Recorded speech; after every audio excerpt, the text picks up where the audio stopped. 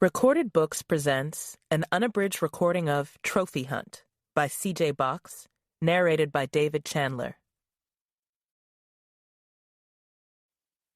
Part 1.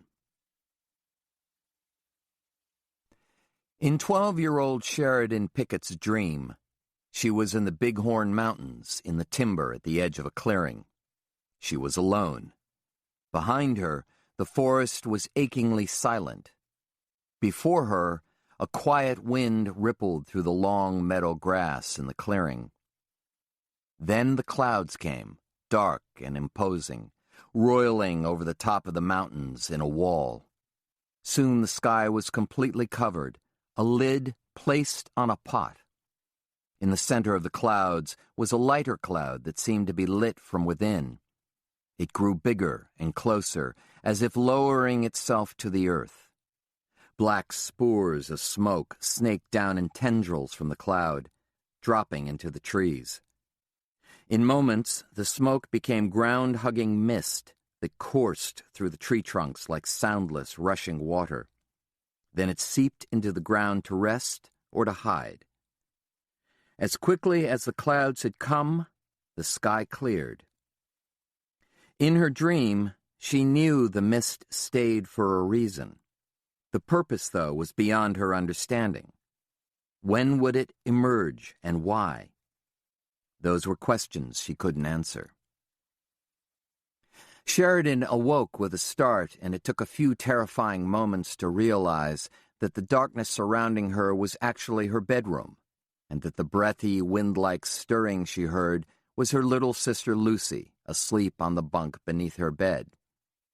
Sheridan found her glasses where she had propped them on her headboard and swung her bare feet out from beneath the covers.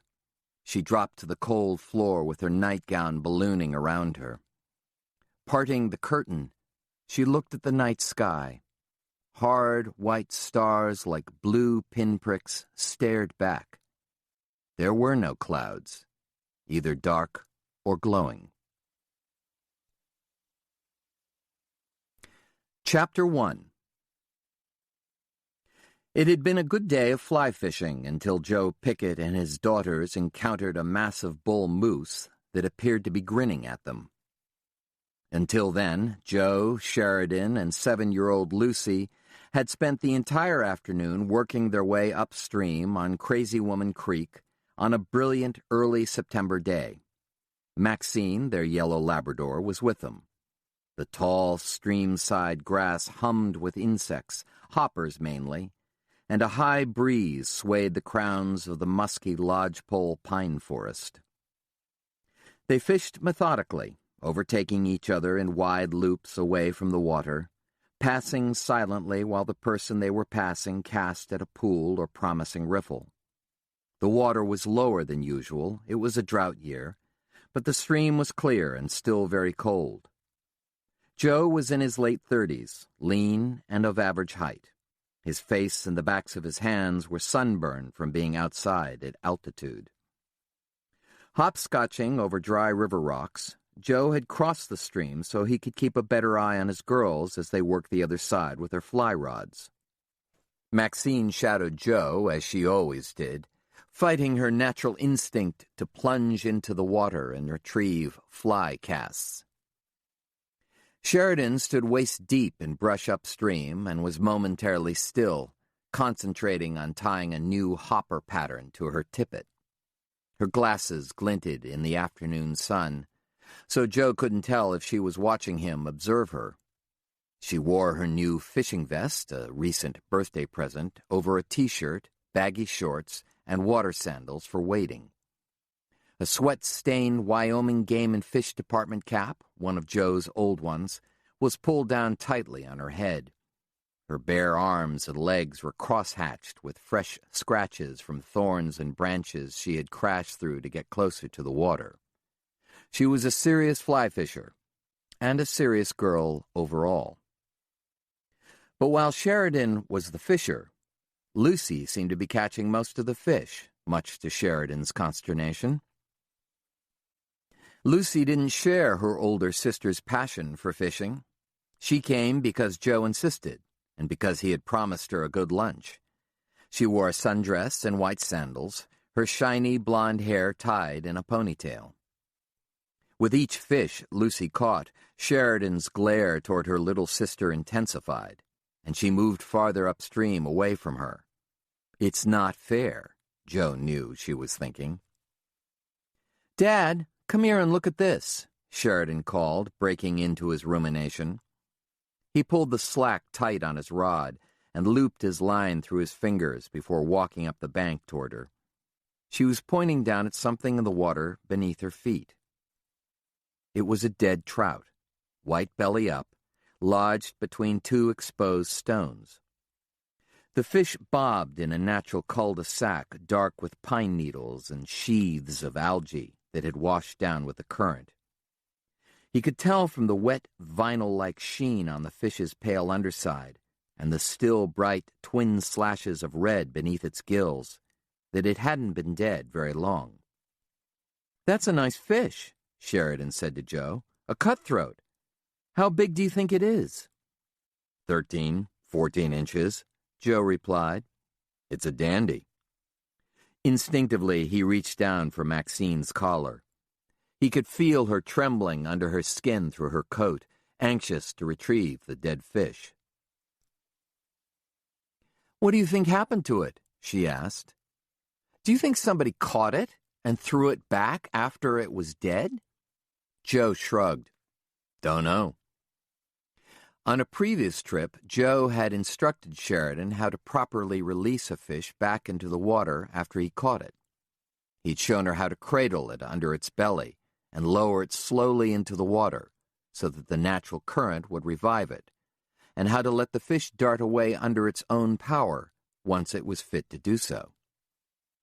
She had asked him about the ethics of eating caught fish versus releasing them, and he told her that fish were for eating, but there was no reason to be greedy, and that keeping dead fish in a hot creel all day and throwing them away later because they were ruined was an ethical problem, if not a legal one. He knew this is what she was thinking about when she pointed out the dead fish. It wasn't long before Sheridan pointed out another dead fish. It hadn't been dead as long as the other one, Joe noted, because it floated on its side, flaunting the rainbow colors that gave the fish its name. It hadn't yet turned belly up. This fish wasn't as large as the first, but still impressive. Sheridan was righteously indignant. "Something is killing these fish, and it makes me mad," she said, her eyes flashing. Joe didn't like it either, but was impressed by her outrage, although he didn't know whether her anger came from her outdoor ethics or if she was angry because someone was killing fish she felt she deserved to catch. "Can you tell what's killing them?" she asked. This time he let Maxine retrieve the rainbow. The lab unnecessarily launched herself into the water with a splash that soaked both of them, and came back with a trout in her mouth. Joe pried it loose from Maxine's jaws and turned it over in his palm. He could see nothing unusual about the fish. "This isn't like finding a dead deer or elk, where I can check for bullets," he told Sheridan. "I can't see any wounds or disease on this fish. They may have been overstressed after being caught by someone." Sheridan huffed with disappointment and strode upstream. Joe tossed the fish into a stand of willows behind him. While he waited for Lucy to mosey her way closer, he reached behind him and felt the heavy sag of his .40 caliber Beretta semi-automatic, his service weapon hidden away in the large back pocket creel of his fishing vest. He also affirmed that his wallet badge was there, as well as several strands of flex cuffs. Although he wasn't working, he was still the game warden, and still charged with enforcing regulations.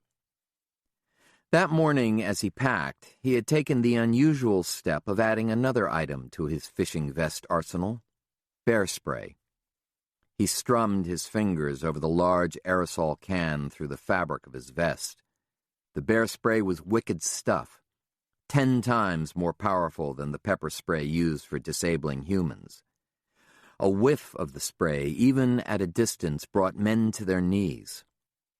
Joe thought about the series of reports and cryptic emails he'd received regarding a rogue 400-pound male grizzly that was causing havoc in northwestern Wyoming.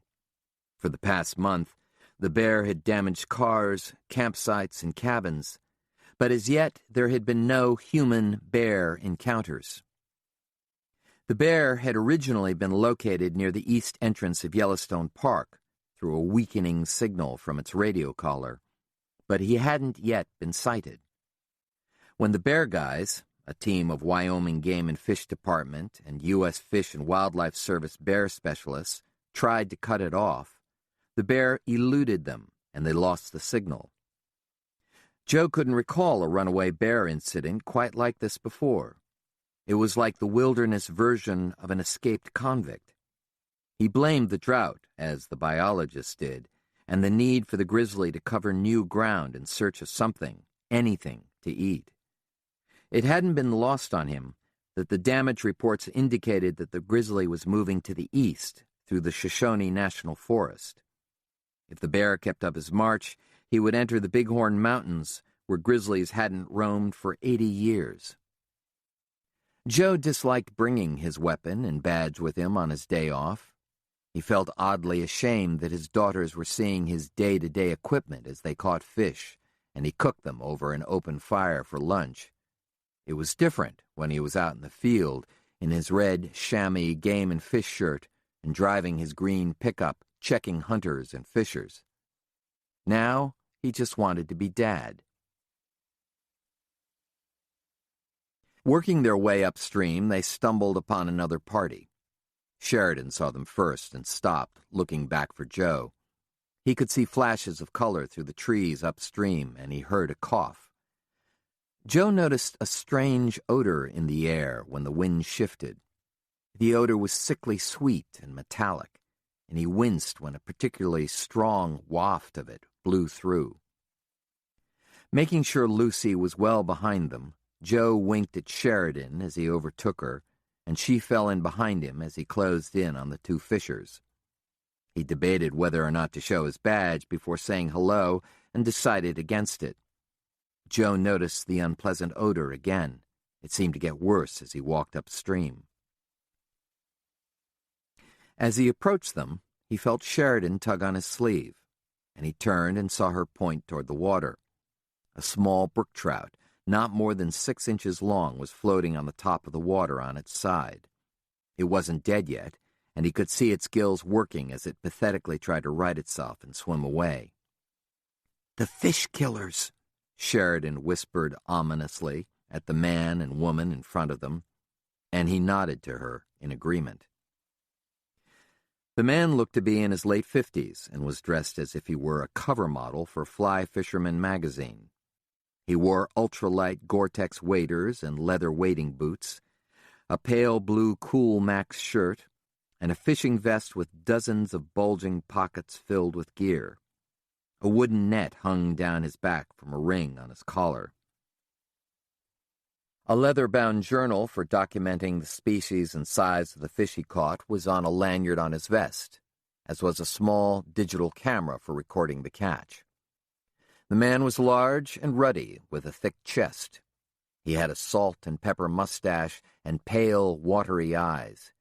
He looked like a hungover CEO on vacation, Joe thought. Behind and off to the side of the man was a much younger woman with blonde hair, long, sunburned legs, and a fishing vest so new that the tag from the Bighorn Angler Fly Shop was still attached to the front zipper. She held her rod away from her body with the unease of someone holding a dead snake.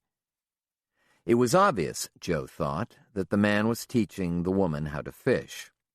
Or more accurately, the man was showing the woman what a fine fisherman he was. Joe assumed that the couple had stopped at the fly store on their way up the mountain, and that the man had outfitted her with the new vest. The man had been concentrating on dropping a fly into a deep pool, but now glared at Joe and Sheridan, clearly annoyed that he had been disturbed. "Jeff," the woman cautioned in a low voice, attempting to get Jeff's attention. "Good afternoon," Joe said and smiled. How's fishing? Jeff stepped back from the stream in an exaggerated way.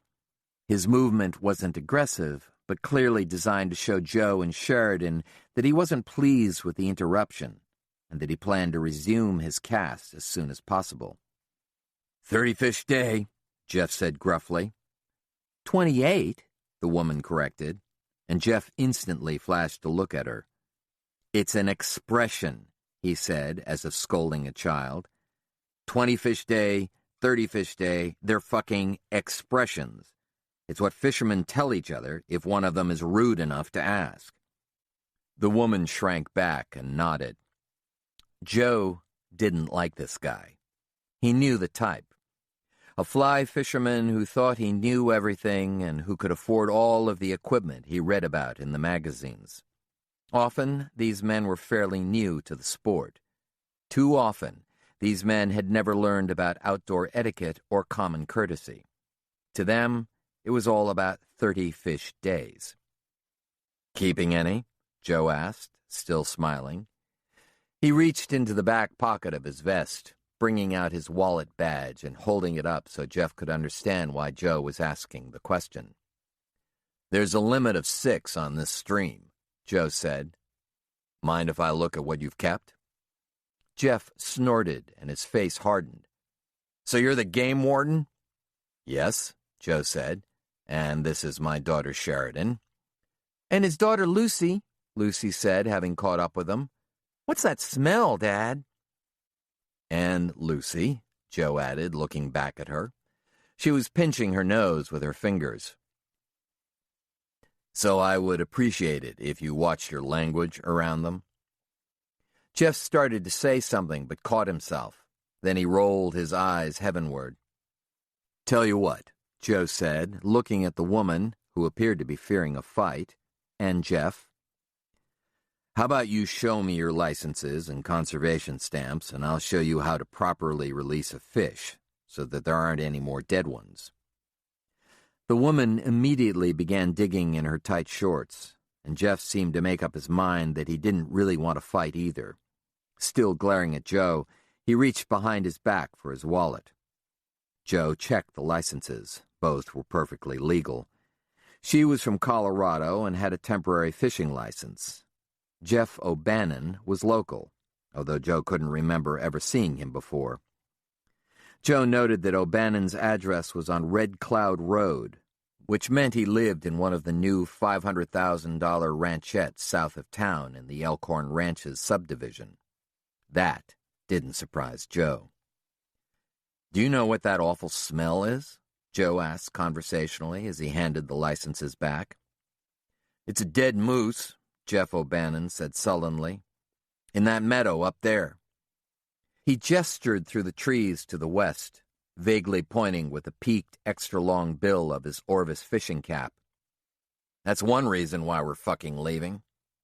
Jeff, the woman cautioned. O'Bannon growled at her. There's no law against the word fucking. Joe felt a rise of anger. I think, Jeff, that I'll see you again sometime out here, Joe said, leaning in close to Jeff. Given your bad attitude, you'll probably be doing something wrong. I'll arrest you when you do.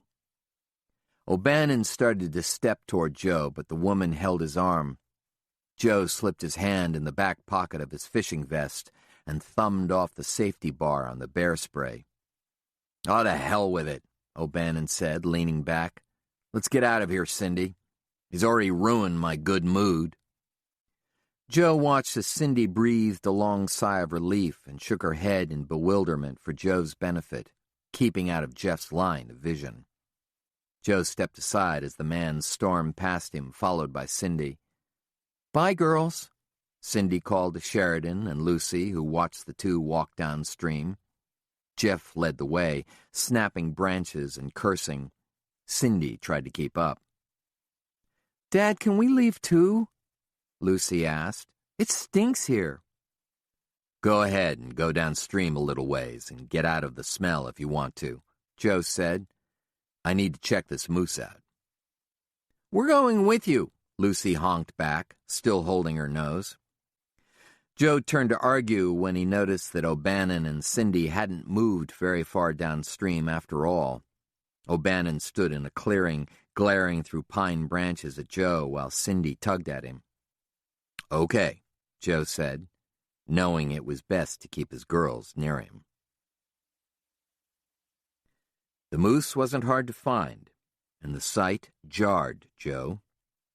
A full-grown bull moose lay on its side in the ankle-high grass in the center of the meadow, which was walled on three sides by dark trees that continued in force up the mountain.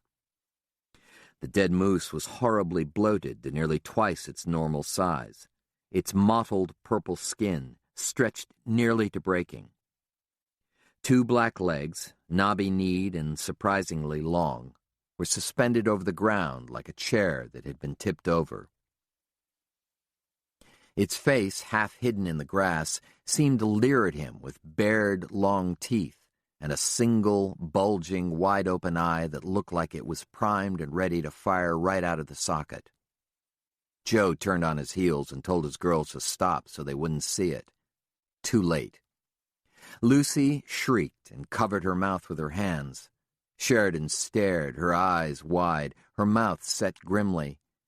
"It's alive!" Lucy cried. "No, it isn't," Sheridan countered. "But there's something wrong with it." "Stay put," Joe said sternly. "I mean that." Drawing a bandana out of his wranglers, he tied it over his nose and mouth like a highwayman and approached the bloated carcass. Sheridan was right, Joe thought. There was something wrong with it. And there was something else.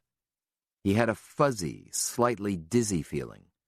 For a moment he was lightheaded and thought that perhaps he had moved too quickly or something. He blinked, and when he looked around he saw faint, slow motion sparkling in the air for a moment.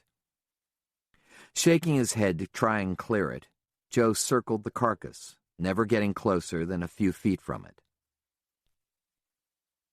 The animal had been mutilated. Its genitals and musk glands had been cut out, and its rectum was cored. Half of its face had been removed, leaving a grinning skull and long, yellowed teeth. He could see where the skin and glands had been cut away, and noted that the incisions were smooth, almost surgical, in their precision. He couldn't imagine an animal, any animal, leaving wounds like that. Where the skin had been cut away, the exposed flesh was dark purple and black, speckled with tiny commas of bright yellow. When he stopped and stared, he realized that the commas were writhing. Maggots. Besides the incisions, he could see no exterior wounds on the carcass.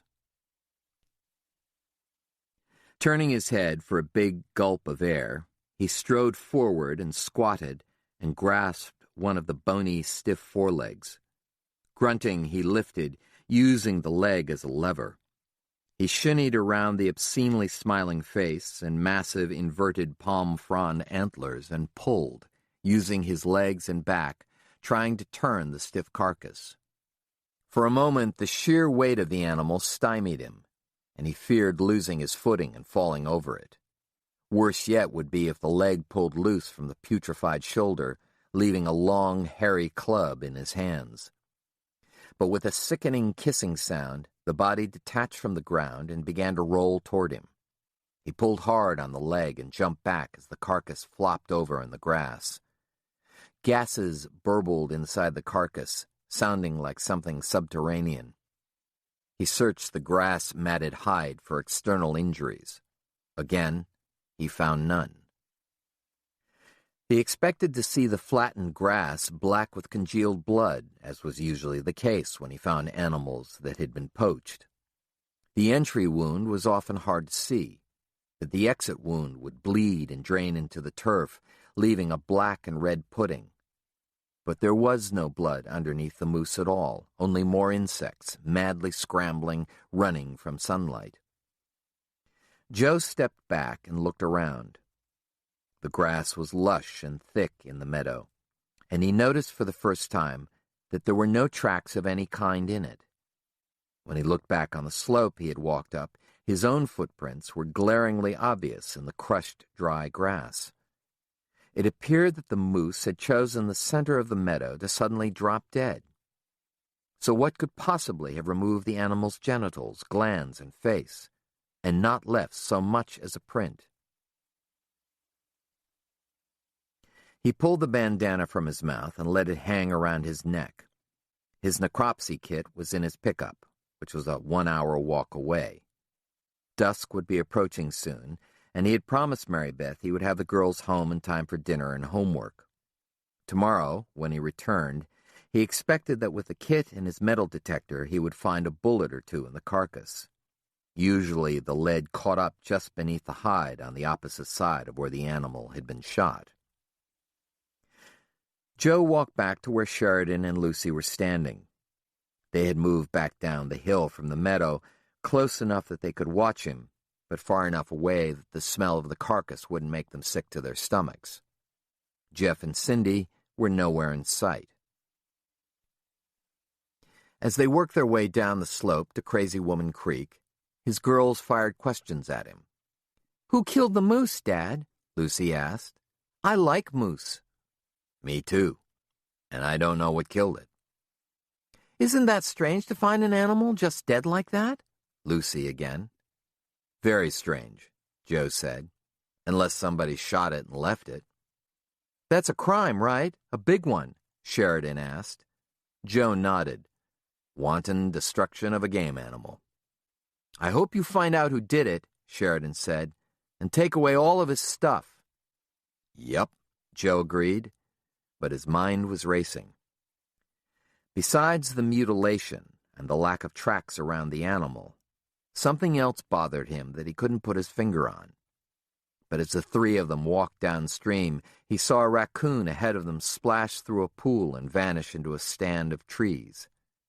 The raccoon had found one of the dead fish that Jeff had released. Suddenly, Joe stopped. That was it, he thought. The bull moose had been dead for at least several days, lying in the open, and nothing had fed on it. The mountains were filled with scavengers, eagles, coyotes, badgers, hawks, ravens, even mice, who were usually the first on the scene of a dead animal. Joe had discovered scores of game animals which had been lost or left by hunters, by the squawking, feeding magpies that usually marked a kill.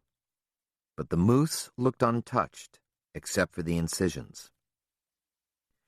As a big fist of cumulus clouds punched across the sun and flattened the shadows and dropped the temperature by a quick 10 degrees, Joe heard a snapping sound and turned slowly, looking back toward the meadow where they had found the moose.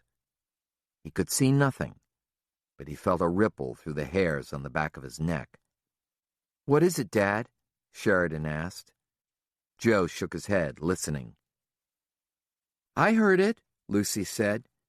"It sounded like somebody stepped on a branch or a twig, or maybe they were eating potato chips." "Potato chips?" Sheridan scoffed. "That's stupid." "I'm not stupid." "Girls," Joe admonished them, still trying to listen. But he heard nothing beyond the liquid sound of the flowing breeze through the swaying crowns of the pine trees. He thought of how, in just a few moments, the mountain setting had changed from warm and welcoming to cold and oddly silent. Chapter 2. It was a half-hour before dusk when they arrived at their small, 2-story, state-owned home 8 miles out of Saddle String.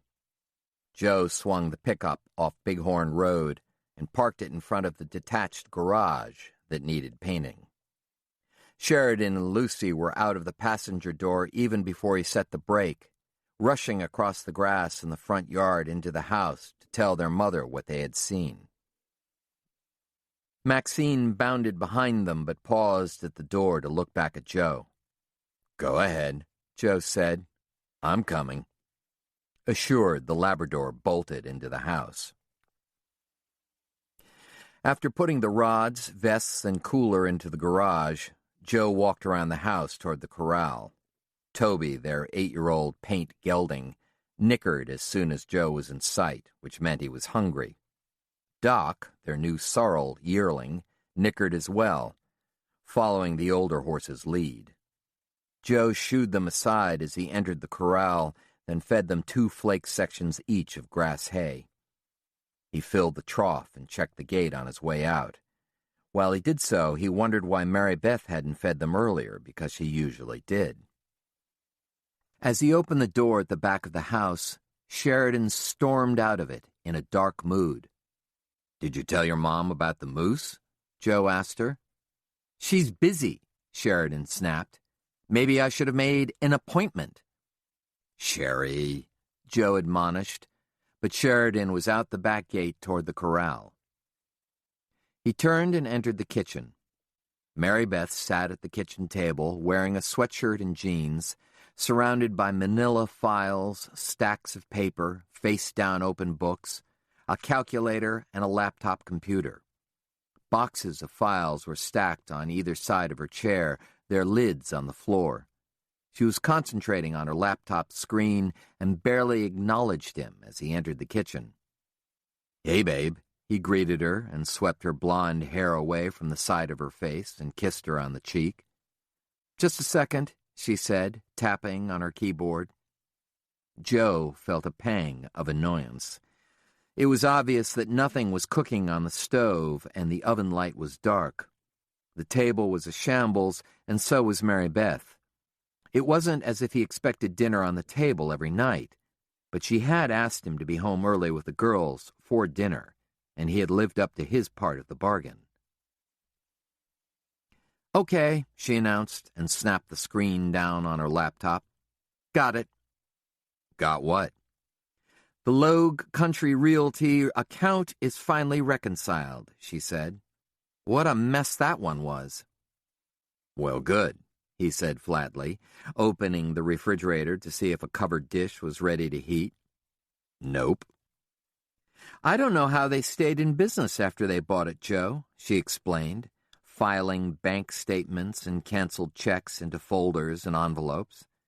"The previous owners left them an unbelievable mess. Their cash flow was an absolute mystery for the last 12 quarters. There weren't even frozen pizzas in the freezer, he saw. Just some rock-hard packages of deer burger and elk roast from the previous year, and a box of popsicles that had been in the freezer as long as Joe could remember. "I thought we'd go out tonight," Mary Beth said. "Or maybe one of us could run into town to get something and bring it back." He was surprised.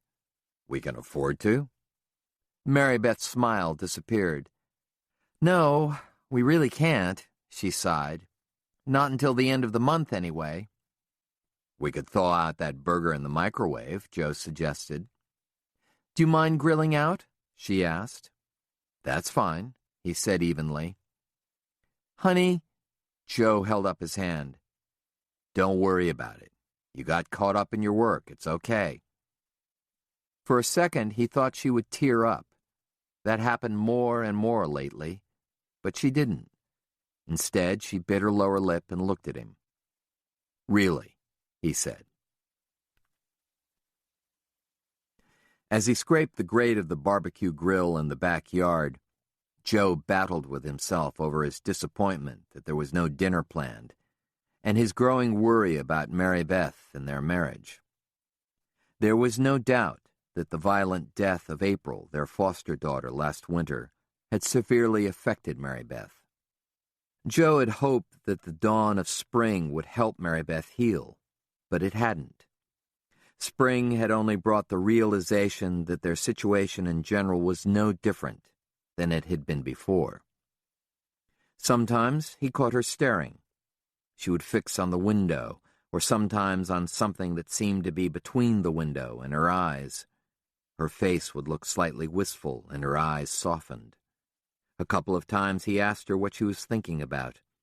When he did, she shook her head as if shaking off a vision and said, "Nothing." He knew their finances troubled her as they troubled him. There was a statewide budget crunch, and salaries had been frozen. In Joe's case, this meant he would make $32,000 a year as far ahead as he could see.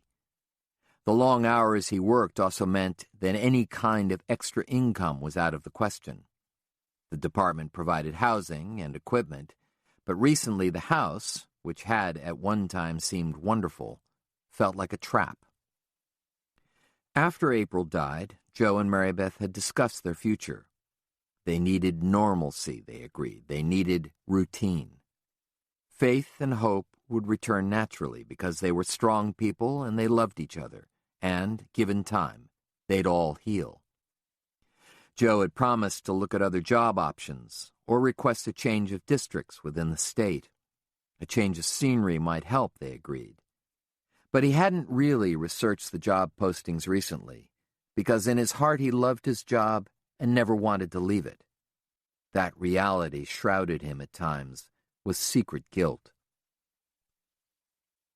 Mary Beth was no longer working at the library and the stables, the two part-time jobs she had held.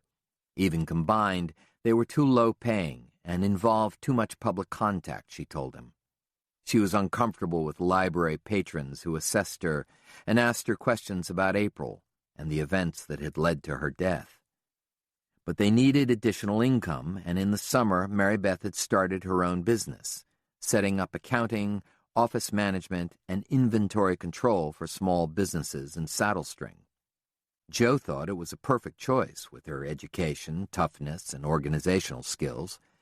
So far, her clients included Barrett's Pharmacy, Sandvik Taxidermy, the Saddle String Burgo Partner, and Logue Country Realty. She was working hard to get established, and the business was close to being a success, which made him feel even more guilty that he had been angry with her about dinner. "Tell me about that moose," she asked after dinner while they washed and rinsed dishes in the sink. Joe was surprised by the question because Sheridan and Lucy had described the incident in such graphic detail while they were eating that Joe had asked them to stop. "What about it?" She smiled slyly. "For the past 15 minutes, you've been thinking about it." He flushed. "How do you know that?" "You mean besides the fact that you've been staring off into space the entire time that we've been doing the dishes? Or that you're drying that glass for the 4th time?" she said, grinning. "You're standing right here, but your mind is elsewhere." "It isn't fair that you do that," he said, "because I can never tell what you're thinking about." "As it should be," she said, giving him a mischievous hip check as they stood side by side at the sink. "The girls described it pretty accurately," he said. "Not much I can add to that." "So why does it bother you?" He rinsed a plate and slid it into the drying rack, pausing until he could articulate what he had been thinking about. "I've seen a lot of dead animals," he said, looking over his shoulder at her. "And, unfortunately, some dead human beings." She nodded him on. But everything about that scene was, well, different. Extremely so. "Do you mean that you couldn't figure out what made the wounds?" "That too," he said. "But you just don't find a dead moose in the middle of a meadow like that. There were no tracks, no indication that whoever shot it went to check it out afterward. Even the really bad poachers, the one who leave the bodies on the ground, usually go check out the target." "Maybe it was just sick and it died," she said reasonably. Joe had turned and was leaning back against the sink with the towel still over his forearm. He said, "Of course, animals die of natural causes all the time, but you just never find them. You may find some bones if the skeleton hasn't been too scattered by predators, but you just don't happen upon animals that have died of old age. Or if you do, it's damned rare. Dying animals tend to seek out cover where nothing can find them. They don't just keel over in the middle of a meadow like that." "But you don't know that it wasn't shot or hit by lightning or something," she said. "It wasn't lightning. There were no scorch marks. It may have been shot. I'll find that out tomorrow. But my gut tells me I won't find any lead." Maybe it was poisoned somehow? Mary Beth asked. Joe was silent for a moment before answering, reviewing the scene in his head. He was pleased that Mary Beth was so wrapped up in what had happened to the moose. She'd been so distracted by her new business that it had been a long time since she'd been interested in anything he'd been doing. Again, I think the bull would have sought cover to die, unless the poison killed him so quick he just dropped, which doesn't sound very likely to me. And those wounds. You described them as incisions earlier, Mary Beth said. Yes, they were more like surgery than butchery. No animal I know of makes perfect cuts like that. And the parts that were cut away were removed from the scene, taken away, as if they were trophies of some kind. Mary Beth grimaced. I'd hate to see that trophy collection. Joe laughed uncomfortably, agreeing with her.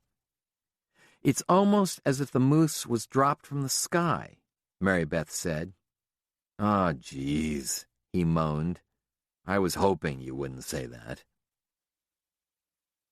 She prodded him hard in the ribs with her finger. But that's what you were thinking, weren't you, Joe?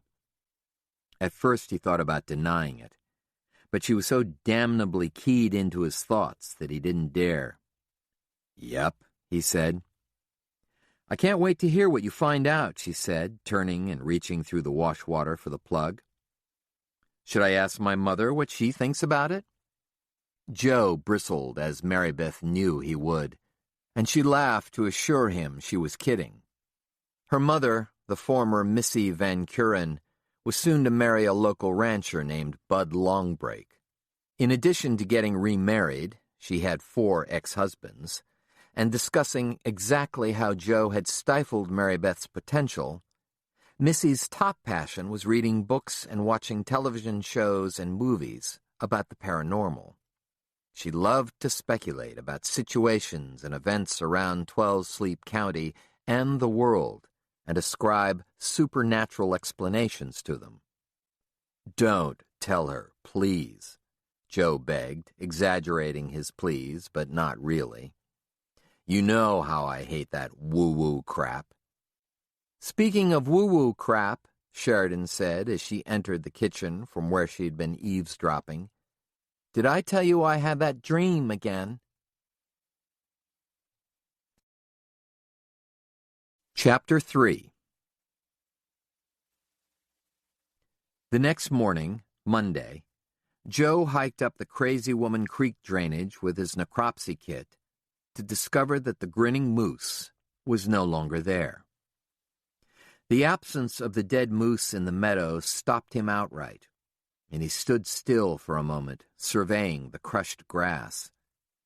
He was thinking about Sheridan's dream, which made him uncomfortable. Joe refused to believe in aliens or creeping mist or anything else he couldn't see or touch. Had there been a time when he believed in monsters and things that went bump in the night? Nope, he thought. He had always been a skeptic.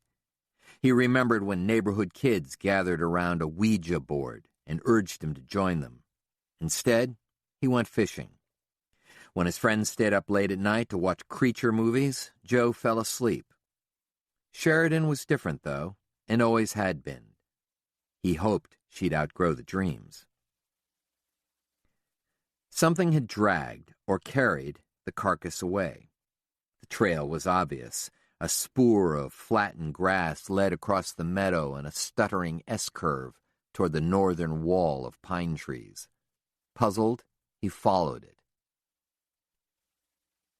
The mature bull moose weighed at least 600 pounds, he guessed. Whatever had moved it had tremendous strength. He wouldn't have been surprised to see a set of pickup or ATV tracks in the meadow, but they weren't there. He wondered if it could be the grizzly. As he walked silently across the meadow and the flattened grass track of the moose, he tried to peer ahead into the dark trees and see into them. He listened intently for sounds and noted the absence of them. There were no chattering squirrels in the trees or calling jays. Except for the low hum of insects in the grass near his feet, and the high, airy flow of a cold fall breeze through the branches, it was deathly silent in the meadow. Again, he felt a chill run up his spine, which raised the hairs on his neck and forearms. He couldn't explain the odd feeling he got again from the meadow. It felt as if something was physically pushing against him from all sides, not hard, but steadily. The crisp fall mountain air tasted thicker than it should have, and when he breathed in, his lungs felt heavy and wet. He sensed a kind of shimmer in the air when he looked at the wall of trees and the granite mountains that pushed up behind them. He didn't like the feeling at all and tried to shake it off.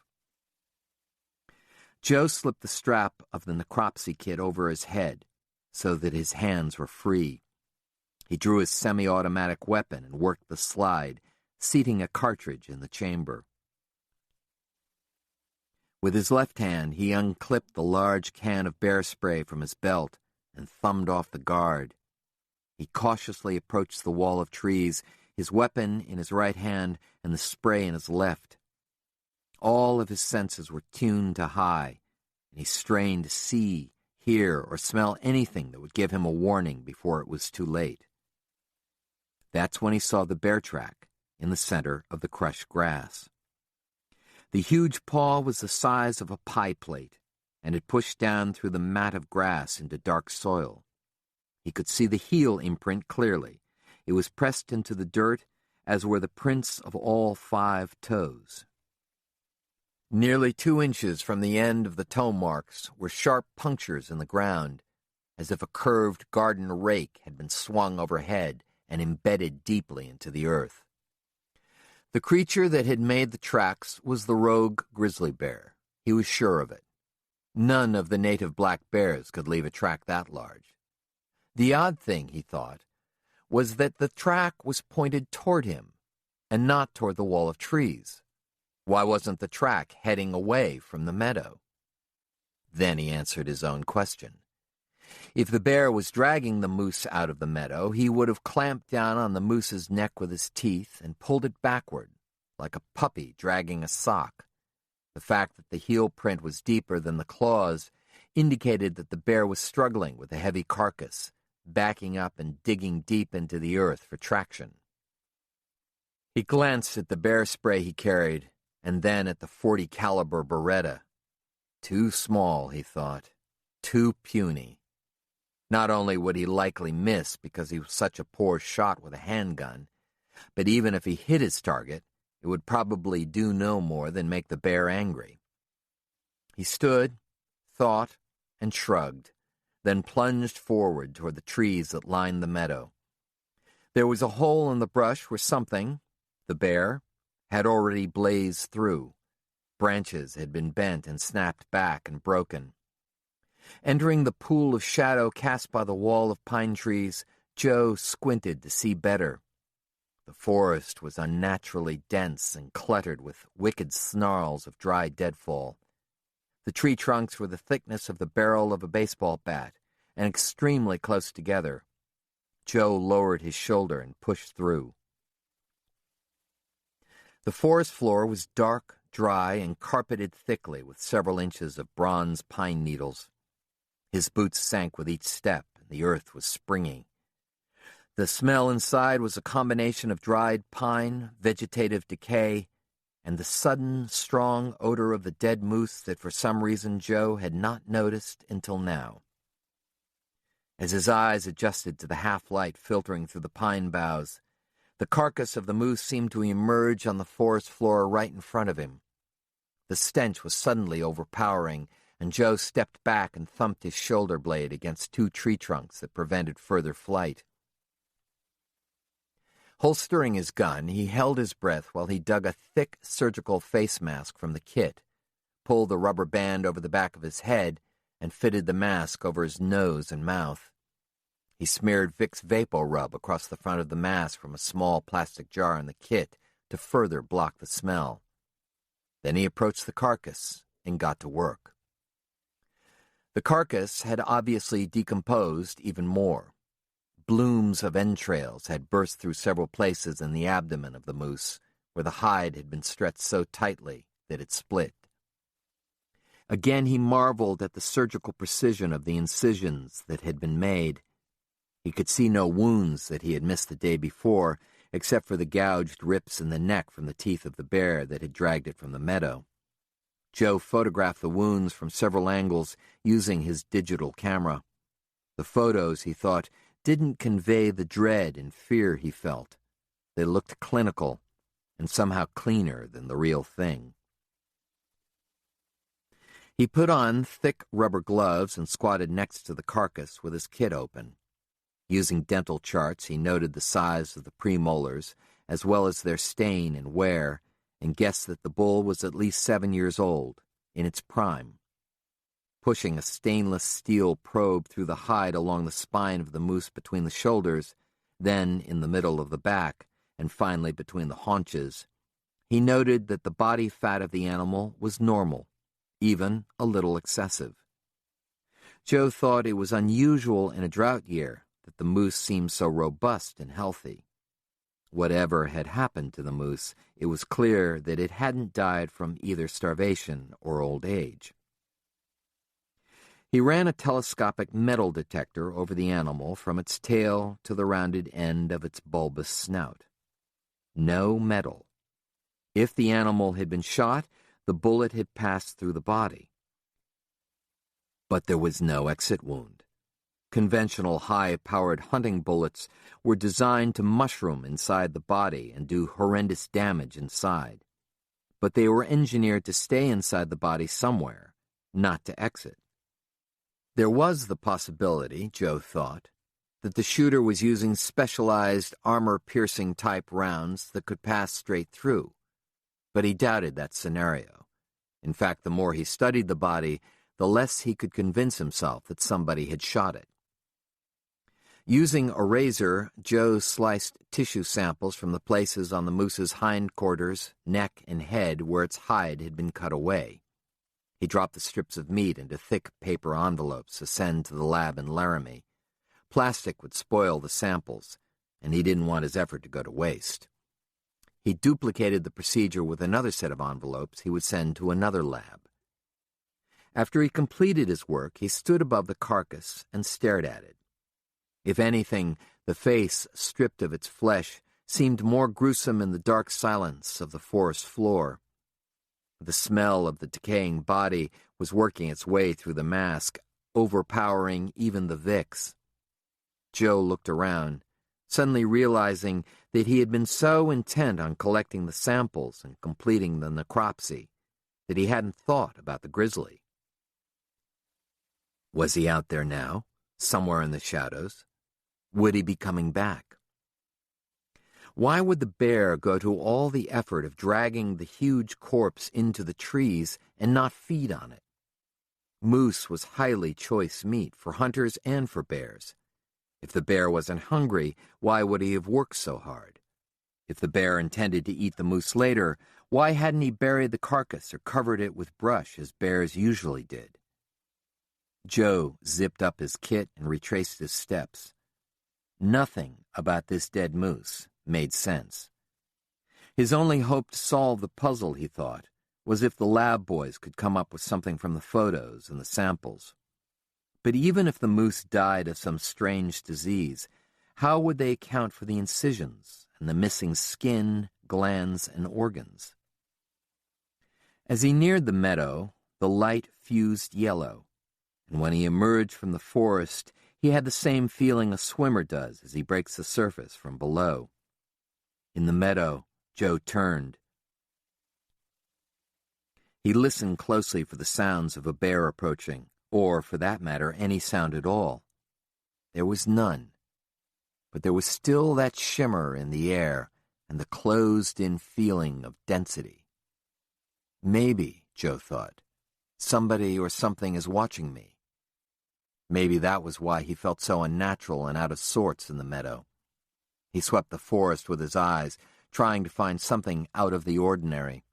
A set of eyes, perhaps, or the glint of the lenses from binoculars. He turned slowly in the center of the meadow, not far from where the moose had originally lain. He scanned the 3 walls of trees and the creek bed, even the high, slick faces of the mountains. He saw nothing unusual, but he was thoroughly and ashamedly spooked. Still clutching his weapon and the bear spray, Joe walked across the meadow and dropped down into Crazy Woman Creek. As he walked downstream, he felt the pressure lessen. Eventually, he couldn't feel it at all. The sun seemed warmer and brighter overhead. A raven cawed rudely somewhere on the opposite bank. In the afternoon, Joe sat in his truck on the crest of a sagebrush-covered hilltop in the Breaklands east of Saddle String. Behind him, the terrain arched and transformed into the foothills of the Bighorns, where he had come from. In front of him were miles of blue-gray sagebrush plains cut through with slashes of red ravines. From his vantage point, the Breaklands looked like the ocean caught in freeze frame, wave-like rolls of undulations stopped in time. This was pronghorn antelope country, but there were few hunters out. He had identified only 2 vehicles over the past 3 hours, distant sparkles of glass and steel over 2 miles away. Watching through his window-mounted spotting scope, he observed the 4-wheel drives move slowly on BLM roads. Road hunters, Joe thought. He had heard no shots. After the first weekend of antelope season, hunting activity was minimal in the Breaklands. Pronghorns were so plentiful and easy to hunt that serious hunters had harvested their game within hours of the season opening. Those still out were either stubborn trophy hunters looking for the perfect rack, or local meat hunters who felt no sense of urgency. Joe sat back from the spotting scope and rubbed his eyes. Maxine sighed and rolled over on the passenger seat, still sleeping. He had stopped in town and mailed the tissue samples of the moose. The packages should arrive at the lab in Laramie and his other source in Montana the next morning. He had called both recipients on his cell phone and left messages asking that the examinations be expedited. He promised to forward the digital photos of the moose via email that evening when he got back to his house, so they could see the source of the samples. From his vantage point, looking out at the plains, he could see forever. He loved this particular time in the fall for many reasons, but one of the major reasons was how the air and light seemed to sharpen, and everything was in perfect focus. In the summer, waves of rising heat rose from the plains and limited his field of vision. In the winter, moisture in the air or wind-borne snow did the same thing. This time in the fall, the air was crisp and fresh and clear, and the colors from the trees that filled the valleys gave the landscape a festive, celebratory quality. Yet today, the spectacular view failed to fill him with the same sense of awe that it usually did. He just couldn't stop thinking about the dead bull moose. Even without the strange feeling he'd had in the meadow, which he now seriously doubted had come from anywhere other than his own imagination, the circumstances of the animal's death made even less sense than they had the day before. Joe shook his head. He hoped some answers would come from the Wildlife Veterinary Research Services, where he'd sent the samples. Then something caught his eye, a glint, and he leaned into the spotting scope again and tilted it upward past the breaks into the private ranch lands miles beyond. Focusing the eyepiece, he simultaneously tightened the mount on the window to steady the scope.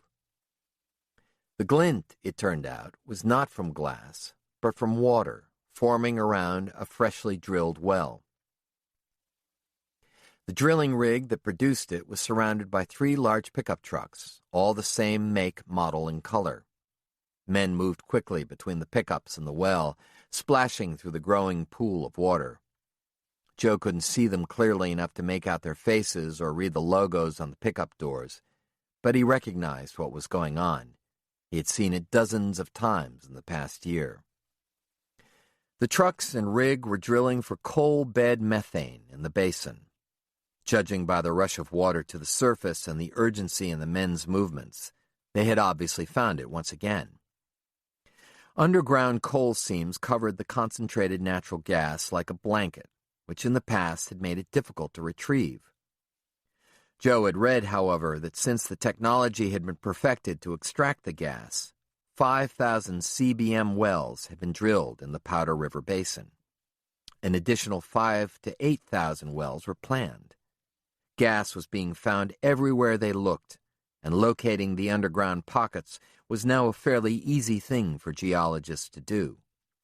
Methane that had once been vented and released into the air during oil exploration as waste was now funneled into pipelines bound for the Midwest, the West Coast, and beyond. The coal bed methane boom was being called the largest new energy discovery in North America. In less than 2 years, northern Wyoming was unexpectedly awash in the two things that prior to that were rare: money and water. Although Joe only understood the details of the boom from what he read and the snippets of conversation he heard from developers and locals in town, the price of methane gas ranged from 75 cents to $3 per million British thermal unit, or MMBTUs, depending on demand. And from what the energy developers were claiming, the underground coal in 12-Sleep County could hold trillions of MMBTUs of methane gas. The CBM boom had invigorated the economy, and the county population, for the first time in a decade, was increasing. And it was only the beginning. Although local businesses were certainly benefiting from the CBM boom, the developers, energy companies, and people who owned the mineral rights to the areas where the gas was being developed stood to gain the most. Stories abounded of instant millionaires, as well as of landowners who, after selling off what they thought were worthless mineral rights to their lands years before, could now only stand by while millions of dollars in gas were being pumped from wells on their ranches. Mary Beth had told Joe the story of the Overstreet sisters, who owned the Timberline Ranch north of Saddle String. The ranch was for sale through Logue Country Realty, her favorite client, but there were no buyers. 600 CBM wells were planned. Walter Overstreet, the patriarch of the ranch, had sold the mineral rights years ago before he died. Despite the wells, the Overstreet sisters could be found in line for free lunch every day at the Saddle String Senior Center. But the controversial byproduct of CBM development was water. Far underground, water was trapped beneath the coal. Once a drill bit tapped the pocket, water rushed to the surface with great pressure. As the pressure eased, methane followed. Eventually, the water cleared out of the mix and pure methane was produced. Although water had always been considered the single most precious commodity in the state, the effect of huge releases of underground water on the surface due to CBM wells was still unknown. Some tracts of land that had been parched for generations were now covered with standing water. Various landowners and many environmental groups claimed that CBM wells were depleting the aquifers, transforming the landscape, and polluting the rivers with bitter water. The developers and other landowners countered that at last there was finally some water available for stock and wildlife. The battle raged on, although developers were now required to receive approval from state and federal environmental regulators before drilling. Joe didn't know which side he was on. On the one hand, residents of Saddle String were practically giddy with optimism for the first time since he had lived there. A new school was being built, the hospital was in the process of renovation, and the small airport was expanding. New restaurants and retail stores were filling the empty downtown buildings that had been boarded up the year before. The nation lusted for clean-burning natural gas. But there was no doubt that the thousands of wells were a blight to the landscape, even though the country they occupied was flat, barren, and stark to begin with. If the CBM wells sucked up so much underground water that water wells went dry or surface land collapsed, that wasn't good either. And if the water being released to the surface was as mineral-heavy and tainted as some people claimed, it could poison the rivers and reservoirs, harming both people and wildlife. Joe shook his head. 12 Sleep County, Wyoming, was usually considered to be behind the rest of the world in all things modern or progressive. But when it came to this new kind of energy development, it was ahead of every place else. The breakland seemed empty of hunters, and before Joe moved to patrol a different area, he scanned the channels on his radio. While he usually listened to the channel reserved for the game and fish departments in Wyoming, which was shared by brand inspectors and state park employees, he liked to check out what was going on in other areas of law enforcement.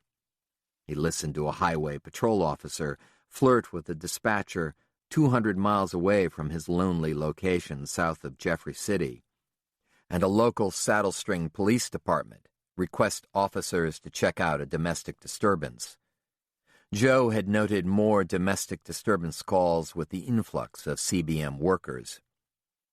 When he switched to the mutual aid channel, used by all agencies to communicate with each other in crises or emergencies, he found it crackling with traffic. He recognized the first voice as that of Sheriff O.R. Bud Barnum, the longtime sheriff of 12 Sleep County. "Come again on that one?" Barnum said to someone. Even hearing his voice set Joe on edge. Over the years, Joe had come to despise Barnum. The feeling went both ways. "You aren't going to believe this," someone answered, and Joe recognized the voice as that of Barnum's top deputy, Kyle McClanahan. "We've got a dozen dead cows on the Hawkins Ranch. It looks like they've been, well, operated on." "What do you mean, operated on?" Barnum asked. "Geez, it's hard to describe," McClanahan said. "Half their faces are gone. And, their peckers are missing, it looks like." Joe felt a jolt of familiarity. "Their peckers?" Barnum sounded angry. "Well, if they had peckers," McClanahan reported. "If they was females, then their female parts have been cut out." More trophies, Joe thought. He reached down and started his pickup. The Hawkins Ranch was an hour away on bad roads. Chapter 4. In the town of Saddle String, behind a battered desk that came with the building, Mary Beth Pickett shot her arm out and looked at her wristwatch. She had 20 minutes to finish up and print out the cash flow spreadsheet she had been working on for Logue Country Realty, meet with the Logues, gather up her computer and files, and pick up her children from school. This is what it was like now, she thought. Her life was on the clock. She had spent the morning meeting with the office manager of Barrett's Pharmacy, going over accounts receivable. Then at Sandvik Taxidermy, working with the owner to establish a new billing system. Once they wrapped up, Mary Beth asked the taxidermist, Matt Sandvik, if he had ever seen an animal brought in with the kind of wounds Joe had found on the dead moose the day before.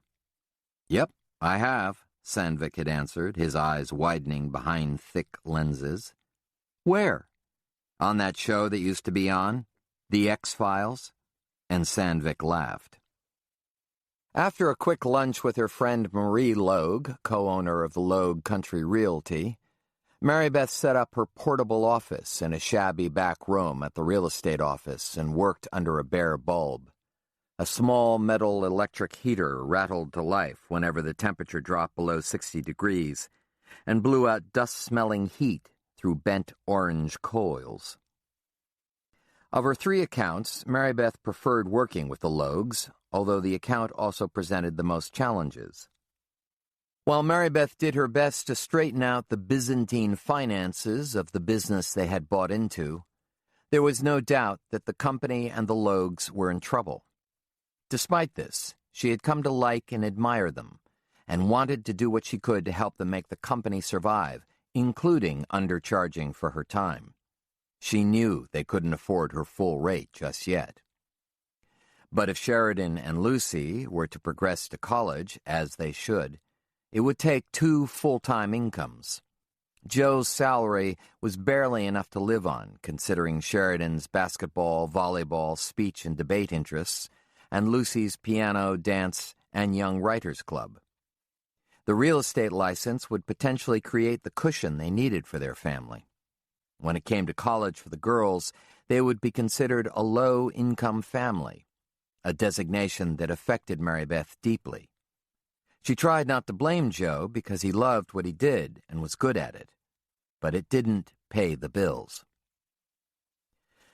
Cam and Marie Logue bought what was then called Ranch Country Realty from its previous owner, a longtime local institution named Wild Bill Dubois. The purchase included the storefront on Main Street sandwiched between the Stockman's Bar and Big Sud's Laundromat. With their 7-year-old daughter, Jessica, they had moved from Rapid City the previous winter and leased one of the oldest Victorian homes in town with the goal of restoring it while they lived there. They changed the name of the business to Logue Country Realty and sincerely did their best to establish themselves in the small community. They joined the Presbyterian Church, the Chamber of Commerce, the Realty Association, the PTO, and gave to the high school activities groups and the United Way. In a sleepy town like Saddle String, where the population trend until recently was a net loss, the arrival of the energetic, optimistic Logues was a welcome deviation from the norm. Or so Mary Beth thought, despite knowing that there would be the usual bitter clucking from the old-timers and third-generation types. These were the long-time residents of 12 Sleep County, who referred to Mayor Ty Stockton, who had arrived with his parents from Massachusetts as a toddler, as that guy from Boston. Mary Beth's younger daughter, Lucy, and Jessica Logue became fast friends on the first day of school, and were joined by a third girl named Haley Bond to round out the trio. Lucy was much more social than her older sister Sheridan, and the three quickly formed a new ruling triumvirate of the first grade. Lucy and Jessica schemed to have their parents meet each other during school orientation, and Mary Beth and Marie struck it off immediately. Marie told her later over coffee that she saw in the Picketts a young, growing, struggling family much like their own. Mary Beth agreed, welcoming Marie's vitality and friendship, and the fact that they were new to the area and had no preconceptions. They had discussed how similar they were. They had both gone to college the same year with goals of becoming professionals. Mary Beth aimed for a law degree, and Marie wanted an MBA in public administration. Marie had met Cam, and Mary Beth had met Joe, and neither woman had applied for graduate school.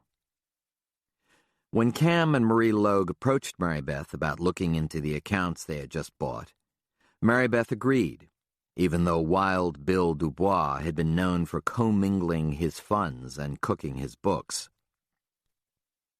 What she had found was even worse than she had anticipated.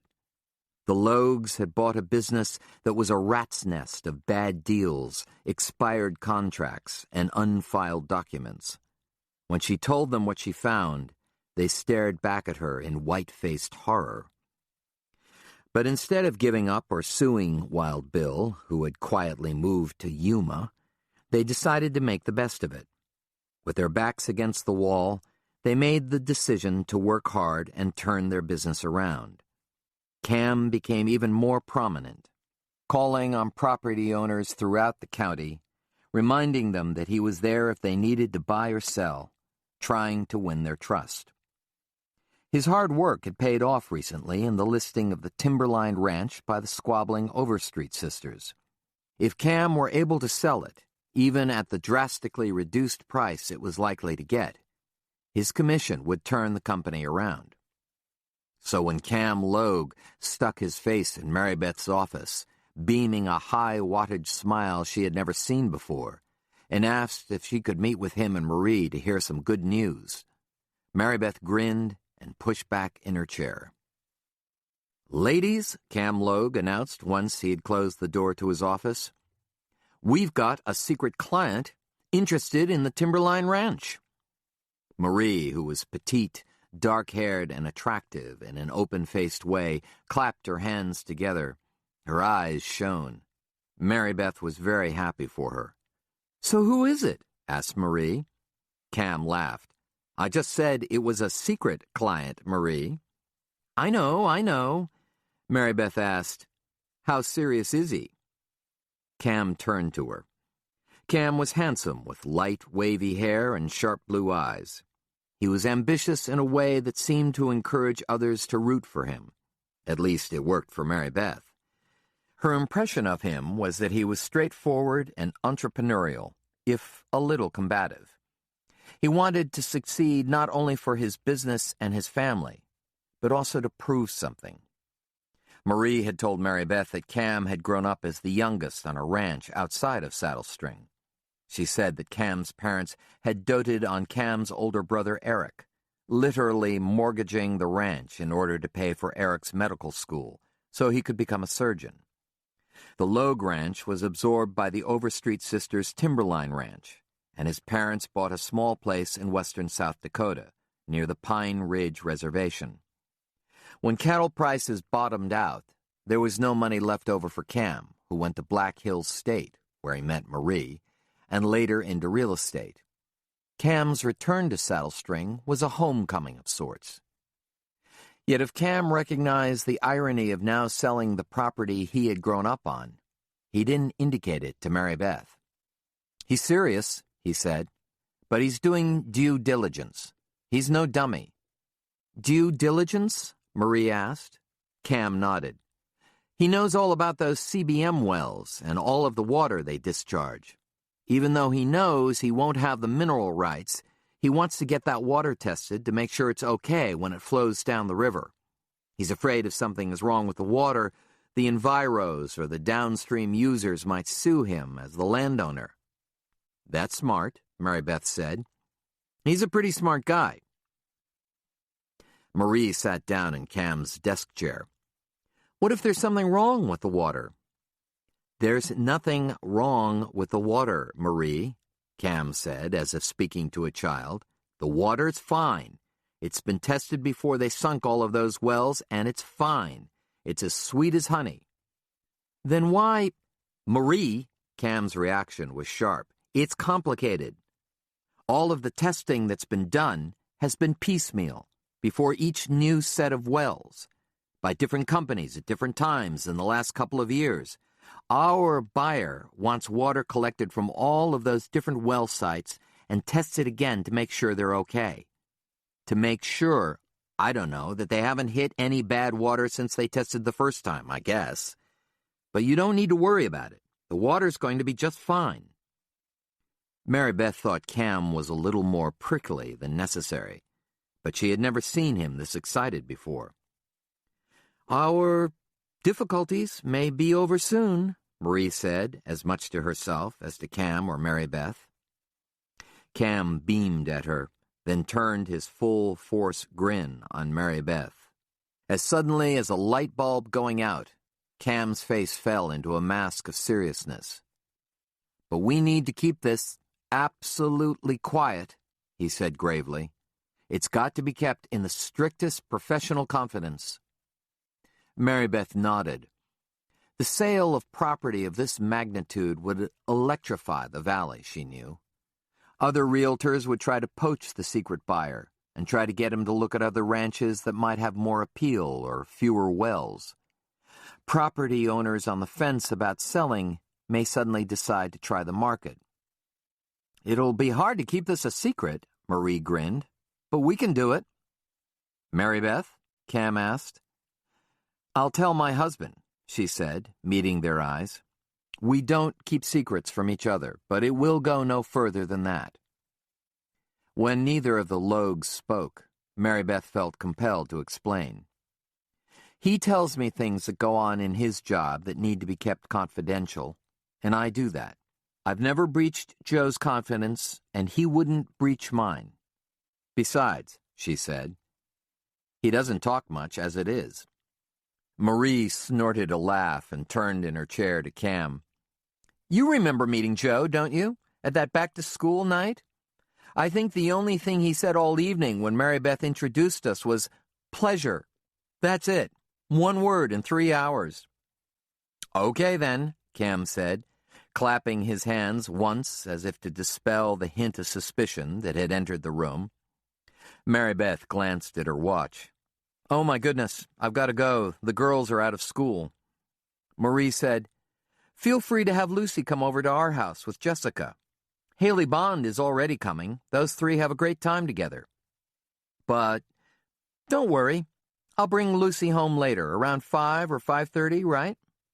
Mary Beth nodded and left them both in their giddy state. As she left the office, pulling on her jacket, she noticed a man sitting in the reception area reading a magazine from the stack on the side table. He was lanky and in his 60s, with round, steel-framed glasses. I'm sorry, she said. Do you need to see somebody? Marie worked as the receptionist as well as the office manager, and she had obviously not been available. The man looked up. He wore heavy boots, faded jeans, and a khaki work shirt. On his lap was a thick manila file. He had an experienced and kindly manner. I'm here to see Mr. Logue, but don't worry, I didn't have an appointment. Marie overheard the conversation and entered the room. I'll let him know you're here, Marie said. She was bursting with cheerfulness, Mary Beth thought, and for good reason. Lucy Pickett and Jessica Logue were waiting at the pickup spot with Sheridan when Mary Beth arrived.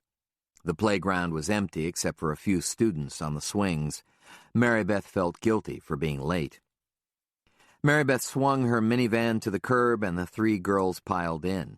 Lucy and Jessica tossed their backpacks on the floor and immediately started telling Mary Beth about their day in overlapping bursts, while Sheridan settled into the back seat alone and rolled her eyes. Lucy and Jessica were inseparable in a way that Sheridan never had been with another girl. Lucy and Jessica loved to dress up, do each other's hair, talk on the telephone, and play together. They even looked alike, as much like sisters as Lucy and Sheridan did. Jessica, your mom suggested you and Lucy play at your house this afternoon instead of ours, Mary Beth said, pulling out into the road. She'll bring Lucy home later. I hope dropping them off won't take too long, Sheridan interjected from the back. I've got a falconry lesson in a little while. Mary Beth nodded, again feeling guilty that she was late. Sheridan had been learning falconry from Nate Romanowski, a loner and Joe's friend. He lived in a cabin on the bank of the 12-Sleep River. It'll just take a minute, Mary Beth said. I'm sorry I'm running late.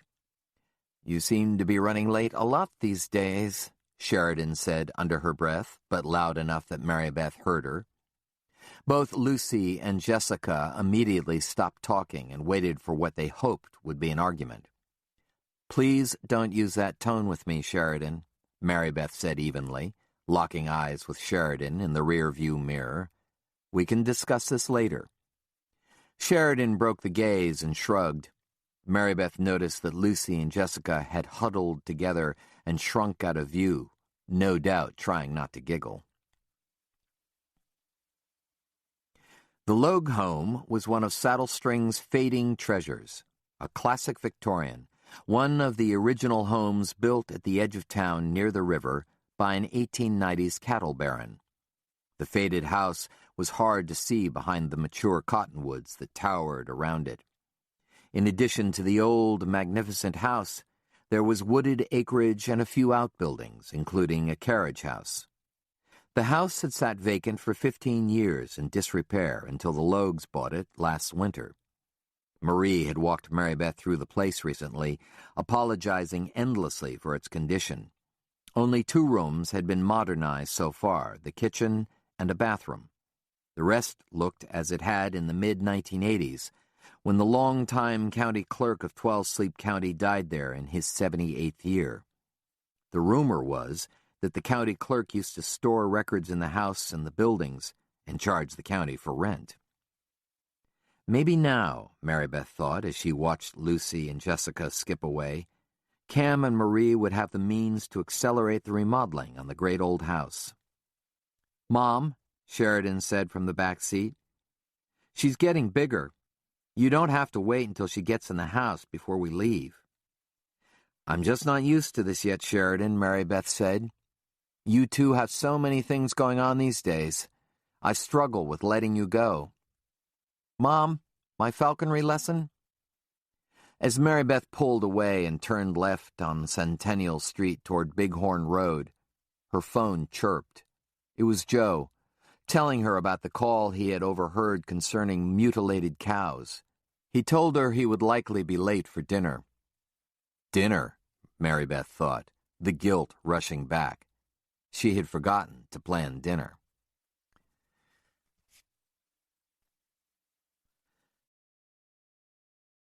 Chapter 5. The Hawkins Ranch was a checkerboard of private land and state and federal leases, spread across the lee side of the foothills, and Joe had to cross through 7 barbed wire fence gates to get to it. Most of the ranch was blanketed with tall sagebrush and scrub oak, buffalo grass and biscuit root, except for several large fingers of heavy timber that reached down from the mountains through saddle slope draws. Joe pulled into the ranch yard, a packed gravel courtyard surrounded by structures. The Hawkins place was an old line working outfit, unlike many of the hobby ranches that were taking over the state. The largest buildings in the yard were vast metal Quonset huts that served as vehicle sheds, barns, and equipment storage. A maze of wooden slat corrals bordered the small, white-framed ranch house. There were no adornments of any kind anywhere, nothing to suggest anything other than what the place was, the business center for a large-scale beef and hay operation. Joe turned toward the small house and saw Mrs. Hawkins step out on an unpainted porch and gesture sternly to the mountains. There was no need to stop and visit, Joe thought, and he drove through the middle of the ranch yard until his wheels fell into the long established ruts of a dirt road that pointed straight toward the timber 5 miles away. Ahead of him in the ruts were the fresh tread tracks of several vehicles. Approaching the scene, Joe noted that 2 identical GMC Blazers belonging to the 12 Sleep County Sheriff's Department and a light blue Ford pickup were parked nose to tail on the 2-track where the scrub thinned and the pine trees began. To the right of the vehicles were 3 figures in the middle of what appeared to be a glacial boulder field. As Joe closed in, the front of his pickup bucked suddenly, and a cascade of maps fell from a clip on the sunshade. Maxine lost her footing on the dashboard and scrambled back to her place on the seat, looking at him for an explanation. "Rock," he said. "Didn't see it." The figures turned out to be Deputy Kyle McClanahan, Sheriff Barnum, and a visibly upset Don Hawkins. What Joe had thought were boulders strewn across the ground were actually carcasses of cattle, at least a dozen of them. The sour, sweet smell of death filtered into the cab of the pickup through the vents, and Maxine sat up ramrod straight, her brow wrinkled with concern. Even from this distance, Joe could see that Barnum was glaring at him. The old man's eyes bored across the brush and through the windshield of the pickup. McClanahan stood to the side of Barnum with a 35mm camera hanging from his hand, looking from Barnum to Joe's pickup and back to Barnum. Don Hawkins wore a bandana over his face and paced among the dead cows. "Stay, girl," Joe told Maxine as he parked to the side of the sheriff's department vehicles and swung out of his pickup. He fitted his gray Stetson on his head and skirted the Blazers. The smell of the cows wasn't as ripe as the smell of the moose had been, and he was grateful for that. "Who called you out here?" Barnum asked. His deep-set eyes were cold, bordered by blue folds of loose skin. He lowered a cigarette from his lips and jetted twin streams of smoke from his nostrils. Heard it on the mutual aid band? This look like a game and fish matter to you? I'm not sure what it looks like yet, Sheriff, Joe said, walking among the carcasses. But I found something similar done to a bull moose on Crazy Woman Creek. It had been months since Joe had seen Barnum, and that had been fine with Joe. He despised Barnum, knowing the sheriff was as corrupt as he was legendary. There were rumors that Sheriff Barnum was in his last term of office, that he would retire within the next year. The electorate that had supported him for 28 years seemed to be turning on him for the first time. The local weekly newspaper, the Saddle String Roundup, had run a series of editorials in the spring saying outright that it was time for Barnum to go. Deputy McClanahan said, "Your moose have his pecker cut off?" Joe turned his head to McClanahan. This guy was just as bad, Joe thought, if not worse. Although the deputy wasn't as smart or calculating as Barnum, he made up for it with his cruelty. He was a loose cannon, and he liked to pull the trigger. "Yep," Joe said, dropping to his haunches to examine a heifer. Something took off most of his face, as well as his genitals and musk glands from the back legs. "I ain't never seen nothing like this," Don Hawkins said, bending over one of the dead cows. "These cows are worth $600-700 each. Something or somebody owes me $9,000, goddammit." The reason the smell wasn't as bad, Joe realized, was that the cattle had been dead for at least 2 weeks. Although still somewhat bloated, the bodies had begun to deflate and collapse in on themselves in fleshy folds. The wounds looked similar to the bull moose's, with some differences. Skin had been removed from most of the heads in precise patches. One heifer's head had been completely denuded of hide, which made it look like a turkey buzzard with its thin neck and red head. In some cases, tongues and eyes had been removed, and oval patches were missing from shoulders. On the females, their bags had been removed. Half of the cows had missing rectums, showing large, dark holes between their flanks. Joe felt a distinct chill as he walked from body to body. This was like the moose times 12. It also meant that whatever had been doing this had been in action for at least 2 weeks. "The blood's drained right out of them," Hawkins said, shaking his head. "This is crazy." "Are you sure about that?" Joe asked, looking up at the rancher. "Look at him," Hawkins cried, holding his hands palms out. "You see any blood anywhere? How in the hell can you cut up a damn cow like that and not have any blood on the ground? Do you know how much blood there is in a cow?" "Nope, I don't," Joe said. "I don't know either," Hawkins said, flustered. "A shitload for sure." McClanahan said, "No matter how much there is in a cow, there's none of it on the ground.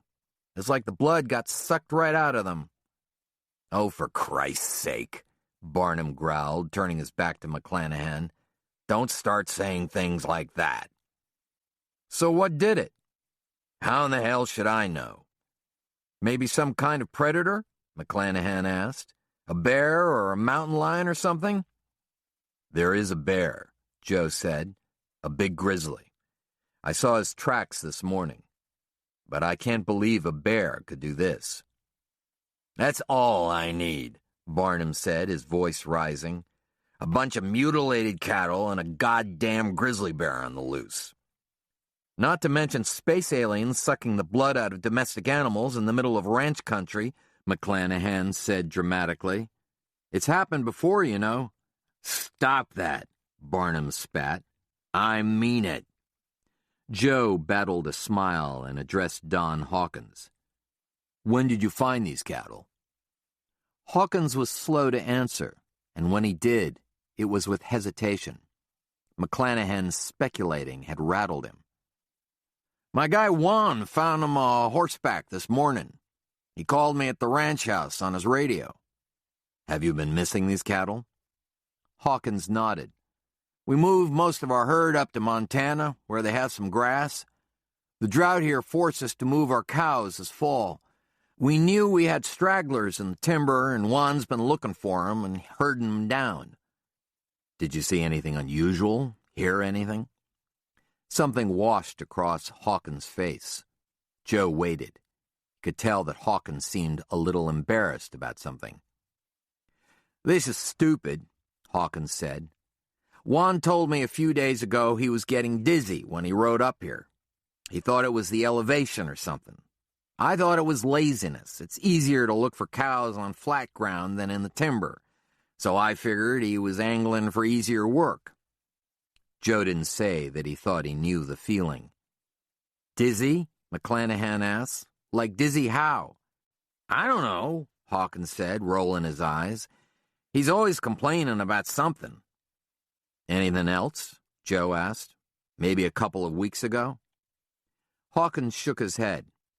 We were delivering cattle north to Montana. We weren't even around. In all your years, have you ever seen cattle that look like this? Joe asked. Nope, Hawkins said, his eyes widening.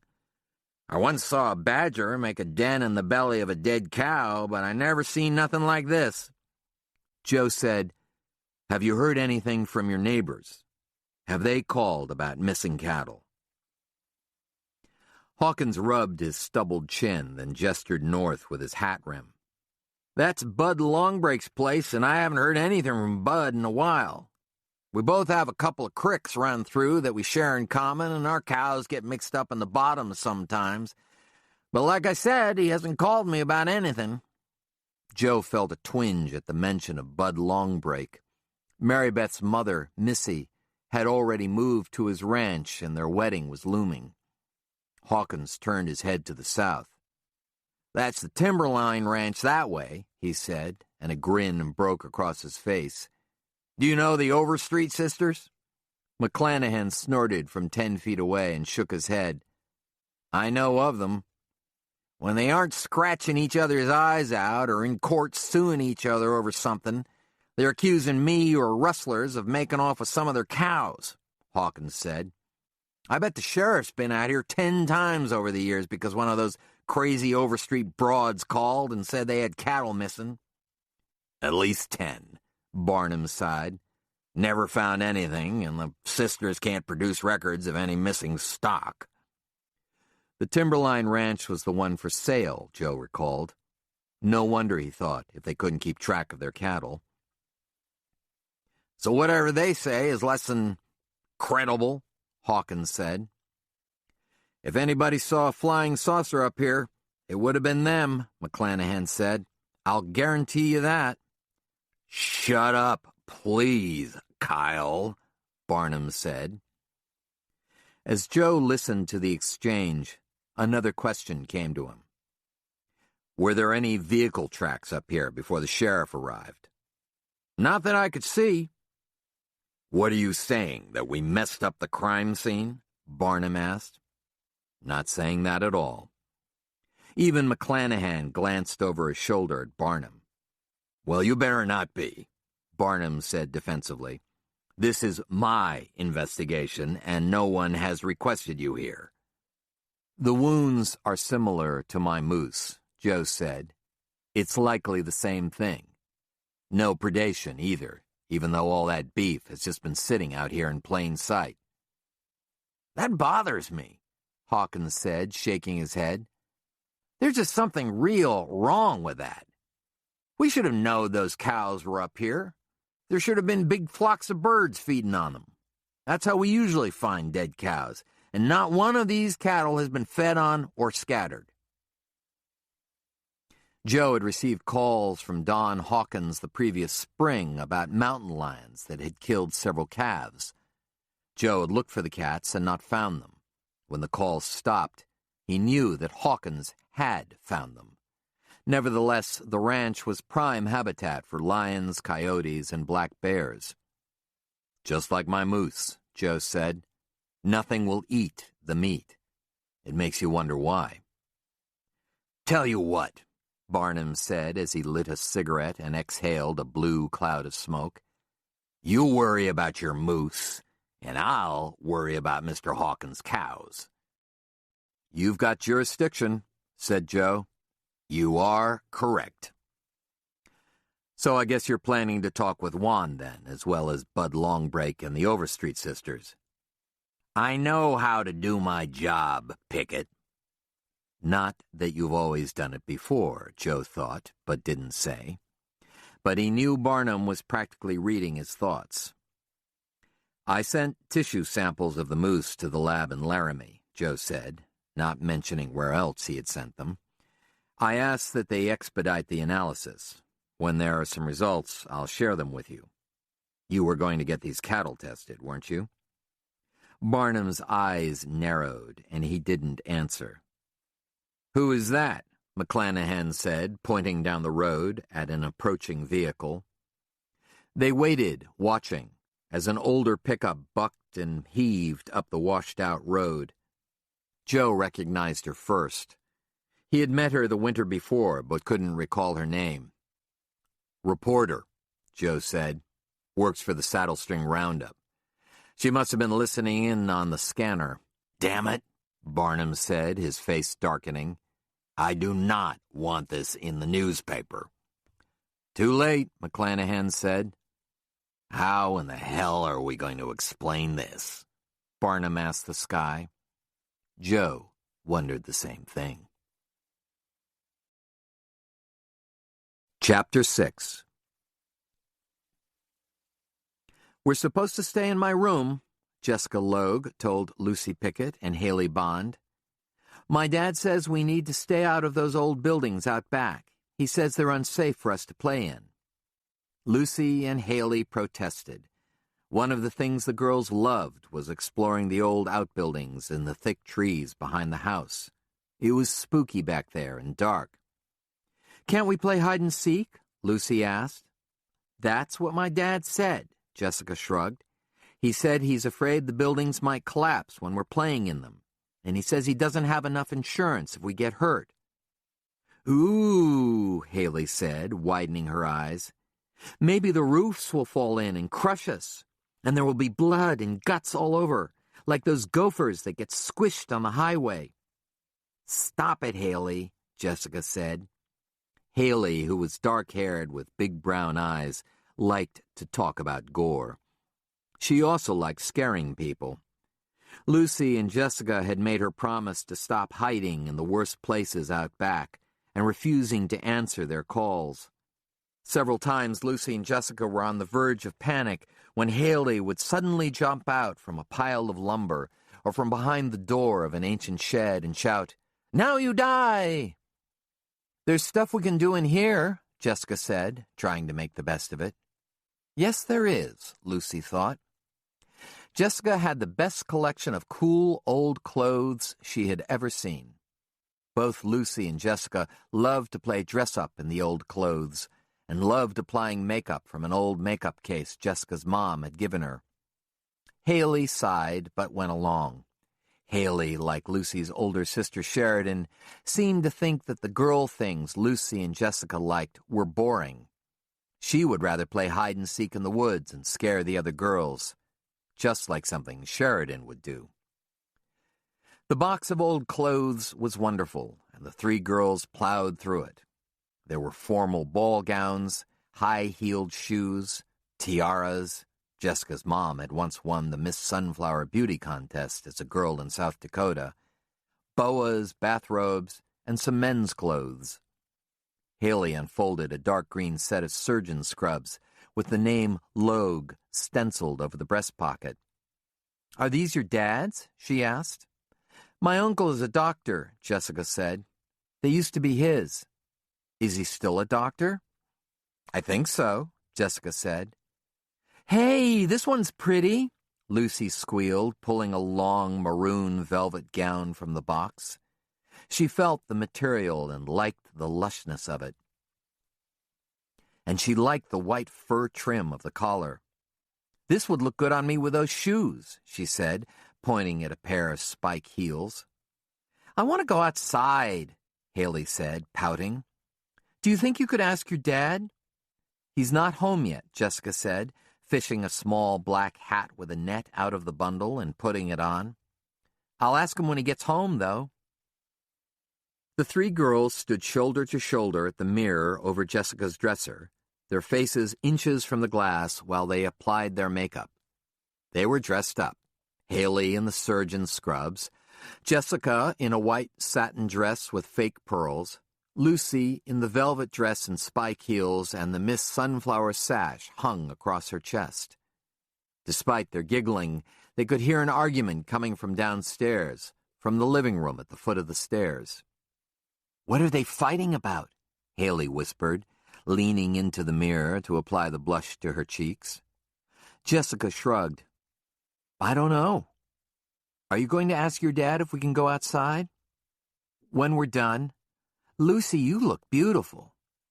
Lucy kissed at herself in the mirror, and the other girls laughed. Her lips were bright red with lipstick, and her eyelids were covered in blue shadow. Will your mom get mad if I wear her Miss Sunflower banner? I don't think so. And it's called a sash. Lucy was disconcerted by the loud voices from downstairs. It wasn't like her parents never had an argument. They certainly did. There were times at dinner when she knew there had been a disagreement by the silence, the lack of small talk, or the extra helping of politeness when one of them asked for the salt. But she hardly even heard them raise their voices to each other, even behind closed doors. Their arguments, whenever they occurred, happened someplace else, or when no one else was home. Hearing the voices from downstairs, she thought it was better to argue away from the children. They stood at Jessica's upstairs window looking, Lucy thought, like pretty hot young women. They had applied perfume, overdone it, actually, and the smell was overpowering. They were watching as two dark, late-model sedans pulled up the driveway and stopped near the front porch. Who are those people? Haley asked, as both cars stopped and the driver's side doors opened.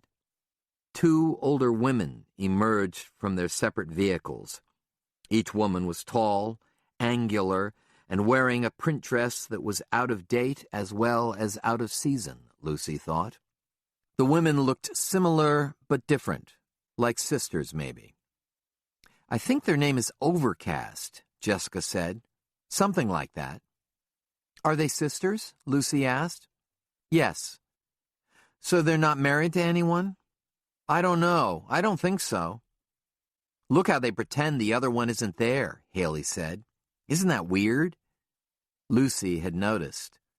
The two women had emerged from their cars, shut the doors, and proceeded to the front door without even acknowledging each other. They were now out of sight below, under the roof of the portico. Overstreet, Jessica said. Now I remember their names. They own a ranch or something. Both of them? Lucy asked. Without husbands? I think so, Jessica said. I met them a couple of times, but I don't like them. Why not? Lucy asked. Jessica shuddered. They're just icky, and they smell bad. Haley laughed nervously. Maybe now is a good time to ask about playing outside. The three girls looked at each other, knowing Haley was right. There was no better time to ask parents to do something than when guests distracted them. Lucy was the second down the stairs after Jessica. There was a discussion going on between the Overstreet sisters and Jessica's parents. Jessica's dad said, Yes, I heard about those cows today. And you know we've been losing stock that we can't account for, one of the sisters said. What will this do to the sale? The other sister asked. I don't know, Jessica's dad said. But we may want to consider lowering the price to keep it attractive. I knew you would say that. We're against that, you know. It's just that, Cam, we have visitors, Jessica's mother said, interrupting him. Lucy watched as Mr. Logue and the Overstreet sisters paused and looked up toward the stairs. My, one of the sisters said. Look at them. Despite their dresses, the women looked hard, Lucy thought. There was no warmth in their stares. One of the sisters had blue eyes and the other green. Their eyes looked like old jewelry. They look like little tarts, the other sister said, and received a glare from Jessica's mom. What do you girls want? Jessica's dad asked. Can we play outside? Jessica asked. In the back? Dressed like that? The older Overstreet sister asked, smiling with her mouth only. We can change, Jessica said weakly. Jessica's dad gestured toward Haley. Didn't we agree to throw out those old clothes? He looked upset, Lucy thought. It's okay, girls, Jessica's mom said, standing up, not addressing Mr. Logue's question. You can go out back. Mr. Logue shot her a look, but didn't intervene.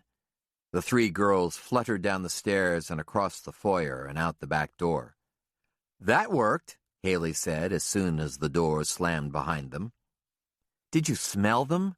Jessica asked. I smelled something, Lucy said. But even though they were outside and could play hide and seek, she wished she were home. Chapter 7. The next evening, after the dinner dishes were cleared, Joe entered his small office near the mudroom and shut the door. The office was cramped and poorly heated. It consisted of a metal government surplus desk, 2 4-drawer filing cabinets, and bookshelves crammed with books of statutes, biology and range management texts, the complete John McPhee collection, and spiral notebooks of department directives. A set of antlers from the first 5-point buck he had ever shot hung from the wall behind him. Caps, hats, binoculars, and his gray, sweat-stained Stetson covered the tines. As he clicked on his desk lamp and booted up his computer, he glanced at the front page of the weekly Saddlestring Roundup that was delivered that morning. They're back! Mutilated cattle discovered in county. A bull moose, another victim? The photo on the front page that accompanied the article showed the carcasses on the Hawkins Ranch, with Sheriff Barnum standing in the middle of them. The story contained quotes from Don Hawkins, the sheriff, Deputy McClanahan, and Joe. Although the story was accurate, Joe winced while he read it. He could imagine Barnum doing the same. There was a disagreeable sense of unreality about it, he thought.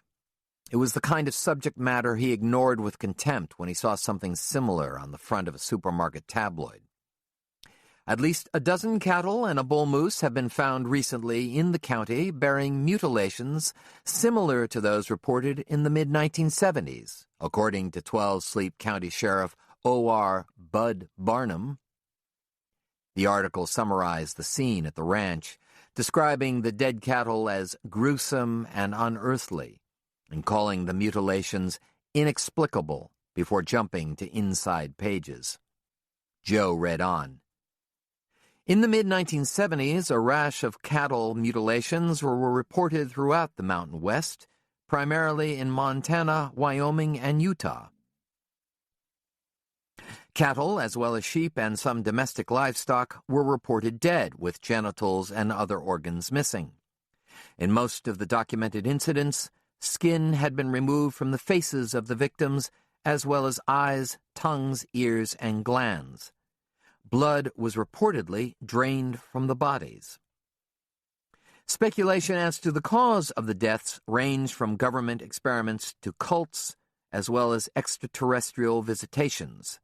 Despite local investigations, no definitive cause was ever determined, although an FBI report issued in 1978 seemed to conclude that the deaths were natural and that the mutilations were a result of predation and decomposition.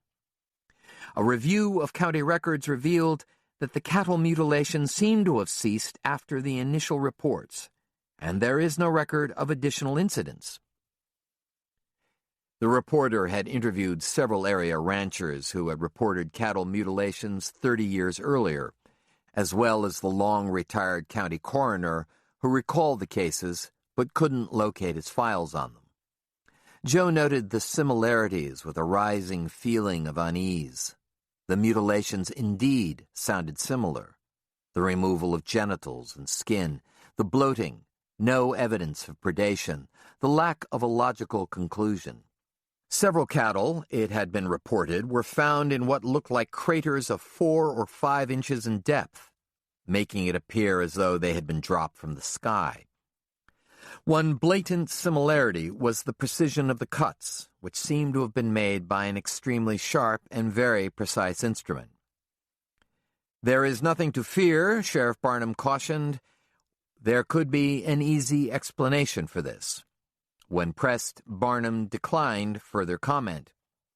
"We don't want the good citizens of this county gathering up their pets and searching the skies for aliens," said Sheriff's Deputy Kyle McClanahan. Joe smiled, despite himself. He bet Barnum just loved that quote. Launching his email program, Joe scanned the incoming messages. Nothing yet from the laboratory in Laramie regarding the samples he had sent them. One email was from his district supervisor, Trey Crump, in Cody. The subject line said, ?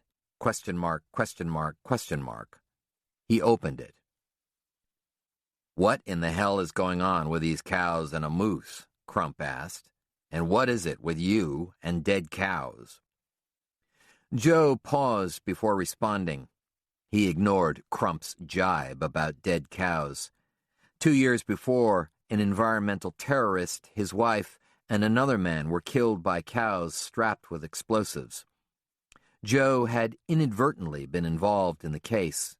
In regard to Crump's initial question, Joe didn't want to speculate. "It's true," he typed. "Tissue samples have been sent to Laramie for analysis. I'm keeping an eye on any future incidents, especially with the game population." Joe opened his browser, went to the website for the roundup, and copied the link for the mutilation story to his email so Trey could read it for himself.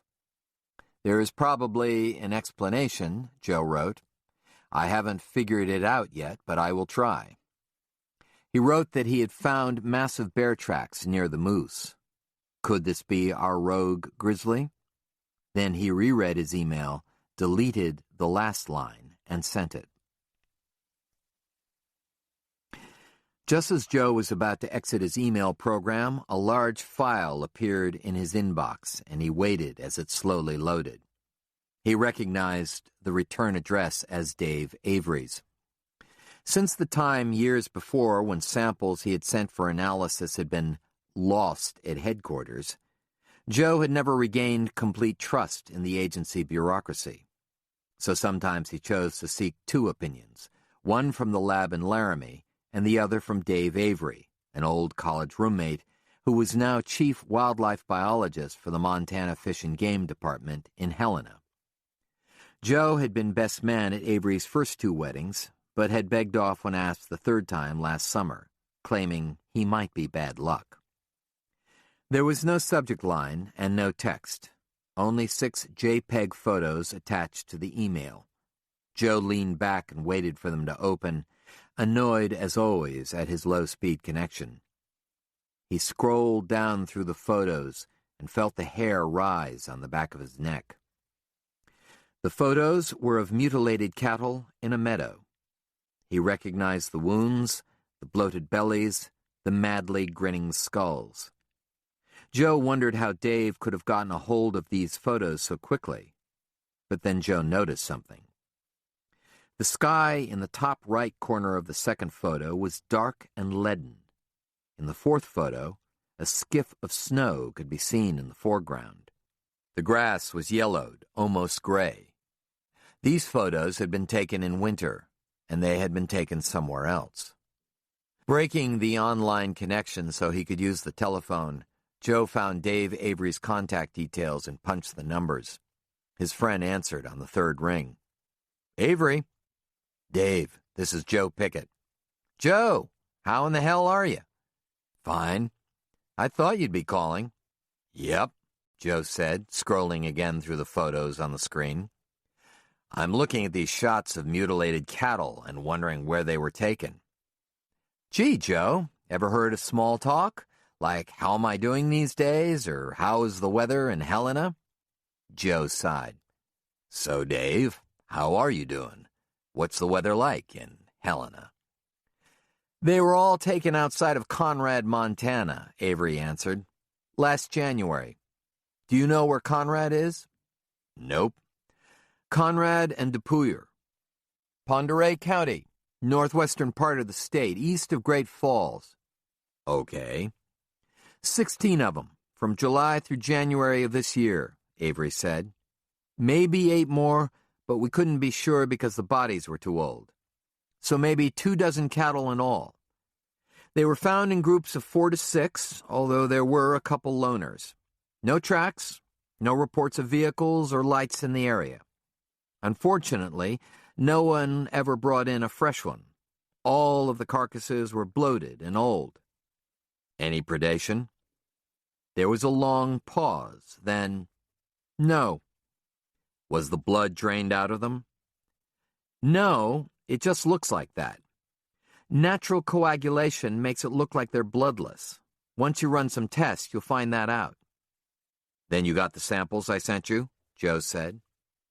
Got 'em at the lab. Joe waited.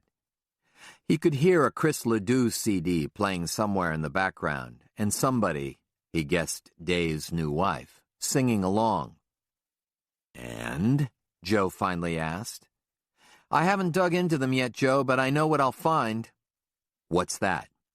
A whole lot of nothing, Avery said. Well, one thing, I guess, but I'm not sure it's significant. Believe me, we've been analyzing tissue samples up here for 9 months. My freezer's full of cow heads and cord rectums in paper bags. I hadn't heard a single thing about cattle mutilations up there, Joe confessed. I'm not that surprised, Avery said. Conrad's pretty remote, even in Montana. Besides, they're just cows. Joe smiled at that. He remembered a paper Avery had written in college, proposing that 90% of the cattle in the West be removed and replaced with bison. The paper hadn't been very well received at the University of Wyoming, home of the Wyoming Cowboys. Even so, Avery continued, his voice rising with annoyance, I got calls from kooks all over the place. The newspaper stories ran in the Great Falls Tribune, so of course they showed up on the internet, and crazies from all over who are into this kind of thing took an interest. They're like train buffs, Joe. You never know they're even out there living among us normal people until some rare train comes through town and they rush the tracks.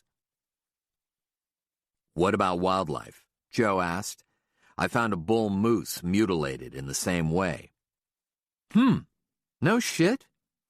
The samples I sent were from the moose. There was a pause. I'll take a look tomorrow, Avery said in a serious tone. So there weren't any wildlife deaths reported? Joe asked again. He sensed that Avery had something to say but was holding back. Actually, there were a couple of reports, but they weren't very credible. Who made them? Joe asked. Avery sighed.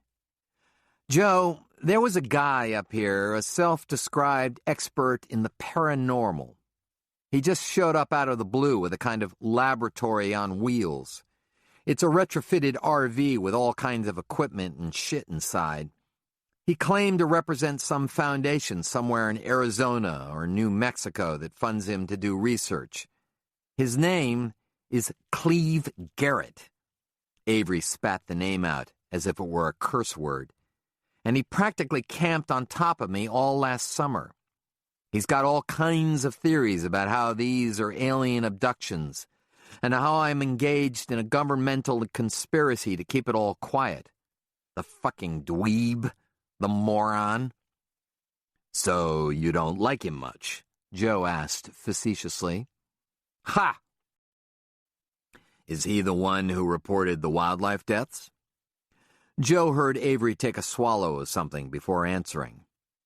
He claimed there were hundreds of cases of wildlife mutilations. He said they were all over the place, on the sides of highways and the timber, all over. He said the reason we didn't know about them was because we never thought to look. He said 25% of the deer killed on the highway were actually mutilated and dumped, but no one cared to notice. He loves talking to reporters and stirring this stuff up. Joe thought about that, his mind racing. How many dead deer, elk, moose, fox, antelope bordered the highways? Hundreds, perhaps thousands. Who would think to examine them? They were roadkill. He brought in a mule deer carcass once, Avery said. And yes, it did look like it had been cut on, but the body was too old to determine anything conclusive. Plus, I didn't trust the guy not to have done it himself. Is he still up there? Joe asked. You know, I don't think so, Avery said. I haven't seen him in quite a while. I heard he had a following of like-minded kooks and had taken up with some young girl. He probably took her back to wherever he came from so he could practice alien probes on her or something. Joe didn't know what to ask next. Then he recalled something Avery had said earlier. Dave, you said there was something about the tissue samples you looked at? Oh, yeah. But like I said, don't put too much significance in it. Yes. One thing we found in the cattle that were the freshest, I think they had been dead a week or so, was an above-normal level of a compound called oxandole. Ever heard of it? It sounds vaguely familiar, Joe said, searching his memory. Probably from biology class. Oxandole is a natural chemical that can have a sedative effect. Cattle release it within their own bodies under stress. We found excessive amounts in the tissue samples, especially in the brains and in the eyeballs that hadn't been removed already. So it probably came from the cow itself? Joe asked, confused. Well, probably, yes, Avery said.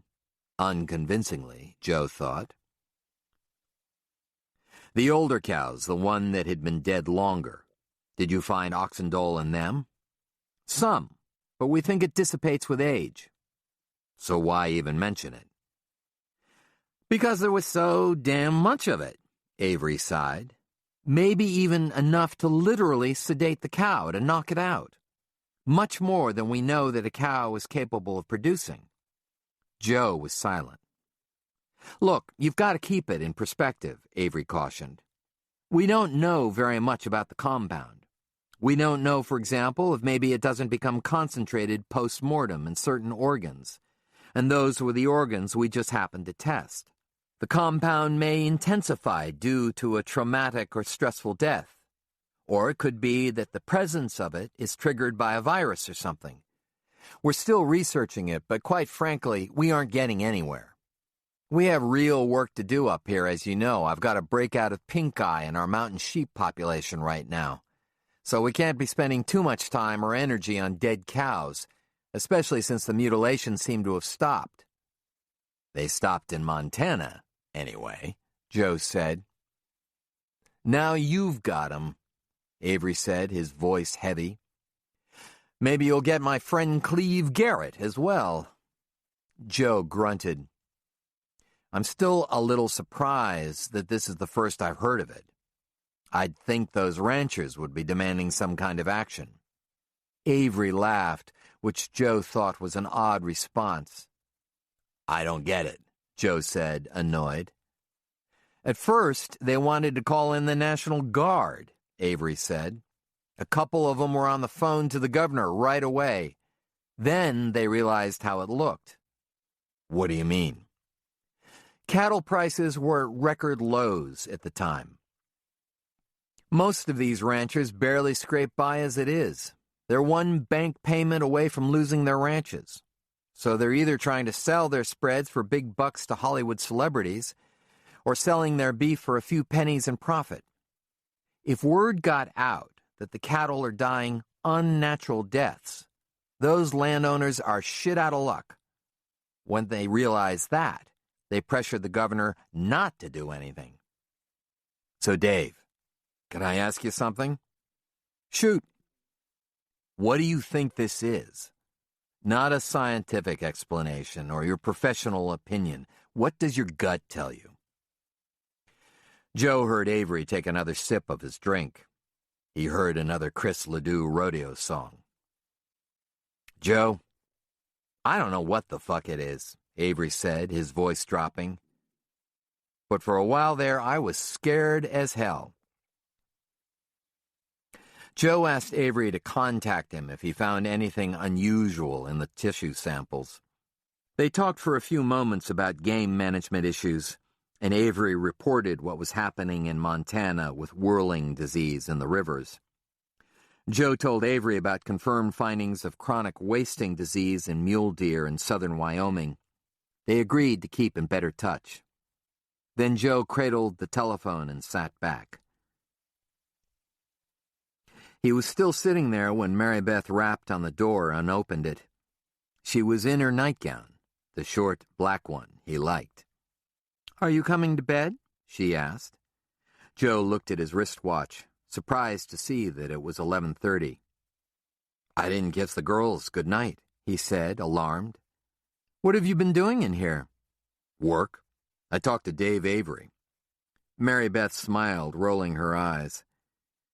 "I remember Dave being sober on his wedding day," she said.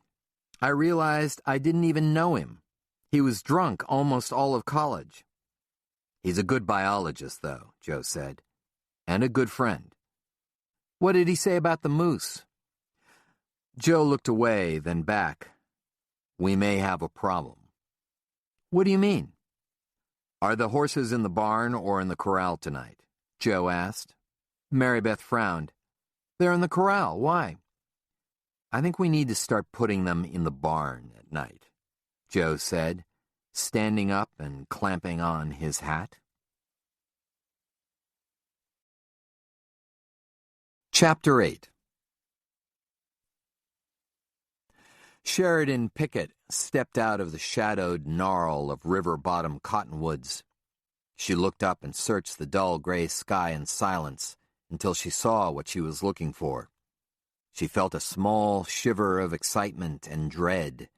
They were up there, all right. As she had been instructed, she went no farther into the clearing. Behind her, on the other side of the thick old trees, was the 12-Sleep River. The river was placid and low, the water in it clear and nearly still this late in the season. A rusted metal bridge spanned the river but was blocked off to vehicles because it was old and unsafe. She had walked across it a half-hour before, trying not to look down at the gaps between the wooden planks where she could see the water. Her footfalls on the bridge seemed unnaturally loud as they crossed. Her breath came in puffs of condensation. It was a cold fall day, and the clouds that had pulled a blind over the wide-open sky looked like they could bring rain or even snow. She was dressed warmly in jeans and her mother's old canvas barn coat with a corduroy collar and 2 long sleeves. Her dad had insisted that she wear a pullover blaze orange vest since it was hunting season, and she did so even though she felt a little like a human highway cone. A black headband held back her blonde hair and had a dual use if she needed to pull it over her ears to keep them warm. She waited, as she had been told to do. Before her was a clearing bordered by skeletal dark trees. Tall, khaki-colored grass furrowed the clearing, broken up by solitary sagebrush and a few young river cottonwoods. A lone, deep green pine, a perfect-sized Christmas tree, she thought, added the only real color.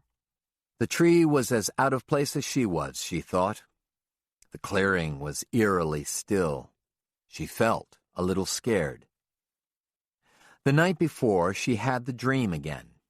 It was the same as before, with the mist pouring across the forest like water released from a small dam. But the dream continued on. This time, the mist stopped at the forest edge and proceeded no farther. There was something out there that stopped it, made it cautious. A standoff was taking place, But in the dream she couldn't see what opposed the advance of the mist. Whatever it was had a solid presence, and it had traveled a long way to get there to mount a challenge. This time, she didn't tell her dad about the dream. After nearly a year of apprenticeship in falconry, which consisted mainly of the care and feeding of Nate Romanowski's 2 peregrine falcons, and his almost whispered lectures concerning the philosophy of falconry, this was a special lesson. For the first time, Nate had brought her hunting. Hunting with falcons, Nate had told her, was a whole different thing than the kind of hunting she might be familiar with from her father, the game warden. In this instance, the agents of the kill weren't rifles or shotguns, but the birds themselves. Humans were there to flesh out the prey like bird dogs, so the falcons could rocket down from the sky and kill what had been scared out into the open. Nate had told her that many times she wouldn't even see the prey she had flushed until the falcon swept down and hit it. "This is how mankind conceived of an air force," Nate had said. "This is where it all started, the idea of striking targets from the air." "What are you talking about?" Sheridan had asked. "Fire from the sky, hell from the heavens," Nate had said. "This is where it all began." Huh? The lessons took place after school, unless she had basketball or choir practice or Nate was out of town. Her mom or dad would drive her out to Nate Romanowski's cabin near the river, and Nate took her home afterward and often stayed for dinner. Her mom and dad seemed to have a special relationship with Nate, although they never really talked about it with her. They seemed to trust Nate, or they never would have okayed the lessons. After all, Nate was unmarried and solitary, and Sheridan was 12. She knew there was something different about Nate, something serious. He wasn't like anybody she had ever met, certainly not like anyone her parents hung around with, like the Logues. Nevertheless, her dad seemed oddly comfortable with Nate, like they shared some kind of odd experience together, while at the same time, she saw her father eyeing Nate coolly when he thought no one was looking. It was as if he were trying to decide something. Her mother, on the other hand, made special meals on Fridays, including salads and desserts. While this hadn't meant much at first, it did now, since her mom had become so busy with her new business that regular sit-down dinners had become more infrequent. Sheridan had noticed an expression on her mother's face at times when Nate was at their table. It was a look Sheridan had rarely seen before. It was a kind of a glow. The kind of look her mother sometimes had when she and Dad were going out somewhere, dinner or a movie at night. The look reminded Sheridan just how attractive her mother was to some men. The expression didn't last long, but it made Sheridan uncomfortable and made her want to act out. Sometimes Sheridan knew she acted like a brat at the table when this happened, like picking on Lucy or demanding a second helping of something that was no longer there. She didn't know why she did this, other than to divert attention. But there was something about the way her mom looked at Nate. Maybe that was why her dad acted so differently when Nate was around. There was something adult going on, Sheridan knew, but she wasn't sure what it was. But she didn't want to ask about it or say anything. She didn't want to give them a reason to question the propriety of the falconry lessons. Not that the lessons were anything special so far. The first few months it seemed like all she did with the falcons was clean the mews where they lived and help feed them. The feeding was kind of gross, with the way Nate pulled freshly killed rabbits and pigeons apart to give to the birds. She was fascinated by the way the falcons ate. They finished off not only the flesh, but the fur, feathers, and bone, but wondered when they would ever actually do some falconry. Nate had shown her the tools of the sport, such as leather hoods, jesses, strips of leather attached to their talons so he could hold them upright in his hand without them flying away, and lures made of duck wings or leather, which could be swung in a circle by a string to draw the bird's interest. He had given her old books to read about the ancient sport, mostly written by dead Scotsmen. Some of the books had old black-and-white photos in them. What got Sheridan, though, was that in the old photos the only thing that looked authentic and real were the birds themselves. The falconers in the pictures were from another age. The men, she had yet to see a photo of a woman falconer, wore silly hats with short brims and baggy knee-length pants, and they were smoking huge, drooping pipes that made her want to laugh out loud. They reminded her of Sherlock Holmes, except fatter. Luckily, Nate looked nothing like that. She stood dutifully still, as Nate had instructed, and waited for him to break from the opposite tree line, as he had said he would. He said he would come out once the birds had been successfully released to the sky, and after they had climbed to the right altitude. It had been 6 days since the mutilated cattle had been discovered on the Hawkins ranch, and Sheridan noticed how something that had been a family thing, the dead moose in the meadow, had now become the subject of discussion not only in town but also in school. Her 6th-grade teacher, Mr. Morris, had even asked her to remain in her desk after school so he could ask her about it. Since she had thought his request was related to a history research paper she had practically copied off of the internet, she had been relieved to find out he was only interested in the moose and the cows. Sheridan had thought it was cool that her teachers asked her about things like this, things that her dad was in the middle of. She told Mr. Morris about finding the moose and what the animal looked like. He asked about the cows, and she was coy, as if she knew more than she was telling, which she didn't. She wished she had paid more attention to her mom and dad when they had been discussing it at dinner, but she didn't say anything to Mr. Morris about that. She heard the sharp snap of branches breaking and looked around. Nate Romanowski emerged from the dense trees on the other side of the opening. Sheridan studied him. Nate's movements were liquid and rangy and had a cautious feline quality about them, as if he were ready to pounce on something or somebody in an instant if he had to. He was tall, with wide shoulders, and had a long blonde ponytail. His sharp green eyes engaged hers. She had never encountered a stare like Nate's. He was strange in that when he looked at her, his eyes never wavered. He was so direct. Sometimes he unnerved her with his stare, and she looked away.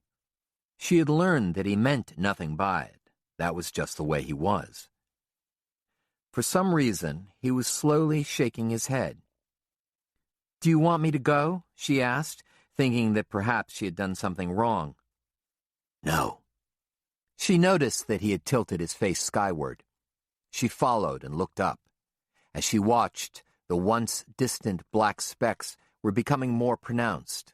The 2 peregrines he had released were diving back down. "Why are they coming down?" Sheridan asked, hoping that the birds were diving toward unseen prey. Nate shrugged. "I don't know." "Did I do anything wrong?" Nate looked across the clearing at Sheridan. His voice dropped apologetically. "You didn't do anything wrong. You were perfect." "Then why are they coming down?" Nate took another step into the clearing. Nate said, "I've never seen this happen before." "You haven't?" "No," he said so softly that she barely heard him. "I've had them take off when they saw a rabbit or something in a different clearing. Or I've had birds fly away forever. But I've never seen peregrines just take themselves out of the hunt altogether." The falcons dropped as if they were about to strike targets, wings tucked, talons out and balled, but they suddenly flared at treetop level. She could hear the urgent whispering sound as their wings shot out and caught the air to slow them down. Seconds later, both birds flapped noisily and their feet outstretched before descending into the tall grass. She watched as Nate approached them. When he bent and lowered his thick leather welder's glove, the birds refused to mount it and stayed hunkered down in the grass. Nate said, This isn't normal. Why don't they come to the fist? Sheridan asked. I don't know, Nate said. It's like they're afraid to show themselves. Sheridan walked slowly across the opening toward where the birds had landed. Feel it? Nate asked, his eyes narrowed. There's something in the air. Low pressure or something. Sheridan stopped again. Her heart was beating fast, and she did feel it, although she couldn't describe what it was. It was like pressure being applied from above, from the sky. In a fog, she watched Nate bend over and physically place one of the peregrines on his fist. Usually, they were eager to hop up on it. He straightened up with the falcon on his arm, only to have the bird release its grip and drop to the side. The leather jesses that were tied to its talons were grasped in his fist, and the bird flopped upside down, shrieking and flapping violently. Sheridan felt a puff of air from them as the falcon beat its wings. Shit, Nate cursed, lowering the bird to the ground.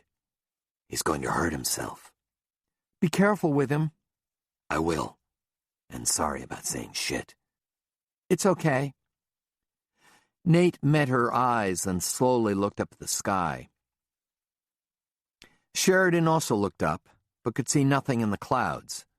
She felt the pressure on her face, a kind of gravity pull on her skin, as if she were on a fast ride at the county fair.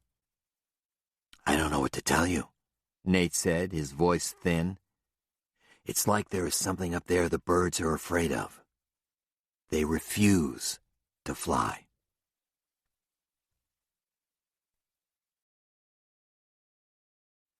Chapter 9. An hour later, and 20 miles away, a man named Tough Montague clucked his tongue to get his horse moving and pointed the gelding north toward the timber. It was nearly dusk, and Tough had the blues. He sang Night Rider's Lament, his favorite cowboy song. While I was out a-riding, the graveyard shift, midnight till dawn. The moon was as bright as a reading light for a letter from an old friend back home. Despite his current profession, which was ranch hand for the Long Break Ranch, Tough despised riding horses. He had nothing against them personally and enjoyed singing and listening to songs about them, but he preferred tooling around in a ranch pickup. Nevertheless, he was a cowboy, a real one. In his mid-50s, he looked the part because he was the real number. Droopy mustache that curled to jawline, sharp nose, weathered face, sweat-stained Gus McCrae hat, wranglers that bunched on his boot tops and stayed up as if by a trick of magic over his non-existent butt. He liked to tell people, especially tourists who bought him a whiskey in the stockman's bar, that he was the only bona fide cowboy left in the Bighorns that spoke American. It was sort of true, since most of the ranchers couldn't find cowboys anymore except from Mexico, South America, or wannabes from former East Germany and the Czech Republic. Even when he left the profession, as he often did, he found himself coming back. Between stints at 5 different ranches in Park, Teton, and 12 Sleep counties, Tough had been a satellite dish salesman, a mechanic, a surveyor's assistant, a cellular phone customer service representative, and a mountain man in a chuck wagon dinner theater in Jackson Hole, where his job every night was to ride a horse into the tent where the tourists were and select a wife and toss her over his shoulder. This had resulted in a back injury when he stupidly selected a young mother the size of a heifer. She was one of those women who looked slim sitting down but had beer keg thighs hidden under the table, and he had crashed beneath her weight. The injury had been a stroke of luck, because up until recently he had collected disability payments and didn't have to ride horses or do much of anything except occupy a bar stool at the Stockman's. But the damn chuck wagon dinner show, owned by a large family of Mormons, was disputing his injury. Apparently one of the owners had reported that he had seen him riding a mechanical bull in a saloon in Cody, which was sort of true also, although Tough wanted to know what a good Mormon had been doing in a bar in the first place. Until the matter was resolved, he had to once again seek employment. But that was only part of the reason why Tough had the blues. Another big contributing factor was that it was Friday night, and he was stuck on the ranch and couldn't go into town. Since his DUI arrest the previous week, his third in 2 years, his driving privileges had been revoked. The only other long break employee, a Mexican national named Eduardo, was laid up in the bunkhouse with a broken leg from falling off a damned horse. Therefore, Tough had no ride. That and the fact that Bud Longbreak, the peckerhead, followed the letter of the law and refused to let Tough use a ranch vehicle even within the ranch itself, where no law enforcement would ever see him. Tough knew that if Bud Longbreak wanted to make a case about allowing him to drive only on his private roads, Sheriff Barnum and the Highway Patrol wouldn't object. But Bud Longbreak, who seemed to care a hell of a lot more about the needs and wants of his fiancée Missy than the operation of his own place, hadn't made meeting with the sheriff a priority. Shit. Despite his predicament, Tough smiled to himself. The weekend before had been something. It had almost been worth the DUI on the way home. The barmaid at the Stockman's, Evelyn Walters, had set up a threesome after the bar closed. Tough, Evelyn, and Jim Beam in one bed. What a night that had been. He wished he could remember certain parts of it more clearly. It had been at her apartment, a studio over the VFW within walking distance of the Stockmans. Evelyn had been doing something besides alcohol, but he wasn't sure what. Whatever it was fine by him, because she had been a tigress. She was no looker. His age, skinny legs that were just skinny, not shapely, pendulous breasts that hung down and swung back and forth like oranges and tube socks, but she had been wild. It had been her idea to use the neck of the bottle that way, once it was empty. He had left Evelyn promising to be back in a week, and she had told him she was already looking forward to it. Tough had said he was too, but the truth was he was tired and drunk as hell.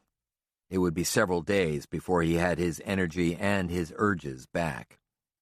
He kept wondering if some of the things he recalled she had done, and let him do to her, were more a result of his delirium and fantasy than what had actually taken place.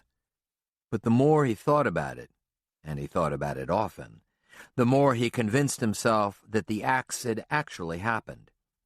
It was the first time he had done some of those things since he'd been on shore leave in the Navy, and then he had to pay for them. Evelyn, though, seemed to enjoy it, which made him think, woo-hoo. But now he was literally grounded. He had called and left messages for her at the bar, but she hadn't returned them. No doubt she had heard about the DUI. It had been in the Saddle String Roundup, that one with the cattle mutilations in it.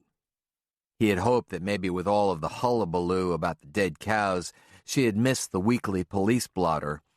Unfortunately, the police report was usually the only thing in the paper everybody read. And she was probably at the Stockman's now, damn it, targeting another lone drinker, giving him a couple of whiskeys on the house, like she'd done with him. Then when the bar closed at 2, she would grab his hand and a fifth of Jim Beam and take him up the street to her apartment. It should have been him, Tough thought.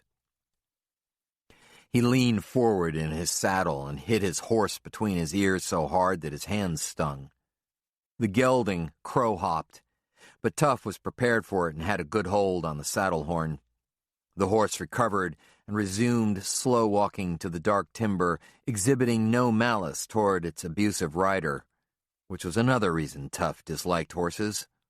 They were stupid.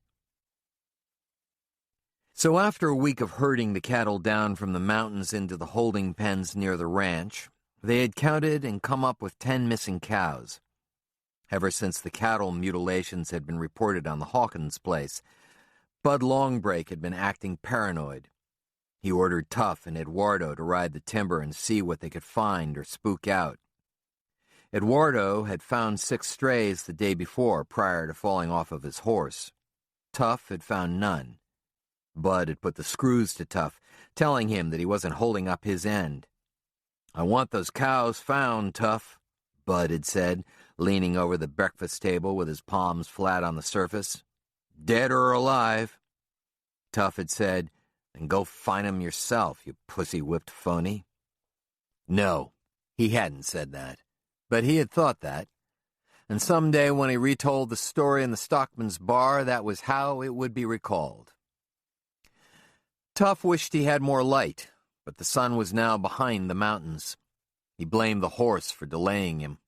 The gelding had a smooth ride, but was the damn slowest walking horse he had ever ridden. He could have walked up the draw faster his own self, he thought. And if he could have taken one of the ATVs, he would have been goddamn back by now and watching television in the bunkhouse with Eduardo. Shit. Tough reached back on the saddle and unbuckled a saddlebag that was stiff with age. His fingers closed around the smooth, cool neck of the 5th of Jim Beam. He had his memories of Evelyn Walters, and this brought them back. He cracked the top and drank straight from the bottle. It was harsh, but tongues of familiar fire spread through his chest and belly. Sometimes he thought his memories, and what he could do with them, were almost better than the real thing. But he needed that original foundation before he could embellish them to his liking. He rode up the mountain slowly. He stared in resentment at the back of the gelding's head, settling on the bony protrusion between the horse's ears. He fired mental curses at the spot, hoping some would soak through into the gelding's brain. Not for the first time, he wondered what a fencing tool would do to the skull of a horse. He rode the fence line, just like the song. The reins were in his left hand and the bottle was in his right. It was turning into a cold night. There was a hint of moisture in the air, probably brought with the cloud cover, that accentuated the smell of dry, dust-covered sage leading up into sharp pine. He smelled his own breath. Not pretty. The gelding was breathing hard as he climbed a rocky hill toward a stand of aspen trees. Not that the horse was moving any faster. He had only one speed, which was similar to 4-wheel drive low. And Tough was just about ready to call it a night. With no stars or moon, he wouldn't be able to see whether there were strays on this saddle slope or not. And damned if he would use his flashlight. He wasn't that dedicated. He wished he could find the missing cows, though, to get Bud Longbreak off of his back. The aspen stood out from the dark timber that climbed up the mountain into the sky. The aspen leaves had turned already, and were in that stage between yellow-red and falling off. The aspens soaked up what little light there still was, making the stand look like a tan brushstroke on the huge, dark landscape. Whoa! Tough stopped the gelding and got his bearings. He slid one boot out of the stirrup so he could twist in the saddle and look around. It was easy to get lost up here, he had learned, but he wasn't. Far below were the crystal-clear blue lights of the ranch yard. 25 miles farther, the lights of the town of Saddle String shimmered in wavering rows. He turned back, looking at the aspens. He saw movement in the trees. Or was it a drunken illusion? Tough wiped his eyes with his sleeve and looked again. This had happened before, him seeing things while he was drinking. But this time there was something authentic about it, something that made his chest clutch. Movement, again.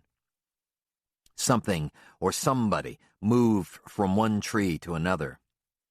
The form was thicker than the tree trunks, but once hidden, it seemed to meld into the darkness. He heard a twig snap, and his horse, who suddenly pricked his ears, confirmed the sound. He let his breath out slowly. Certainly it was deer or elk, but game animals didn't hide, they ran. Under him, his horse started whuffing. emitting a deep, staccato coughing sound. He feared that sound. All horsemen feared that sound, because it meant trouble was imminent. His horse, his slow-moving, docile horse, was about to throw off hundreds of years of domesticity and become a wild animal again. Suddenly the gelding crow-hopped, nearly unsaddling Tough. His balance was goofy because of his position and the bourbon. "What in the hell is wrong with you?" he growled, taking an empty swing at the gelding's ear with the flat of his hand. Unlike before, the horse didn't shrug off his action. In fact, the horse began backpedaling down the slope in a panic. "Damn you, what's the problem?" he shouted. The gelding was backtracking down the mountain much faster than he had walked up. Tough tried to turn him, to face him away from whatever had spooked him in the aspens. Sloshing bourbon on his bare hand, Tough tried to grasp the reins near the bit in the gelding's mouth to jerk him around hard. The bourbon splashed out of the bottle and into the gelding's eye, igniting the horse and making him explode into a wild, tight spin. Tough clamped down with his thighs and held on. His hat flew off. He let the bottle drop, not something he wanted to do, and found himself knocked forward in the saddle, hugging the gelding's neck. He had lost the reins, and several things flashed through his mind. With the reins down, the lunatic horse could inadvertently step on them as he spun and jerked both of them to the ground, breaking their necks. He thought of his broken bottle of Jim Beam. He imagined what he must look like, spiraling down a rocky slope in the dark, hugging the neck of a horse. He thought of how unbelievably strong and powerful a horse, a 1,000-pound animal, was when fully charged, like now.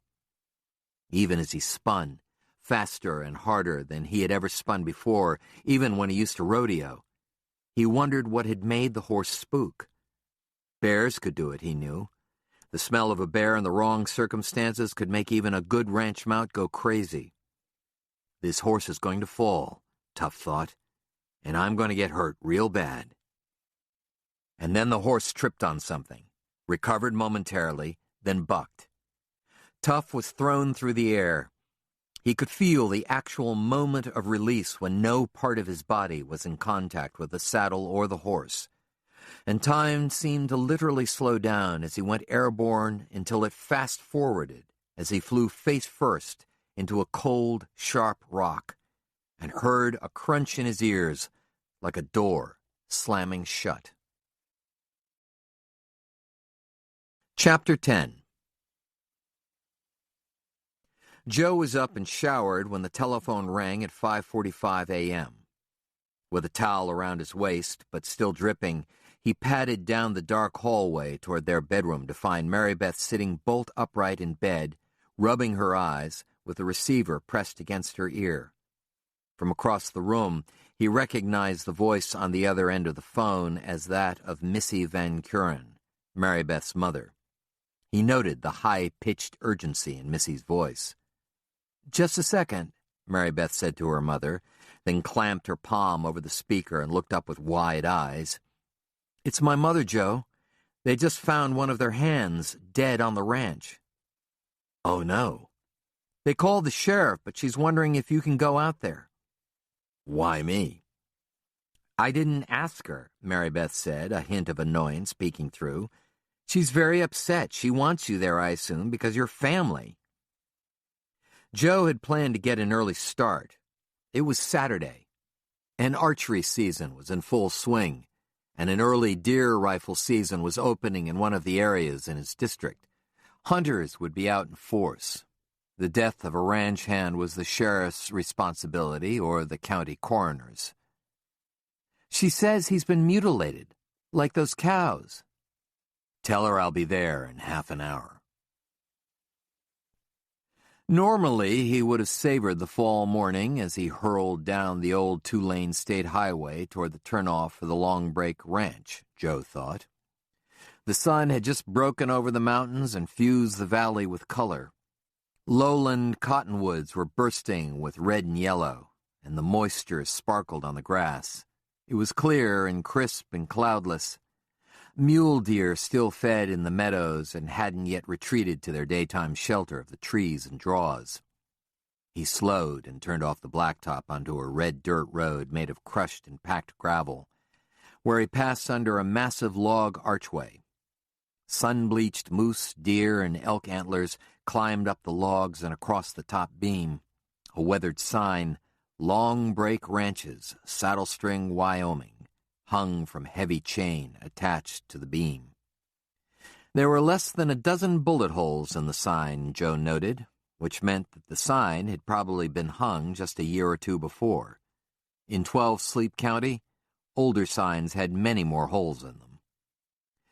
The gravel road paralleled a narrow, meandering spring creek with thick, grassy banks. The fact that deer, coyotes, and ducks didn't flush from the creek as Joe drove told him that he wasn't the first to drive up the road that morning. He thought, Missy must be wrong. Although he had no doubt that a ranch hand had been found, Joe had trouble believing the man had been mutilated as well. Missy was inclined to let her imagination run away with her and was prone to high drama. Joe hoped like hell that this would be the case. If a human was actually killed and mutilated like the moose and the cattle had been, it would be a whole new and horrific development.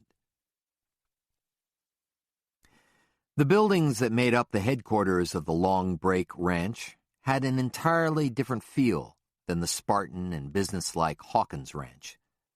The main ranch house was a massive log structure with gabled upper-floor windows and a wide porch railed with knotty pine. It was a monument to the gentleman rancher Bud Longbreak aspired to be, as it had been the monument to his father and his grandfather before him. Guest cabins were tucked into the trees behind the home, and the bunkhouse which at one time housed a dozen cowboys.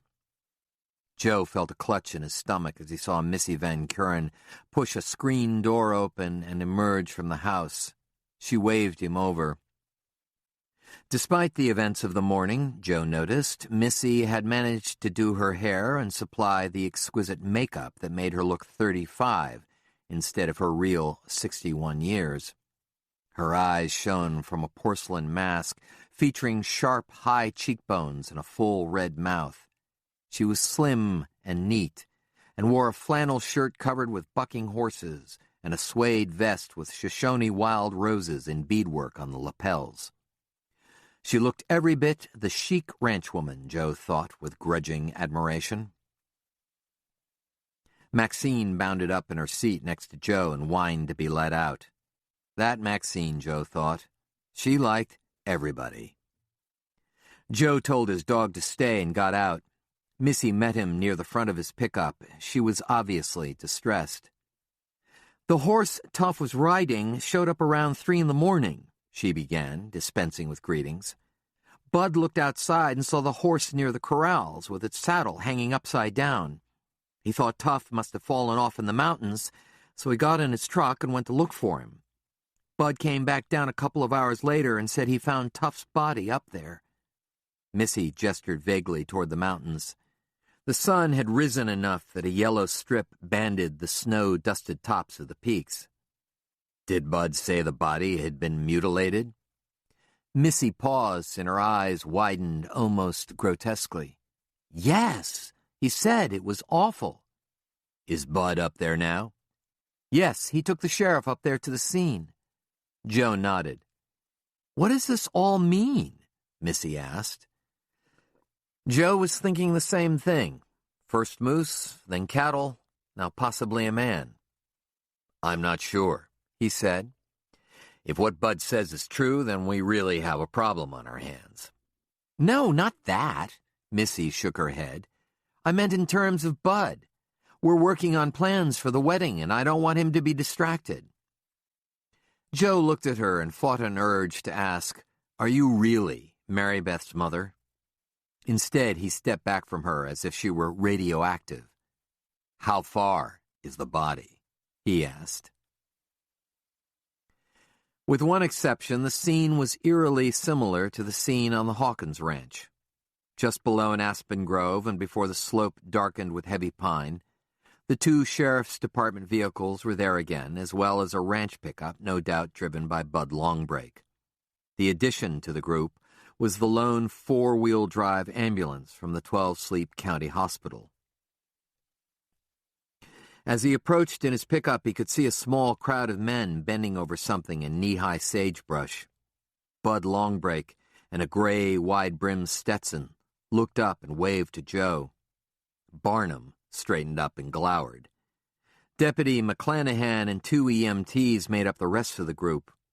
One of the EMTs, a squat bruiser with a wisp of tawny facial hair, looked pale and distressed. While Joe pulled up next to the Longbreak truck and swung out, he saw the EMT turn quickly and retch into the brush behind him. The other EMT walked over to his colleague and led him away by the arm, apparently for some air. "Joe," Longbreak said. "Bud." "Missy call you?" "Yep." "She all right?" Joe paused for a beat. "Fine," he said. Barnum snorted and exchanged glances with McClanahan. "What do we have?" Joe asked, stepping through the sagebrush. The ground was spongy and soft, except for the football-sized fists of granite that punched through it on the slope. When he saw what the men were standing over, Joe stopped abruptly. Although he had seen hundreds of harvested game animals, as well as the moose and cattle, he wasn't prepared for what was left of tough Montague. The body lay on its back, legs askew. One arm was thrown out away from the body as if caught making a sweeping gesture. For a moment, Joe thought that the other arm was missing, but then realized it was actually broken and pinned beneath the trunk. Tough was disemboweled, his blue-gray entrails blooming out of a foot-long hole in his abdomen, like some kind of sea plant in the coral. His wranglers had been pulled down to mid-thigh. Tough had bone-white skin, and his genitals had been cut out, leaving a maroon and black oval. Huge chunks of clothing and flesh had been ripped from Tough's thighs. Tough's face was gone. It had been removed from his jawbone to his high forehead. All that was left were obscenely grinning teeth, wide-open eyes the size of ping-pong balls, a shiny white wishbone protrusion where his nose had been, and a mass of drying blood and muscle. There was also the smell, a light but potent stew of sweet-smelling sage, spilled blood, exposed entrails, and the half-digested breakfast of the squat EMT. Joe gagged and tried to swallow. He turned away, closing his eyes tightly and trying to breathe steadily. He heard Barnum snort behind him. "Something the matter, Joe?" Barnum asked. Then, damn it, Joe could no longer fight the wave of nausea, and he threw up his morning coffee onto the soft ground. Joe was there for most of the morning, keeping his distance as the hillside was photographed, measured, and tied off with yellow crime scene tape wrapped around hastily driven T-posts. Additional deputies had arrived from Saddle String, as well as a Wyoming highway patrolman who had heard the chatter on his radio. Sheriff Barnum seemed more distressed than Joe had ever seen him, barking orders at his underlings and marching up and down the hillside with no apparent intent. Several times he climbed into his blazer and slammed the door to work the radio channels. Bud Longbreak stood near Joe, leaning against the grill of his pickup.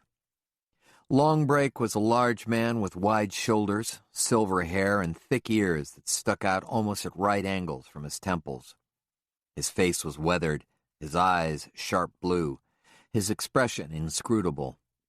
He wore a starched white cowboy shirt and a silver belt buckle the size of a softball that celebrated an ancient rodeo win. Longbreak watched the procedures carefully but dispassionately, as if trying to guess the conclusions of the investigators before they announced them. "I ain't never seen a body in that shape before," Longbreak told Joe after nearly an hour of silence. "Nope. I've seen calves hamstrung and gutted by coyotes while they were still alive, And I've seen a damn wolf eat the private parts out of a calf elk while the elk bawled for his mama, but I never seen a man like that." Joe nodded, agreeing. The EMTs were trying to slide Tuff's body into a body bag without any of his parts detaching. Joe looked away. "I never knew a bear could do that to a man," Longbreak said. It took Joe a moment, then he turned toward the rancher. "What did you just say?" Longbreak shrugged. "I said I never heard of no grizzly making cuts like that." "Grizzly? Didn't Barnum tell you?" Joe kept his voice low so he wouldn't be overheard. "The sheriff has told me exactly nothing." "Oh. Well, when I drove up here this morning in the dark, I saw a big-ass grizzly bear feeding on something. Caught him in the headlights from a long way away. He looked up with a big piece of meat in his mouth. When I drove up here, I found Tuff." Joe was perplexed. This explained the horrible chunks of flesh missing from Tuff's legs, and maybe even his disembowelment. But how could a grizzly bear do that to his face? Joe asked. Longbreak shrugged again. "That's what I was talking about. I've never heard of such a thing. Maybe that bear just peeled it off, you know, like when you're skinning an animal." Joe shivered thinking about it. For a second he imagined the 2.5-inch teeth of a grizzly bear tearing back human skin like peeling a banana. He quickly shook off the vision. Longbreak shook his head and squinted. "And Jesus, to get your balls bit right off by a bear like that. Poor dumb Tuff. He was probably glad that bear finished him off after he did that." Joe didn't respond. What he had seen of the body, as quick as it had been before he got sick, didn't seem to fit the scenario Longbreak was suggesting. Tuff's face hadn't been chewed off by a bear. It had been removed. Joe thought of how clean and straight the cut was. Same with his genitals, Joe thought. They weren't ripped out. They were cut out. He felt a second wave of nausea and breathed deeply again, looking away. At least there was no more in his stomach to throw up. There was a shout 100 yards up the hillside, and Joe looked up. A deputy waved at Barnum from a spot nearly in the aspen trees. Barnum sighed, tossed his cigarette aside, and started climbing. Joe fell in behind him. "Excuse me, bud." "Sure."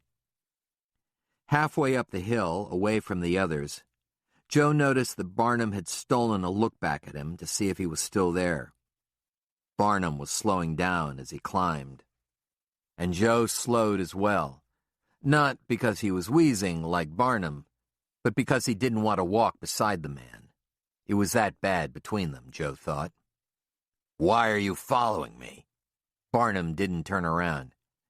"I want to see what your deputy found, same as you." Barnum climbed several more steps. When he spoke, his voice was strained with exertion. "I want you to stay the hell away for once."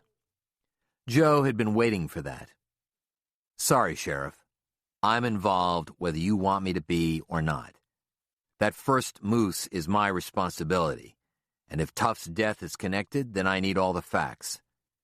"Save your breath," Barnum growled. "And Bud back there was telling me he saw a grizzly bear this morning." Barnum stopped suddenly, and Joe nearly ran into him. Barnum turned slowly. His face was red. Joe didn't know if it was from the hike or anger or both. "That's right. We've got a grizzly bear up here," Barnum hissed. "You're fucking bear. I don't need or want any goddamn bears in my county. I don't want any goddamn wolves either. But you people keep chasing them here. Now we've got what looks like an outlaw bear killing my citizens. So what are you going to do about that bear, Pickett?" Joe shook his head, incredulous at Barnum's twisted reasoning. "You don't really think a bear did that, do you?" "What else? Fucking aliens? That's what my idiot deputy keeps saying." Joe and Barnum stared at each other, neither speaking. Joe looked into the eyes of the old man, and it reminded him of half a dozen reasons why Barnum couldn't be trusted. "Just stay the hell away, unless you want to bring me the head of that bear," Barnum said. Joe paused, not breaking the stare. "I won't be staying away, and I won't be bringing you the head of a bear," he said. Joe watched the veins on Barnum's temples pulse. "Then fuck you, Pickett. You're useless." Barnum turned. Joe followed. The deputy was straddling a sharp rock that poked out from the ground. The rock was granite and green in color because of the lichen on it. It was green except for the splatter of dark blood on its surface. "Don't touch it," Barnum told his deputy, a man named Reed. Joe liked Reed. "I haven't," Reed said, clearly miffed that Barnum had felt the need to tell him something so obvious. "As soon as I found it, I waved down to you. It sure took you a while to get up here." "The sheriff and I were visiting," Joe said. Barnum glared at him. Deputy Reed said, "The way I figure it, based on the hoof prints up here, is that this is as far as Tough got last night. As you can see, the prints stop right here. I figure the horse bolted and Tough got thrown off, right on this rock." Tough's hat was crowned down in sagebrush to the left of the rock. "Then how did he get all the way down there?" Barnum asked. "Either he walked a ways or something dragged him down there," the deputy said. "Like a bear," Barnum said. "Maybe, but unlikely," Joe interrupted. "A bear would probably feed on him where he found him, or drag him into the cover up there on the mountain." Joe pointed at the aspens, and both Barnum and the deputy followed his arm. It wouldn't be likely a bear would drag a body into the open and then start feeding on it. Barnum didn't even try to hide his contempt. "So, what do you think happened?" Joe looked back. "I think the deputy's right. Tough got thrown right here. My guess is that he somehow got up and started walking toward the lights of the ranch down there. Then something stopped him." "The bear?" the deputy asked. "Something," Joe said. "I don't think the bear came along until much later, maybe just a few minutes before Bud Longbreak showed up this morning." The deputy nodded, mulling it over. He looked to the sheriff for confirmation. "That's a goddamn horseshit theory," Barnum scoffed, shaking his head. "The bear did it." Barnum turned and started to trudge down the hill. Joe called after him. "Did a bear kill my moose and mutilate it? Did a bear kill and mutilate a dozen cows?" Barnum waved his hand over his head, dismissing Joe with a gesture. This time, Joe didn't follow. "The sheriff wants it to be a bear real bad," the deputy whispered. Joe grunted. "Because if it isn't a bear, we've got a very, very bad situation here." When Joe returned to his truck, the ambulance was pulling away with the body. The deputies remained scouring the scene. During breaks, they drank coffee and speculated on what had happened. Joe overheard the word aliens from Deputy McClanahan. Another deputy suggested a satanic cult. A third advanced a theory involving the government. Joe looked around for Barnum and finally saw the sheriff sitting in his blazer with the door closed and the windows up. Barnum looked like he was yelling at someone on his radio. "Did you hear?" Bud Longbreak asked as Joe passed by him. "Hear what?" Longbreak nodded his hat brim toward Barnum's blazer. "They found another body in Park County about 50 miles away." Joe froze. "Who was it?" Longbreak raised his palms. "Didn't get a name. Some older guy. They found him by his cabin." "Mutilated?" Joe asked. "That's what I hear." Part 2. Chapter 11. "Gentlemen," County Attorney Roby Hersig said, Let's convene the first ever strategy meeting of the newly formed Northern Wyoming Murder and Mutilations Task Force. Sheriff Barnum said, "Jesus, I hate that name." It was 10 a.m. on Wednesday, 4 days after Tuff's body, and the body of Stuart Tanner had been found. There were 7 people seated around an oval table in the 12 Sleep County Courthouse, in a room usually used for jury deliberations. The door was shut, and the shades were pulled. Joe sat at the far end of the table from Roby Hersig, and for an instant they exchanged glances. Hersig, Joe thought, already looked slightly frustrated, and the meeting had barely begun. Hersig and Joe were friends and fly-fishing partners. When the governor said he wanted a representative from the Wyoming Game and Fish Department on the task force, Hersig had fought for Joe's inclusion, much to Joe's, Barnum's, and even the governor's objections. The governor wanted a biologist on the task force for forensic and scientific expertise, and Barnum wanted anybody but Joe, just because. Joe had told Hersig he preferred to work on his own, but a call to Joe from his district supervisor, Trey Crump, made it clear he would be the G&F's representative on the task force. The task force itself was Governor Budd's response to calls to his office in Cheyenne from both the statewide news media and business interests in 12 Sleep and Park counties where the murders had taken place. Brian Scott, who did a statewide radio broadcast out of KTWO in Casper, had begun a tongue-in-cheek mutilation moment update on his morning show, where he breathlessly read the body count of wildlife, cattle, and humans and contrasted it with a lack of response from the governor's office. With his re-election campaign looming in less than a year, the governor reacted to the pressure quickly, announcing the creation of the task force. He did so after his chief of staff called Roby Hersig, and Hersig confessed that the sheriff's department was stymied in their investigation. Knowing Barnum, Joe assumed that the sheriff viewed the information of the task force as a personal slap in the face. As Hersig circulated agendas and manila folders, Joe surveyed the room.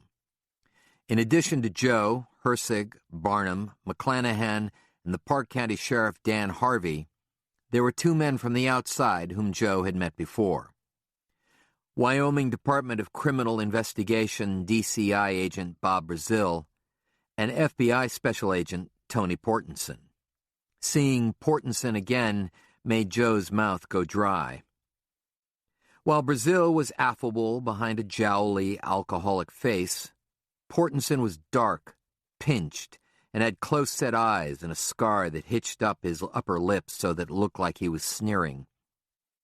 Portenson had already been seated when Joe entered the room and had offered no greeting. Instead, he'd stared at Joe as if they shared a conspiracy. As you all know, Governor Budd has promised a swift resolution and justice in regard to these crimes, Hersig said by way of introduction. It's our job to make that happen. I've given you each a file of what we've got so far, and I hope you'll take a moment to review it with me. Joe had already begun. In the file were copies of the incident reports written by the Sheriff's Department on the Hawkins cattle, as well as on Tuff Montague's body. His own preliminary necropsy report on the moose was in the file as well, and Joe was a little surprised that Hersig had obtained it from headquarters without mentioning this to him. There were dozens of pages of crime scene photos that had been printed out in color and black and white, as well as maps of 12 Sleep and Park counties with circles drawn where the crimes had occurred. A preliminary autopsy report was included from Park County on the body found there, as well as the autopsy report on Tuff Montague. Both bodies had been shipped to the FBI laboratories in Virginia for further examination. Clippings from both local and national papers on the murders and cattle mutilations were also in the file. It came as no surprise that the autopsy and necropsy descriptions were very similar, whether of the moose, cattle, or men. Skin had been removed from faces. Tongues, eyes, and all or part of ears had been removed. Udders were removed from female cattle, genitals were gone, and anuses had been cored out. Cuts were described as clean and made with surgical precision. The exception Joe noted with a start was in the autopsy report for Tough Montague. In his case, the cut on Tough's face was described as a notched or serrated mutilation cut, similar to serrated cuts near the genitals and anus. To make sure, Joe thumbed back through the reports. The notes of serrated cuts were unique to the Tough Montague autopsy. It could just be an aberration, Joe thought, or a mistake. The county coroner didn't do many autopsies. He spent more time in his fly shop than the one-room morgue. Joe planned to ask about the discrepancy once the discussion got started. There was something else, or rather, the lack of something else. There was no mention of Oxendole, Joe noticed. "Let's start at the beginning," Hersig said, sliding Joe's report on the moose from the file. Under Roby Hersig's direction, the task force methodically reviewed the reports in the file. It was decided early on that the aspects of the investigation would be divided up among the principals. Sheriffs Barnum and Harvey would concentrate on the murders that took place within their counties. Agent Portenson would facilitate communication access between the local authorities and the FBI. Brazil would coordinate with the governor's office, and Joe would follow up on the wildlife mutilations and anything out of the ordinary. When Joe heard Hersig say that, he winced. Hersig smiled back. "Reports will be shared with my office, and we will serve as the communication center," Hersig said, looking hard at each person at the table. "Nothing will be withheld from this office. Territory doesn't matter, jurisdiction doesn't matter. We're all on the same team here." FBI Special Agent Tony Portenson seemed to have an agenda of his own, and Joe couldn't yet determine what it was. Portenson paid cursory attention to Hersig, reviewing the documents in the order Hersig referred to them, but periodically rolling his eyes and staring at the ceiling. Joe wished Portenson wasn't there, because Portenson brought back dark memories of the death of his foster daughter the winter before, as well as the death of a federal land manager. When Joe looked at Portenson, he imagined that the agent was there to observe him, to possibly catch him at something. Joe vowed to be careful. Trouble was, Joe actually liked Portenson. Sheriff Dan Harvey of Park County didn't seem to agree that the attacks that had happened in 12 Sleep County had any bearing on his interest, which was investigating the death and mutilation of the older man found near his cabin on the same night Tough Montague was killed. Because Joe knew only a few sketchy details about this aspect of the case, he paid special attention to the Park County report. The 64-year-old victim was named Stuart Tanner. He was a married father of 3 grown children and CEO of a Texas-based water engineering firm that had contracts in Wyoming doing purity assessments for the State Department of Environmental Quality and the CBM developers. Tanner's family had owned the cabin and mountain property for over 30 years, according to people in Cody who knew him, and Tanner preferred staying at his cabin rather than at a hotel while doing work in the area. He was physically fit and enjoyed long hikes on his property in all kinds of weather. It was presumed that he was on one of his walks when he died or was killed. His mutilated body was found in a meadow in full view of a remote county road. Someone had seen the body and reported it by calling the Park County 911 emergency number. The preliminary autopsy listed the cause of death as unknown. As Hersig moved to the case of Tough Montague, Joe interrupted. It was the first time he had spoken. "Yes, Joe?" He turned to Sheriff Harvey. "The report doesn't indicate predation of any kind. Did you see any?" "You mean like coyotes or something eating the body?" Joe nodded. Harvey thought, stroked his chin. "I don't recall any," he said. I wasn't the first on the scene, but my guys didn't mention any animals, and the coroner didn't say anything about that either. Joe nodded, sat back, and turned his attention back to Hersig. Tony Portenson cleared his throat. Before we go off in too many directions, I've got something here that might give you all a great big headache. From a briefcase near his chair, Portenson withdrew a thick sheaf of bound documents. Like a card dealer, he slid them across the table to all of the task force members. Portenson said, "This stuff isn't new, cowboys." Joe picked up the 1-inch thick binder and read the title, Summary Investigative Analysis of Cattle Mutilations in Wyoming, Montana, and New Mexico. The report was dated 1974. I found this when the Bureau was asked to assist on this investigation, Portenson said, a little wearily. Somebody in our office remembered seeing it back in the archives. Joe flipped through the binder. The report had been typed on a typewriter. There were dark photographs of cattle, much like the newer ones he had just looked at in the file Hersig had assembled.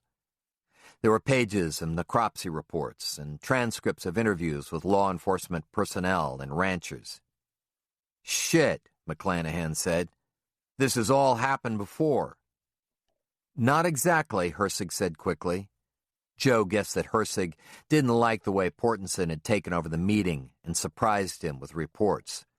"There's no mention of what I've found about wildlife or human mutilations here." Portenson conceded the point with a shrug, but did it in a way that indicated that it didn't matter. "So what was the conclusion of the FBI?" Barnum asked. "Or do I have to read this whole goddamn thing?" Portenson smiled.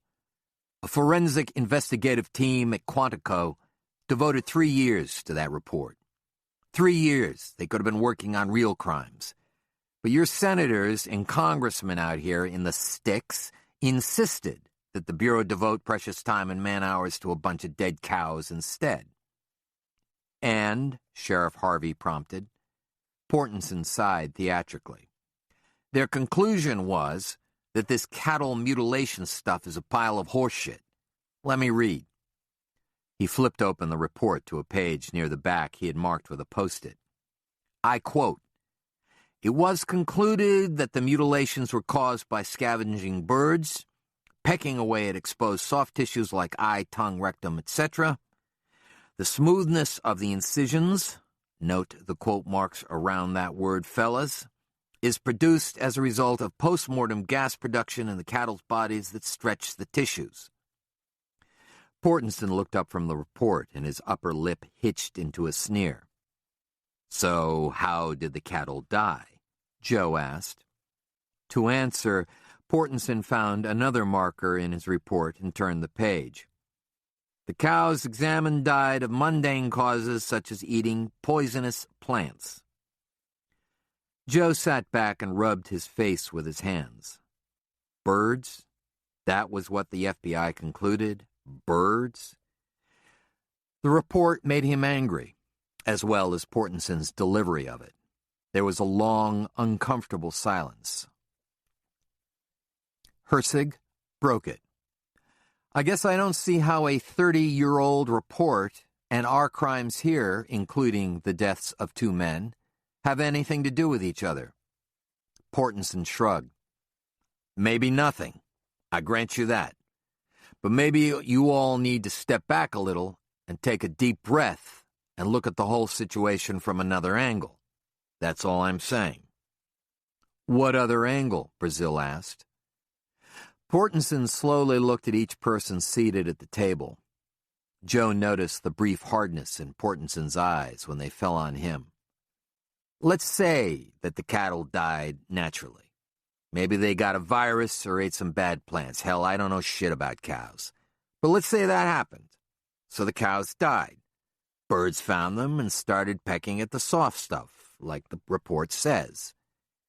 It could have happened that way here, gentlemen. After all, the carcasses weren't really fresh when they were found. But in this atmosphere of near hysteria, a cowboy falls off his horse in one county and an old man dies of a heart attack in another county. That's a strange coincidence, but that's maybe all it is, a coincidence. People die. 2 men dying in the same night wouldn't be a very big deal in any American city. No one would even make a connection. Only out here, where the deer and the antelope play and hardly any people live, would it be a big deal. So the cowboy gets pecked on a little while he's on the ground, and then he gets mauled by Joe Pickett's grizzly bear. And the other guy gets found by birds and other critters that start eating on him. So what? Portenson stood up and slammed his report shut. What you may have here, boys, is a whole lot of nothing. During a break, Joe stood in the hallway with Hersig as the others used the restroom, refilled their coffee cups, or checked their messages. Hersig sagged against the wall near the doorway to the deliberation room. He winced and shook his head slowly. Portenson's report sucked all the air out of the room, Hersig said morosely. Joe said evenly, "It's not birds." "I don't know what to think," Hersig sighed. "Are we jumping to wild conclusions here, like he said?" Joe shook his head. "It's going to be you and me, Joe." "I came to the same conclusion," Joe said. "Shit," Hersig said, rolling his eyes. He had made no secrets about his own political ambitions. He wanted to be thought of when Governor Budd replaced the soon-to-be-retiring state attorney general. If the investigation floundered, so would his chances of moving to the capital, Cheyenne. "I do admire you, Joe," he said. "You don't have much of a dog in this fight, but you seem to be the only guy in that room who wants to figure out what happened. The others are concerned with protecting their turf." "I wanted to work on my own anyway," Joe said. "Looks like I'll be doing that." Hersig smiled. "That wasn't exactly the idea, you know." "Yep," Joe said. "What does Portenson want?" Hersig folded his arms across his chest and frowned. "That I can't figure out." "Me," Joe said. "I think he wants me." "Think he's got a hard-on for you and Nate Romanowski because of that bad business last winter?" "Maybe so." Roby Hersig was the only man who knew enough about the circumstances surrounding the death of Melinda Strickland, a federal land manager, to legitimately suspect that Joe knew more about it than he let on. But Hersig had never asked Joe anything about the incident, and Hersig's silence in the matter told Joe everything he needed to know about his friend's suspicions. Justice had been done, and Roby asked no questions. When they got back to work, Hersig asked the members of the task force for additional theories on the crimes. He addressed the group. "We know what the FBI concluded 30 years ago, and we can't discount that. But I think we'd be doing a disservice if we didn't consider other possibilities. So fire away, gentlemen. The ideas can be off the wall," Hersig urged. "Nothing is too crazy. Remember, it's just us in this room. Who or what is killing and mutilating wildlife, cattle, and people in our county?" "Your county," Sheriff Harvey corrected. "The wildlife and cattle in my country are just fine, thanks." Roby stood up, approached a whiteboard, and uncapped a red felt-tip marker. He wrote, "Birds." "Gentlemen?" No one spoke. Great, Joe thought. "Maybe it's some kind of cult," McClanahan said finally. "Some kind of satanic cult that gets their jollies by collecting animal and human organs." Under birds, Hersig wrote cults on the board. "Or just one or two sickos," Sheriff Harvey said. "A couple of lowlifes who like headlines and attention. They started with a moose, then moved on to cows, then they took a giant step to humans." Hersig wrote, "disturbed individuals." "Not that I agree with any of this," McClanahan said, sitting back in his chair and stretching out with his fingers laced behind his head. "But I've heard some things around town. Hell, I've heard 'em in the department." McClanahan didn't see Barnum shoot a glare at him for that, but Joe did. "One theory is that it's the government, CIA or somebody like that. The thought is that they're testing new weapons, maybe practicing some counterterrorism tactics." "Maybe it's the FBI," Barnum said, smiling at Portenson. "Fuck that," Portenson replied sharply. "We got enough on our plate." "Another theory that I've heard is that it's Arabs," McClanahan said. Joe snorted, and the deputy turned slightly in his chair to scowl at Joe. His voice rose in volume as he spoke. "There was a report of a white van filled with Middle Eastern-looking men in town during the past week, Mr. Pickett. No one knows why they were in town." Since there was little color in Saddle String other than Mexican ranch hands, Indians from the reservation who occasionally shopped in town, and only 2 black citizens, Joe wasn't surprised that a van containing dark-skinned people would result in calls to the sheriff.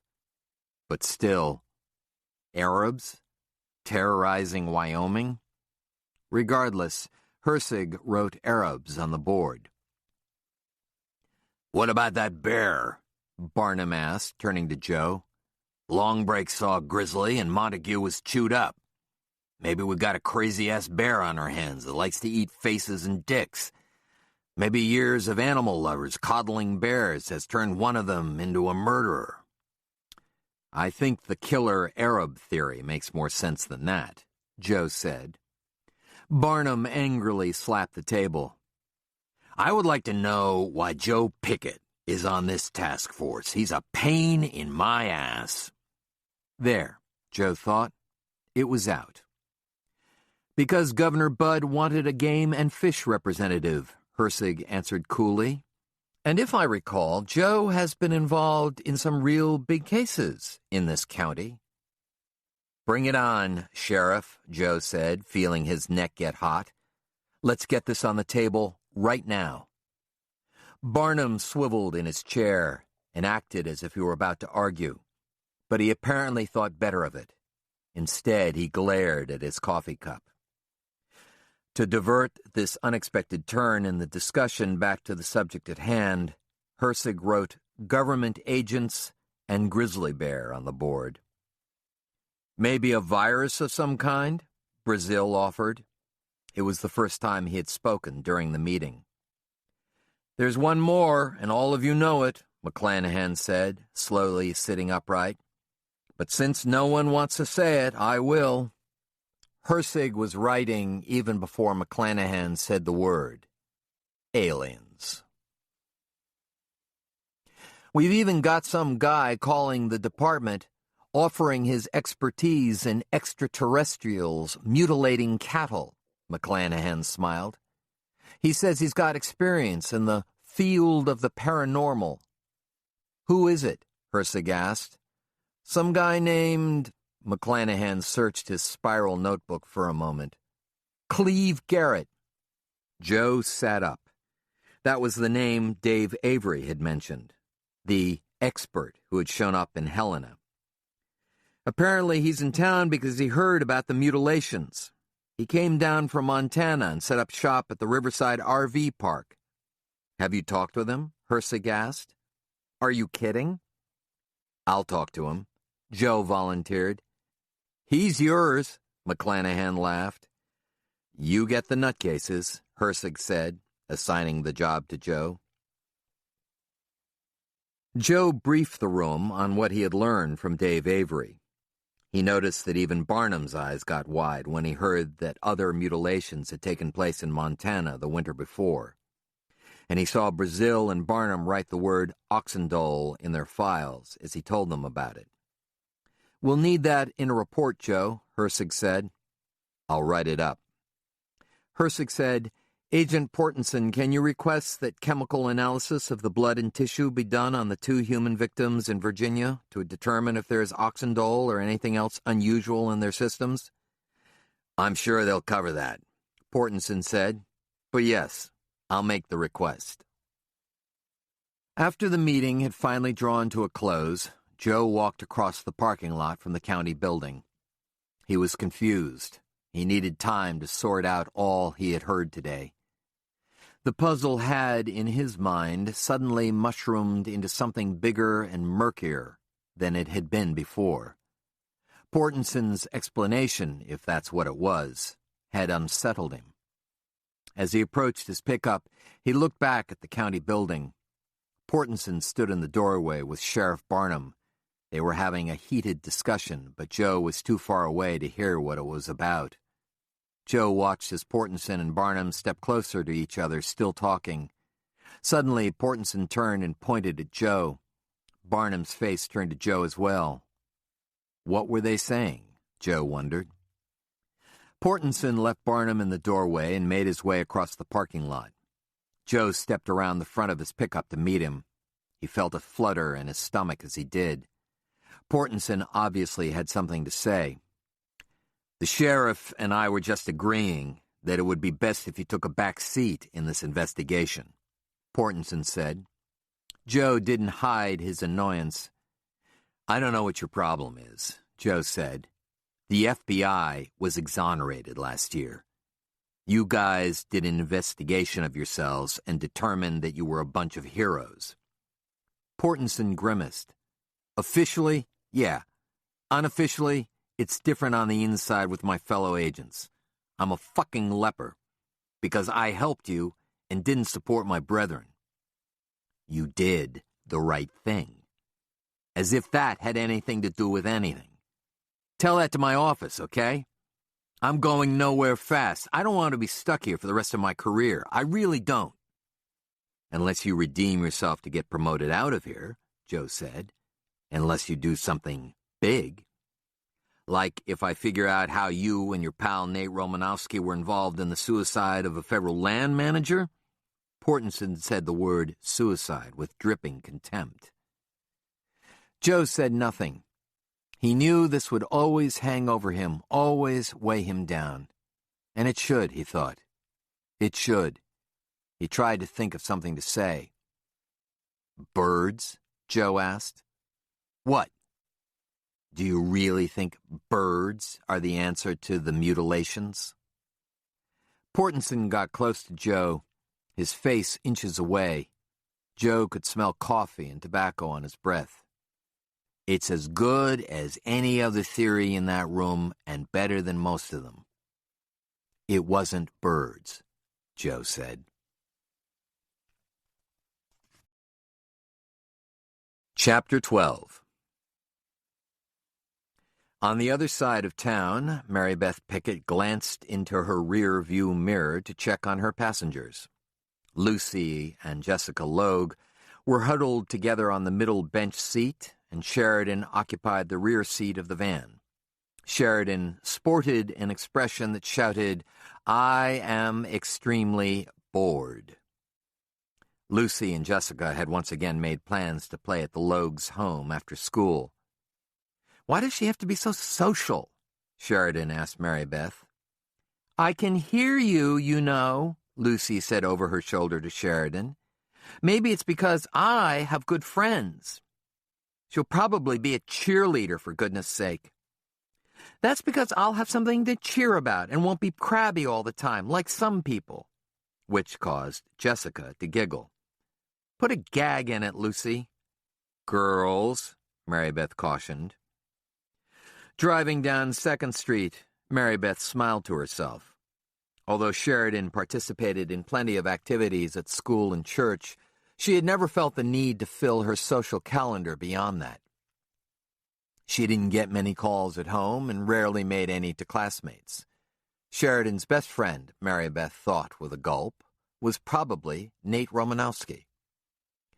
Mary Beth turned into the winding, tree-shrouded driveway out of habit and nearly rear-ended a stopped vehicle. She slammed on her brakes. The van did a quick shimmy, and they avoided hitting the pickup with a camper in the back of it by less than a foot. "Cool," Sheridan said. "Nice maneuver." Mary Beth blew out a breath and sat back. That had been too close. It was her fault. She had assumed the driveway would be empty the way it always was. "Everybody okay?" They all said they were, and then Lucy and Jessica were scrambling for the door handles. Because the van was designed to automatically lock all the doors when it was in gear, Mary Beth had to hit a toggle switch to open them. She hesitated as she reached for the switch to let the girls out. The camper pickup she had almost slammed into was old, red, dented, and splashed with mud. It listed a bit to the side as if one of the shocks was bad. The old truck had dirty South Dakota plates. "Do you have visitors, Jessica?" Mary Beth asked, turning in her seat. Jessica gave up on the door and looked up, nodding. "My grandma and my grandpa are here." "Well, I'm sure that's nice for you," Mary Beth said, trying to think if either Cam or Marie had mentioned their company at the office. If they had, she couldn't remember it. The atmosphere in the office had been tense all week, with lots of closed doors. "Yeah," Jessica said, without enthusiasm. "They're from South Dakota?" "Mm-hmm." "Will they be staying with you very long?" Mary Beth saw Sheridan look up at her with an exasperated expression. She wanted to go home, not listen to her mother pry for information. "I don't know." "How long have they been here?" "A week, maybe more." Maybe that's why Cam has been so irritable at work, Mary Beth thought. It was bad enough with the mutilations in the news, the stubborn Overstreet sisters causing problems, the poor financial conditions in general for the Logues, and now his parents were visiting. Cam's dark moods seemed to make a little more sense. "Lucy, maybe it would be best to skip it tonight if the Logues have company," Mary Beth said. Both Lucy and Jessica howled in protest. "You're sure it's okay?" "Yes," Jessica insisted. "And you're sure your mom said she'll bring Lucy home tonight?" "Yes." "Okay, then," Mary Beth said, pushing the toggle to unlock the doors. Lucy bolted forward and gave Mary Beth a quick kiss on the cheek. "See you, Mom." Mary Beth watched both girls skip around the pickup and toward the house. Sheridan sighed from the back. Mary Beth started to put the transmission into reverse, then halted. Something didn't seem right to her. Nothing logical, nothing she could articulate. But when it came to her children, she always let her feelings hold sway, and she did that now. "Mom, are we leaving?" Maybe it was simply because Marie hadn't said anything to her, Mary Beth thought. They shared everything, Marie and Mary Beth, things she knew Joe would blanch at if he ever overheard. They discussed wants, needs, ambitions, sometimes like schoolgirls. Mary Beth knew, for instance, that Cam had not been interested in sex since he got the Timberline Ranch listing. This troubled Marie, especially since they had agreed to try to get pregnant again. Mary Beth was more guarded with her secrets, although she had poured out her frustration on the disheartening state of the Pickett family finances. The arrival of a father and mother-in-law was a big event, Mary Beth knew. How could Marie have failed to mention it? Or had Marie said something, and Mary Beth, in the non-stop rush her life had recently become, simply not heard? "Okay," Mary Beth said as she began to back out of the driveway. She saw Sheridan slump back into her seat in over-obvious relief. "I just have trouble letting go," Sheridan finished for her. Mary Beth backed out of the driveway and onto the road and started back through town toward the Bighorn Road. Chapter 13. "There's something outside I've got to show you that will scare the pants off Haley Bond," Jessica Logue told Lucy Pickett as they entered the house. "Are you sure it's okay?" "Of course it's not okay, Lucy." They smiled at each other. Because Jessica's parents weren't yet home from work, Jessica and Lucy dropped their backpacks in the living room and went straight through the house toward the back door. Lucy heard the sound of a television from the darkened family room, and as they passed by, she saw the blue glow from the screen. "Jessica, honey?" someone called. "Hi, Grandma," Jessica said, but didn't slow her stride. "Come in here so we can see you. Who is your friend?" Jessica stopped abruptly, then turned to Lucy and rolled her eyes. She led Lucy into the dark room. It took a moment for Lucy's eyes to adjust to the darkness. When she could see, she could make out two people in the gloom. They were lit softly by the light of the television, which reflected in two pairs of old-fashioned metal-framed eyeglasses. "Lucy, this is Grandma and Grandpa Logue." "Hi," Lucy said. Jessica's grandparents were small, thin people. Her grandmother wore an oversized sweatshirt with a heart embroidered across the front of it. Her hair was dull gray and cropped close. Jessica's grandfather looked like something out of an old movie about farmers. Flannel shirt buttoned to his chin, wide suspenders, baggy, stained trousers, and heavy work shoes. They were watching a talk show about bad families. Lucy saw that Jessica's grandmother had a pile of knitting on her lap and could see the glint from the metal knitting needles. How could she even see what she was doing? "Why don't you have the lights on?" Lucy asked. "Why waste electricity?" Jessica's grandmother asked back. "We don't waste electricity in our family," Jessica's grandfather said with a high twang. "Don't waste water either." Lucy didn't know what to say to that. "We're going to play," Jessica said, and Lucy was grateful to her changing the subject. "You be careful," Jessica's grandmother cautioned. "Stay close to the house. Nice to meet you, little girl." "Nice to meet you, too," Lucy said. Outside, Jessica widened her eyes and gestured, "Follow me." They were in the heavy trees behind the house. It was cool and still, and the curled cottonwood leaves crunched beneath their feet. Lucy was glad to be outside, away from Jessica's grandparents. Lucy thought how old Jessica's grandparents seemed to be, especially compared to Grandmother Missy, who was now out on that ranch. Grandmother Missy seemed years younger. Lucy sometimes wished she was more like a real grandmother, but Jessica's grandparents took being old a little too far, she thought.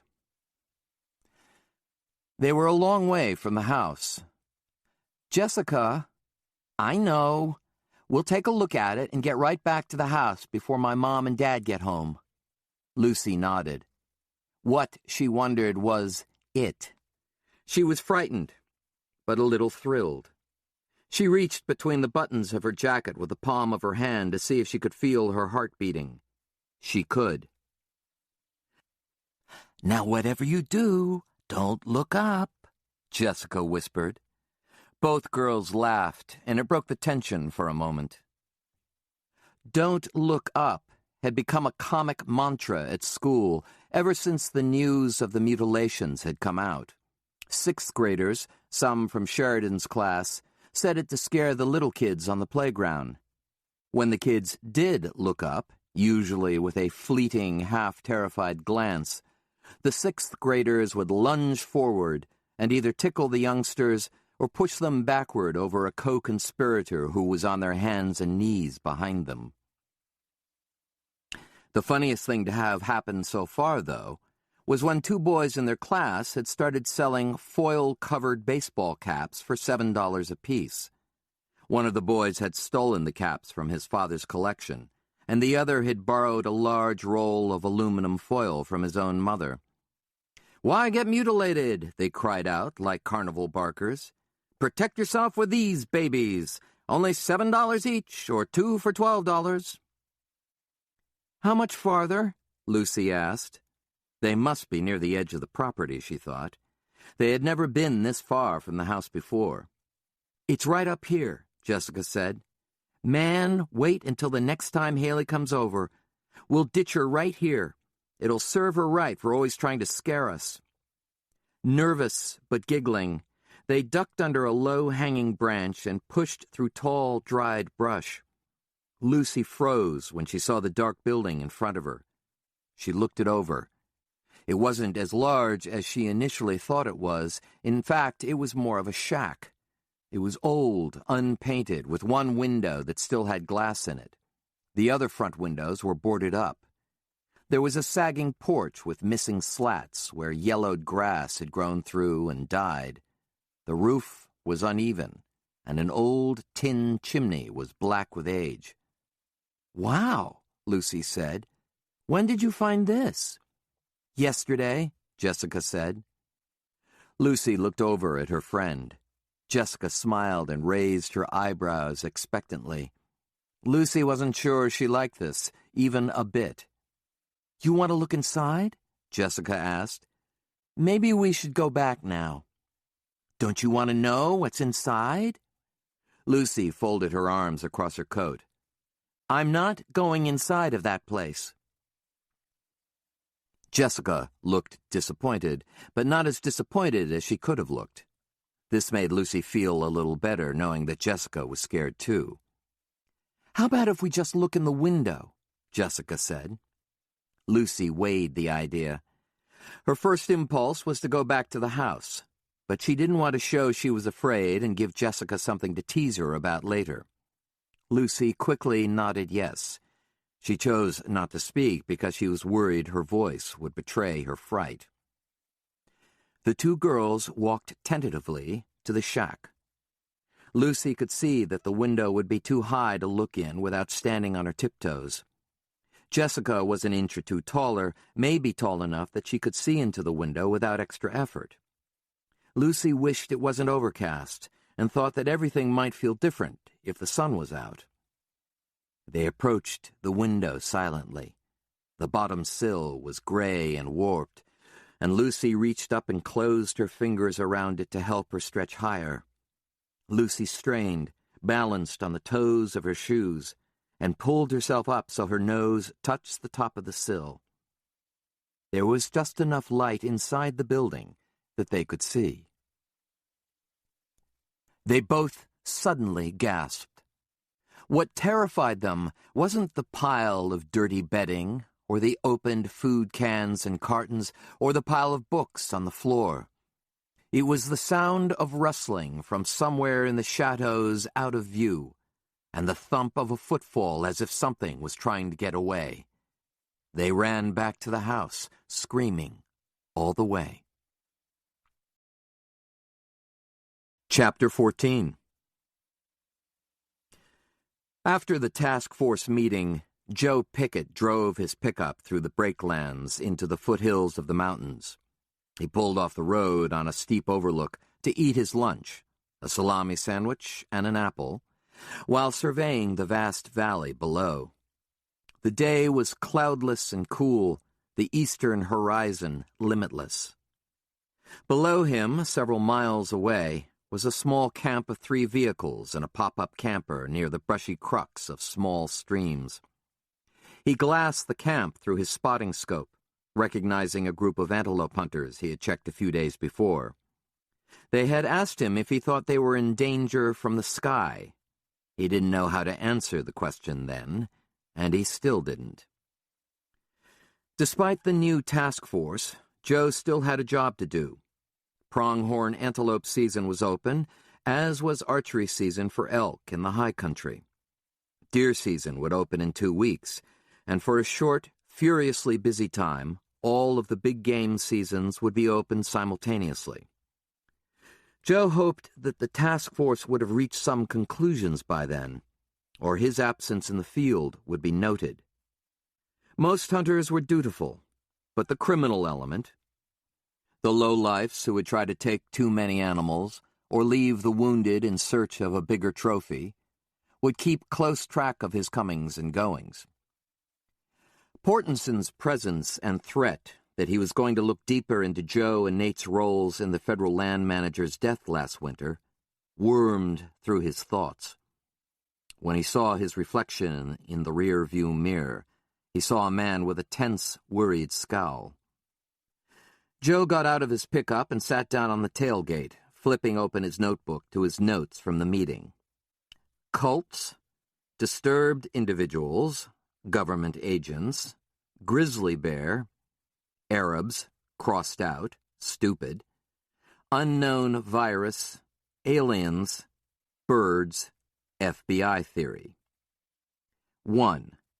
Tough Montague, 12 Sleep County, contusions, mutilation, grizzly breakfast, Oxendole. 2. Stuart Tanner, Park County, 50 miles away, no predation, 911 call, Oxendole. 3. Cleve Garrett, paranormal guy, Riverside RV Park. 4. Portenson, happened before in the 1970s. Birds? He reviewed the theories and shook his head.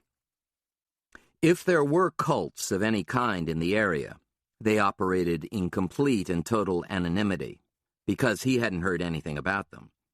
Obviously, from the lack of reaction at the table, no one else had either. In his mind, he classified government agents, unknown virus, aliens, and birds into the most improbable category. It was conceivable that the government might conduct secret experiments on animals with new weapons, but only in a weird X-Files kind of way.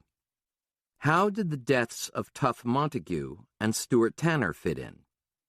He didn't believe the government was murdering and skinning old cowboys to test new weapons. He conceded that it was remotely possible that a virus of some kind killed the animals and humans, although it made no sense to him that the virus could operate externally as well and cause the kinds of mutilation he had seen. Aliens were a possibility he refused to seriously acknowledge. The word itself produced an instinctive inner scoff. Was he being close-minded, he wondered, or was he scared to examine the possibilities? He didn't know the answer to that question, but thought that it was likely a combination of both. And, he reasoned, if the cause of the murders and mutilations were alien beings, then there wasn't going to be much the task force or anybody else could do about it. Birds? Birds? He said aloud. How idiotic is that? Joe wanted to toss aside the grizzly bear theory as well, but couldn't. The fact was that a bear had been present at both the Bull Moose and Tough Montague locations. Joe had seen the tracks in the meadow and determined that the bear dragged the moose into the trees. The savage wounds on Montague's torso, aside from the mutilations, were undoubtedly caused by a bear.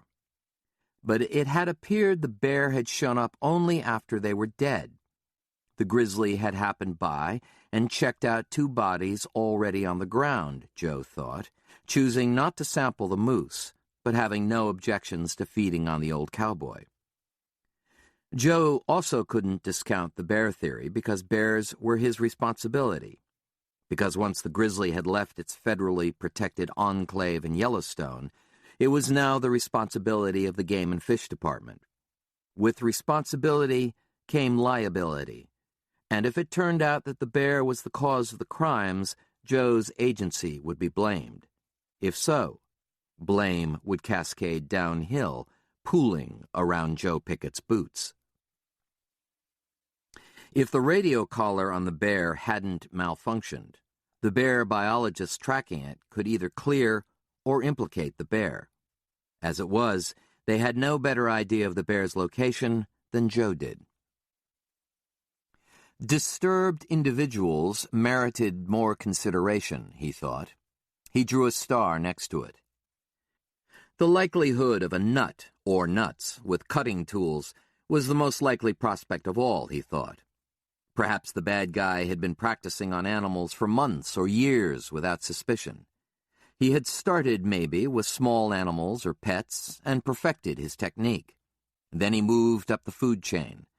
An antelope or deer for starters, then a single cow or horse. Without the atmosphere of suspicion that now existed, the lone deaths of single animals wouldn't have aroused any notice.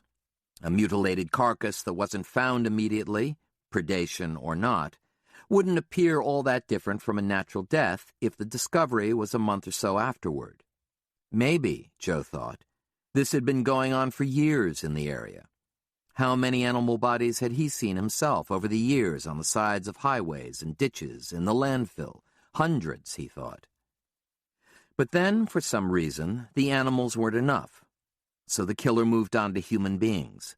Not just one, either. He went after 2 people in one night in a bloody explosion of something. Both men were killed in isolated locations accessible by either private dirt roads, in Montague's case, or remote county roads, in Stuart Tanner's case. Joe wondered how long it would take to drive from one crime location to the other, and guessed an hour and a half without stopping. Which meant, if this theory played out, that the killer was local and knew his way around. What kind of person is capable of this? Joe wondered, trying to picture a face or eyes. Neither came. Joe's mind spun with questions. Was this the same person who had mutilated cattle in the 1970s? If so, why had the killer stopped for over 30 years before beginning again? Had the killer, in the meanwhile, contented himself with the death and mutilation of wildlife, like the bull moose Joe found, or perhaps the cattle mutilations in Montana? And whoever it was, why had the killer chosen to escalate the horrors to a new level? Since Joe and the task force had virtually no leads of any kind, despite what Barnum might tell the public, what was to stop this person? Joe looked up and stared out at the brake lens. The dull headache that had started behind his left ear an hour ago had become a full-fledged skull-pounder. The more he thought about the killings, the worse it got. This is a job for somebody a hell of a lot smarter than I am, he thought. The sun was still 2 hours from dropping behind the mountains, but the sagebrush flats and red arroyos were beginning to light up. Pockets of cottonwoods and aspen pulsed with fall color. He loved this time of the evening on the high plains, when it seemed like the dying sun infused the landscape with every last pulse of color and drama before withdrawing the favor. He shoved his notebook into his pocket, climbed into the cab of his truck, and drove farther up the mountain into the trees, peering out from behind his headache. Joe cruised slowly with his windows open. As it darkened, he had switched on the sneak lights under his front bumper, illuminating only the road surface directly in front of him. With his headlights off, he was almost invisible to a hunter or another vehicle until he was practically on top of them. A half-mile from the turnoff to Hazleton Road, in the low light of timber dusk, 2 camouflaged hunters stepped out of the trees onto the road. When the hunters saw him, he could tell from their body language that he had surprised them. They consulted with each other, heads bent together as he approached them. He waved, eased the pickup to a stop, clamped his Stetson on, and swung out of the truck. Before he closed his door, he reached in and turned his headlights on full, bathing the hunters in white light. It was a tactic he had learned over countless similar stops, approaching armed men on foot with his headlights behind him. Joe quickly sized up the men as elk hunters out for the archery season. Their faces were painted in green and black, as were the backs of their hands. Each carried high-tech compound bows with extra arrows attached by side quivers. Their eyes in the headlights blinked out from their face paint. "Are you doing any good?" Joe asked pleasantly, although he'd noted that neither was spotted with blood from a kill. "It's too damned warm up here," the taller hunter said. "It's too dry for any stealthy movement." His voice sounded familiar to Joe, although Joe couldn't place it. "See anything?" "Cow and a calf this morning," the shorter hunter said. "I missed her, damn it." The shorter hunter's quiver was missing an arrow, Joe noticed. "Couldn't find your arrow, I see." The shorter hunter shook his head. "Nope." "I hope you didn't wound her," Joe said. Although archery hunting was certainly more sporting to the prey than rifle season, too many inexperienced or overexcited hunters often wounded game animals and then lost track of them. He had seen too many crippled elk, deer, and antelope in the field with errant arrows stuck in them. The shorter hunter started to speak. "I don't think—" "He missed her clean," the taller one interrupted, annoyance in his voice. "He just fucking missed her, all right?" Joe was now close enough to see their faces and to recognize the taller hunter through his face paint. "You again," Joe said to Jeff O'Bannon, the belligerent fisherman he had met before on Crazy Woman Creek with his daughters. "I hope you've learned how to release a fish since then." O'Bannon's eyes flashed. Joe thought they looked bigger behind the face paint. "What's this about?" the shorter hunter asked O'Bannon. "Never mind, Pete," O'Bannon said through clenched teeth. "Can I please see your licenses and conservation stamps?" Joe asked, still polite. "You've already seen my stamp," O'Bannon said. "Yep, but not the elk tag." O'Bannon rolled his eyes and sighed, clearly annoyed. While the hunters set their bows aside and dug for their wallets, Joe waited with his thumbs hooked into the front pockets of his Wranglers. "Have you heard anything lately about those murders?" the short hunter asked, giving Joe his license. "Like what?" Joe asked, checking it over. Pete was a state resident from Gillette. His license and stamp were okay, so Joe handed it back. "Have there been any more sightings around here? Any more, incidents?" O'Bannon chuckled when he heard the question. "Not since last week," Joe said. "I'm sure you heard about that." "No little green men?" O'Bannon asked, smiling so that his teeth glinted in the headlights. "Nope, just hunters," Joe said, looking over the license. "You need to sign this," he told O'Bannon, pointing toward the signature line. "Jesus," O'Bannon sighed, shaking his head. "I knew you'd find something to hassle me over." "I told you I would," Joe thought. "I'm glad things are quiet," Pete said. "I almost didn't come over here to go hunting when I read about them murders. Jeff had to work hard to convince me to come hunting with him." Joe nodded, wondering how many hunters were thinking twice about traveling to his district. "Jeff said he'd take care of those little green bastards if they showed up." Joe had started to turn toward his pickup when he stopped. "Really? How?" He could see the blood drain from O'Bannon's face, even through the face paint. "Pete," O'Bannon whispered. "Show him, Jeff," Pete said enthusiastically. "Show me, Jeff," Joe said, raising his eyebrows. O'Bannon didn't move. Pete looked at Jeff and slowly realized what he had done. "Show me, Jeff," Joe repeated. "Shit, it's for self-protection only, self-protection," O'Bannon said, raising his voice. "When people are getting cut up in the woods by something, it only makes sense." "Show me, Jeff."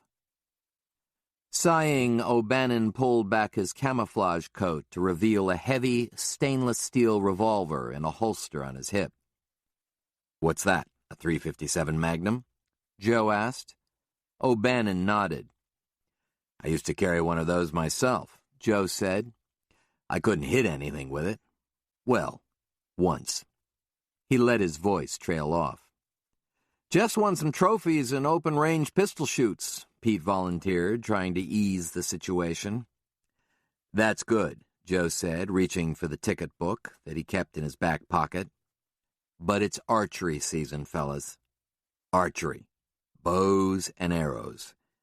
When you carry a handgun, you're violating regulations as well as the whole spirit of the season." "I told you it was for self-protection only," O'Bannon said. "I didn't even shoot it." "I understand," Joe said, flipping the ticket book open. "And in other circumstances, like if you were somebody else, I would likely issue you a strong verbal warning. But Jeff, you're special." Thumbing through his well-worn booklet of regulations, Joe found the page he was looking for and read out loud from the light of the headlights. Statute 23-2-104D. No person holding an archery license shall take big game or trophy game animals during a special hunting season while in possession of any type of firearm. Joe wrote the ticket, while O'Bannon glared at his former friend. You're also in violation of the concealed weapons statutes unless you have a valid permit signed by Sheriff Barnum, Joe said. If I remember correctly, you could be looking at 6 months or so in jail. Do you have a permit? I'm contesting this, O'Bannon said, snatching the violation sheet from Joe and wadding it into his front pocket. I'll see you in fucking court. Yes, you will, Joe said. In the meantime, I'd advise you to stay home for a while. It'll play better with Judge Pennock if you show some remorse, even if you're just faking it. O'Bannon looked like he was about to have a stroke. His eyes bulged and his jaw was thrust forward. His hands had clenched into meaty fists. Joe tensed and laid a hand on his gun as a warning. He felt slightly ashamed for taking the frustration of the day out on Jeff O'Bannon, but only slightly. Pete looked from O'Bannon to Joe and back to O'Bannon. Can I get a ride to town with you? He asked Joe. Joe smiled. Jump in. After dinner, takeout again that Mary Beth grabbed from the Burgo partner on her way home from work, Joe checked his messages. Nothing from the lab on the samples he had sent, nothing from Trey Crump on the bear, nothing from Hersig on any progress in the investigation. Mary Beth came into the office and shut the door behind her. Did you notice anything odd at dinner tonight? She asked. Joe grimaced. He studied her quickly. No new haircut. Her clothes looked familiar. Something else, then. When Cam brought Lucy home earlier, she was pretty upset. Cam had asked the girls not to explore the outbuildings at their place, so guess where they went after school? Is she all right? Mary Beth nodded. She's fine. She's upset that she got in trouble, though. She said Cam was pretty angry with them and told Jessica she couldn't play with Lucy for a while. Nobody hurt, though. No. I told Lucy it was her job to listen to Cam and Marie when she was at their house and to follow their rules. Joe nodded. You didn't notice that Lucy never said a word during dinner? Sorry. My mind was elsewhere. So how did your task force meeting go? Joe leaned against his desk and filled her in. She made faces as he described the meeting and laughed when he told her about McClanahan's theory about Arabs. I bet you wish they would have forgotten about you when it came to naming the members of that group, Mary Beth said. I've got Trey and Hersig to thank for that. She stood in silence, studying Joe. Do you think Portenson will be trouble for us? Joe nodded. I'm sure he'll be watching me closely. He also mentioned Nate. I'm sorry, Joe. He shrugged, as if to say, we knew this was possible. Anxious to change the subject, he asked about her day. Cam's listing more homes and ranches every day. Ranches are talking to each other and singing his praises. But those mutilations are big news. No one wants to buy right now. Cam's trying to get them to lower their prices. It's a little tense around the office right now. But if things go well, he asked me if I'd be interested in going full-time, Joe. As a realtor. She beamed. Inwardly, Joe moaned and guilt washed over him. That's great, honey. That's not really what you think, is it? She asked, smiling slightly. Of course it is. We need the money. Joe, I like the Logues. I admire them. And you know I'd be a hell of a good realtor. Yes, you would. You are good at everything you do. Damn straight, she said. He smiled and reached out for her. If only he could provide enough for the family. He silently vowed that as soon as the task force investigation wrapped up, he would start exploring his options in earnest. Don't forget that we're having dinner with Mom and Bud Longbreak tomorrow night, Mary Beth said, dashing his mood further. An overnight envelope lay in the inbox on his desk. When he saw that it was from the forensics laboratory in Laramie, he anxiously ripped it open and pulled out the documents. It was a toxicology report on his moose. He fanned through the pages, listing the details of the analysis, and found the conclusion in a memo at the end. The lab had found no unusual substances and no abnormal levels of natural substances. He scanned the pages for the word oxandole, but it simply wasn't there. "Damn," he said, and threw the report on his desk.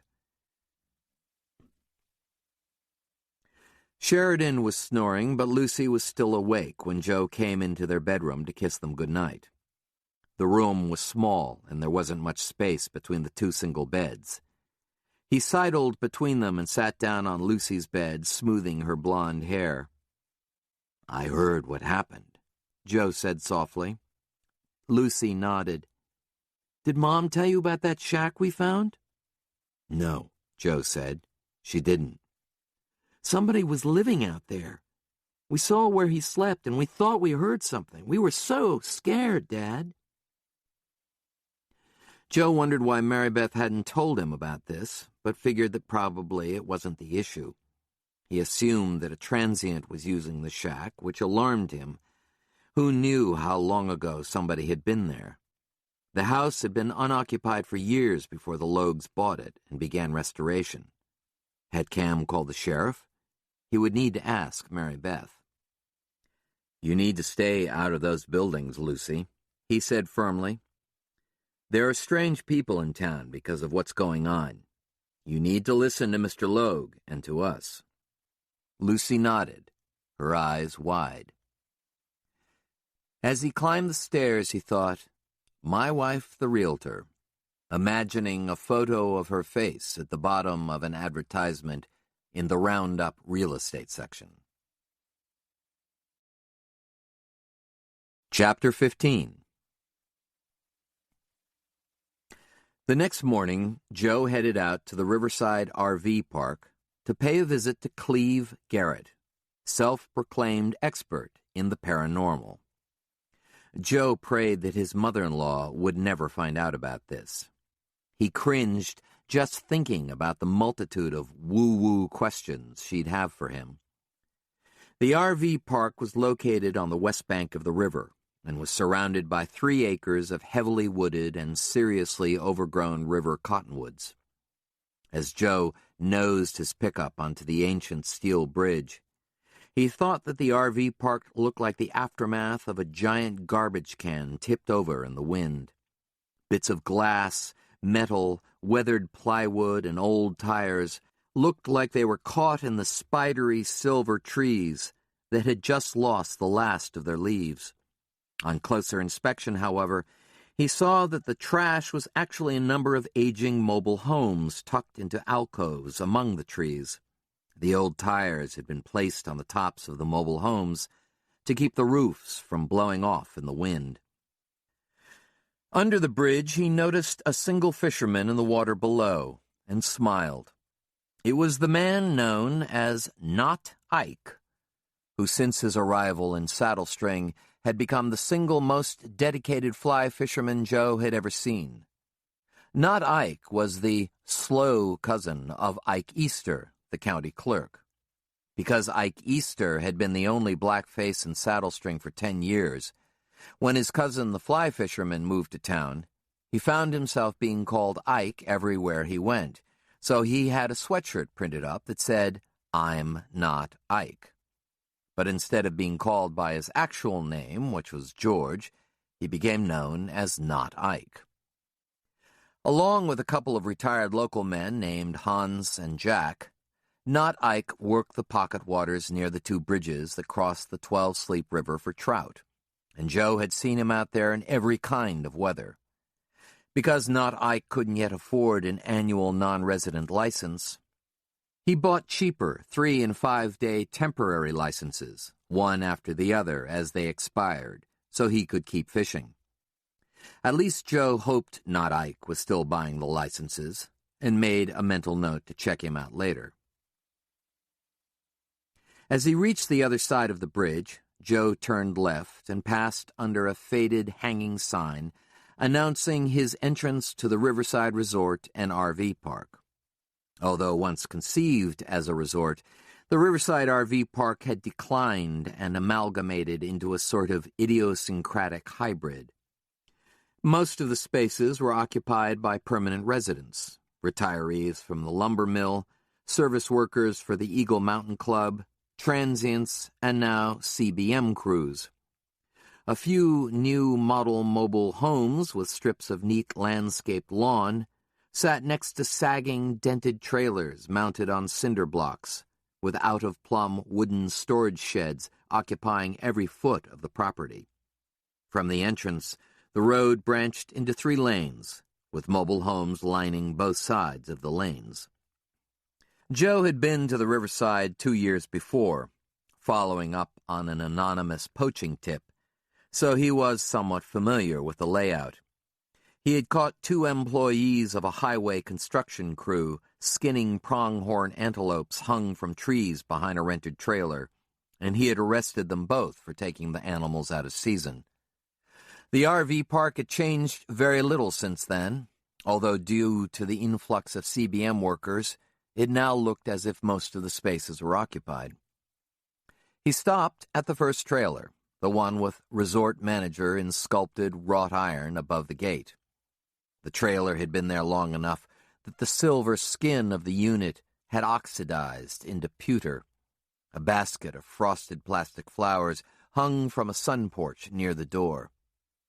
Leaving his truck idling with Maxine curled and sleeping under the dashboard heater vent, he swung out and clamped on his gray Stetson. It was a cold, still morning, and the park was silent. He zipped his coat up a few inches and thrust his hands into his coat pockets. He could smell coffee brewing and bacon frying from inside the manager's office as he approached the door. The doorbell rang, and he stepped back on the porch and waited, wishing the bright morning sun could find him through the trees and warm his back. The interior door clicked and opened inward.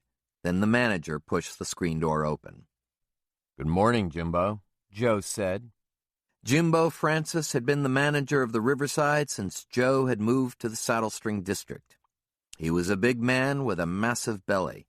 His face was as round as a hubcap, with protruding ears and a band of wispy white cotton under a bald dome that expanded into a full mustache and beard stained with streaks of yellow. Jimbo had once been a government trapper in charge of eradicating predators in the bighorns and valleys by shooting, trapping, or poisoning them. When federal funding was withdrawn, he had taken the job of managing the resort temporarily until funding for the program was restored. That was 25 years before, and he was still waiting. Jimbo was also a self-proclaimed patron of the arts and was the chairman of the Saddle String Library Foundation. He had once told Joe and Mary Beth that his passions in life were reading books and eradicating vermin. Now that he was in his late 70s and his eyes were failing, he had been instrumental in creating the books on tape section in the library. Both of his passions were waning, as was his sanity, Joe suspected. "And a good morning to you, Vern Dunnigan," Jimbo boomed. "Joe Pickett," Joe corrected. "Vern's been gone for 6 years. I replaced him." "Vern's in prison, where he belongs," Joe thought, but didn't say. No reason to confuse Jimbo further. "I knew that, I guess," Jimbo said, rubbing his hand through his hair. "Of course I knew that. I don't know what I was thinking. Vern was here so damned long, I guess, that I still think of him.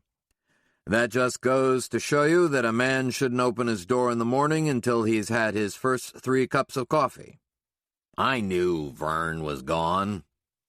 "Sure you did," Joe said, patting Jimbo on the shoulder. "Is Mary Beth still working at the library?" he asked, as if trying to further prove he was lucid. "Not anymore, I'm afraid." "That's too goddamn bad," Jimbo said. She was a looker. Joe sighed. You need some coffee? You're here pretty early, Joe. I've got breakfast started. You want some eggs and bacon? No thanks, Jimbo. I need to check with you on a new renter. We call them guests. Okay, on a new guest. The name is Cleve Garrett. Jimbo rolled his eyes into his head as if trying to find his mental rental list. Joe waited for Jimbo's eyes to reappear. When they did, Jimbo said, It's a cold morning. Do you want to come in? That's okay, Joe said patiently. He remembered the interior of Jimbo's trailer from before. The place was claustrophobic, books crammed among Jimbo's collection of coyote, badger, beaver, and mountain lion skulls, empty eye sockets of dozens of predators looking out over everything. If you could just tell me what space Cleve Garrett is renting, I'll be off. He's got a girl with him, Jimbo said. Skinny little number. Joe nodded. He could have simply cruised the lanes looking for the new RV, but he'd wanted to clear it with Jimbo first. Now he was regretting his choice. He's here, then. He's here, all right, Jimbo said. Been a parade of folks through here lately, all asking about Cleve Garrett, Cleve Garrett. They're all starstruck. He's some kind of big expert in the paranormal, I guess. He's giving lectures on it. I plan to attend a couple. Maybe we can get him to speak at the library while he's here. Maybe, Joe said, his patience just about gone. Which space is he in? Lot C-17, Jimbo said finally. You know, I've seen him before, but I can't figure out where. Maybe on television or something.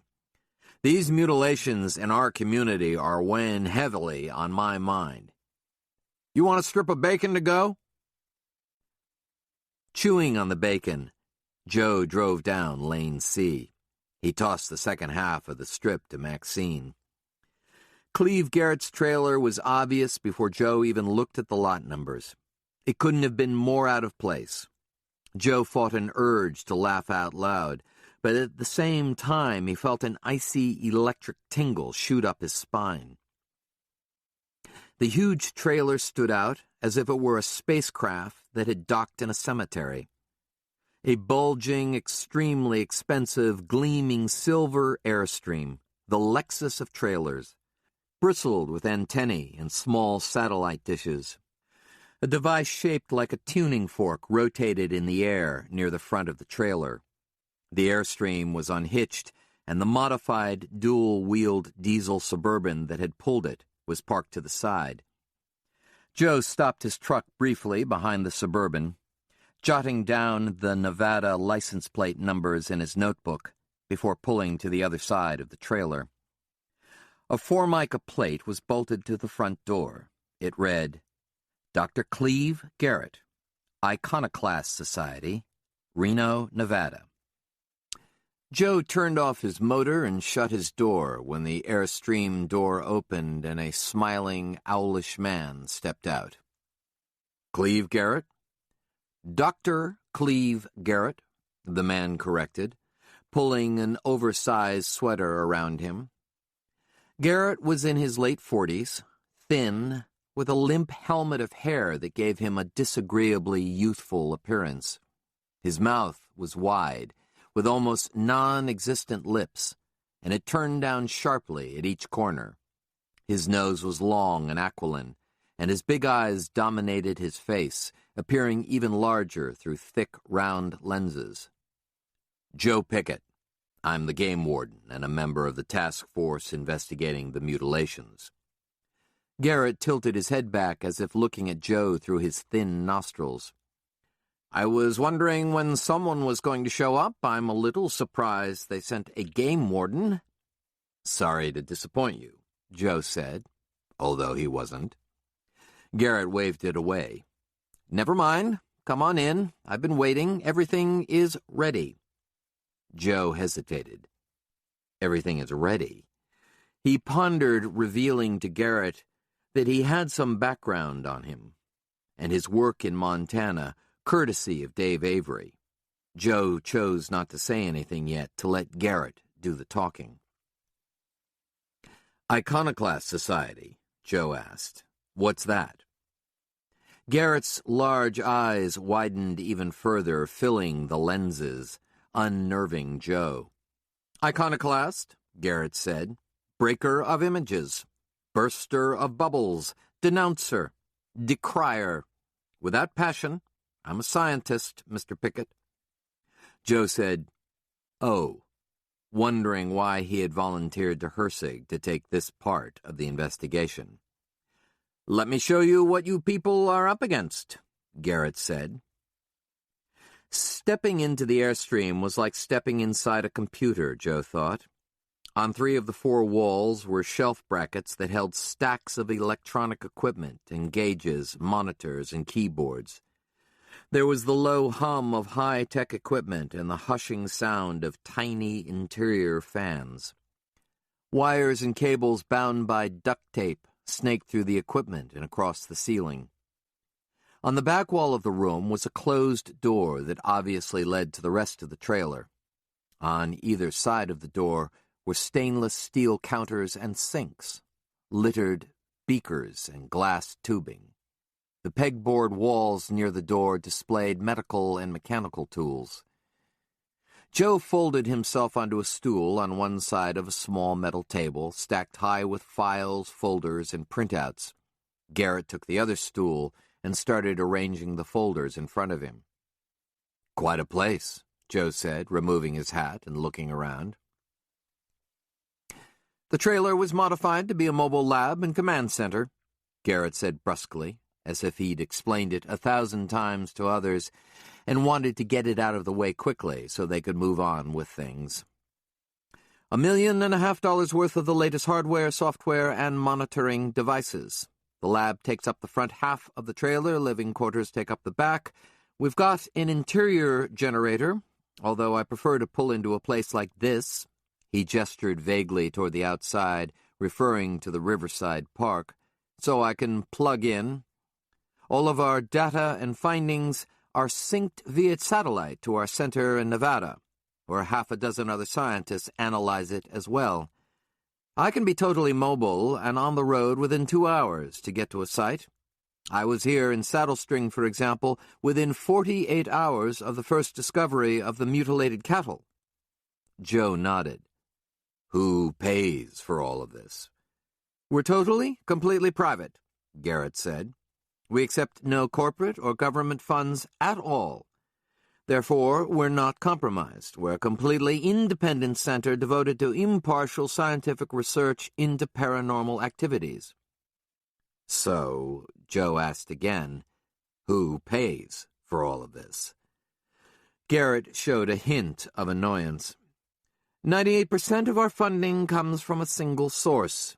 He's a highly successful entrepreneur named Marco Weekland. You've probably heard of him. I haven't, Joe said. Among his many ventures, he has a particular interest in paranormal psychology and science. It fascinates him. He uses a very small part of his fortune to fund this project and to employ some of the best alternative scientists in the world. Our job is to get to the scene of unexplained activity and analyze it in pure scientific terms. Mr. Weekling doesn't trust government conclusions, and frankly, we've disproved and debunked more phenomena as hoaxes than found actual evidence of paranormal or supernatural activity. And we've found completely natural explanations for most of the phenomena we've investigated in the 3 short years we've been in operation. Don't get me wrong, Mr. Weekland sincerely believes in the possibility of alien beings, civilizations, and incursions, as do I, but he wants them proven, scientifically, before he brings them to light. What I don't quite understand, Mr. Pickett, is why I'm explaining all of this to you when I already went into it in some detail with the sheriff's department. Joe had a mental image of Deputy McClanahan listening to Garrett over the telephone while doing the crossword puzzle in the back of the TV guide. The deputy communicated very little of your conversation, Joe said, not liking to make excuses for McClanahan. Well, Garrett said, looking annoyed, then that explains why I wasn't asked to participate in your task force meeting. Joe looked at Garrett blankly. In fact, if you people were really interested in getting to the bottom of these mutilations and murders, you would appoint me co-chair of the task force. You need to talk to the county DA about that, Joe said. His name is Roby Hersig. Joe made a mental note to call Hersig as soon as he could and warn him that Dr. Cleve Garrett would be contacting him. For 30 minutes, Garrett spoke non-stop and Joe listened. Cleve Garrett showed Joe photographs of mutilated cattle, sheep, horses, and goats that had been taken over the last 4 decades in the United States and Canada and throughout South and Central America. Mutilated dairy cattle had been reported in the United Kingdom and Europe in the 1960s. Often at the same time, alleged crop circles were discovered. Official explanations for the mutilations were as varied as their geography, but most involved birds, insects, or cults. The photos and case files, many of them ancient carbon copies and several written in Spanish and Portuguese, piled up on the table in front of them. The last few case files held photos and names of places Joe recognized. Conrad, Montana, Helena, Montana. Last winter, mutilated cattle were discovered in Montana, Garrett said. Someone up there was familiar with our group and called us. Unfortunately, they called us 3 weeks too late. By the time I got there, the local yokels had completely tromped all over the crime scenes, and they refused our assistance. Joe listened silently, not letting on that he had heard Dave Avery's side of this story. We were able to obtain the heads of several of the cattle, but they were nearly 2 months old at that point. We shipped them to our facility in Reno for technical analysis. Garrett dropped a thick file of necropsy photos on the table. Joe opened the folder to see the skinless head of a cow with the top of its skull cut off. Someone probed a flat metal tool into the cow's withered brain in a gesture that looked uncomfortably like the act of scooping peanut butter from a jar with a butter knife. Gently closing the folder, Joe felt his morning coffee burble in his stomach.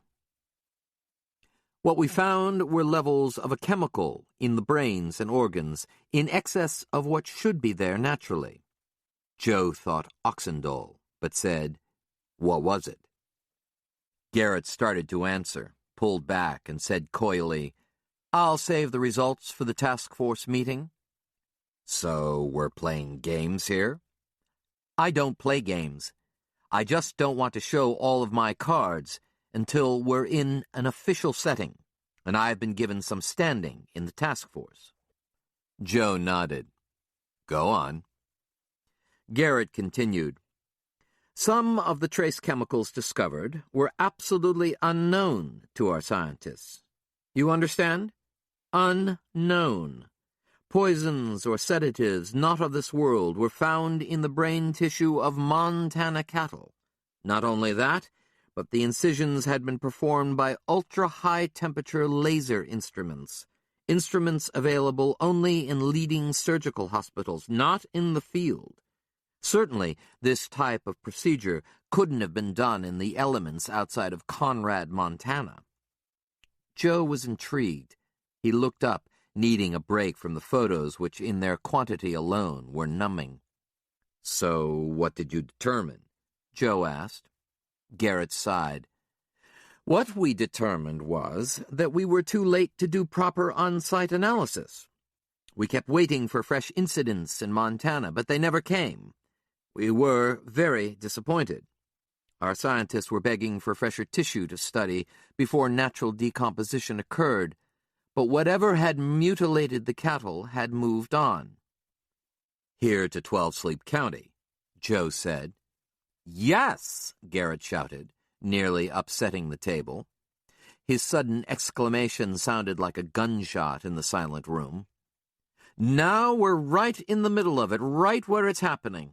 Not only cattle and wildlife, but perhaps, for the first time, human beings. This is why I need to be on the task force, why I need to be involved and to be kept informed. You people have a resource here. He thumped his chest, indicating himself, that you can't ignore, that you shouldn't ignore. Look at the equipment in this laboratory. Can you even imagine a more fortuitous circumstance? Joe looked up. I can't speak for the task force. From what we can determine, Garrett said, plowing ahead as if Joe hadn't spoken, wildlife and livestock mutilations aren't random at all. What we're beginning to believe is that the mutilations are ongoing and perpetual, and have been for at least 40 years. You lost me, Joe said. You lost yourself, Garrett snapped. He had been getting more and more animated as he spoke, and was now highly agitated. His hands flew about as he spoke, and his eyes, if possible, had become even wider. What we're saying is that the mutilations are like the worldwide circulation of the flu bug. They never really stop. They just keep moving around the earth. There are blank spots in time, years, in fact, where there are no reported incidents. But that's because we don't have information from places like Africa or the Asian continent or Russia. And we certainly don't have data about the hundreds or thousands of incidents that are never even discovered or recognized for what they were. Do you know what this means? What's that? Joe asked, knowing he sounded doltish. Garrett rose and leaned forward on the small table, his damp palms stuck to papers and files, puckering them. It could well be that beings are conducting full-time research on our planet. Whether they're doing it for genetic or physiological reasons, we don't know. But they're digging rather aggressively in our own petri dish, trying to discover or confirm or create something. Garrett let his words hang in the air, obviously hoping that Joe would understand their significance. If they're here now, we have the best opportunity we've ever had of contacting them directly. We can let them know we're on to their little game and maybe offer to assist them. Perhaps we can start to build trust, exchange ideas. What is happening out there right now may be one of the most important opportunities to happen in our lifetime. Or not, Joe thought. What about the human victims? Where do they fit into your theory? Joe asked. Garrett stifled a smile. Actually, a mad grin, Joe thought. This is where things get interesting, Garrett said, his voice nearly a whisper. They've obviously stepped up their research in one bold stroke. Why now? Joe asked. And why two men, for that matter? Garrett shook his head. That I can't quite figure out, although I have some ideas on it. One of my ideas you're not going to want to hear. He said it in a way that led Joe to believe that Garrett couldn't wait to continue. Joe responded by raising his eyebrows. At least one of the two men was killed by other means, Garrett said quickly for maximum impact. Joe felt his stomach churn. He would have to get out of the trailer soon, he thought. What makes you say that? Garrett raised his hands, palms up. From what I understand, the two men were killed at least 50 miles apart on the same night. Both were mutilated in similar fashion to the cattle and wildlife. But one of the men was dragged from the murder scene and fed on by a bear, and the other was found in pristine condition. Joe nodded. Obviously, something is wrong here. One of the primary characteristics of cattle and wildlife mutilations has been the lack of predation. I've got hundreds of photos to prove it. But a predator fed on the corpse of one of the murdered men only hours after he was killed. Doesn't this strike you as odd? Yes, Joe admitted. There's more, much more, Garrett said, his hands flying around like doves released from a cage. Yes. I'll save the rest for the task force meeting. Joe noticed something different in the room, smelled something, and turned his head. The door at the end of the room near the sinks was ajar. He hadn't heard it open, but the odor he smelled was cigarette smoke. As he watched, the door pushed open and a woman stepped through it. She was young, pale, and thin, with straight, shoulder-length blonde hair parted in the middle. She wore all black jeans, Doc Martens boots, long-sleeved turtleneck. Her lips were painted black, and her dark blue eyes were bordered by heavy mascara. She isn't beautiful, Joe thought. Without the statement in black, she would be unremarkable. Garrett turned as well, angry. Dina, what have I told you about letting smoke in here with my expensive equipment? Dina fixed her eyes on Joe, and when she answered, she didn't shift them. I'm sorry, Cleve. I heard loud voices, so I... Please shut the door, Garrett said sternly, as if talking to a child, Joe thought. Joe looked back. Her eyes and expression were remarkable in their lack of content. But it seemed as if she were trying to connect with him in some way, for some reason. Dina, Garrett cautioned. Bye, Dina said in a little girl voice, and stepped back through the door, closing it.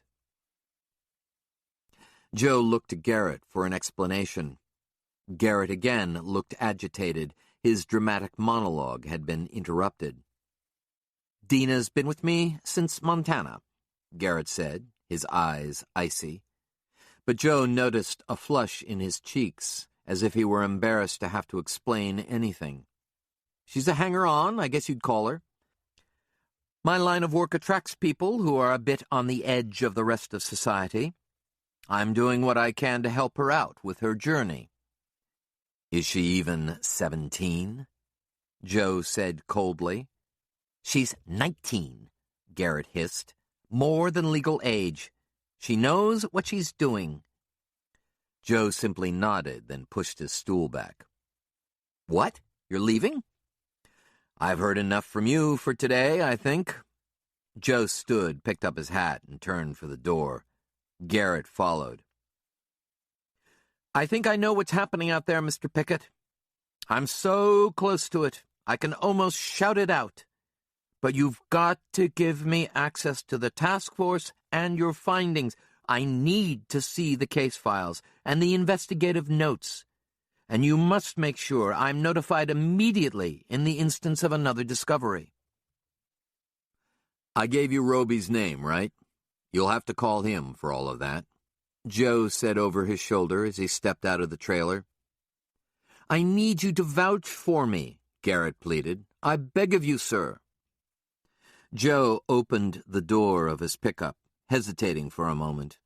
Garrett stood near the front of his Airstream, palms out, pleading. I'll talk to them, Joe said. I need to settle on exactly what I'm going to say. That's all I ask, Garrett said, his face lighting up. That's all I ask. He saw her in the heavy trees before he made the turn to leave the Riverside Resort and RV Park. It was a glimpse through the passenger window. Amidst the tree trunks were her eyes framed by dark makeup. Joe checked his rear-view mirror. Cleve Garrett had returned to his trailer, and the front window of the Airstream was obscured by overgrown branches that reached down from the side of the lane. Garrett wouldn't be able to see him. He stopped and got out. Dina? Yes.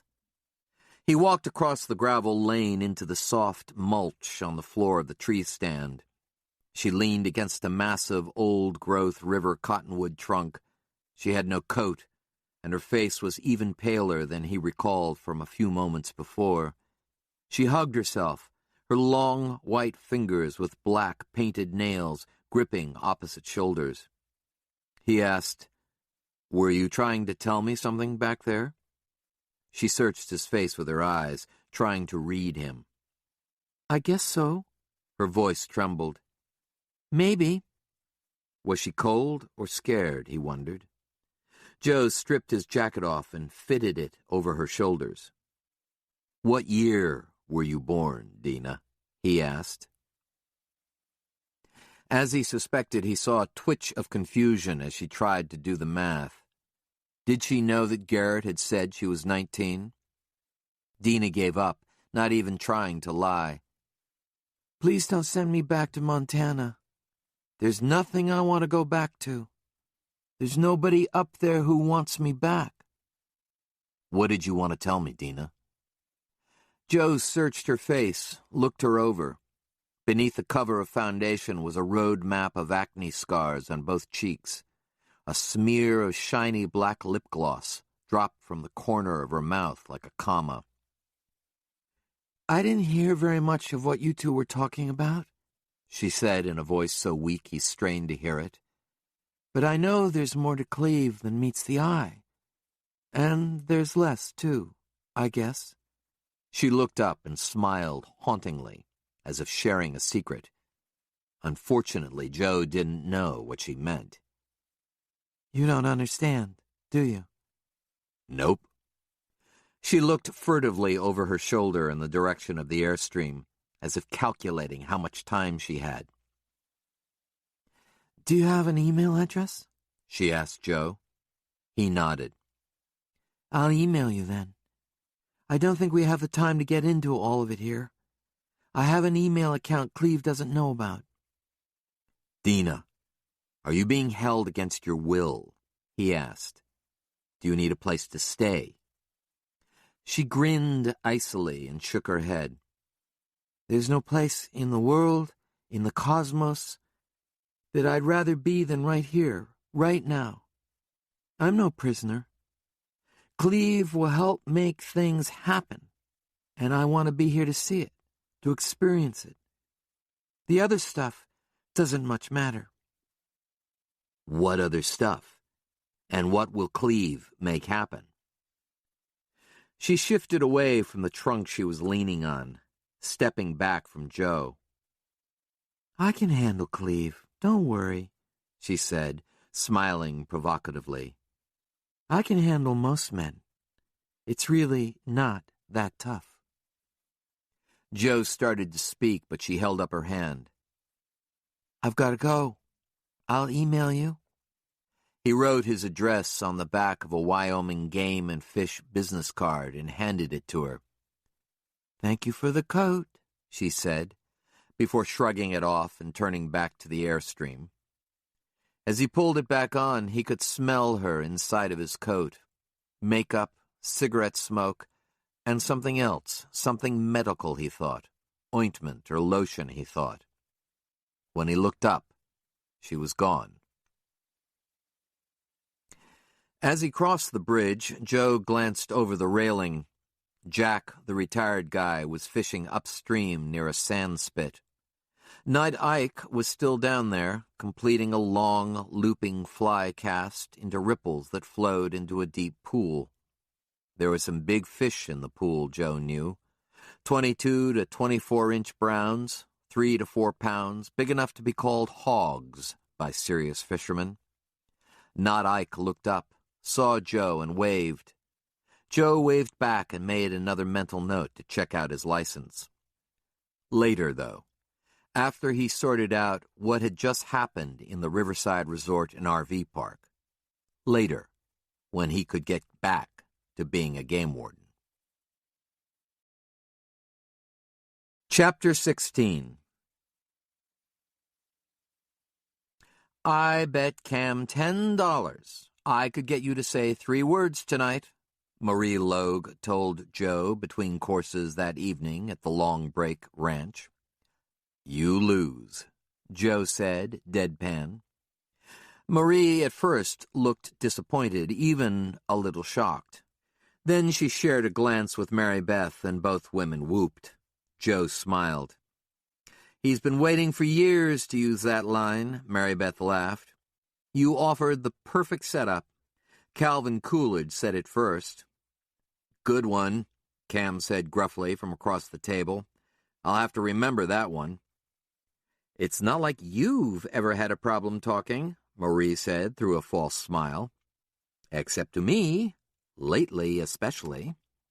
Cam rolled his eyes and looked away, dismissing her. Uh-oh, Joe thought. They're not kidding. He noticed that Mary Beth caught it too. She had mentioned the increasing tension at Logue Country Realty to him recently, saying that despite Cam's success in listing ranches, homes, and commercial property, nothing was selling. Dinner at the Long Break Ranch had become a twice-monthly event since Missy had moved in with Bud. In addition to Joe and Mary Beth and the grandchildren, Missy often invited a number of other people, all of them influential, ranchers, business owners, the editor of the Roundup, and state senators and representatives. Tonight, however, it was just the Picketts and the Logues. Missy was, Joe grudgingly admitted, an excellent hostess. It was something she was born to do, and she thrived at it. The events typically began with drinks beneath a canopy of old cottonwoods out back, or in the huge living room when it was cool or windy, then moved to the dining room for dinner and wine, and ended up with the men in Bud's cavernous study and the women in the living room. Missy moved graciously from guest to guest, asking innocuous questions, showing them the renovations she was supervising in the old ranch house, laughing at their jokes, discussing her wedding plans, urging them to top off their drinks. Her face assumed a luminescence that made her truly beautiful, if one didn't know any better, Joe thought. Joe had made half-hearted attempts to get out of the dinners before, but hadn't succeeded. Mary Beth felt obligated to attend, she said, and made the case that it was important for their girls to have a good relationship with their grandmother. Joe suspected that Mary Beth enjoyed the socialization and discussion, although she claimed it didn't matter that much to her. Sheridan and Lucy, Joe guessed, leaned more toward his point of view than their mother's. Rarely were there other children at the dinners. "May we be excused?" Lucy asked. She sat with Jessica Logue and Sheridan. She was asking on behalf of all three girls. Mary Beth looked at Marie, and both mothers nodded. Lucy and Jessica hadn't played with each other since they got in trouble, and both were transparently pleased that the dinner had brought them together again. "Should they go outside?" Mary Beth asked Joe. "They'll be within sight," Missy broke in, dismissing her daughter's concern, then whispered, "Nothing has ever happened out in the open, honey." "Stay close to the house," Mary Beth called after them as the three girls thanked Missy for dinner before scrambling away from the table and out the front door. "We're just going to see the horses," Sheridan called out as the screen door slammed. After dinner, talk turned to the mutilations and the death of Tough Montague. Bud Longbreak questioned Cam Logue about the economic effects the crimes had had on the valley, particularly in regard to land values. "We can only pray it's temporary," Cam said, "but it's reduced land values and home values at least 20%, by my guess. 12 Sleep County is radioactive." He shook his head. "In one case, I've got a willing seller and a willing buyer, but the buyer has decided now to hold out a little longer for a price reduction. The sellers are battling among themselves whether to reduce the price a little or not. Meanwhile, nothing is happening." Bud smiled knowingly. "I think I know the ranch you're talking about. Those crazy sisters. They'd be rich if their daddy hadn't sold the mineral rights to the place. Nobody ever used to think that much about it. Everyone figured if there wasn't oil on their land, and there never was, that selling the mineral rights was just free money from suckers. I hear the plan is to put 2,000 CBM wells on the land." Cam nodded vaguely. He obviously felt uncomfortable talking about the specifics of the ranch or the terms, but Bud liked to needle and pry, and was good-natured about it. "It's been crazy," Marie said, shaking her head. Mary Beth mentioned that on top of everything else, you have company right now, Missy said to Cam and Marie. Cam laughed and ran his hand through his thick blonde hair. Yes, it's not exactly the best time in the world to have my whole family here for a visit. It never is, Missy cooed sympathetically. This from the woman who camped out in his house for a month and a half before moving in with Bud Longbreak, Joe thought sourly. As the talk turned back to more mundane topics, Joe's thoughts drifted away from the table. He kept replaying the morning at the Riverside Park and his conversation with Cleve Garrett. He still couldn't shake his discomfort. The point Garrett had made about the differences in the deaths of Tuff Montague and Stuart Tanner had eaten at him all afternoon. Yet again, nothing seemed to make sense or connect as it should. "Joe," Mary Beth said, her voice breaking into his thoughts, "Bud is talking to you. Are you going to answer his question?" Joe looked around and realized that Missy had paused in mid-serve of dessert and was looking at him expectantly. Cam and Marie were silent, waiting for the answer to the question that Joe hadn't heard. The conversation, which a few moments before had been lively and flowing around him, had died. He could hear the clock tick in the next room. Mary Beth looked exasperated, as she often did when he lapsed into what she called Joe zone. It particularly annoyed her when he did it in front of Missy, because Mary Beth thought it made him look ignorant. Joe cleared his throat. "I'm sorry," he said. "What was the question?" The three girls lined up outside of the corral, looking at Bud Longbreak's horses in the last moments of dusk. They leaned forward and rested their arms on the rails, peering inside at a dozen stout ranch horses. Roberto, the remaining ranch hand, broke open bales and tossed hay to them over the fence. Sheridan cocked a foot on the bottom rail. She found the grum-grum sound of horses eating extremely soothing. Sheridan said, "I heard Grandmother Missy say that Mr. Bud brought all of his horses in from the mountains and put them in the corral because of the aliens." Lucy looked up at her with wide eyes. "Did she really say aliens?" "Yes, she did. I heard her tell Mrs. Logue that." "Man, oh man." Behind them in the ranch yard, the sensor on the light pole hummed and the light clicked on as the sky darkened. Although it really didn't make sense that it could get colder from one moment to the next, simply because the sun dropped behind the mountains, Sheridan gathered her coat closer around her. It had to do with the altitude and the thin air, her dad had told her. Jessica said, "If we're going to be out here, maybe we should have bought those aluminum foil hats those boys were selling in the cafeteria." "What are you talking about?" Sheridan said, and Lucy laughed. They told Sheridan about the caps. Then they said they thought it was unfair that their parents hadn't allowed them to play together after school for the last week because of their visit to the haunted shack. Sheridan needed to see it, Lucy said. The shack would scare her as it did them. Maybe they would see who lived there. "It's probably a poor homeless guy," Sheridan said. "Or," Jessica said, pausing dramatically, "it's the mutilator." "Jessica," Lucy exclaimed, "stop that. You're acting like Haley, trying to scare everyone." Jessica giggled, and after a short pause, Lucy joined in. Once their giggles had stopped, the two girls changed the subject to a mutual friend's upcoming birthday party. While they chattered, Sheridan watched the horses in the corral. Something seemed wrong. She knew from their own horses that once the hay was tossed out, the horses were single-minded about eating for the next few hours until it was gone. It was odd, she thought, that the horses hadn't settled into their eating routine, but continued to mill about in the corral. They ate for a few minutes, then shuffled restlessly. "Don't the horses seem nervous?" she asked. Lucy and Jessica had been in deep conversation about things that had happened in school that day and how Haley Bond had gone home sick.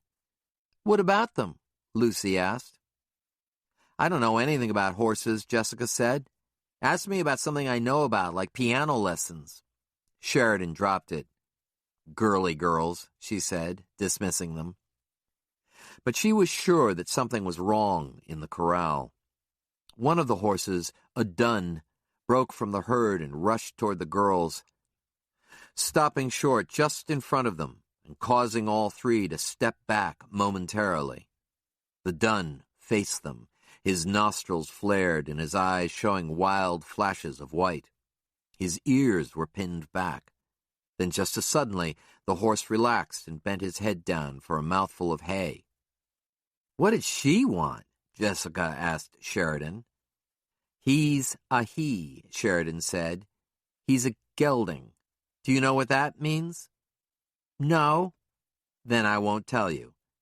But I don't know what he wanted. Horses shouldn't do that when they have dinner to worry about. Something's wrong. Tough could be a pain in the ass, Bud Longbreak said over a snifter of after-dinner brandy in his study. But no one deserves to die like that. Cam murmured his agreement and sipped his own drink. Joe had passed on the brandy and poured bourbon into his glass. All three men were now in the book-lined study. Most employees can never be counted on, Bud said. Loyalty lasts as long as the next paycheck. They all feel like they're owed a damn living, like they're entitled to it. That's why I like hiring guys like Roberto, who know they're getting a hell of a fair shake. But Tough worked here at least 5 times over the years. Twice I fired his ass, but the other 3 times he quit to do something else. He was a surveyor's assistant for a while, then a cell phone customer service rep. Imagine that, a cowboy service rep. Then after being a fake mountain man in Jackson Hole for a while, old Tough was back in this very office with his hat in his hand, begging for his old job back. Now he's gone. Joe had looked up sharply as Bud talked. Something had tripped a switch. Bud, did you say Tough worked with a surveyor? Yep. Why? I'm not sure, Joe shrugged. It's just interesting.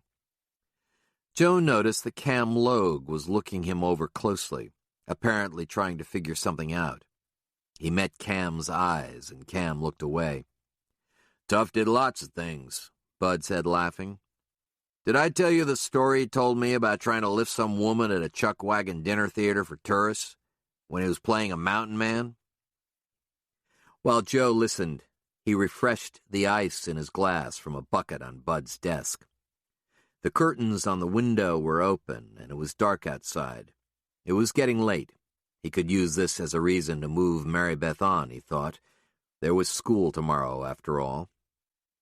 Outside, he could see his daughters and Jessica Logue in the dim cast of the yard light.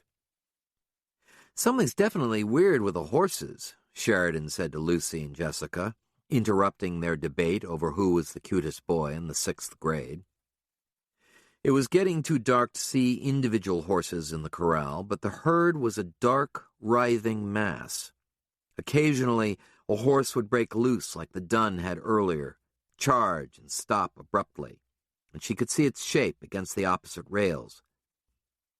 But like the dun that had bluff-charged them, the stray would inevitably return to the herd. The footfalls of the horses were distinct and muffled in the dirt, as was the sound of them eating. Maybe it's the mutilator, Jessica said. Stop it, Lucy said sharply. I'm not kidding. I agree, Sheridan said. Knock it off. I'm sorry, Jessica said in a near whisper.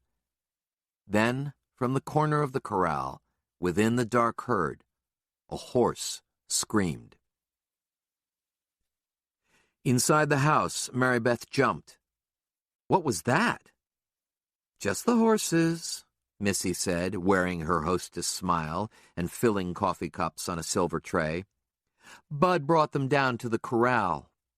Mom, Mary Beth asked, why did he bring them down? The tone in her voice caused Missy to frown. You know, she said, since Tough was killed, Bud's been a little nervous about the stock. Mary Beth cursed. The girls are out there. Marie covered her mouth with her hand. Mary Beth was halfway to the front door when Joe suddenly strode out of the study and over to her. Cam appeared at the study door with a drink in his hand, watching Joe with concern. "Did you hear that?" Mary Beth asked him. "I did," he said. The deep, bass-drumming sound of horses' hooves filled the night and reverberated through the ground itself as Joe ran from the porch toward the ranch yard and called out, "Sheridan, Lucy, Jessica."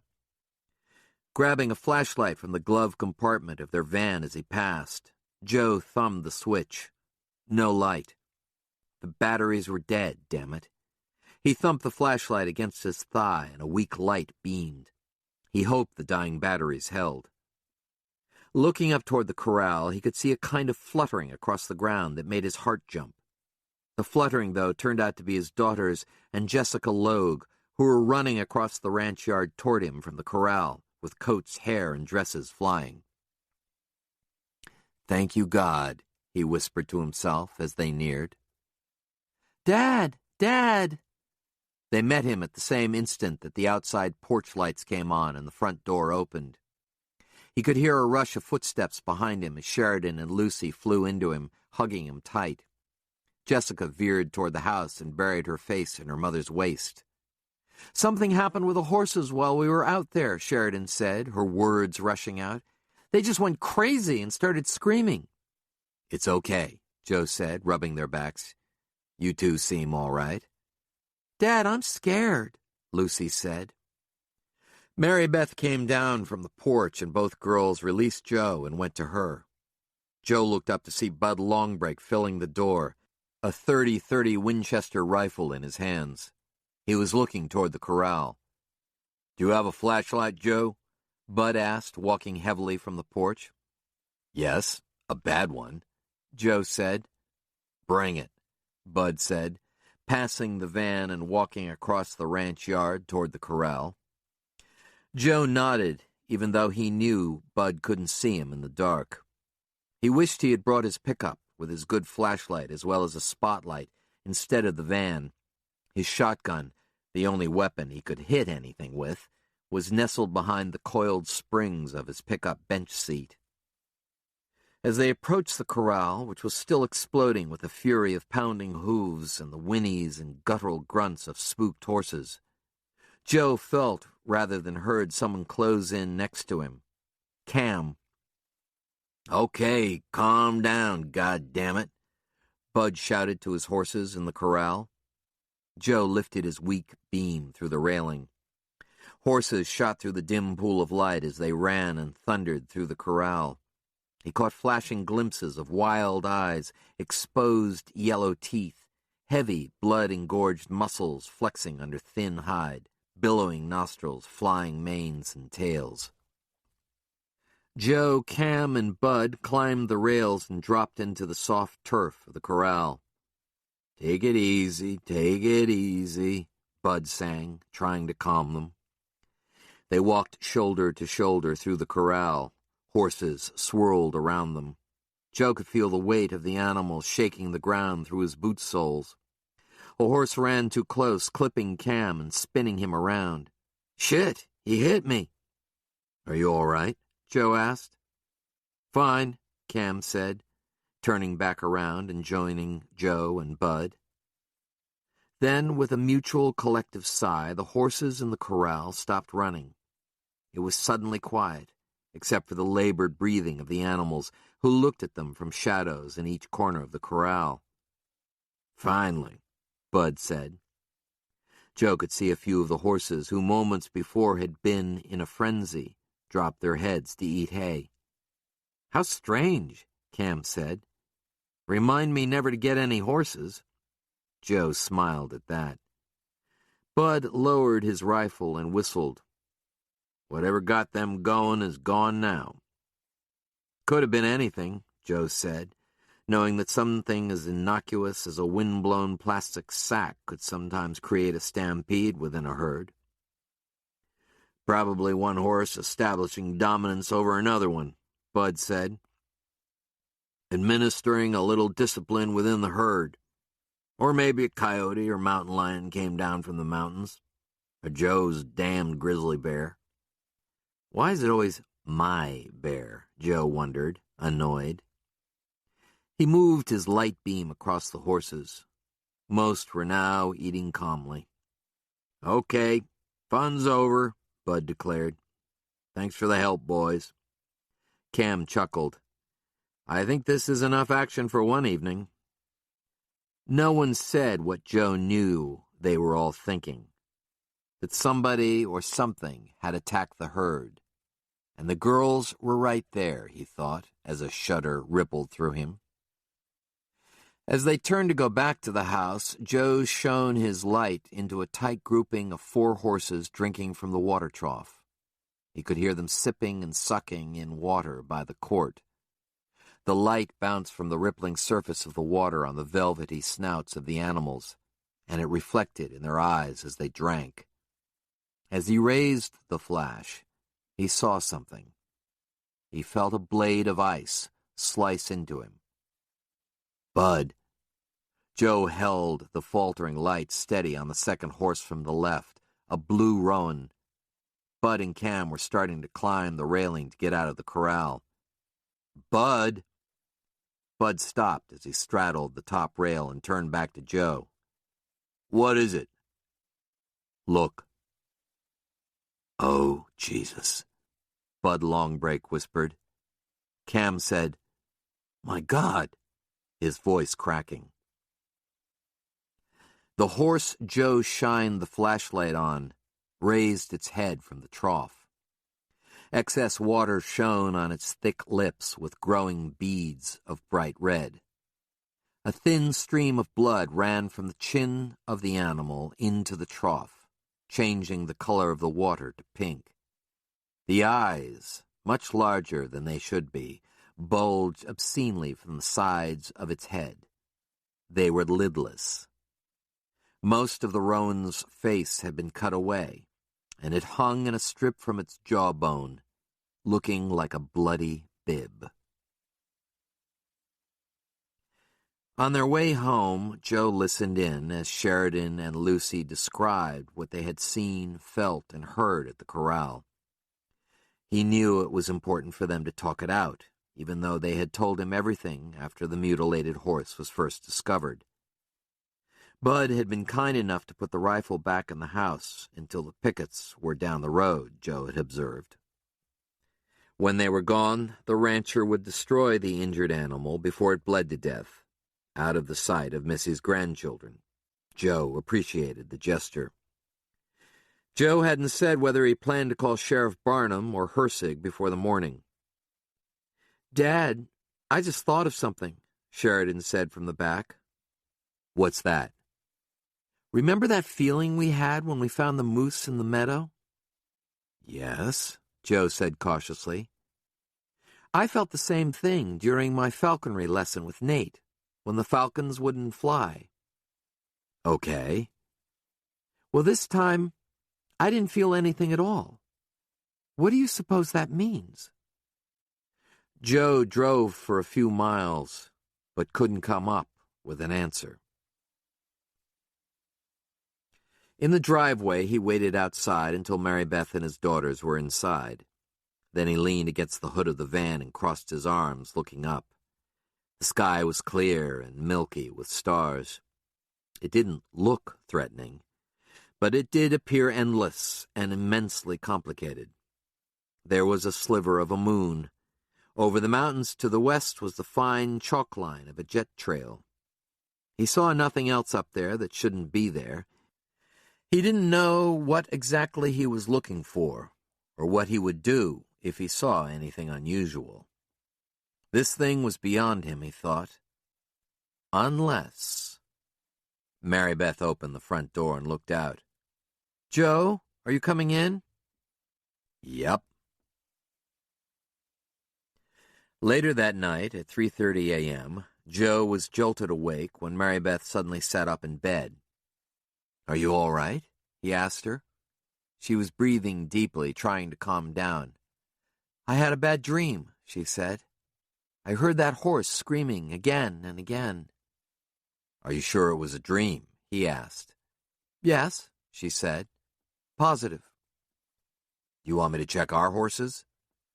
She eased back down into bed. "That's not necessary. I know it was a dream."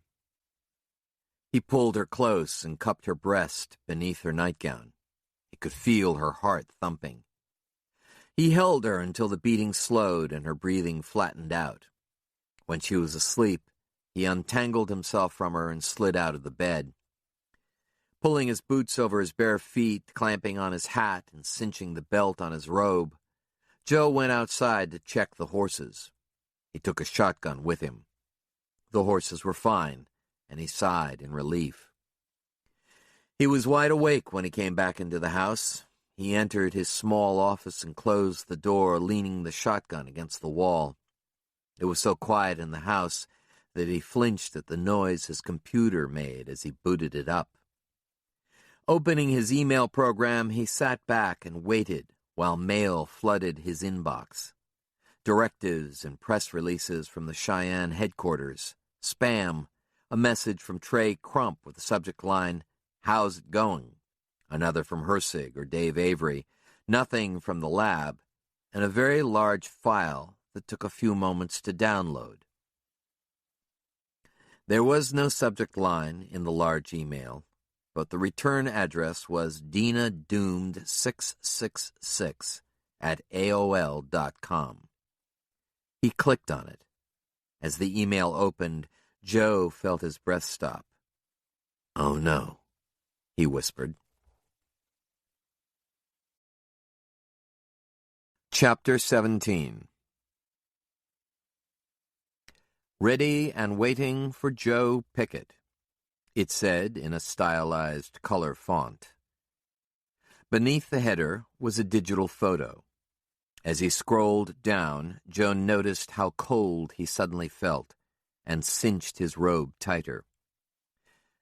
The photo was of Dina.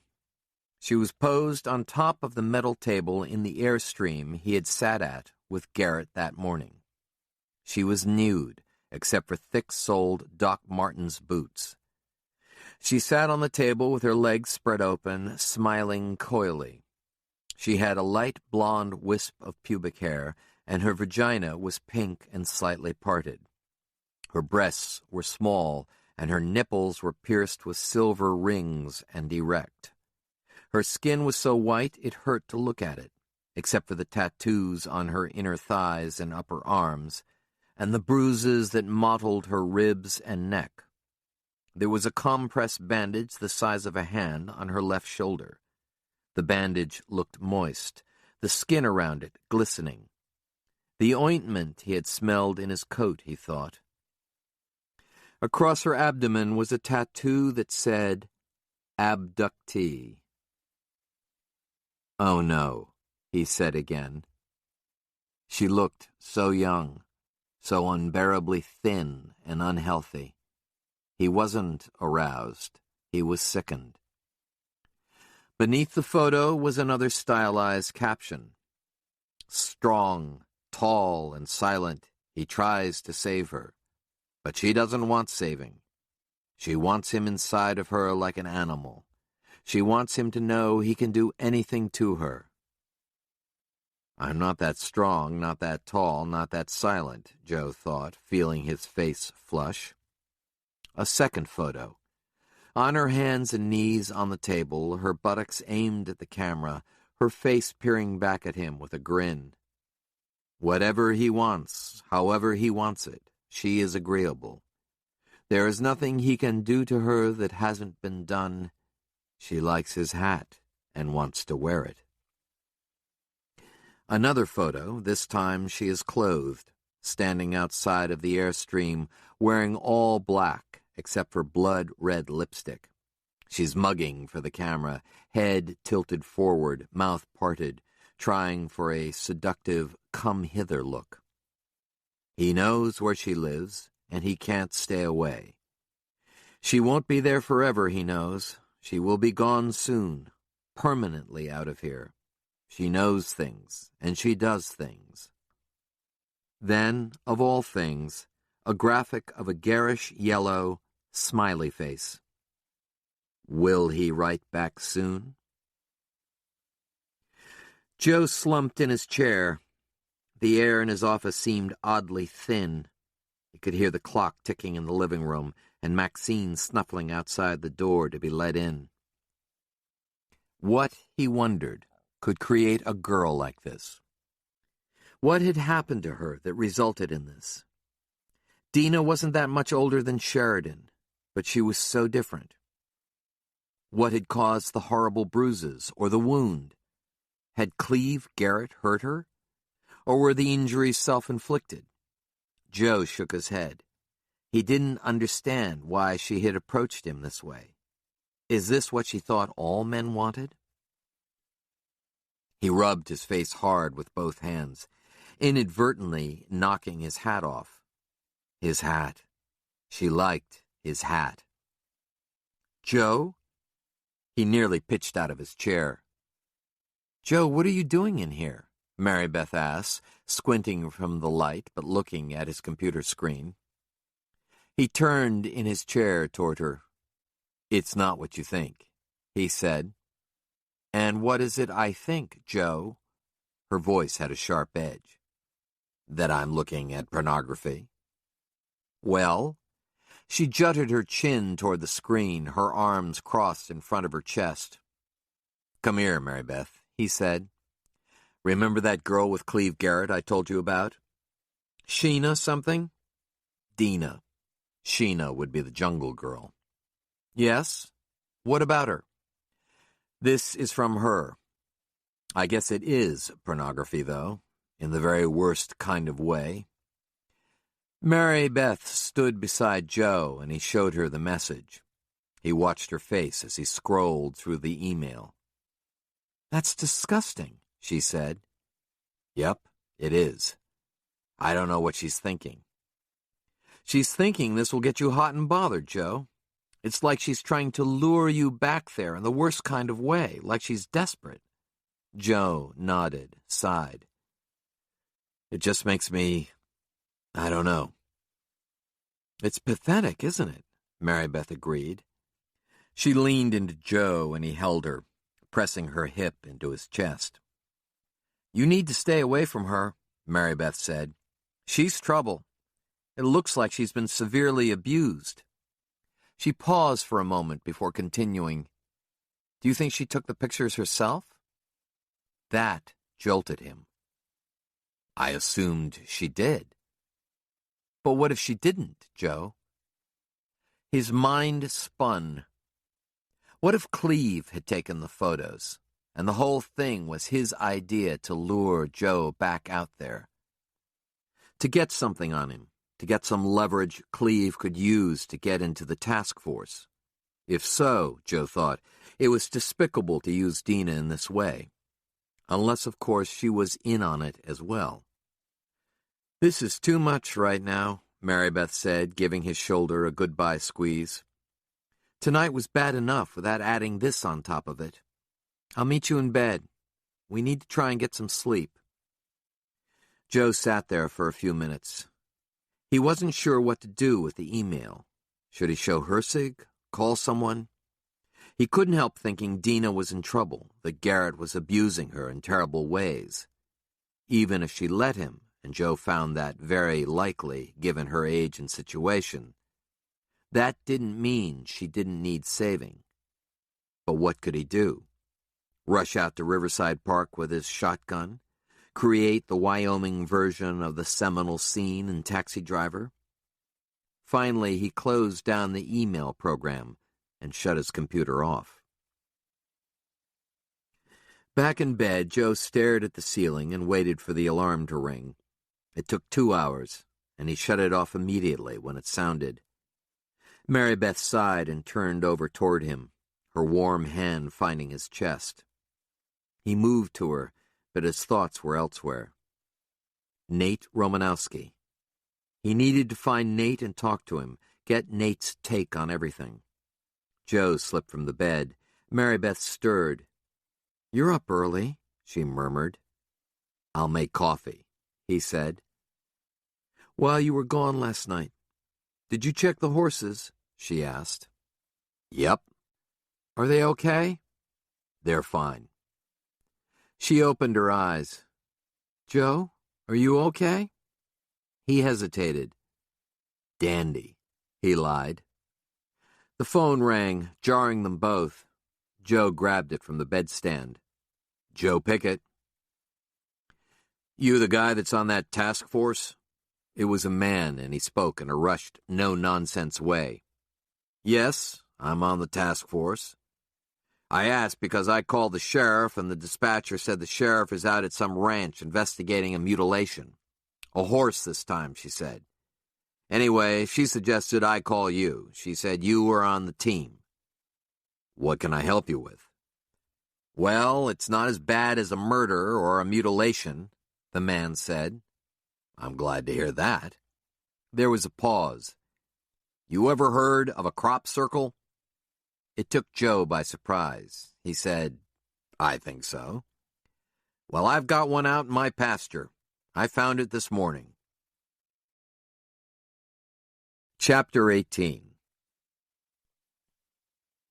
David Thompson, the rancher who called, had a 200-acre place adjacent to the exclusive Elkhorn Ranches subdivision in the foothills of the Bighorns. Like the Elkhorn tract, Thompson's ranch had been carved from the much larger V-Bar-U ranch, once owned by a deceased lawyer, Jim Fanata. By Wyoming standards, Thompson's place wasn't really a ranch, Joe thought as he drove there. It was a nice house with a really big lawn. Nevertheless, Thompson had clearly paid a good deal of money for the knotty pine sign that announced Bighorn View Ranch that Joe passed by. The road curved up and over a sagebrush hill and descended into a green landscaped pocket where the newly built home had been nestled among pines and young cottonwoods. On the drive out to Thompson's ranch, Joe tried to recall what he knew of crop circles and concluded that it wasn't much. He remembered that when he was young, he'd read some kind of Believe It or Not book with blurry black-and-white reproductions of aerial photographs in England or Scotland of sites where the grass had been blown flat into perfect O's. There had also been photos of fields where intricately cut designs had supposedly appeared overnight, usually amid reports of cigar-shaped flying objects. Geez. This made him grumpy and anxious to discount whatever he found as quickly as he could. Joe pulled into the ranch yard to find David Thompson was waiting. Thompson was a dark, trim man in his early 60s who had supposedly cashed out of a dot-com in Austin months before the company had crashed. With his new fortune, he had purchased a home in Galveston, Texas for the winter and the Bighorn View Ranch for the summer. He raised and showed miniature horses. Joe didn't like miniature horses. He thought they were silly, in the same way that hairless cats were silly. Thompson was wearing a crisp canvas barn coat and a cap that said Bighorn View Miniatures. He opened the passenger side door of Joe's truck, and Maxine scrambled toward the middle to make room. "Want me to show you where it is?" Thompson said, swinging into the seat. "Might as well," Joe said, "since you're already in my truck." Joe's sarcasm didn't register with Thompson, who appeared flushed with excitement over his discovery. "Don't you want to ask me when I found it?" Thompson said. "You told me it was this morning." "I did?" "Yep." "Take that road," Thompson gestured, indicating an old two-track that ascended out of the pocket and over a hill. "I don't use this road very much. My corrals and miniatures are the other way, but when I got up this morning to feed the horses, I just had this strange feeling urging me to go down the other road. Like a premonition, you know? Like somebody or something was willing me to take the other road." Joe nodded. "It's a lucky thing I found it," said Thompson. "Usually by this late in the fall, I've already moved down to Texas, and especially this year with all of the supernatural crap that's been happening around here, I had plenty of reasons to leave early. But I wouldn't leave without my horses, and my goddamned unreliable horse hauler got waylaid up in Alberta somewhere. He should be here any day, and when he comes, brother, I'm out of here. I'll leave the aliens to the locals, baby." "We thank you for that," Joe said, deadpan. "I was thinking of selling the place anyway, you know. Moving back and forth to Texas with my minis is getting to be a drag.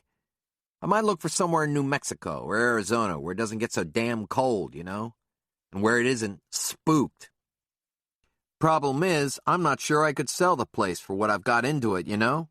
I hear land prices are in the toilet thanks to what's going on. I went to list the place at Low Country Realty, and the realtor there said appraisals are coming in at 20% lower than what they should be. Fire sale prices, damn it." Joe kept quiet. Thompson didn't seem to need a response in order to keep talking. "When I saw that crop circle, I thought to myself, why me? Why now? Why my ranch? But now when I hear that there was another mutilation last night, it all seems to make sense," Thompson said, talking fast. "Do you think it's all related?" "I don't know," Joe said. Thompson shot Joe a perturbed look. "Aren't you on the task force?" "Yes." "Aren't you intrigued by my discovery, then?" Joe shrugged. "I don't know yet whether I'm intrigued. I haven't seen it." "Well, it's just over this hill." They cleared the hill, and Joe stopped his truck. "Voila," Thompson said, sweeping his hand as if presenting what was behind door number 3. Joe looked. Below them, on a sagebrush flat, was a perfect circle cut into the buffalo grass. Joe estimated that it was 80 feet in diameter. Joe rubbed his jaw, ignoring the look of triumph on David Thompson's face. "Just like I told you, eh?" Thompson said. "It's a circle, all right," Joe agreed.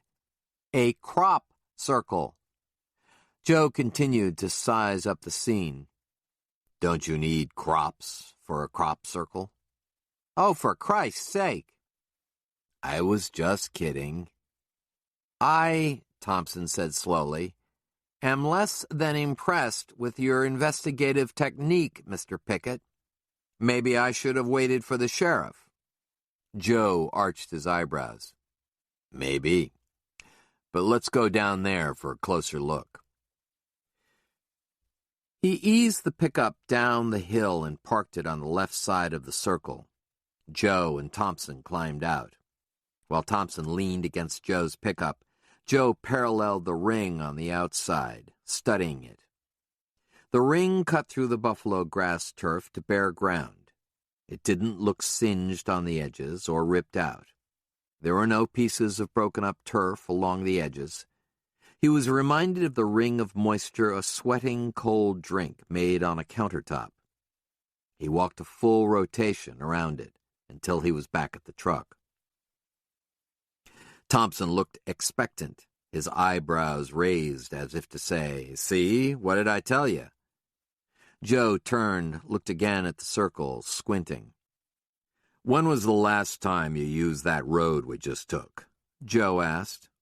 "Well, a few months, I suppose." "Are you sure? Can you remember the last time you came down here?" Thompson's eyebrows fell a little. "Why are you asking me this?"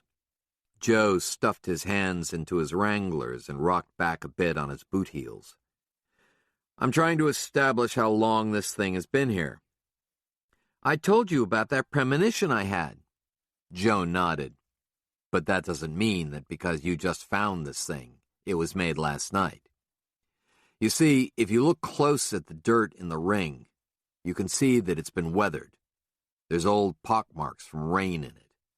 The circle has been here quite a while, at least a month, and probably longer than that." Thompson looked puzzled for a moment, obviously doubting himself, then rebounding, as Joe knew he would.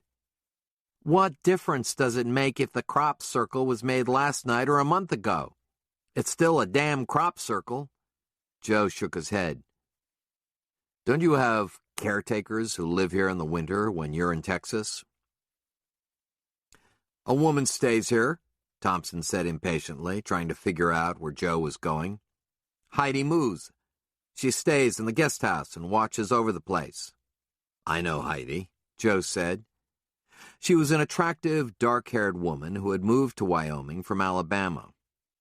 She moved here with her horse a few years ago. She's a horse trainer, right? I mean, real horses. Thompson puffed up. I resent that, mister. Miniatures are real horses. Joe raised his hand, palm up. Calm down, that's not what I meant. I should have said full-sized horses. My point is that she's a horse trainer. This is the only flat ground on this side of the hill. It's the best place to set up a portable round pen. You know what a round pen is, right? Of course I do, Thompson said. I've got one by my corral.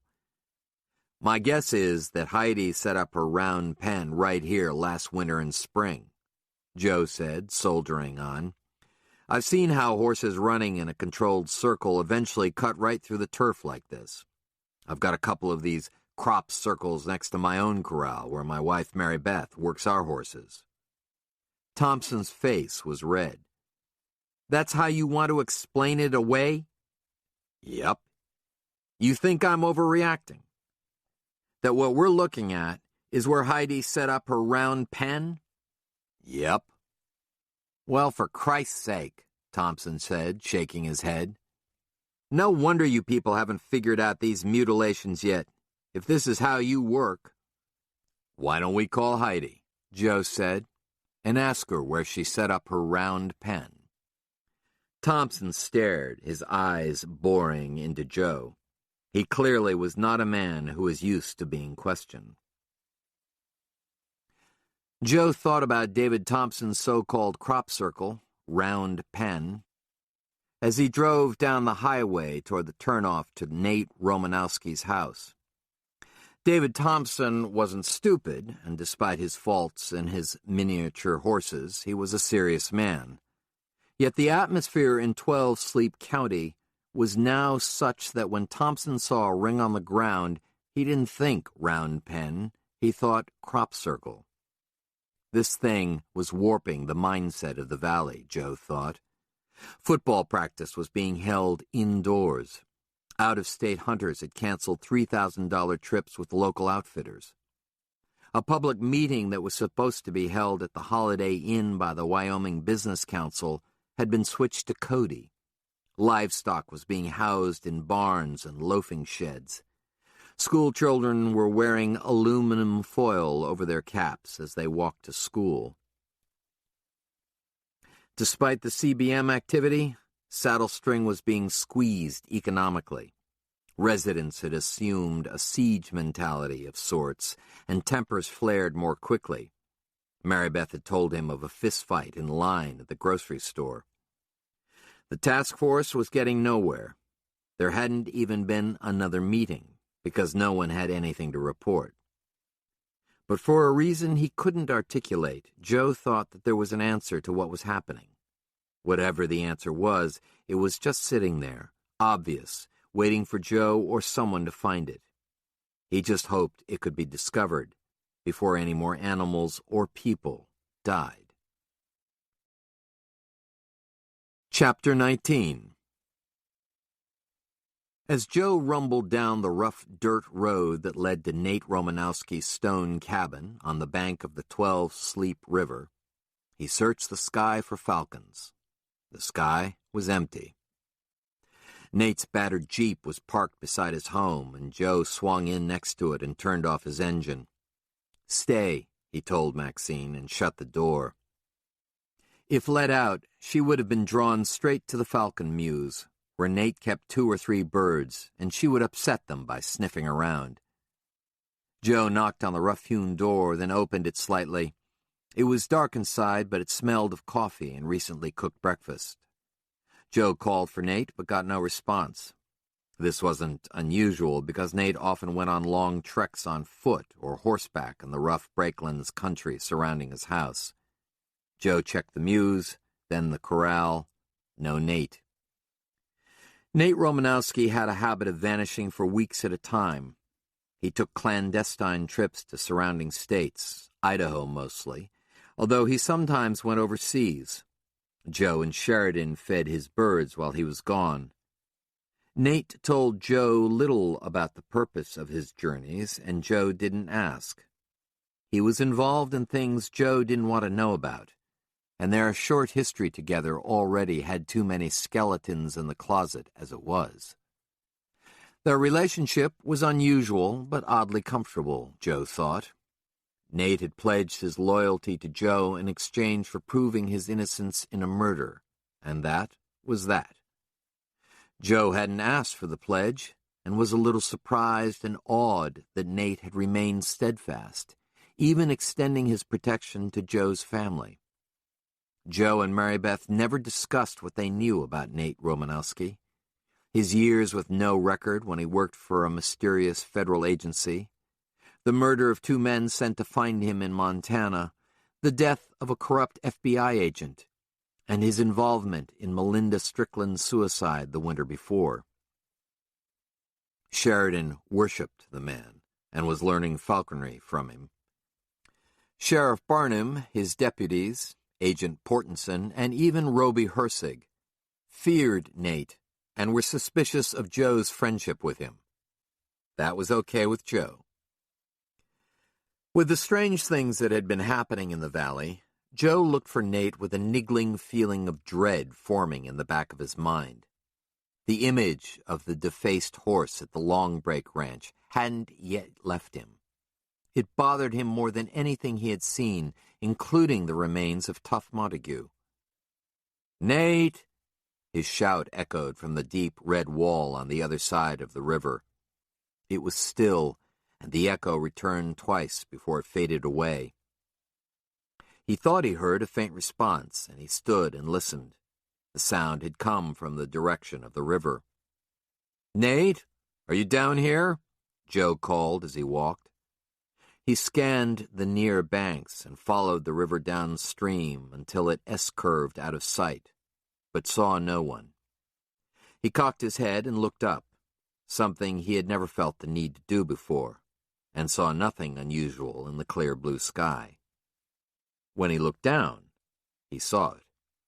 A thin plastic tube broke the surface of the river in a calm back eddy 10 feet from the bank.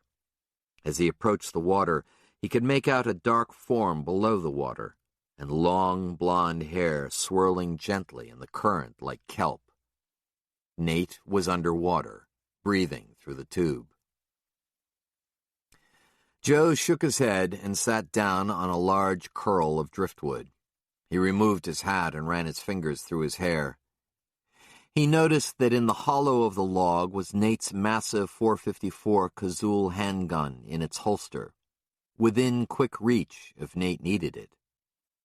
"Nate," Joe said, "do you have a minute?" Nate tried to talk through the tube. It came out in a nasal gibberish. This was the sound Joe had heard earlier when he called. "Should I come back?" After a beat, the water puckered and Nate sat up, breaking the surface. He looked at Joe through strands of wet hair that stuck to his face. Nate was wearing a full-body wetsuit that gleamed in the morning sun. He removed the tube with 2 fingers, as if taking a cigarette from his mouth. "Should I even ask?" Joe said. Brushing his hair from his face, Nate grinned, fixing Joe with his hard-eyed stare. Nate had an angular face with a blade-like nose, separating 2 sharp, lime-green eyes. "It's amazing what you can hear under the surface," he said. "I've been doing this since the river warmed up. I thought it would be relaxing, but there's a lot going on under the surface. The river looks calm, but things are happening in it all the time." Joe just nodded. "It's like being one with the earth, as stupid as that probably sounds," Nate said. "When you're below the surface, you're out of the air and wind, and everything is solid, connected to some degree. That's why you can hear and sense so much." His eyes widened. "I've heard river rocks dislodging and rolling down the bed of the river in the current. They sound a little like bowling balls going down a lane. I hear fish whooshing by, going after nymphs. I heard you drive up, get out, and walk around.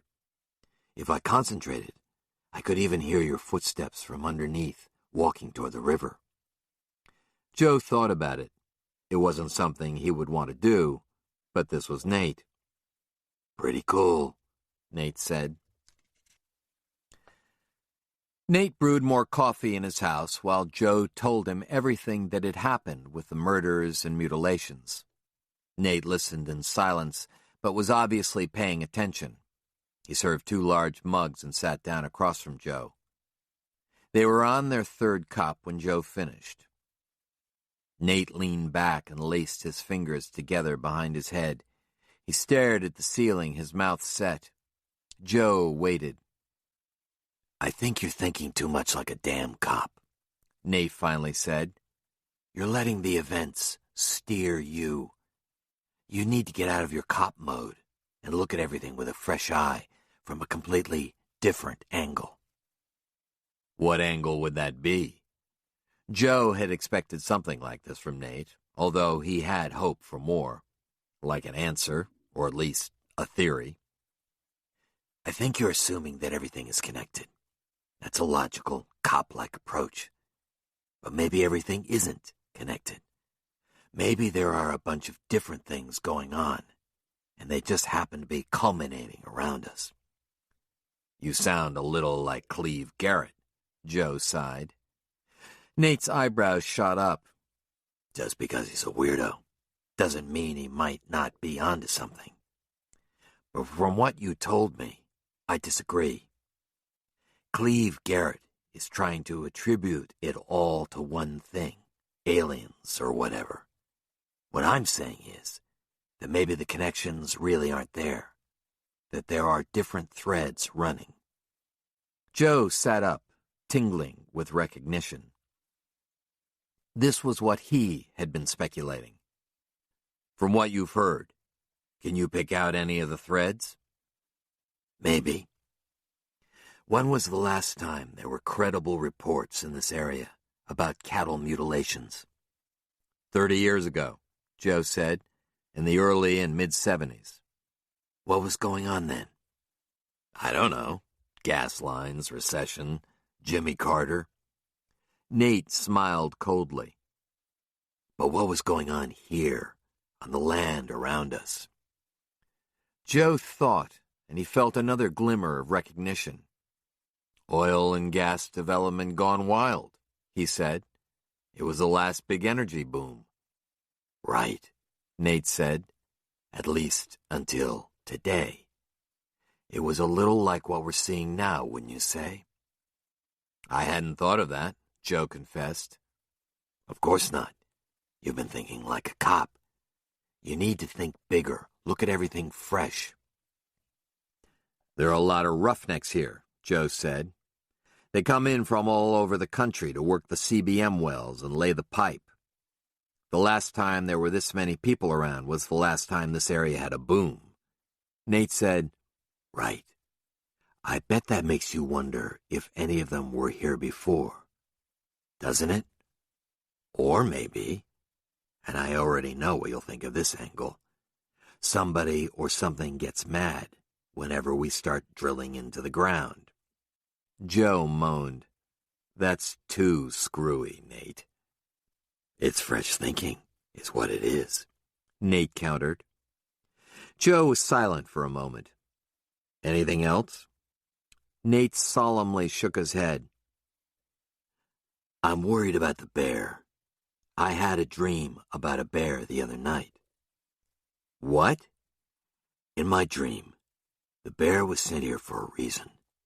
He has a mission, Nate said, narrowing his eyes and whispering conspiratorially. Wincing, Joe looked away. What was this? First Sheridan had ominous dreams, and now Nate. Was it something in the air? Had the two of them discussed this? So what are you saying, Nate? He shrugged. I'm not sure. It's just that I have a feeling that the bear plays a central role somehow. Like I said, I dream about this bear. Joe said nothing. Nate simply thought differently than anyone Joe had ever met. To Nate, anything was possible. One other thing, Nate said. Have you considered the possibility that the 2 human murders have nothing to do with the cattle and animal mutilations? Actually, yes, I have, Joe said. Have you pursued it? Nate asked. Barnum and Portenson are in charge of the murders. And you trust them? Joe drained his mug and stood up. His head was spinning. As he walked out to his pickup, Nate followed. I've got a special connection with that bear because of the dreams. I would like to meet the bear, get into his head, Nate said. Will you call me if there are any more sightings? Joe said that he would. He didn't even pretend to understand what Nate was talking about. Start fresh, is my advice, Nate said as Joe climbed into his truck. Fuck Barnum and Portenson. They're cops. They either want an easy explanation, or they want the whole thing to just go away. Joe started the engine, and Nate leaned into the pickup, filling the open driver's side window.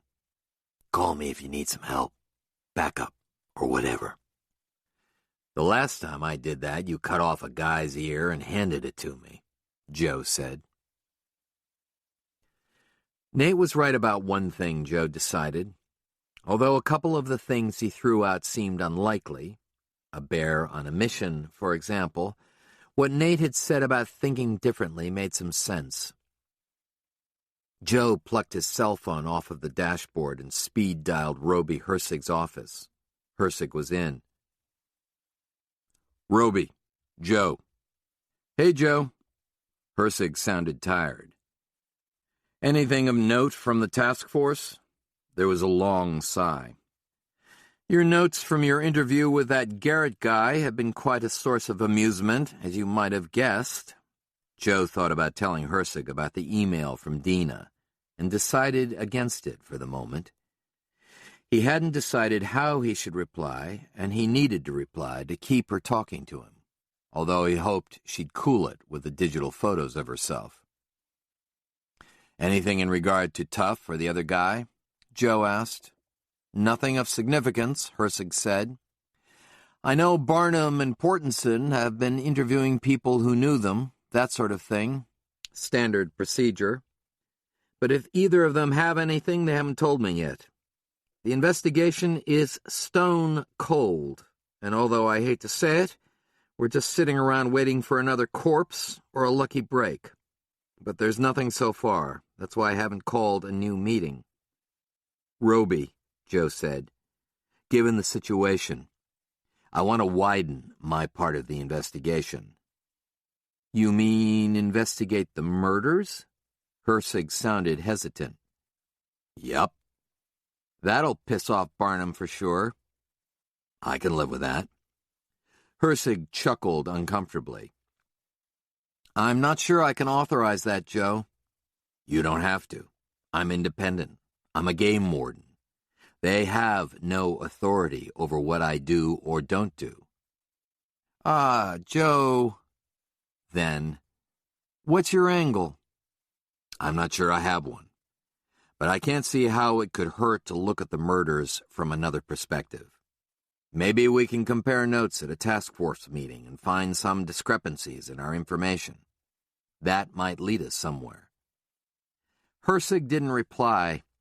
In his mind, Joe could see Hersig sitting forward in his chair, elbows on his desk, concern on his face as he thought it through. All right, he said. But out of courtesy, I'll need to advise Barnum and Portenson. Fine. And that sound you'll hear will be the explosion when Barnum gets the news, Hersig said. Hey, those guys are welcome to go talk to Garrett, or zoom around with their sirens on looking at crop circles that aren't crop circles, Joe said. Maybe they'll figure out something I missed. As if they'd do that. Well, good luck, Joe. Thank you, he said, rolling toward town. Here's where we start to make people angry. Part 3. Chapter 20. His starting place would be the site of Tough Montague's murder, Joe decided. For reasons he had trouble articulating even to himself, he felt that Tough's death was the key to cracking things open. After grabbing a quick lunch at the Burger Partner on the edge of town, Joe passed through the small downtown toward the bridge over the river. Not Ike was fishing again, looping a fly line through the air. Joe pulled off the road on the other side of the bridge and got out. Maxine joined him, and he cautioned her to stay close. He had just about broken her habit of wanting to retrieve artificial flies that landed on the water. Not Ike was a huge man with large, yellowed eyes, a quick smile, and a barrel chest so stout that his fishing vest strained to stay buttoned over the tattered "I'm not Ike" sweatshirt. When he saw Joe, the smile flashed and he waved. Joe waited at the edge of the river, watching Not Ike's graceful cast play out. Not Ike placed a dry fly perfectly inside the muscle of a current and mended his line back so the line wouldn't overtake the fly in the current. The dry fly drifted over the top of a dark, still pool. Joe saw a flash beneath the surface of the water, heard the ploop sound of the trout taking the fly, and watched the fly line tighten and rise out of the water to the tip of Not Ike's rod, which bent in the shape of a boomerang. "I got one," Not Ike laughed. He had a booming laugh that made Joe smile. Not Ike retrieved the trout patiently, not horsing it in, and eventually netted it. He held it up for Joe to see, and the sun flashed on the bright rainbow sides of the cut-bow trout, a hybrid of a native cutthroat and rainbow trout, and the beads of water that glistened on the net. "3 for me," Not Ike proclaimed. Not Ike always claimed he had caught 3 fish, whether the actual number was 1 or 20. "Nice fish," Joe said when Not Ike reached the edge of the riverbank. "Nice fish, nice fish," Ike repeated, then looked up, his brow furrowing. "What you need? You need to check my license again." "You know it," Joe said. All right, give me a minute." Joe watched as Not Ike walked back out a few feet, eased the net into the water, removed the fly, and released the fish. Joe could see the trout hover for a moment below the surface. Then, with a powerful twist, it shot out of sight. "The man knows how to release a fish, God bless him," Joe thought. Not Ike waded noisily toward the shore, still grinning. "3 for me." Ike Easter had told Joe that his cousin had once been lucid, if a little mean, and that he had become mixed up with the wrong crowd in Denver. He'd gotten involved in gangs and drugs, and was in the middle of it during the summer of violence when he had taken 3 .22 bullets in the back of his head, was dumped in the 5 Points district, and left for dead. When he finally recovered 3 years later, he was a different man. Easter said Not Ike now had the day-to-day intelligence of a 5 or 6-year-old boy, and so Easter had agreed to become his legal guardian. Soon after he arrived in Saddle String, Roby Hersig had taught Not Ike how to fish. Fishing gave Not Ike a purpose, and as far as Joe knew, fishing was what Not Ike did, which was another reason for not coming down too hard on the man for having an improper license. While Joe checked the license Not Ike handed him, the big man loomed over him with a blank but brilliant smile. The license had expired the week before. "Geez, what would it take for me to drive you over to Barrett's right now and stand there with you while we bought you an annual fishing license?" Joe asked. "Ain't got the money for the big one," Not Ike said. "You say big one like it costs a fortune. It's only $15. "Ain't got $15, Joseph." Not Ike was the only person who had ever called Joe Joseph. Joe didn't know why. "Look, I'll buy you one," he said. "You don't even need to spend your own money." Not Ike took this as a personal affront and scowled. "Don't want your charity, Joseph. Never have, never will." Joe sighed. He'd offered to buy Not Ike a license before, and Not Ike had refused him then also. "Maybe I should talk to Ike about it." "Won't do no good," he said, shaking his head as if sharing Joe's frustration. "He knows I won't take charity." Joe handed the license back. "Well, at least go get a valid temporary one when you can, okay?" Not Ike nodded. He concentrated on refolding the permit and sliding it into his vest pocket. His big face furrowed as he did it.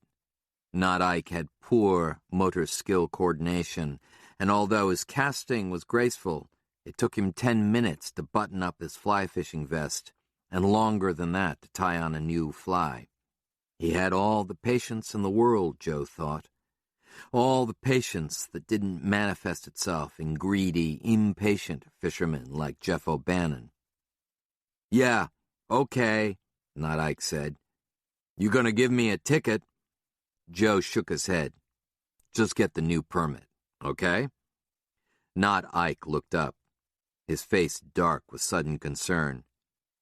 "You found the Ripper yet?" "No." Not Ike stepped close to Joe. "I think I seen them in the alley downtown, the night before those two men got killed." "Really?" "I was fishing a ways upstream around the corner. I told the sheriff and that deputy, even the FBI guy." Joe wasn't sure what to ask. "What did they look like?" "Wiry, hairy and wiry, creepy-like. They were up in the alley in the shadows," Not Ike said, and gestured toward downtown Saddle String, toward the alley behind the buildings on Main Street. "And there's something else." "What's that?" Not Ike leaned in even closer, until his lips were nearly touching Joe's ear, and his voice dropped dramatically. "I caught 3 fish that night." Tuff's death was likely caused by massive head injury, the county coroner told Joe when he finally returned Joe's cell phone call. It was obvious even before we sent the body to the FBI that there was severe head trauma. The wound looked like what a hammer or baseball bat would make, but most likely it was caused by a rock he hit when he was thrown from the horse. We found blood and tissue on a rock up there. "What about the autopsy?" Joe asked as he drove. "Anything unusual?" "Nope. His blood alcohol level was .15, so he was legally drunk. But I don't think there are any laws against that if you're riding a horse." "But nothing else you found that was odd? Toxicology?" Joe could hear tinny country music playing in the background in the coroner's office. "Nothing other than the obvious mutilations and the teeth marks of your grizzly bear." Joe rolled his eyes. His bear again. "Have you spoken to the coroner in Park County about the other guy?" Joe asked. "Or should I call him?" "I talked to Frank yesterday," the coroner said. "He's a friend of mine. Basically, he determined the same thing on Mr. Tanner.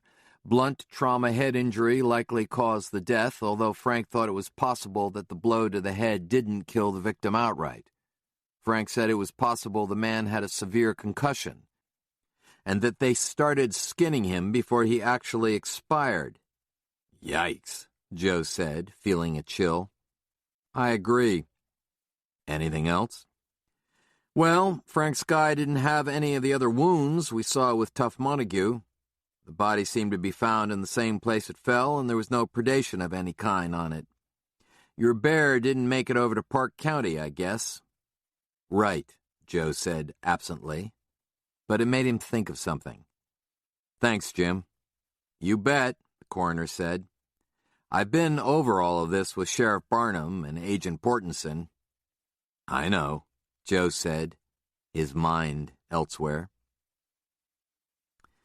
On the other side of town, outside the town limits, Joe pulled off of the highway into the rutted, unpaved parking lot of an after-hours club called the Bear Trap. The Bear Trap was a one-level cinder-block building with bars on the few small windows and a fading members-only sign on the front door. The place looked like a bunker. There were 5 vehicles, battered pickups parked at odd angles near the front of the club. The Bear Trap skirted liquor laws by proclaiming itself a private club, and it catered to drinkers who were still thirsty after the bars in Saddle String closed at 2 a.m. It made the stockman's bar in town seem like an upscale establishment. Joe had been to the Bear Trap once before, following up on an anonymous poaching hotline tip that a member had been seen taking a pronghorn antelope out of season, and that the poacher had retired to the club after field dressing the animal. The poacher had been easy to find and arrest, because the still warm carcass of the antelope was in the back of his pickup under a tarp. Blood running in thick strings from beneath the tailgate into the mud, and the man himself was at the bar wearing a shirt matted with blood and clumps of bristly pronghorn hair. The poacher surrendered without a fight and seemed to look forward to a calm night in jail.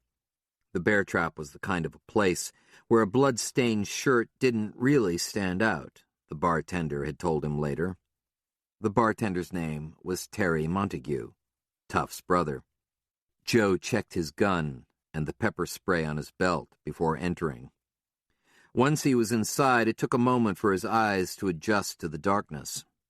The barred windows were shuttered closed, and the only light came from Coors, Bud, and Fat Tire beer signs, a fluorescent backlight over the bar, and an ancient jukebox playing Johnny Horton songs.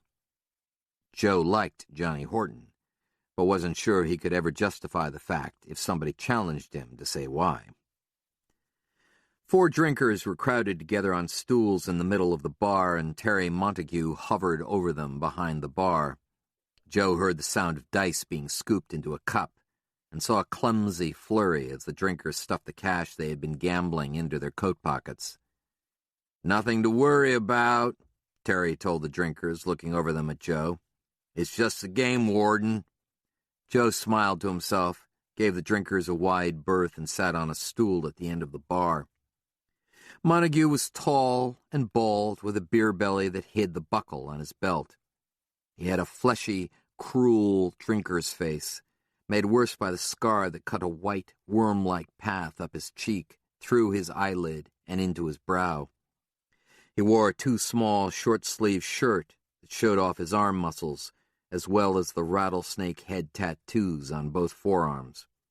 "Can I get you something?" Montague asked. Joe looked up at the drinkers who were trying to look at him without being obvious. They looked like out-of-work ranch hands or CBM roughnecks between crew shifts.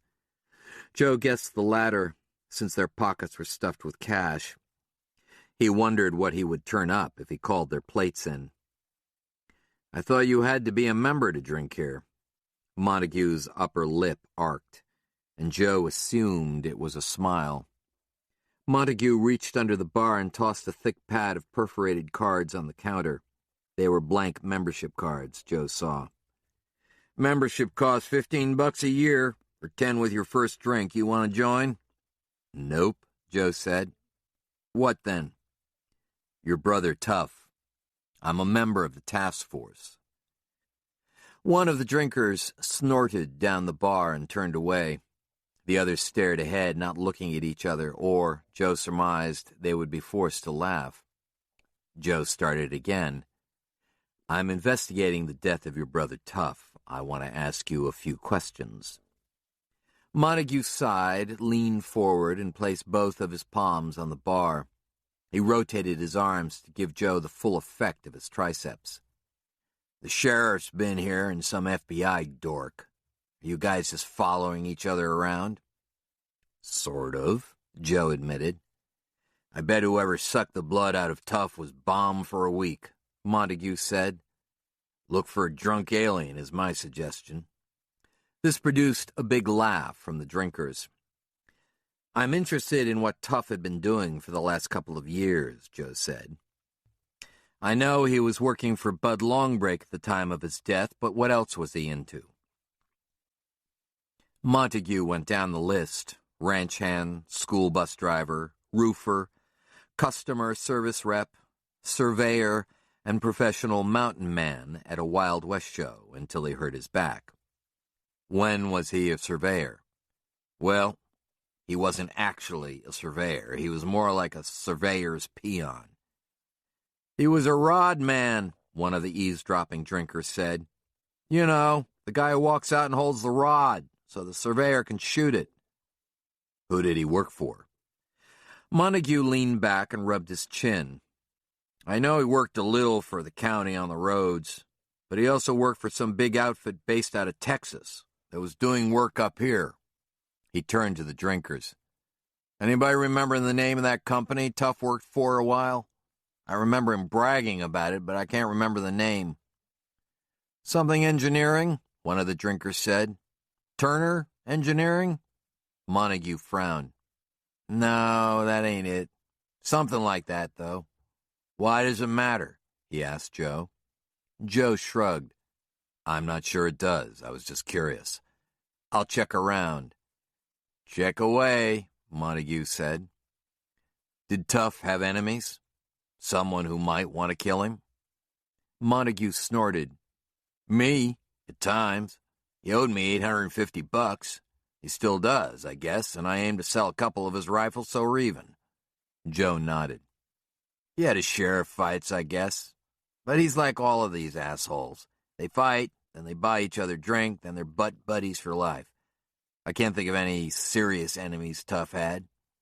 Anything else you want to ask me? Nothing I can think of, Joe said. But I might come back. Feel free, Montague said, then thought of something that brought a smile to his face. In fact, bring your wife. I'll waive the first year of membership if you bring her. I'll pay for your membership if you bring her, one of the drinkers said, and the others laughed. Leave my wife out of it, Joe said with enough steel in his voice that Montague raised his hands in an I'm just kidding gesture. As he climbed into the Bighorn Mountains and neared Bud Longbreak's ranch, Joe mulled over a theory that had been floating in the back of his mind. Something about Tuff's death was just a little bit wrong. It almost, but not quite, fit the pattern. The wounds on the cattle and wildlife had been reported in gruesome detail in the Saddle String Roundup, Joe thought. What hadn't been reported was the exact kind of cut made in the hides of the cows. A person following the story would have known just enough to make Tuff's murder appear to be like the others, he thought. But the wrong knife or cutting instrument was used. And how could a killer possibly prevent predators from finding the body? While there was something extraordinary in the bodies of the cattle, Moose, and Stuart Tanner that apparently prevented predation, Tuff's killer obviously hadn't been able to duplicate whatever it was. Maybe, Joe thought, Tuff's murder was a copycat and entirely unrelated to the others. Maybe Tuff was killed for reasons wholly different from the other deaths by someone who saw his opportunity to take advantage of the bizarre happenings to solve a personal problem with Tuff Montague. Again, Joe felt that if he could figure out what had happened to Tuff and who murdered the man, the answers to the other and bigger parts of the puzzle might become more apparent. Or maybe not, Joe said aloud to Maxine, his voice rising with frustration. Maybe all of this crap has been the work of two wiry, hairy, creepy-like guys who hang out in an alley in Saddle String, like Not Ike said. Chapter 21. Mary Beth drove Lucy, Jessica, Haley Bond, and Sheridan to the Logues' home after school, but something felt wrong about it. The three younger girls shared the middle seat in the van, and she could see through the rear-view mirror that they were conspiring. They were animated, sneaky, whispering directly into each other's ears, barely containing excitement. Something was going on, Mary Beth thought. She could tell by their body language and sparkling eyes, and the way they shot glances at her while they whispered. She said, "Jessica, are you sure it's okay with your parents that they drive Lucy home?" Mary Beth tried to read Jessica in the mirror. The little girl was good, Mary Beth thought. She could lie well. "Yes, Mrs. Pickett, it's okay," Jessica said, while Lucy and Haley stopped talking and looked innocently, too innocently, at Mary Beth. "And Sheridan's coming too," Lucy said. "What?" Sheridan chimed in, bored from the back seat. "It's okay, Mom, really. I'll make sure we're home for dinner." Now Mary Beth knew that something was up. Why would Sheridan want to join Lucy at the Logues? A conspiracy was afoot, no doubt. Sheridan was in on it, which was unusual in itself. Mary Beth tried to read Sheridan's face in the mirror while she drove. Sheridan, anticipating the scrutiny, looked casually out the side windows of the van, feigning a sudden interest in the homes along the street. Mary Beth felt a pang. Her girls were growing up. They no longer wanted to share all of their secrets with her. It hurt to think that. Maybe if she didn't work so much, Mary Beth thought, it would be different. Maybe if she was home when school was out, like she used to be, her girls would confide in her again. Sheridan especially. Sheridan used to tell Mary Beth everything, lay bare her feelings and concerns, bounce things off of her while Mary Beth prepared dinner. She didn't do that anymore, because of Mary Beth's schedule, her work, her burgeoning new enterprise. Dinner was rushed, something she thawed in the microwave and gave Joe to grill, or takeout. While Mary Beth still insisted on a family dinner together, it wasn't the same anymore. Everything was rushed. Dinner was for eating, not catching up and visiting, talking about everyone's day. Dinner now was a fuel stop that preceded homework, showers, and bed. God, she felt guilty.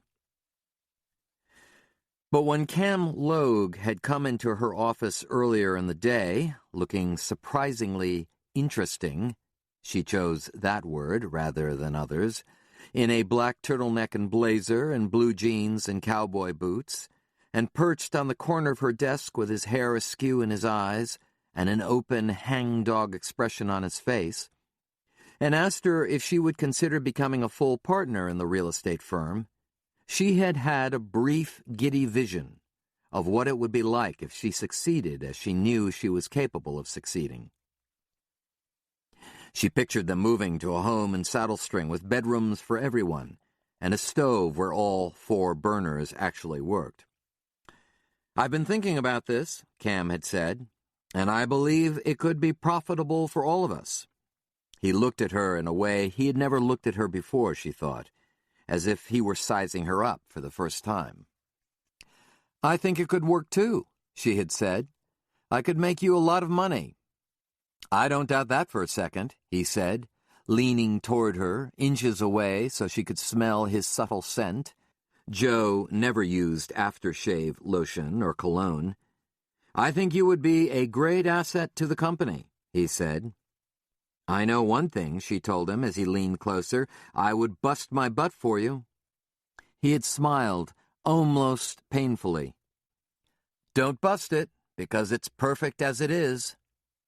Then she knew. A line had been crossed.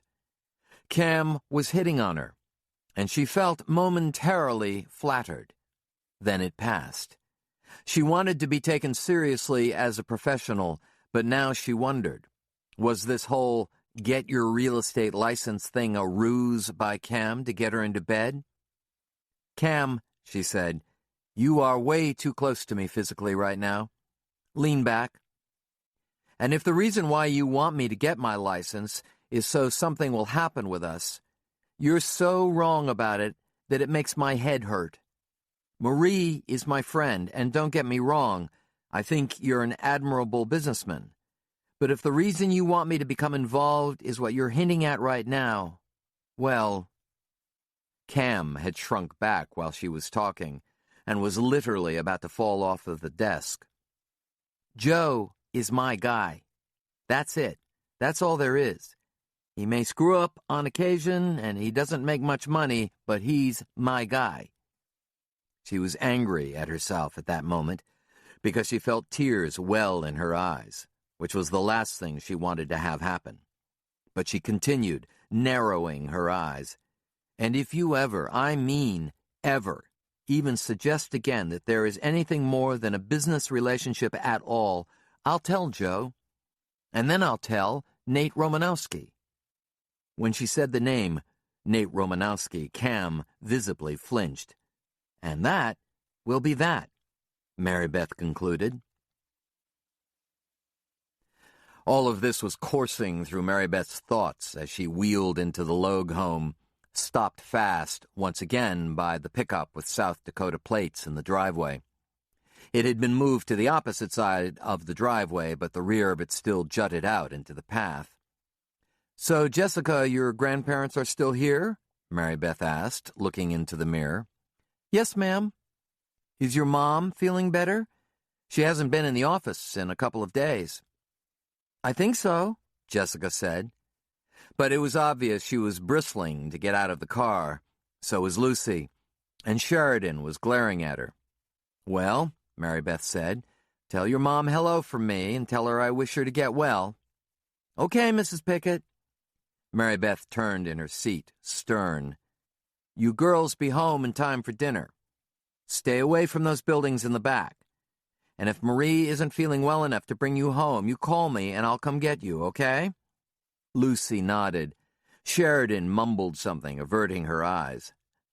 "What was that, Sherry?" "Nothing." But Mary Beth had heard what Sheridan said. "Like you're going to cook dinner," was what she mumbled. Stung and hurt, Mary Beth watched her girls skip toward the old house. They were leaning into each other, conspiring again. For the second time that day, she felt tears well in her eyes. Chapter 22. "So how much farther is it?" Haley Bond asked boldly, but there was a tremor of false courage in her voice. "Right up here," Jessica said. "And don't talk so loud. Maybe we'll catch him in the shack." Sheridan reluctantly followed the three younger girls. She couldn't believe she had let Lucy talk her into this, but Lucy had begged her older sister to accompany them, and Sheridan felt an obligation and also responsibility for Lucy's well-being. If there was something to this crazy story, Sheridan thought, she wanted to be there for Lucy. It made her uncomfortable to be with the younger girls with their chattering, and she wondered if she had ever been like that. Probably not. "It's right up here," Jessica said, stopping and turning, holding her finger to her lips to shush everyone. "From now on, just whisper." "You're trying to scare me," Haley said aloud. "Whisper," Jessica admonished. Haley shrugged, trying to act brave. This is silly, Sheridan thought. Lucy would get it for this later. But Sheridan noticed Lucy looking at her with a false, frightened smile. Even if it was silly, Lucy was taking it seriously. Sheridan nodded to her. "Go on." The shack seemed to morph out of the thick timber as if it were a part of it. The shape of it seemed partly blurred because it fit in so well with the trees. It was older, smaller, and more decrepit than Sheridan had imagined. Jessica took a step ahead of the girls and turned, wide-eyed. She gestured toward the open window near the front door of the shack. This was as far as she and Lucy had been before. There was something in the air, maybe just the silence, but it got to Haley Bond. Haley shook her head. "No." "I'm not going closer," Haley said in an urgent whisper. You guys are just trying to scare me." Sheridan noticed the smirk of satisfaction on Jessica's face. Sheridan hoped that the whole thing wasn't a setup, and that she had been asked along to legitimize it. If that turned out to be the case, Lucy would really get it later. But it didn't seem like something she would do. In fact, she had stepped back and was standing next to Sheridan, clutching at her hand. "Let me look," Sheridan said, shaking off Lucy's hand. The three younger girls stared at her, their eyes wide. "Step aside," Sheridan whispered. The girls parted, and Sheridan strode past them. She tried to walk with confidence, with courage, but she felt her knees weaken as she approached the window. She remembered Lucy saying that she and Jessica had trouble seeing in. For Sheridan, that should be no problem. Her chin was about the same height as the bottom of the windowsill. She slowed as she neared the window. It was dark inside. She never even considered opening the door and walking in. She approached the windowsill, stopping a few inches from it. She leaned forward, holding her breath. There was a sleeping bag on the floor, all right, with nobody in it. There were magazines, papers, empty cans, a small gas stove, books, hardbacks, thick ones, and on a square of dark material, what looked like silverware, a lot of silverware. She didn't exactly lose her nerve, but when she turned around toward the younger girls, she saw them running. Haley was gone. Jessica was disappearing into the timber. Lucy held back, fear on her face, waiting for her older sister. Sheridan was about to tell her sister there was nothing to worry about when she noticed that Lucy's eyes had shifted from her to the side of the shack. Sheridan followed Lucy's eyes and felt her own heart whump against her chest. He was a tall man, thick and dirty. Sheridan saw him in profile as he came from around the shack. He was looking at Lucy. He had long, greasy hair and a wispy beard. His nose was hooked, his mouth pursed, his eyes black and narrow. He wore a heavy, dirty coat. His trousers were baggy. "Get the hell out of here," he snarled at Lucy. "Go away." Lucy turned on her heels and ran a few feet, then stopped again. Sheridan knew why. Lucy wouldn't run without her sister. The man hadn't yet seen Sheridan, who was now hugging the side of the building. Sheridan hoped he wouldn't turn his head and see her. But he did. For a second, she looked into his eyes, which were dark and enraged. Maybe a little frightened, she thought later. Get out of here, you little bitch, he screamed. Her eyes slid down the front of him at his coat. The name Bob was stenciled above a breast pocket. He took a step toward her, and Sheridan ran. She had never run faster, and she overtook Lucy in seconds. She reached back, found the hand of her younger sister, and didn't let go as they weaved in and out of trees, around untrimmed brush, until they collapsed within sight of the Logue home. Chapter 23. An hour and a half away, after calling Mary Beth to tell her that he'd be getting home later than usual, Joe drove up the 2-track on the Long Break Ranch toward the tree line, where Tough Montague was killed. He wanted to retrace the route of Tough Montague, to be there in the same place and at the same time of night that the coroner suggested Tough was killed. There was a crisp fall chill in the air. The beginning of dusk had dropped the temperature a quick 20 degrees. The chill, along with the last of the fall colors in the aspen pockets that veined through the dark timber, seemed to heighten his senses. Sounds seemed sharper, his vision extended. Even the dry, sharp smell of the sage seemed to have more of a bite. Maybe it was because just prior to darkness the wind usually stopped, and it was the stillness that brought everything out. He was placing himself right square in the middle of it, using himself as bait, Mary Beth wouldn't approve. The grass around the murder scene was still flattened by all of the vehicles that had been up there, so it was easy to find. He stopped and killed the engine. Maxine eyed him desperately, her excitement barely contained. "Yep, we're going to get out," he told her, "but you're sticking close to me." With that, she began to tremble. Dogs were so easy to please, Joe thought.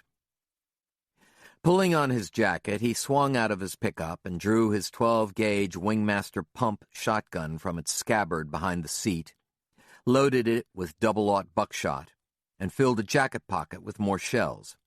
He pulled on a pair of thin buckskin gloves, clamped his Stetson on tight, and walked the perimeter of the crime scene. It had been cleaned up, he was glad to note.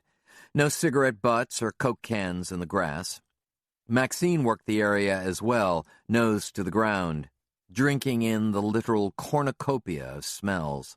Wildlife scat, blood, maybe the bear, a dozen sheriff's department people, the M.E., the coroner, anything else that clung to the grass. He turned and faced east, studying the shadowed tree line above him, wondering what it was that Tuff and his horse had seen that caused the problem. Walking very slowly and stopping often, as if he were hunting elk, he moved up the slope. He had learned that moving too quickly dulled too many senses in the wilderness.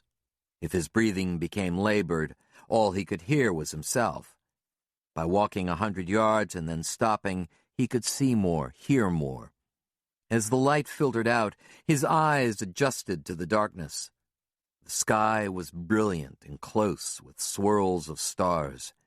A quarter moon turned the grass and sagebrush dark blue. Maxine stayed on his heels. For an hour he moved slowly up the mountain until the first few of the trees were behind him and the forest loomed in front. It wasn't so much that Joe could see something in the trees as sense it. It was a hint, a barely perceptible hint, of the pressure he had felt at much greater volume when he found the moose.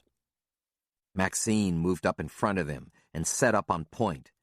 The hair on her back was raised, and she was sniffing the air. He reached down and ran his fingers down her neck to calm her, but she was rigid. Her eyes were wild, her ears up and alert. "Stay," he whispered to her. "Stay, girl." She was staring into the dark trees the way she would if they were bird hunting, and she had found pheasants in the cover. But he could see nothing. Suddenly the dog exploded with purpose. She launched herself into the trees ahead. Joe missed when he grabbed for her collar, and she barked with a manic, deep-throated, hound-like howl that sounded so loud in the stillness that it even scared him. He had never seen his mild-mannered Labrador act so crazy. "Maxine!" he yelled. No point in proceeding quietly now. "Maxine, get back here! Maxine!" He glimpsed her in the shadows, her tail and hind legs illuminated by a dull shaft of moonlight. And then she was gone. He chased her through the trees, listening for her barking. It sounded like she had veered left, then right. She sounded so mean, he thought. And he thought he heard something else. Footfalls? Somebody running? He couldn't be sure. He whistled for her and kept shouting as her barking grew more and more distant. He unholstered his maglite and bathed the area in front of him with its beam, then sharpened it into focus and shot it up into the trees in the general direction of where she had run. He couldn't pick up her track. "Oh, no," he moaned aloud. In the 7 years he had had his dog, she had never run away from him. He wondered whether she was stupid enough to have taken off after the grizzly bear. Her barking was now so faint he could barely hear it. It came from farther to the right in the forest, much deeper into the timber. While she was still in earshot, he hoped, he fired 2 blasts from the shotgun into the sky. The flame from the muzzle strobed orange on the tree trunks near him. Then he waited, yelled, whistled, fired 2 more blasts, and reloaded the shotgun with shells from his pocket. Nothing. It was now completely silent again. Shit, Maxine. There was no way he could track her in the dark and find her. He couldn't even be sure she was to the right, the way sounds bounced around in the mountains. Very reluctantly, he began to work his way back the way he had come, stopping periodically, hoping to hear her bark. Joe knew that if she managed to emerge from whatever forces had turned her into the hellhound she had become, she would know to return to the pickup. In normal circumstances, he would have given her a day or so before getting worried, but these weren't normal circumstances. He pictured her mutilated body, and it made him shudder. Joe sat in his pickup with his windows rolled down and his headlights on. Every few minutes he honked the horn. Maxine would know the sound, recognize it as him. He scanned the slope and timber, hoping desperately to see her. It pained him to think that Maxine had possibly charged at something in an effort to save him. Why else would she have become so ferocious, so single-minded? It wasn't for her own sake, he thought. She wasn't the kind of dog to embrace a confrontation or want to fight. "Damn it all," he said, and fought the urge to pound the steering wheel. He kept looking over at the passenger seat, thinking that's where she should be. He thought that he'd probably spent more hours with Maxine than with Mary Beth or the girls. Maxine was a part of him. He tried not to get maudlin. Leaning on the horn, he let the sound of it express what he felt. He sat up with a start when something light-colored and low to the ground moved just beyond his headlights.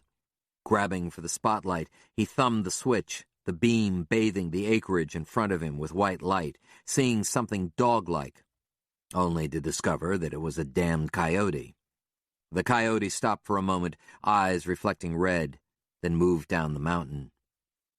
Again, Joe cursed, and the curse released something that started in the back of his throat like a hard, hot lump and burst forward, and he sat there in the dark, and he cried. The cell phone on the dashboard burred at 10 p.m., and Joe could see from the display that it was Mary Beth. He had avoided calling her. "So, are you coming home tonight?" she asked, an edge of irritation in her voice. "Yes, I'm just about to leave. I'll be home in 45 minutes. She obviously picked up on the tone of his voice, the solemnity. "Joe, are you all right? Is something wrong?" "Maxine ran away," he said, telling her in as few words as possible what happened. For several moments, neither spoke. "I don't want to tell the girls," Mary Beth said. "We'll have to." "Okay, but in the morning. Otherwise, they'll cry all night long." Joe nodded, knowing she couldn't see the gesture. "Oh, Joe," she said in a way that made him feel guilty for once again bringing pain into their family. "I'm sorry, honey," he said. As Joe drove down the mountain, he kept honking. He wondered if Bud Longbreak could hear him down at the ranch and figured that he probably could. He called Bud from his cell phone, told him why he was making so much noise, asked Bud to keep an eye out for his dog. "Your dog?" Bud said, genuine sympathy in his voice.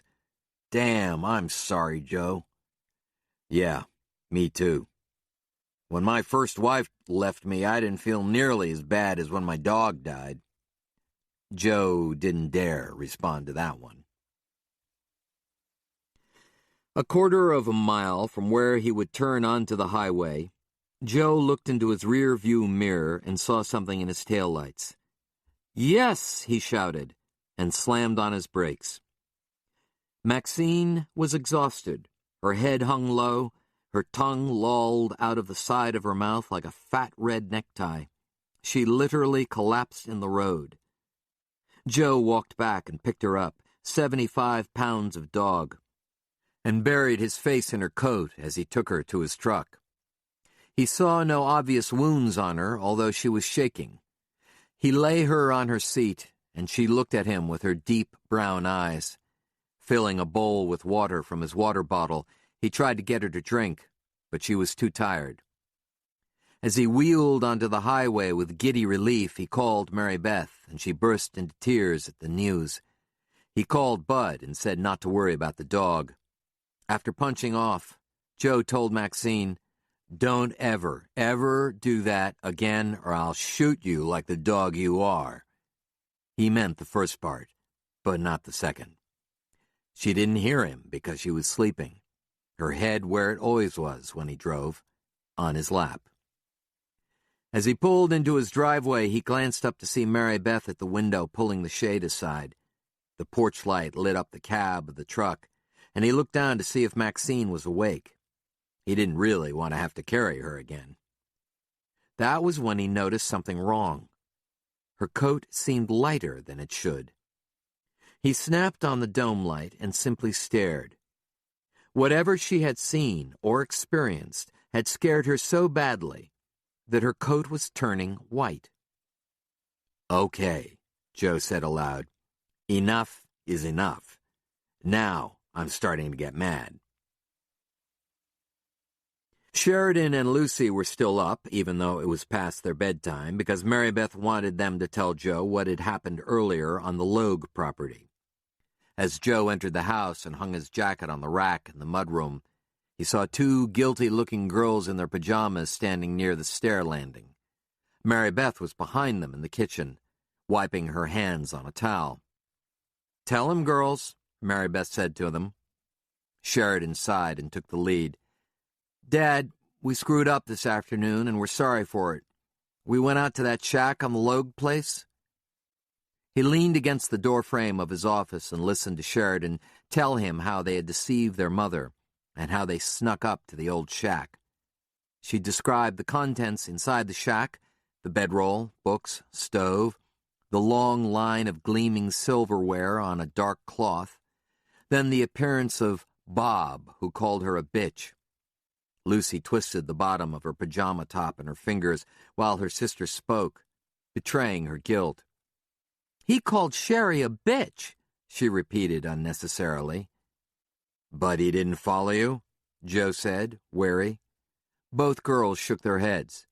"You're sure?" Sheridan nodded. "We checked behind us when we were running. I saw him go back into the shack." Joe asked Mary Beth, "Did you call the sheriff?" "No, I wasn't sure if you would want him involved. We still can, though." "Cam Logue needs to call Barnum," Joe said. "I don't know why he didn't the first time the girls saw this guy." "I think he was just some homeless guy," Sheridan said. "I feel bad about bothering him now. I feel sorry for a grown man who has to live like that." Mary Beth shot Joe a look. She was admonishing him to hold the line, to reinforce the talking to she had given the girls earlier in the evening. She knew Joe well enough that she feared he would soften. She was right, he thought. He tried to keep his expression stern and fixed. "Girls, it's past your bedtime now," Mary Beth said. "Kiss your dad goodnight and get into bed. We'll discuss your punishment later."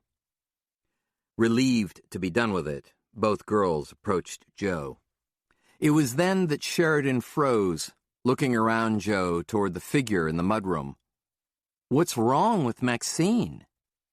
"She's exhausted, girls," Joe said. "I thought for a while tonight I lost her."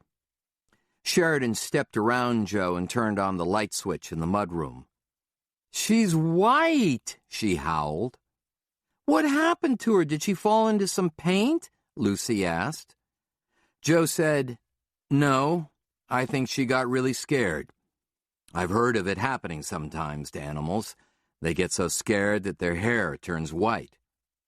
"Is she okay?" Sheridan asked, bending over the dog and patting her white fur.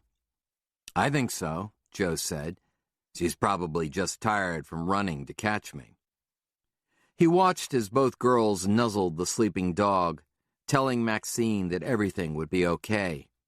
Mary Beth gave it a few moments before scooting the girls along. When the girls were in bed, Mary Beth turned to Joe. "I can't believe how white she is." "I've never seen anything like it before," Joe said, slumping into his office chair. "I've never seen a lot of things before that have happened around here." "What are you doing now?" she asked. He sighed.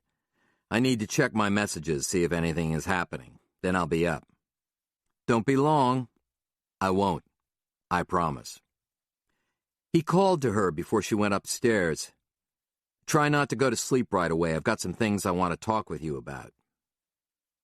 "Oh, sure," she said, smiling at him. Her smile took him off guard, and he welcomed it. With her schedule, it had been a while since they had gone to bed together with both of them not too tired. "Really," he said, grinning back. "It was quite a day. I investigated a crop circle that wasn't a crop circle, met with Nate, then lost our dog." She purred, obviously thinking of what to say next. "I had an interesting day as well. Don't be long." Nothing from Roby, nothing from Trey Crump, nothing from anyone, except another email from DinaDoomed666@AOL.com. "Oh no," he whispered aloud. There were no photos this time, only text. "Dear Joe, I hope you got my last email. Didn't hear from you, so I wasn't sure. Smiley face. I hope you like the pictures. Smiley face. Things are getting a little crazy here now, so this has to be short. I've got some very important things to tell you that you will want to know. Don't know how much longer I'll be able to tell you these things. Please come by as soon as you can, or at least reply to me. I know a lot more now. I've got to go.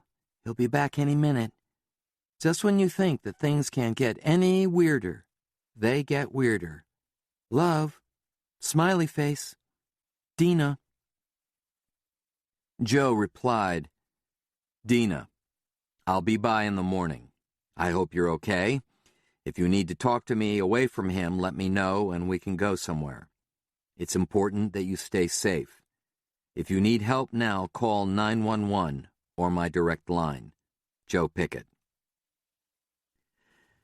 As he prepared to go to bed, his head swimming once again with the unwanted images she had previously sent him, he saw a glow of light from beneath the closed bathroom door. He stopped and knocked. "Come in." It was Lucy.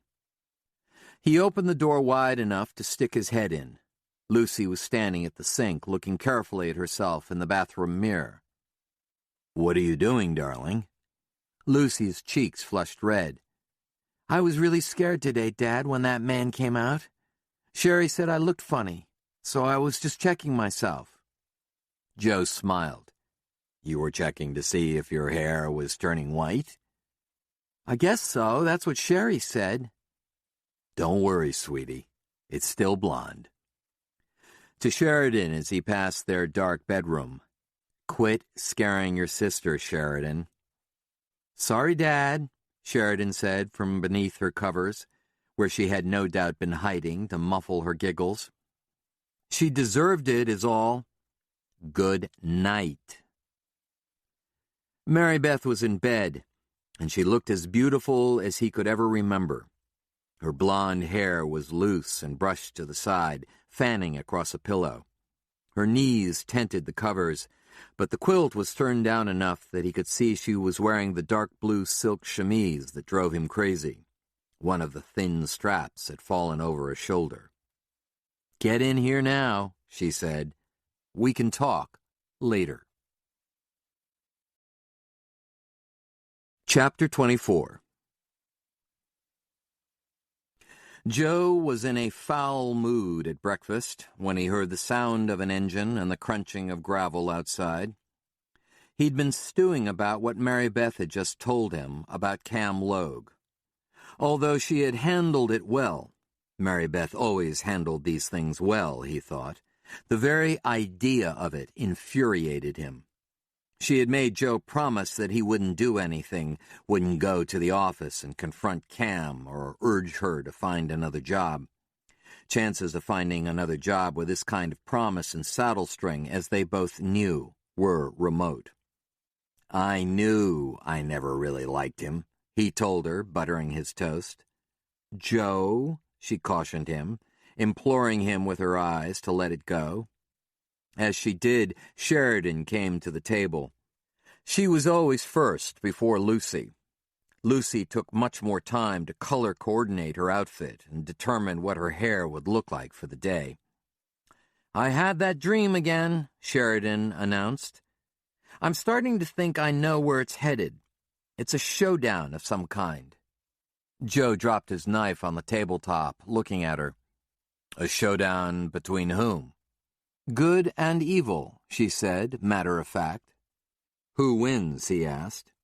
She shrugged. "The dream hasn't gotten that far along yet." "Well, let me know," he said, cautiously. "I will," she said, reaching for the jam.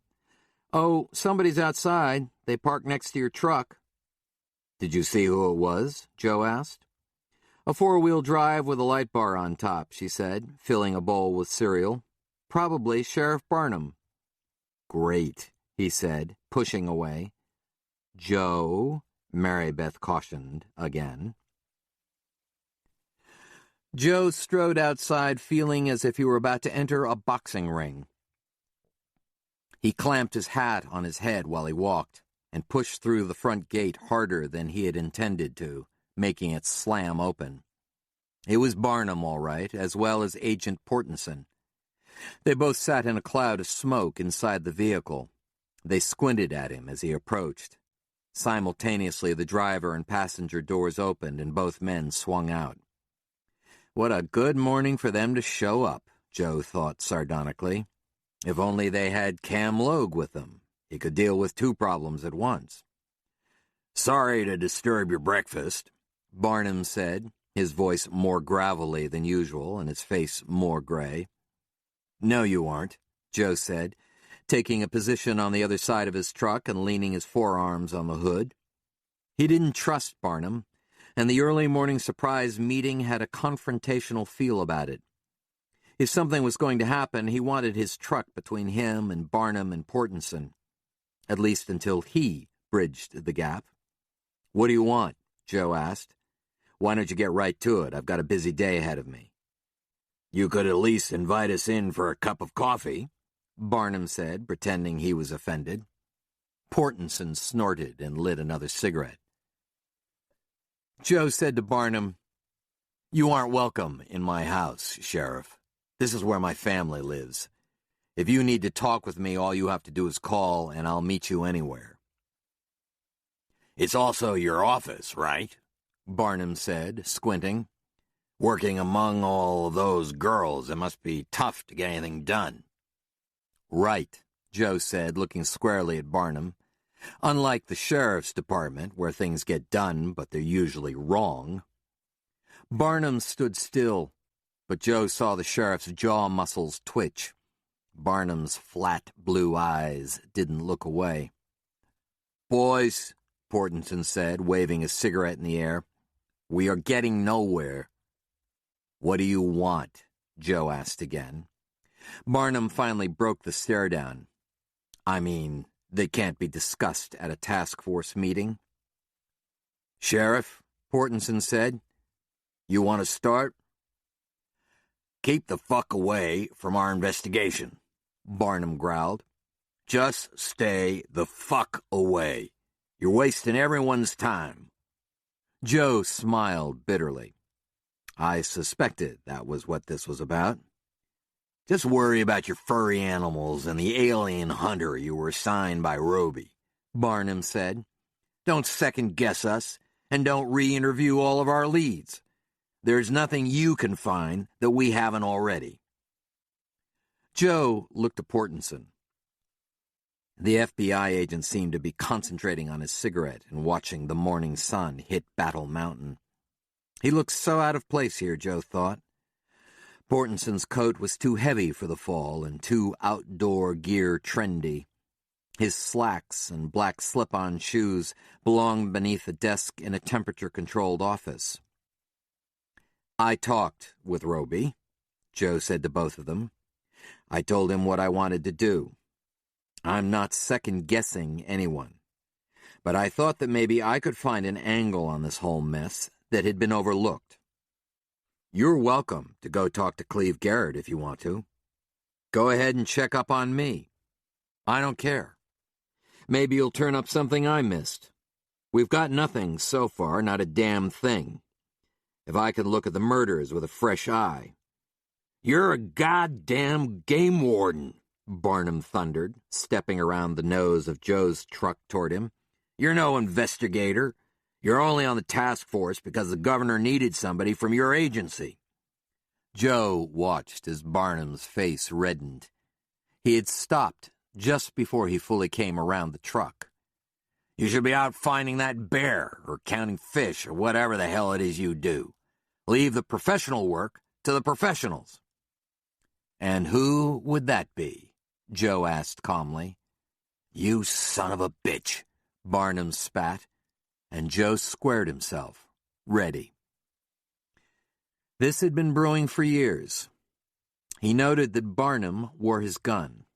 Joe was unarmed. Fine, Joe thought. He couldn't imagine Barnum actually shooting him, not in front of an FBI agent anyway, and it would be against Barnum's nature to hurt him directly. Barnum was more of a corrupt, behind-the-scenes man.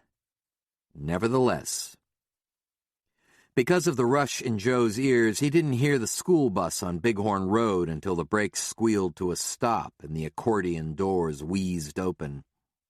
"Hello, Sheriff," the bus driver called out cheerfully. "Hey, Joe." Out of the corner of his eye, Joe saw Portenson roll his eyes heavenward. The front door of the house opened, and Sheridan and Lucy came out. Both girls were pulling on jackets and fumbling with their backpacks and lunch boxes. Mary Beth stood in the doorway watching them skip up the walk, but she was really watching Joe, Barnum, and Agent Portenson, Joe knew. Sheridan made a point of walking between Joe and Barnum and stopped long enough in front of Joe to tilt her chin up for a goodbye kiss. Lucy was right behind her. The men watched as the girls boarded the bus and the doors closed. Both girls took seats near the window and waved as the bus pulled away. Joe waved back. A thin roll of dust bloomed from the tires of the school bus as it labored away. It was uncomfortably silent. Barnum still stood near Joe's fender, but his hand had dropped away from the butt of his weapon. Mary Beth still stood in the open doorway, watching the bus. Portenson leaned back against the sheriff's blazer and laughed silently. "This is over," Portenson said. "No, it isn't," Barnum said, his voice low. "It's just postponed." "Any time, Sheriff," Joe said. Barnum turned his back on Joe, nodded his head to Mary Beth, and walked back to his GMC. He threw himself into the driver's seat with more dexterity than Joe would have guessed given Barnum's age and health, and slammed his door shut. "Agent Portenson," Joe said, "how come you're mixed up with him?" Portenson stared at Joe, smiling coldly. "I've got to go." "It isn't birds, Portenson." Portenson waved his hand in front of his face as if shooing away a fly. "Then what is it?" "It's two things, I think," Joe said, keeping his voice low enough that Barnum wouldn't hear. "I think we've got one set of killers responsible for most of the animals, and Stuart Tanner. I think we've got another entirely separate killer who did Tough Montague." Portenson looked pained. "Whether they're connected or not, I don't know," Joe said. "But if nothing else, we've got to figure out one or the other. We can't look at the mutilations as one thing any longer, or we'll never get anywhere." "We aren't anywhere now," Portenson said. "No, we aren't. But if we change the focus of the investigation, we might find something out." Portenson shook his head as if dispelling a bad thought. "Look, Portenson, I know you're not a bad guy, Joe said. I know what you did last winter, how you tried to stop the massacre. You blame me for putting you in that position, but you did the right thing. You can do it again. Oh, just shut up, Portenson said. Joe grinned. I can count on you, can't I? Why do you even care? Joe shrugged. I don't want this kind of thing happening in my mountains or my district, not around my family. They've gone through enough in the last few years without worrying about something like this. Portenson looked genuinely sympathetic. Then something changed in his face. I still think you and that Nate Romanowski maniac are guilty of something. I'll find that out one of these days, and I'll bust you both. Then I'll get out of this hellhole I'm in. Joe nodded. That's fine. But right now, we've got killers out here who are just about as scary as anything I can think of. You know that. Portenson lit another cigarette and tossed it away angrily after one drag. I'm hoping the whole thing just goes the fuck away, he said. There haven't been any incidents in a few days, not since that stupid horse got his face ripped off. I just hope the whole thing goes away. Maybe it will, Joe said, thinking again of Cleve Garrett's theory. Or maybe just part of it will. If that happens, we've still got the other part to figure out. Barnum leaned on the horn, even though Portenson was just feet away from his vehicle. What an asshole, Portenson said. That's just the half of it, Joe said back. Chapter 25. Lot C-17 at the Riverside Resort and RV Park was empty. Damn it, Joe said, thumping the steering wheel of his pickup with the heel of his hand. He looked over to Maxine, remembered that he had left her at home to sleep today. Then looked back at the vacated lot. He wondered when they'd left. How long had the Airstream been gone? A sick feeling welled up in Joe's stomach. He hoped that Dina was all right. He felt responsible for her since she had reached out to him, even in her pathetic way. If he had acted sooner, had come over to see Dina the morning after the first message, could he have averted something? Had Cleve Garrett discovered their correspondence and hurt her, or had he simply moved his operation to some other place? He found Jimbo behind his trailer raking leaves in his postage-stamp backyard. Jimbo, when did Cleve Garrett pull out? Joe asked the resort manager. Jimbo froze, then slowly looked up. What do you mean? Joe was confused for a moment. Don't you know that he's gone? I just came from there. The lot is empty. Jimbo let the rake fall into the pile of leaves he had made. Well, what do you know? He said. He must have left during the night. He was all paid up, so he doesn't owe me anything. But he at least could have said goodbye, so I'd have known I have another space to rent. Didn't you hear him go? Joe asked, incredulous. Jimbo pointed at his own head. I don't hear nothing without my hearing aids anymore. I take 'em out to sleep, so I guess he left after I went to bed. When was that? Jimbo pondered the question. Let's see, I watched the news, read a little. You ever read Harry Potter? Joe had, but he didn't want to discuss it. I'm hooked, Jimbo said. I'm on the third one now. I never thought I'd care a good goddamn about a little Brit orphan, but... Jimbo, what time? Jimbo's face lost enthusiasm, and he thought for a moment. Must have been after 11:30 or so. I think that's when I packed it in. Dina's last email to Joe had been sent at 11:15, Joe remembered. In it, she hadn't said they were leaving. Maybe she hadn't known yet, he thought, the sick feeling coming back. Maybe Cleve read Joe's response over Dina's shoulder and decided then that they needed to go immediately. But what difference did it make what time they left, Joe thought. What was significant was the fact that they were gone, and that they felt a need to leave in the middle of the night. Why? As he crossed the 12-Sleep County line into Park County, Joe called Hersig and told him that Cleve Garrett was gone and mentioned Dina's email. "I think we should put out an APB," Joe said. "Locating their truck in that big airstream shouldn't be too difficult." Hersig hesitated. "What?" Joe asked. "We don't have any grounds to stop him," Hersig said. "A man has a right to move his trailer from place to place, Joe." "What about Dina?" "What about her? Can you honestly make a case that you think she's in danger or threatened? From what you told me, she hasn't ever indicated that she's in trouble. It doesn't sound like we have anything to go on at all here, Joe." Joe held the phone away from his ear and looked at it, scowling at Hersig. Then he pulled it back. "They left right after she sent me an email, like I said. She was going to tell me something this morning that she thought was important. I'm telling you, Cleve Garrett is dirty in some way.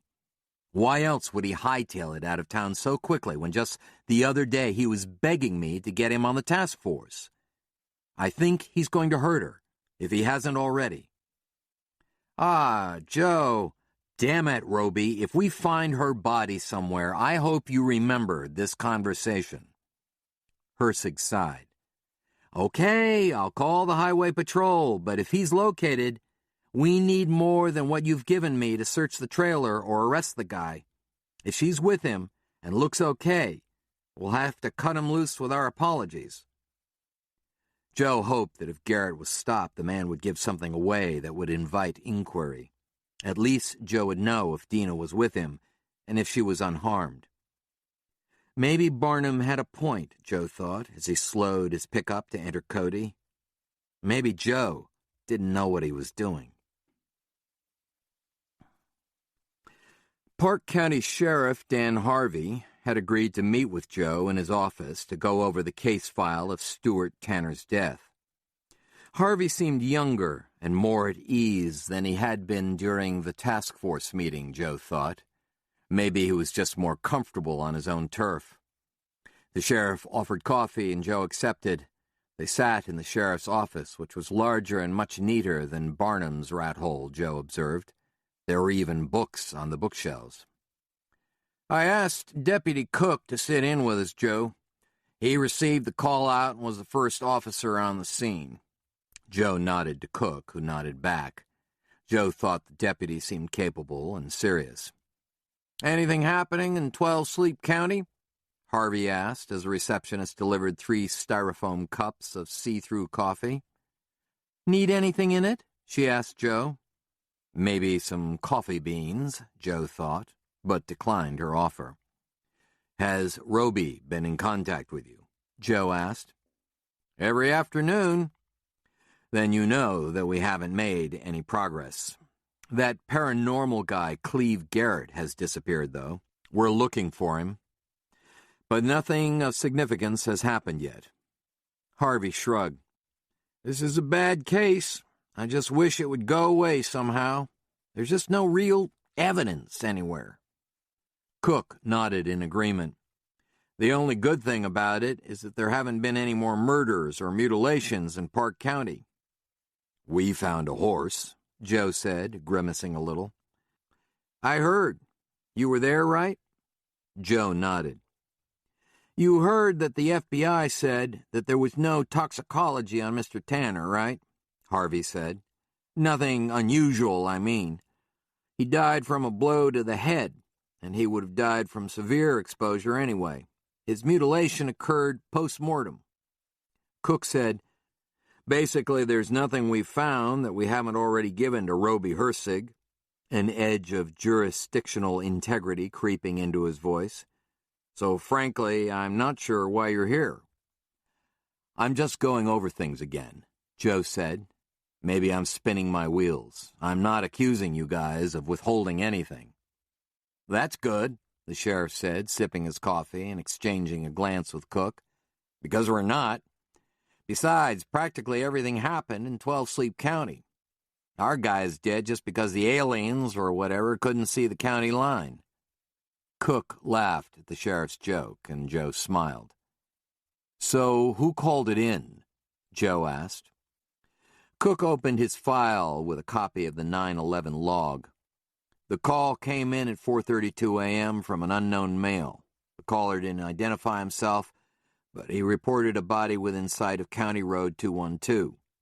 Dispatch took down the information and called me at home because I'd just gotten off of my shift. Catherine, the night dispatcher, said it was hard to understand the caller, and she had to ask him to repeat himself a couple of times.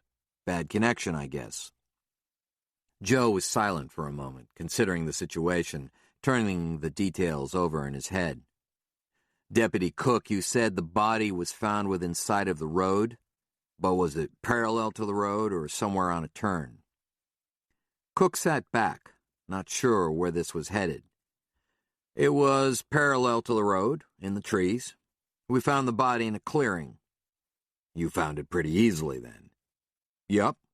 The directions from the call-in were good. He told us it was 6.8 miles on the country road from the highway. It was exactly 6.8 miles, all right." "So you drove 6.8 miles, and then what? Shone your spotlight out to the side?" Joe asked. Cook bobbed his head. "I picked up the body right where it was supposed to be." "So," Joe said, rubbing his jaw, "if you hadn't known the exact location of the body, could you have seen it from the road?" Cook snorted. "In the daylight, hell yes, it was plainly visible from the road." "But it wasn't daylight," Joe said, perking up. "It was night. Would your headlights have picked up the body if you were driving down that road?" Cook hesitated, then, "No. There's no way I could have seen it off to the side like that in the dark." Sheriff Harvey slowly sat up and leaned forward on his desk. "Shit," he said. "So how did the guy who called it in see the body? How did he know it was there?" Joe said, "Yep." "I never thought of that," Cook confessed. "Damn it all. The coroner said Tanner was killed between 10 p.m. and 2 a.m., which means the guy either saw it happen or he fucking did it." "Do you keep a tape of the calls?" Joe asked. His question betrayed his growing excitement. Harvey's cheeks flushed. "We do, but the machine wasn't working that day." "I'm sorry about that." "The call came in at 4:30 a.m., right? Don't you think it's kind of odd that someone was driving around out there at that time of night?" Joe asked. Harvey shook his head. "Not really. We know that there's been some drug activity on that road, some meth buys. It's also a road pretty popular with a high school crowd. They go out there to drink and jump each other's bones. My guess is that somebody like that called it in." "So it was from a cell phone?" "We assume so." "Does your dispatcher have caller ID?" Harvey's eyebrows shot up. We honestly didn't think of that. We've got it, but we never really pursued it because we didn't put much emphasis on the caller himself. Didn't seem important. The dispatcher said the guy was really hard to understand, and she kept having to ask him to repeat himself. It was like he was drunk or drugged, she said. "I'll check the record," Cook said, standing up. "Be right back." "Seems like a good guy," Joe said after Cook had left. "He is," Harvey said, sipping his coffee. "I think he's a little miffed that he didn't have an answer for you." "I'll tell him not to worry."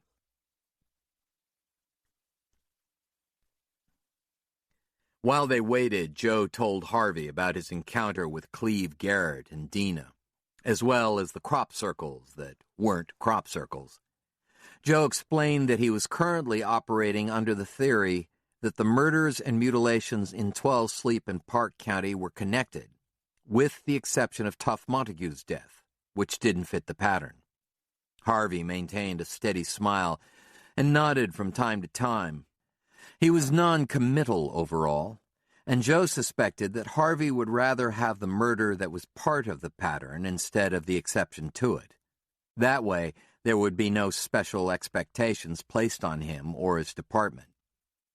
When Joe told Harvey about Maxine turning white, Harvey seemed genuinely shocked.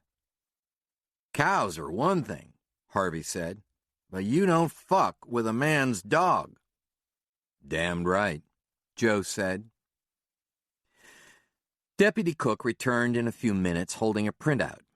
He closed the door behind him and sat down heavily in his chair. "I don't know if this is helpful or not," he said. "It doesn't make a lot of sense to me anyway." "You got a number?" Harvey asked impatiently. "Yup, but it's not a local number like I thought it would be. The area code is 910. He looked to Joe and Harvey to see if they recognized it. Both men shook their heads. 910, Cook repeated. "I looked it up. The cell phone is from Fayetteville, North Carolina." "What?"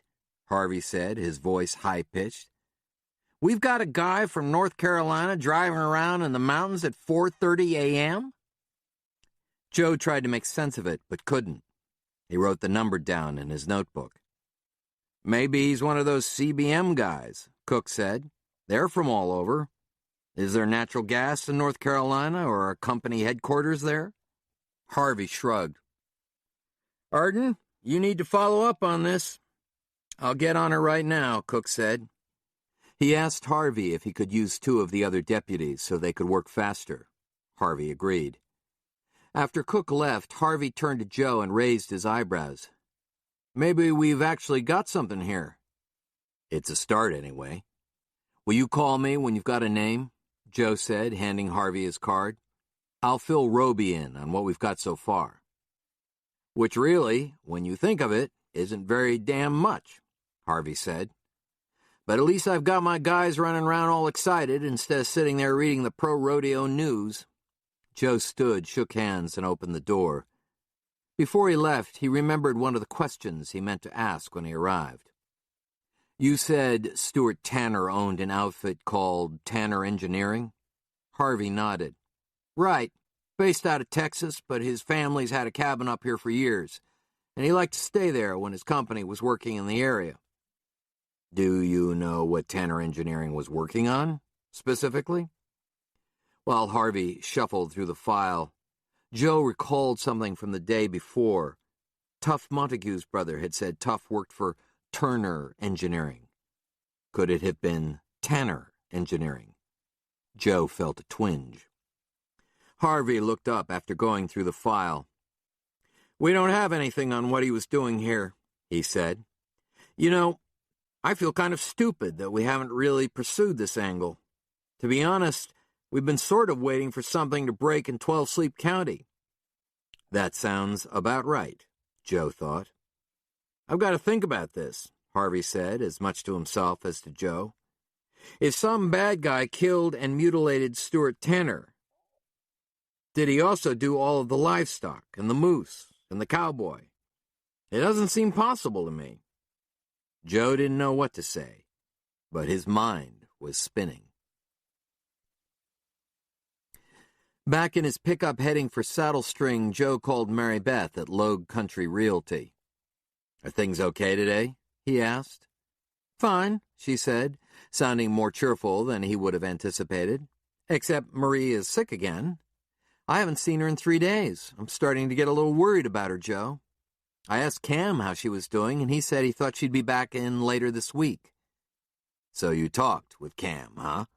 he asked, feeling a surge of anger.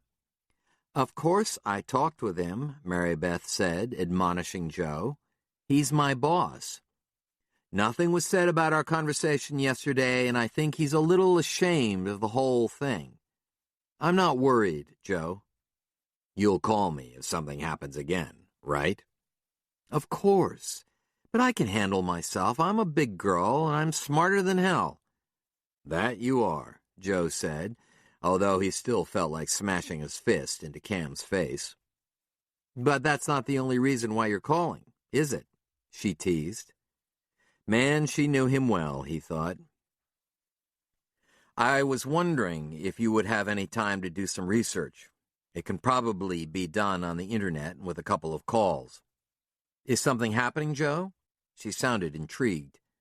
"Maybe, but I'm not sure yet." "I can grab some time over lunch," she said. "What do you need?" Do you have a pencil? It was late afternoon when the town of Saddle String came into view. From the distance on the highway, it looked insignificant beneath the slumping shoulders of the Bighorn Mountains. Joe could see a few buildings poking out of young trees. The 12 Sleep River as it serpentined through the valley and through the middle of town, and 4 shining ribbons of highway that intersected within the tree-choked community. He had tried to let his mind work during the drive back, to process what he had learned in Cody. He tried to think of what they might be overlooking that was sitting there right in front of them. This was giving him a headache, but maybe this new information would sort itself out, start to fit into proper places. Then something occurred to him. It was obvious, if risky. It could move the new track of the investigation forward or screw it all up forever. He could simply call the number with the 910 area code and see who answered. Fayetteville, he said to himself. What is in Fayetteville? Joe pulled his cell phone from its mount on the dash and was reaching for his notebook to look up the number when the phone trilled. Joe, it's Trey Crump. Joe hadn't talked to his district supervisor since before the task force was formed, although he had kept him up to date on the progress or lack of it via emailed reports. What's up? You're not going to believe this, but I just got a call from the bear guys up in Yellowstone. Apparently they just picked up a signal on our missing grizzly. Joe had a feeling what was coming. They tracked him to a location that's literally in your backyard, so to speak, just east of the mountains and the breaklands. He appears to have stopped because they said the signal is strong and not moving. Joe grabbed his notebook from the seat and flipped to a fresh page. Do you have the GPS coordinates? Joe asked. Got 'em. You ready? Sure, Joe said, scribbling. As he shot through Saddle String and out the other side toward the breaklands, Joe called Nate Romanowski. As usual, he got Nate's unreliable answering machine. We located the bear, Joe said. If you get this, you want to get right out to the BLM tract off of Dreadnought Road. The bear is supposedly right in the middle of it, about 6 miles off-road to the north. Look for my truck. Chapter 26. The Breaklands country beyond Dreadnought Road served as a kind of geological shelf before gradually rising into the foothills and then swelling into a sharp climb into the mountains. At first glance, it looked flat and wide open, but in actuality, it was deceptive terrain, coursed through with deep draws of crumbly yellow-white earth that created massive islands of grass-covered flats that were attractive to pronghorn antelope, mule deer, and ranchers. Before lamb and wool prices collapsed in the 1980s, the Breaklands had been filled with sheep. Joe had seen photos from the 40s and 50s on the wall at the Stockman's Bar of sheep herds clipping the grass in the Dreadnought Breaklands as far as the photographer could see. There were still a few bands of sheep in the area, tended by Mexican or Basque herders, but nowhere near the amount there had been. Joe slowed his pickup on Dreadnought Road while watching the GPS unit on his console and scanned the surrounding area for Nate Romanowski. He was wary of striking off-road as it approached dusk because of the network of arroyos and draws that could cut him off, isolate him, or get him stuck. Joe didn't find a road and realized he had gone beyond where he should have turned right. He stopped and studied a well-worn topo map of the area, trying to find if there was another approach, one with roads, to where the bear had been located. There was an old road of some kind that entered the area from the exact opposite direction, but he estimated it would take close to an hour to get to it. His only choice, he concluded, was to go off-road. On the floor of the pickup was a tranquilizer gun in its plastic case. The gun had a pistol grip and shot a single fat dart loaded with a debilitating sedative. The warnings on the box of darts said, that the sedative was extremely concentrated and designed for animals weighing over 400 pounds. The dosage was lethal to humans. Reversing down the empty county road for nearly quarter of a mile, he slowed, cranked the wheel so that the nose of the pickup pointed straight out into the brakelands, punched the four-wheel drive high switch, and started crawling across the sagebrush in the dusk. His tires crushed sagebrush, and the sharp juniper-like smell perfumed the chilling air. As usual, he kept both windows open so he could see and hear better. As the front tires bucked down and up through a hidden, foot-deep channel, he instinctively reached over with his arm to prevent Maxine from toppling from the seat to the floorboards, before remembering Maxine wasn't there. 20 minutes after he had left the road, Joe glanced up and saw a pair of bobbing headlights in his rearview mirror. The vehicle was at least 10 minutes behind him and seemed to be using the same set of tracks that he had cut across the grass and brush. Who could possibly be following him, or even know where he was? Maybe Nate got his message after all. While he was watching the mirror instead of where he was going, his left front tire dropped into a huge badger hole and jerked the truck to a stop. The steering wheel spun sharply left as the tire fell and twisted in the hole, and maps, memos, and other paperwork rained on him from where they had been wedged under rubber bands on his visor for safekeeping. The motor died. He picked up all the paper that had fallen on him and shoved it out of the way between the seats. He looked up and saw lazy dust swirling in his headlights, lit up with the last brilliant half-hour of the ballooning sun. Feeling his chest constrict, he checked his mirror. Because he had stalled out in a small dip in the terrain, he couldn't see the headlights behind him. He turned in his seat, looked through the glass, but couldn't see the vehicle. Was it Nate? If Joe could see the headlights again, he could be sure. Nate's Jeep had a recognizable grille and set of lights. It looked like an owl's face. He had a wild thought. What if it wasn't Nate? What if someone had used the same frequency as the bear caller to alert the biologists and lure Joe out here? The frequency itself, though assigned to the U.S. Fish and Wildlife Service, was available on the handheld radios favored by most hunters and fishers, even though use of it was discouraged. Uh-oh, Joe thought. Did he have time to unsheath his shotgun before the vehicle behind him caught up? Then headlights cleared the wash, and Joe instantly recognized the grille of Nate's Jeep. Nate thrust his head out the window. "Hey, Joe," Nate Romanowski, the driver, said in greeting. "I got your message about the bear and came straight out." Joe sighed, relaxing. "Have you ever considered calling ahead, Nate? Have you ever thought about calling me on my cell phone or through my dispatcher and telling me that you're planning to find me?" Joe said, his voice rising. "Have you ever thought about that, Nate, instead of scaring the hell out of me by chasing me across the prairie?" Nate didn't respond right away, which was his way. Joe noticed that Nate was wearing his side-draw shoulder holster. "So," Nate said, a smile tugging on his mouth, "where's your bear?"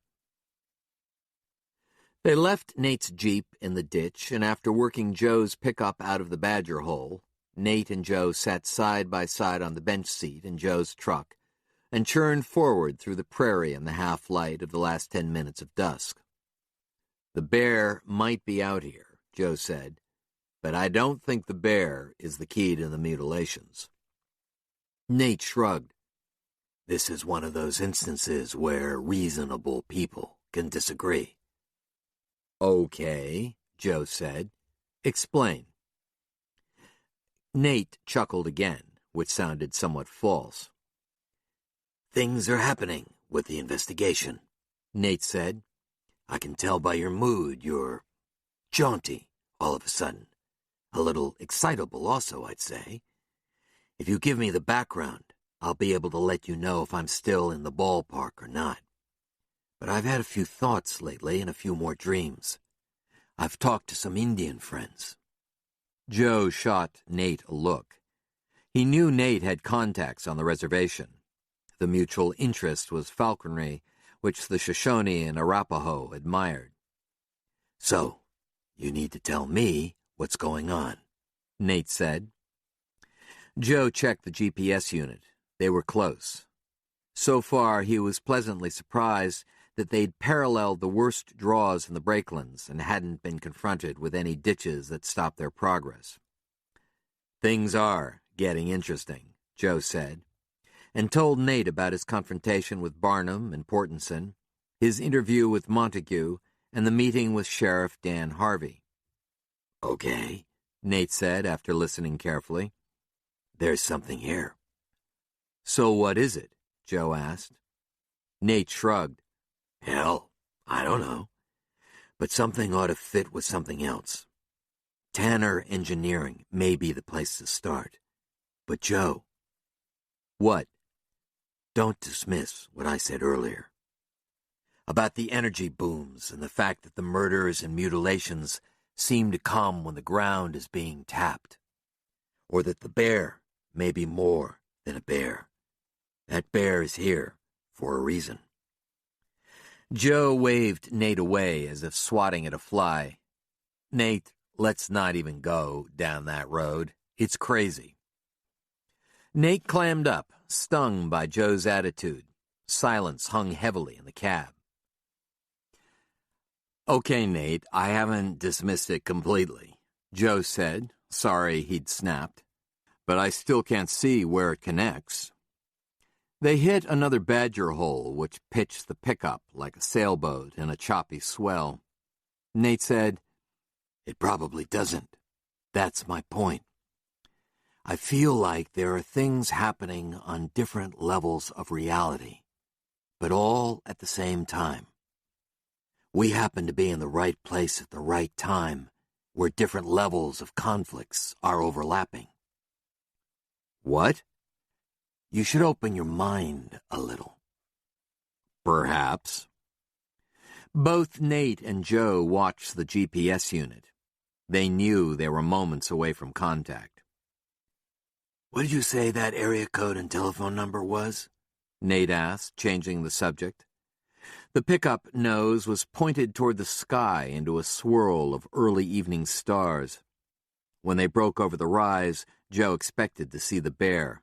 They were that close. 910 something, Joe said.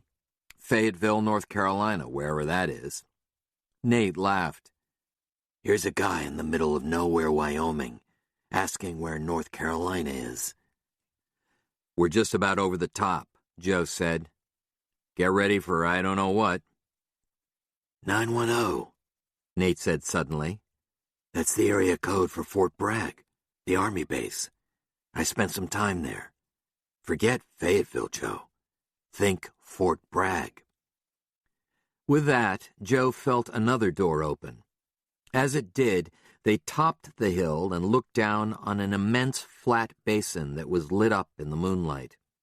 He saw no bear, but in the center of the basin was a sheep wagon. There was no pickup next to the wagon, only a few white sheep, their backs absorbing the light blue moonlight. The sheep wagon was prototypical of the models that used to be found all over the Rockies.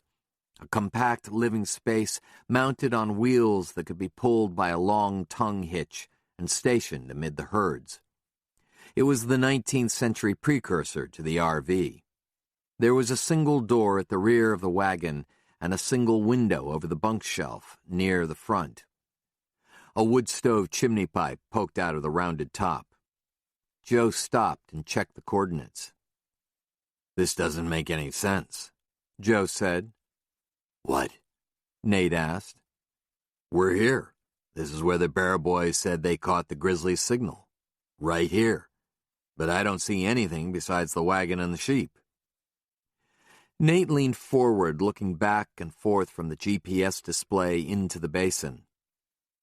"Unless I'm wrong," he said, "our bear is inside that sheep wagon." Joe turned his head toward Nate. "This is really strange." Nate nodded. "Do you have a lot of bullets for that gun?" Joe asked. Nate arched his eyebrows. "I do. I just hope I don't have to use them." Joe stopped the truck 20 yards from the sheep wagon. His headlights bathed the door, which appeared to be slightly ajar. There was no light from inside and no curl of smoke from the chimney. Nate spoke softly as Joe armed the tranquilizer gun under the glow of the dome light, twisting off the plastic cap from the needle, checking that the dart was filled with 4 cc's of Telazol, inserting the dart into the chamber, and snapping the barrel down on the assembly. Nate said, "I've read where the methods of working with bears is similar in concept to working with raptors. On a much bigger scale, of course, but it's basically the same program of give and take and mutual respect." Joe checked over the tranquilizer pistol and found the button which engaged the CO2 cartridge. He pushed the button and heard a short, angry hiss. "Nate, are you saying you want to train the grizzly?" This was incomprehensible to Joe, not to mention illegal. "Not at all," Nate said emphatically. "I want to get inside his head, see what makes him tick, find out what he's thinking and why he came here, and who sent him." Joe looked at Nate, hoping to see a hint of a smile, but Nate was dead serious. Joe's heart raced as he approached the sheep wagon. Their plan was for Joe to go to the left side of the wagon, the side the door would open up to, and for Nate to take the right. Joe had the tranquilizer gun in one fist and his mag-light flashlight in the other. Once in position, Nate was to slip a cord over the handle of the door and ease it open. Joe would shine his light inside. If the bear was in there, he would shoot it point blank, aiming for a haunch or shoulder. "Don't hit him in the head," he told himself. If he missed, the dart could bounce right off. So here he was, he thought, with his little dart gun and no place to run if things went bad. The sheep in the plain hadn't even looked up to note their presence. Nate was his insurance policy in this situation. Despite his earlier statements, Nate had agreed that if the bear turned on either one of them, Nate would fire. From the other side of the sheep wagon, Joe heard the faint click, click of Nate's revolver being cocked. Joe heard no sound from inside the wagon as he stood next to it. No breathing, no rustling. He could smell a dank, musky odor. A bear. He peered cautiously around the edge of the wagon and saw Nate slip the cord over the door handle. Slowly the cord tightened and the door began to open. When a rusty hinge creaked, Joe nearly jumped out of his boots. Then the door was fully open, and Joe pivoted around the side of the wagon and aimed his flashlight inside. The tranquilizer gun was held parallel to the flashlight. The sheep wagon was empty. "All clear," Joe croaked, his voice giving away his fear. Nate wheeled around the door and looked down the sight of his handgun into the wagon. "The place has been trashed," Nate said, easing the hammer down and holstering the gun. Inside, in the naked white light of the flashlight, Joe could see that the table was splintered and the old mattress on the bunk was shredded, with rolls of foam blooming from the tears. The insides of the walls were battered. Joe stepped up on the trailer hitch and shined his flashlight on the old cooking stove. It showed deep scratches from huge claws, as did the cupboards and shelves. "He's been here all right," Joe said. "But where is he now?" Nate shouldered Joe aside and reached down into the gloom. Joe shined his light down to see what he was after. A battered, sun-faded nylon collar hung from the bent-back steel handle of an ancient icebox. Nate pried it loose and held it up. Joe said, He must have snagged his collar on that handle and ripped it off when he pulled out. But what was he even doing here, going inside a sheep wagon? There are plenty of sheep out there to dine on. He looked closely at the radio collar, surprised how old it looked. The collars Joe had seen had much smaller radio transmitters. This collar looked like an old model. Perhaps the underfunded bear researchers had had to dig into their storage containers to keep up with demand. No wonder it hadn't worked properly, he thought. Joe dropped Nate off at the Jeep. "Thanks for the adventure," Nate said. "Are you going to follow me out?" Joe asked before driving away. Nate slowly shook his head. "I'm going in the other direction. Back to the wagon." "What?" Nate shrugged. "That bear is close." "He doesn't even have his collar anymore, Nate," Joe said. "How are you going to find him?" Nate was silent for a moment. He seemed utterly calm. "I'm going to stay here and let him come to me. I think he'll come when he realizes I mean no harm." Joe thought about it for a moment. There was no point in arguing because it wouldn't do any good. Nate hunted for deer and antelope by staking out a spot and letting the animals come to him. Joe had scoffed when he heard it the first time. He didn't scoff anymore. "Don't disturb the crime scene, okay? And don't get hurt." Nate was quiet for a few seconds. "Remember when you asked why the bear trashed the sheep wagon?" "Yes." "Maybe he was looking for somebody," Nate said, and smiled wickedly. As Joe made it back onto the highway, he listened to his radio after he called Trey Crump to let him know about the bear collar. His report had caused a firestorm of recrimination and controversy among the elite bear team. They openly doubted his claim that the collar was an old model. Trey promised to send it to them after he received it from Joe. One of the researchers accused another of using old equipment, and the man accused denied it. An argument started.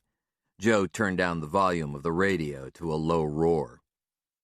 He thought about the sheep wagon, the collar, what Nate had said. He thought about Nate out there in the dark, letting the grizzly come to him. And what had Nate meant about different levels of reality? Joe shook the thought off. Then he remembered the telephone number. Why not, he thought. He pulled over to the side of the road and found the number in his notebook. Grabbing his cell phone from the dashboard, he keyed the number, then held it to his ear. It rang 4 times, then someone picked up. "Nussbaum," a deep voice answered. "Hello?" Joe said, not understanding. "Nussbaum." "What? Who is this?" "Nussbaum." "I can't understand you," Joe said, his voice betraying a hint of panic, as well as the knowledge that he might have just done something really stupid. "Nussbaum," the man said patiently. "Where are you?" The phone clicked off. "Damn it!" Joe shouted. What had he done? He weighed calling again, but decided against it. This might be a matter for the task force. He pulled back onto the road, mentally kicking himself. Stupid, stupid, stupid. Driving down Bighorn Road to his house, he reconsidered slightly. Why would the man who answered assume he was involved in any kind of investigation? As far as the man on the other end knew, it was a wrong number. Joe hadn't identified himself or given any indication why he called.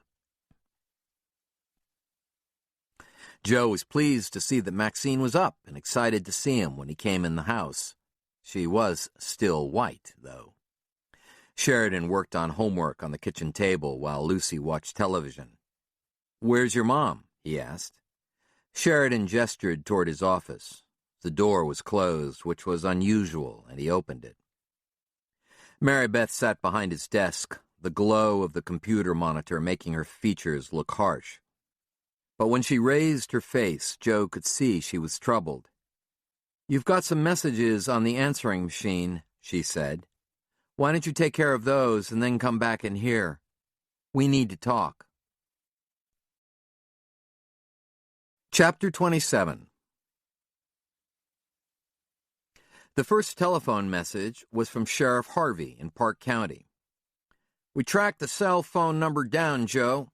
It's leased from Singular Wireless to a guy named L. Robert Eckhart, R.N., whose last known address is Fort Bragg in North Carolina." Nate was right about that, Joe thought. He wrote the name down on a legal pad. Harvey continued, "I'm assuming RN stands for registered nurse. We've got calls down there, but we couldn't get much cooperation. One guy we talked to was friendly at first, then he put us on hold and came back and wouldn't say jack shit. I got the impression he'd been told to stonewall us. We asked the FBI through Portenson to put some heat on them down there, and we should know more tomorrow. I'll give you a call." The second message was from Roby Hersig. "The APB is out, Joe, but as of 6 this evening, there are no reports of Cleve Garrett and his traveling roadshow." The third was from Sheriff Barnum. His voice was tight with anger. "Pickett, I got a call from Sheriff Harvey in Park County. He says they may have an angle on somebody, but didn't give much detail." There was a long pause, and Joe pictured Barnum fuming at his desk, trying to keep calm, trying to find the right words to say. Finally, "You need to keep me in the goddamn loop here, Mr. Pickett." the telephone was slammed down violently on the other end. Joe saved the messages for later in case he needed them. "Done?" Mary Beth asked, trying to contain her impatience. Joe nodded. "Can I grab something to eat first?" "Sure. There's some cold Wally's pizza in the refrigerator." "I haven't eaten since—" "Go, Joe." He returned with a box and a bottle of beer and sat down across from his desk. Except for some condiments, milk, and something old and green wrapped in plastic, the refrigerator was now officially empty. He tried not to let it get to him. The look on her face shifted his line of thinking immediately. She looked agitated, yet sad, maybe a little angry. He hoped it wasn't aimed at him. "You wanted me to find out what I could about Tanner Engineering and how long ago Tough Montague worked for them?" Mary Beth said, standing up and walking past Joe so she could close the door of his office. "There's a lot of information on them on the internet. I started with a simple Google search." Joe listened, eating cold pizza. "It was really easy to find," she said, her eyes widening. She gestured at a stack of papers she had printed out and placed face down on the edge of the desk. "Tanner Engineering is an environmental research firm that is contracted by the federal government and a lot of energy companies to assist with environmental impact statements. Their specialty is water testing, and their most recent clients included all of the big firms drilling for coal bed methane in Colorado, Montana, and Wyoming, but mainly Wyoming, especially in the Powder River Basin and here in 12 Sleep County. Once the company does its testing and produces a certified report signed by the primary engineer, who was Mr. Tanner, then the energy company bundles it with all of their paperwork and submits it to all of the state and federal agencies that approve drilling. Without that seal of approval, there's no drilling. If the company finds too many minerals or salt in the water, it's a lot harder for the company to get approval to drill. So that certificate is pretty important." Joe twisted the cap off the bottle of beer and drank a quarter of it. It was cold and good. "I called the company down in Austin and talked to their personnel department," she said, and her cheeks flushed. "I sort of told them I was related to Tough Montague, which I know I shouldn't have, but I didn't know if they would help me or not." "Don't worry about it," Joe said, saluting her with the beer bottle. "Good work." Mary Beth beamed a quick smile. And yes, Tough was employed by them as a contractor in the spring. He was with a survey crew that resurveyed a property and put the stakes in the ground so that the water testers could follow up. Tough work for them for 6 weeks. She was leading to something, Joe could see. And, he said, when I asked what the property was, the lady in personnel got kind of suspicious. I guess I would too. But I told her another lie. I told her that Tough had passed away, but that he'd said in the past that the place he was working in meant a lot to him, that he talked about how beautiful it was all the time. So we wanted to spread his ashes there, but we needed to know where exactly he worked. That's inventive, Joe said, equally impressed and alarmed by her deceit. Mary Beth shot him an uneasy grin. The whole time I was talking to her, I was afraid Cam or someone would come into my office and ask what I was doing. Luckily, nobody did. Anyway, the woman decided to help me out. I guess she believed me, or else she didn't see how helping me could hurt. Yes? Joe, it was the Timberline Ranch. Joe sat up. You're probably wondering who hired Tanner Engineering to do the water survey. Yes, I am, darling, he said, feeling his interior motors start to run. She took a deep breath, and her eyes closed briefly. Then she opened them.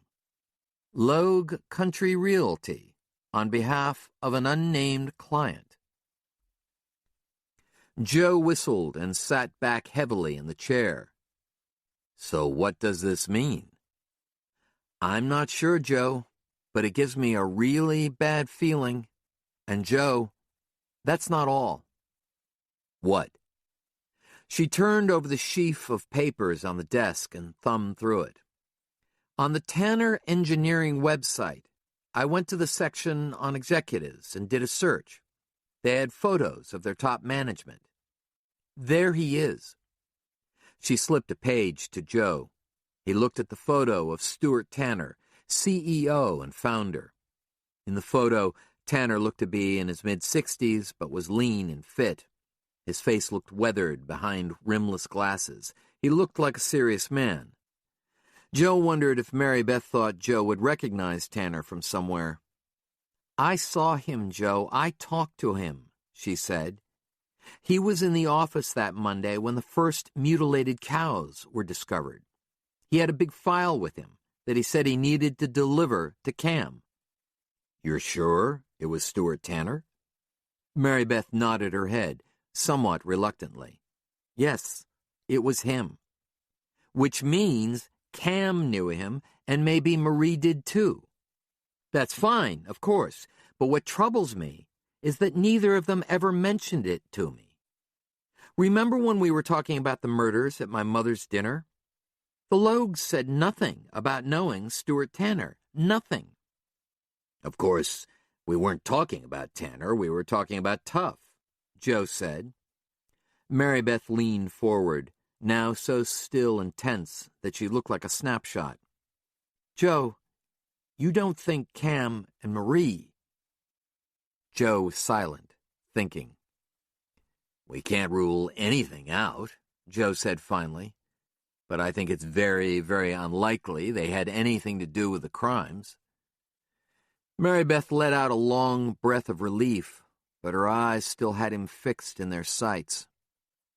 That doesn't mean, though, that he didn't see some opportunity in the situation, Joe said, that he didn't use the circumstances to advance an agenda of his own.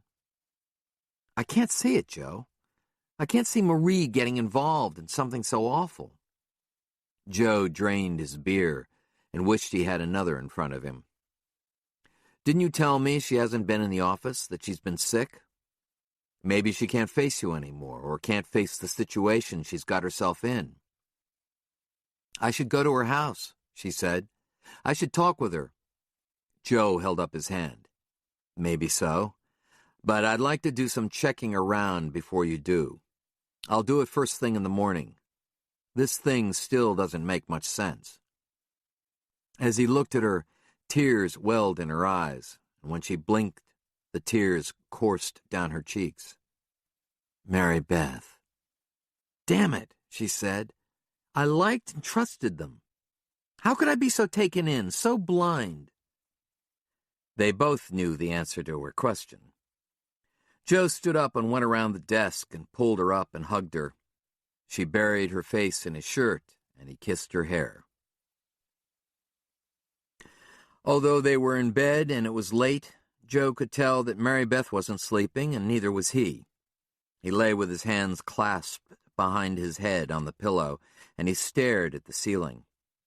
The half-moon outside striped the bed in pale blue coming in through the blinds.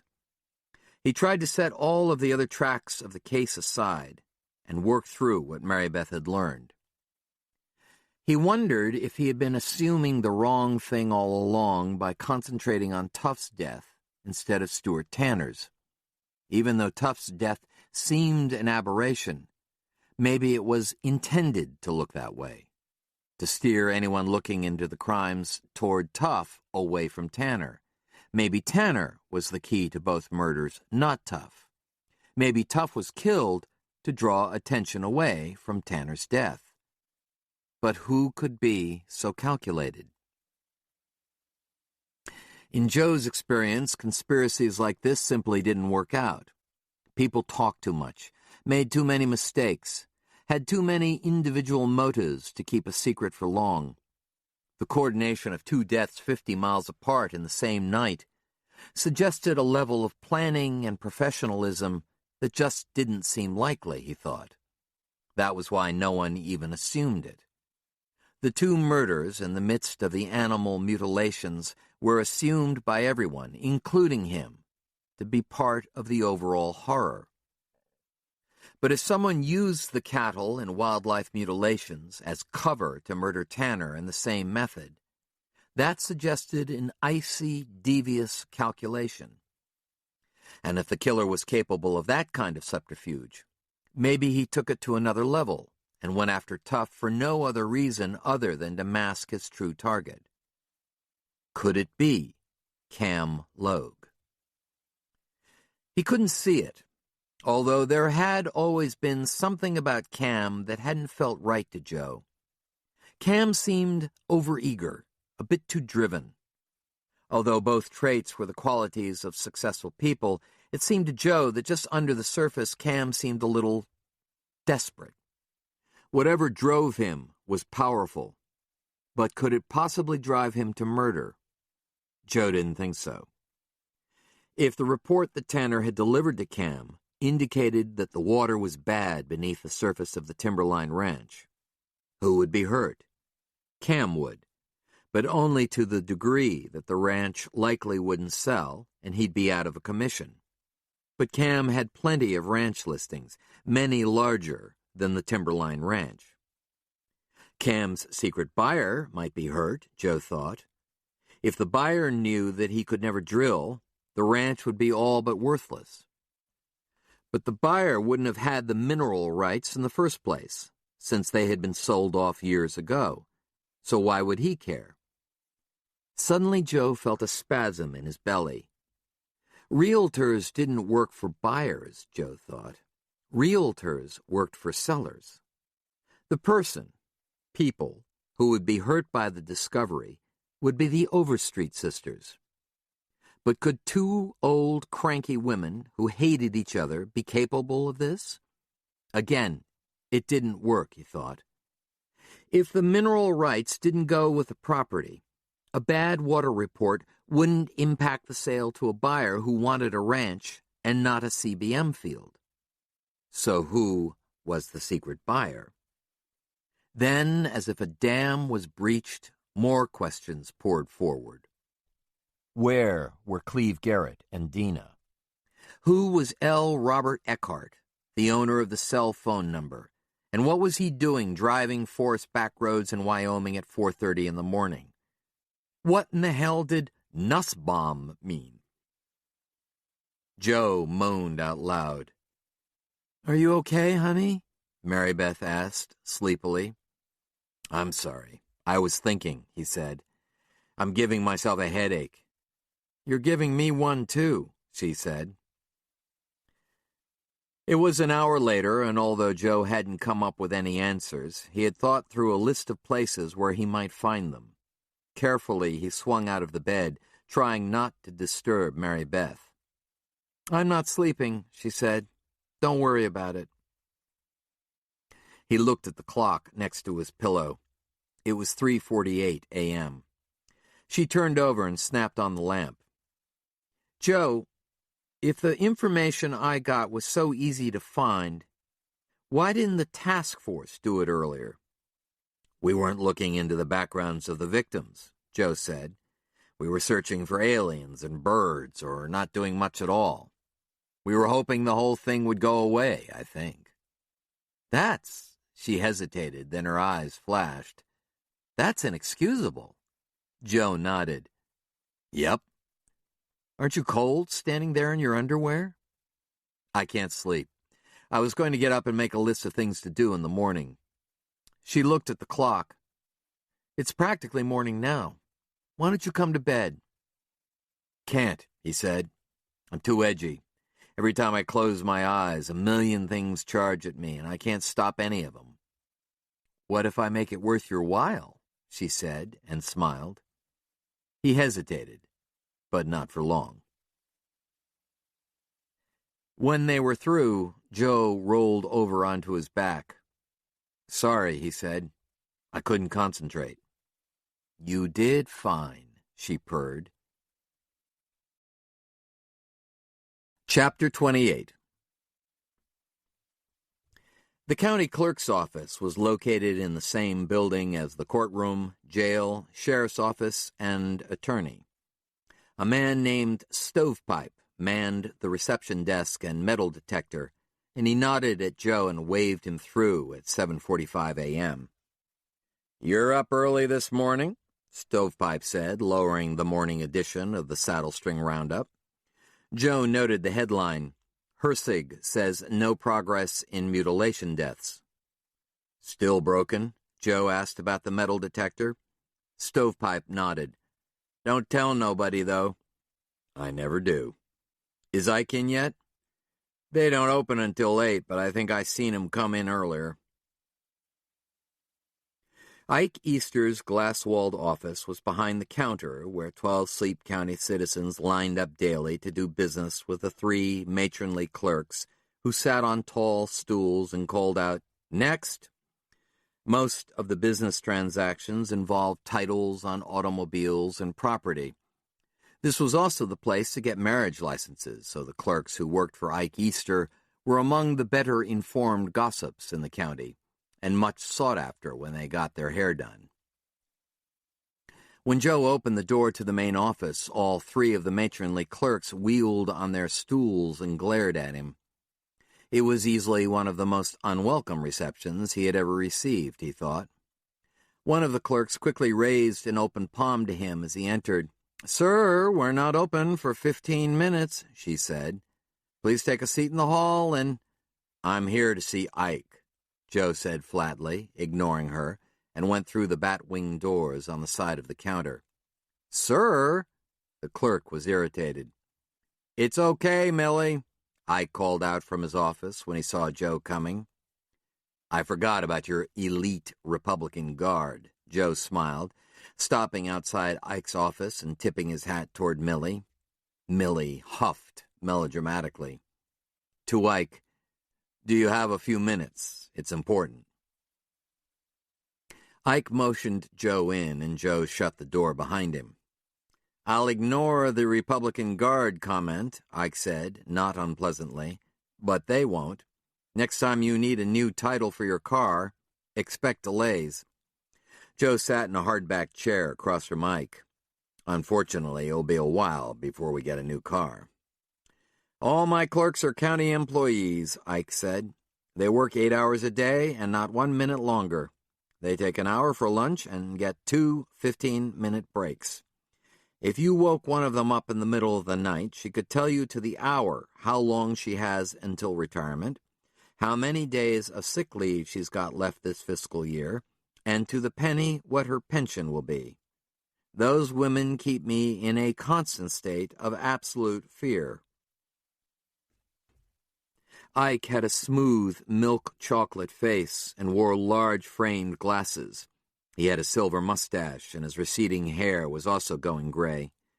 Like his cousin, not Ike, Ike was quick to smile and had dark, expressive eyes. He'd been reading the newspaper as well, and it lay flat on his desk, open to the page where the "No Progress in Mutilation Deaths" front-page story was continued inside. "Before you ask me whatever it is you're going to ask me, can I say one thing?" Ike said. "Sure." "Thank you for being so kind to my cousin George. I know he gives you fits with all of those temporary licenses and all." Joe grunted and looked down. "I've tried and tried to get him to get a yearly license," Ike said, "but I just can't break through to him. It's very generous of you to ease up on him a bit, Joe. I know you don't have to do that. His life is fly fishing, and I figure as long as he's fishing, he's not getting himself into any other kind of trouble." "Okay, Ike, gotcha. But I do appreciate it, Joe. Both Dorothy and I are grateful."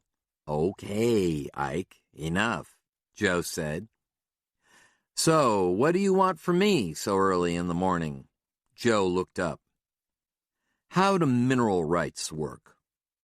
Ike's eyes narrowed and he paused. "Let me get another cup of coffee. This will take a few minutes." Ike Easter used a legal pad to explain. He started out by writing OG&M on the top of the pad. When I say OG&M, I'm referring to oil, gas, and mineral rights. They're usually sold for a term on a specific piece of land, or they can be retained by the landowner. If the OG&M are sold, it usually means that the developer pays the landowner a fee for the rights, or, in some cases, a percentage of the gross that is derived if the OG&M is exploited. Joe asked, "Are they like water rights?" Ike shook his head. "No. Water rights go with the land. That means if you sell your land to somebody, the buyer gets your water rights. You don't keep them and lease them back, and you can't sell them separately to somebody else downstream or upstream. OG&M rights, however, can be bought and sold among companies or developers, or eventually returned to the landowner if the terms of the sale run out." Ike explained how the market for mineral rights in Wyoming peaked in the mid-20th century during the boom years for oil, trona, coal, and uranium. Some landowners made much more from their mineral rights than they ever made from their cattle or sheep. Up until recently, we had almost forgotten about all of the intrigue and wheeling and dealing that gets done for mineral rights, Ike said. "I had a clerk here who didn't know what in the hell to do when some landman with a Texas accent walked into the office and wanted to file. But we all got back into the rhythm of it soon enough." "Because of CBM?" Joe asked. "Yes, because of CBM. See, no one realized after the last oil bust that natural gas was down there in the kind of quantity it is. Suddenly all of those fields that everyone thought were played out or useless were valuable again. Quite a few of the ranches had changed hands since their first leases or sales, and some of the new landowners didn't even know that other people owned their OG&M rights. A lot of the squawking we all heard from ranchers bitching about the CBM companies on their land was because those ranchers discovered that the mineral rights had been sold years before. Joe tried to work it through. So, even if a ranch sells, the mineral rights stay with whoever had them.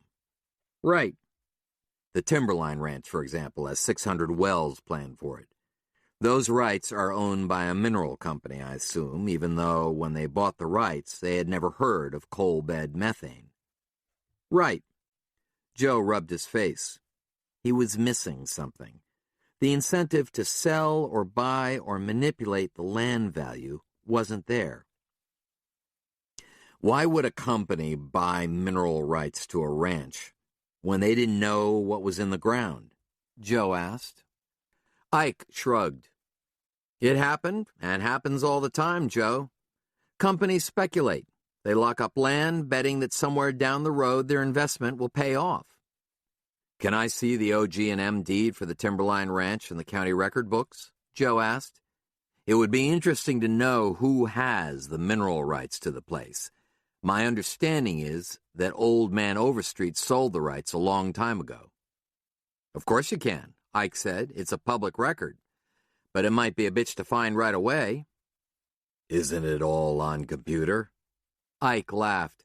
Not hardly, Joe. The most recent stuff is, of course, but anything older than 10 years was indexed in deed books. Anything beyond 25 years is in the archives, but completely disorganized. There was a flood in the vault back then, and the deed books all got soaked. Because all of those old deeds and patents were typed on parchment paper, somebody emptied the books and put them into files after they dried out. They were never put back into new books in sequential order. I'd still like to see it, Joe said. May I ask why? Ike said, lowering his voice. Joe sighed. It may be relevant to a sale of the place, or a murder. Really? This is purely speculation on my part, Ike, Joe said. Please keep this confidential. Ike got up and opened his door. Millie, can you please find and pull the OG&M file for the Timberline Ranch, owned by the Overstreet sisters? Millie reluctantly got down from her stool and gave Joe a look as she walked by. Why'd you ask her?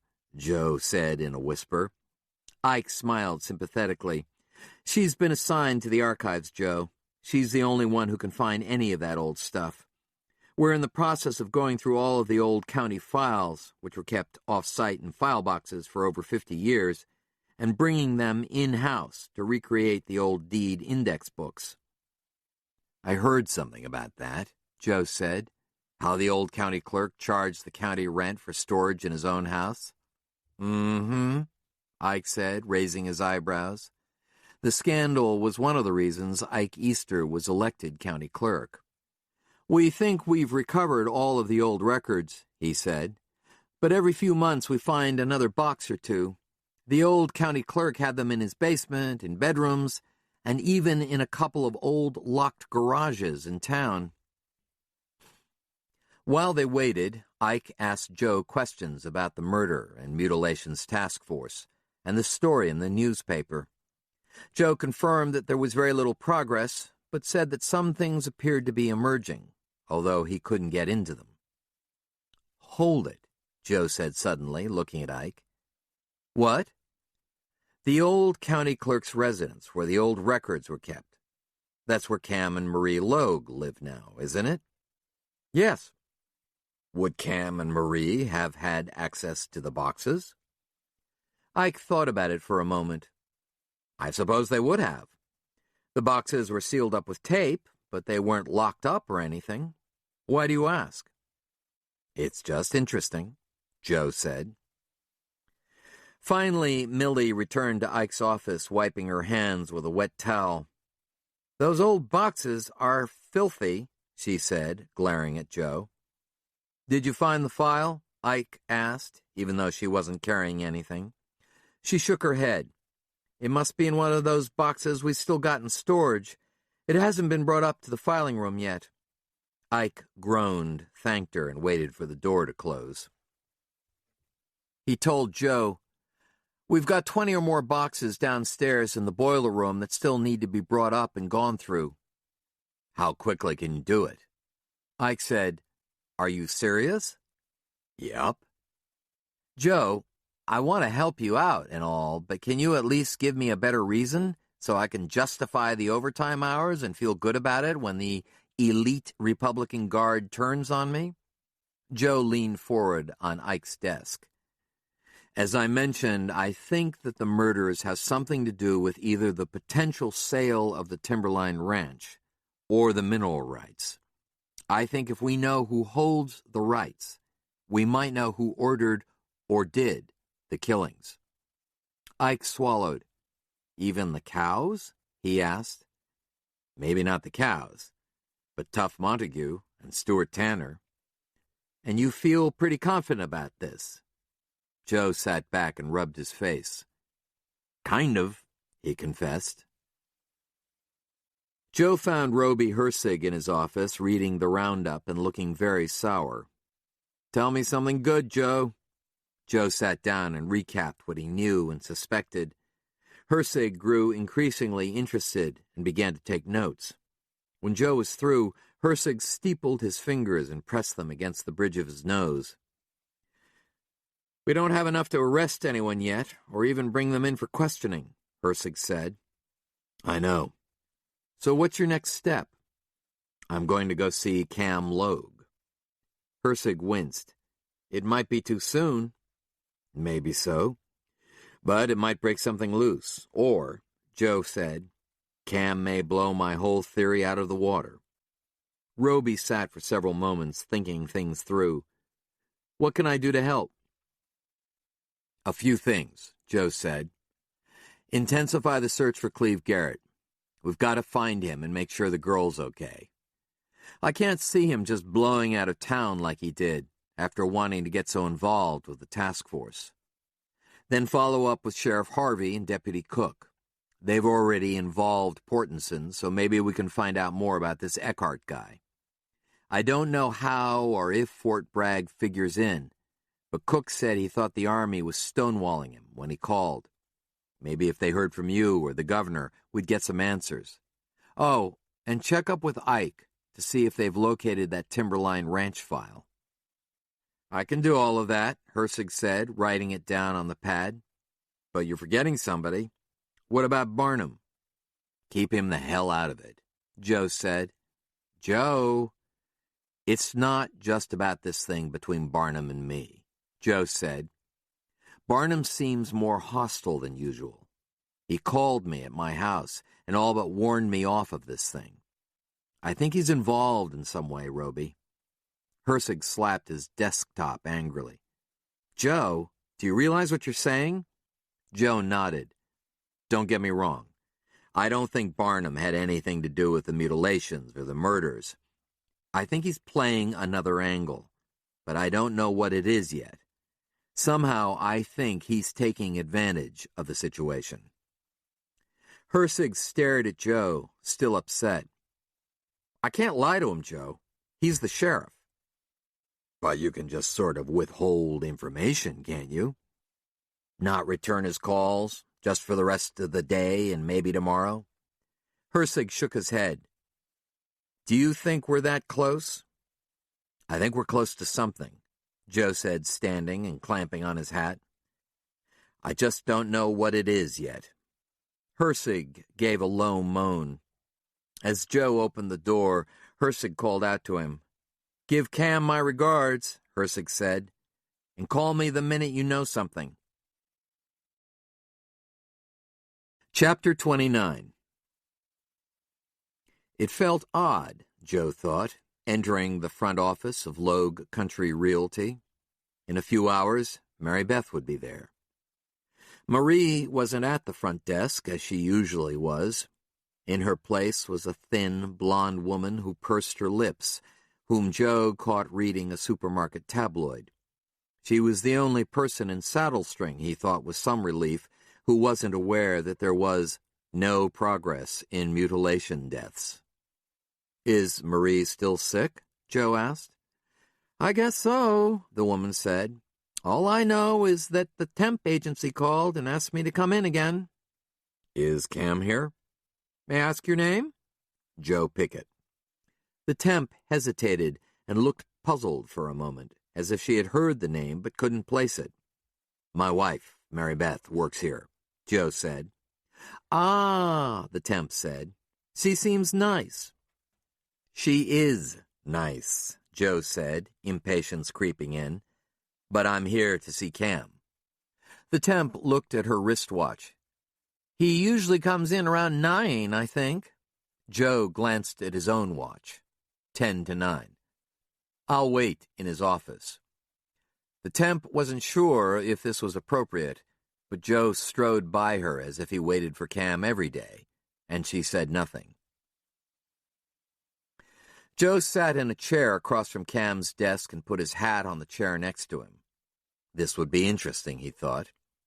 He planned to watch Cam carefully as he asked him questions and listen even more carefully. Joe dug his micro-recorder out of his front shirt pocket, checked the cassette and pushed the record button, then buttoned his pocket. By Wyoming law, the tape would be admissible in court, even if Cam wasn't aware he was being recorded. Joe surveyed the office. Neat stacks of paper lined the credenza in columns. A large-scale map of 12 Sleep County covered an entire wall in the room. Cam's realtor and insurance licenses were framed behind his desk, as were large portraits of Marie and Jessica, and several family photos of them all. There was a 12 Sleep County Chamber of Commerce Business Person of the Year plaque, as well as a photo of a boys' soccer team Cam obviously coached, signed by all of the players. On Cam's desk was a coffee cup that read World's Greatest Dad. There was a Volunteer of the Year award from the United Way. Geez, Joe thought, what am I doing here? Cam entered his office a few moments later without a hint of trepidation. He asked how Joe was with concerned sincerity, and if he wanted a cup of coffee. Joe passed on the coffee, but stood and shook Cam's extended hand and returned a half-smile. Joe thought he detected a flash of discomfort in Cam's eyes as he shook Joe's hand, but wouldn't swear to it. Then Joe thought, if I made a pass at a man's wife, and the husband showed up in my office unannounced, I might be more than a little jittery, too. Cam asked, "What can I do for you, Joe?" in a forced, too cheerful way, and sat in his big leather chair across the desk from Joe. "I do have a meeting in 20 minutes, so I hope—" "Shouldn't take that long," Joe said. "How's Marie?" Again, the flash of discomfort, or maybe fear. Then it was gone. "Marie," Cam said almost absently. Then, "I'm sorry, I guess Mary Beth must have told you Marie's had some kind of a bug for over a week that just won't go away. She has not been a happy camper." "Is there anything we can do?" Joe asked. Cam seemed to be thinking about it, then he shook his head. "It's a really nice offer, Joe, but she seems to be just about back to normal now. I wouldn't be surprised if she came back to work this afternoon. Tomorrow, for sure, I'll bet." "Well, good," Joe said. "But don't hesitate to ask. Mary Beth thinks the world of Marie." "Yes, Marie and Mary Beth have a great relationship, which is wonderful. Really wonderful," Cam said, agreeing enthusiastically. Too enthusiastically, Joe thought. But was Cam's nervousness because of what he had said to Mary Beth, or something else? "Cam, you know about the task force I'm on," Joe said, watching Cam's face carefully. "The investigation isn't going quite as badly as what you might have read in the paper this morning.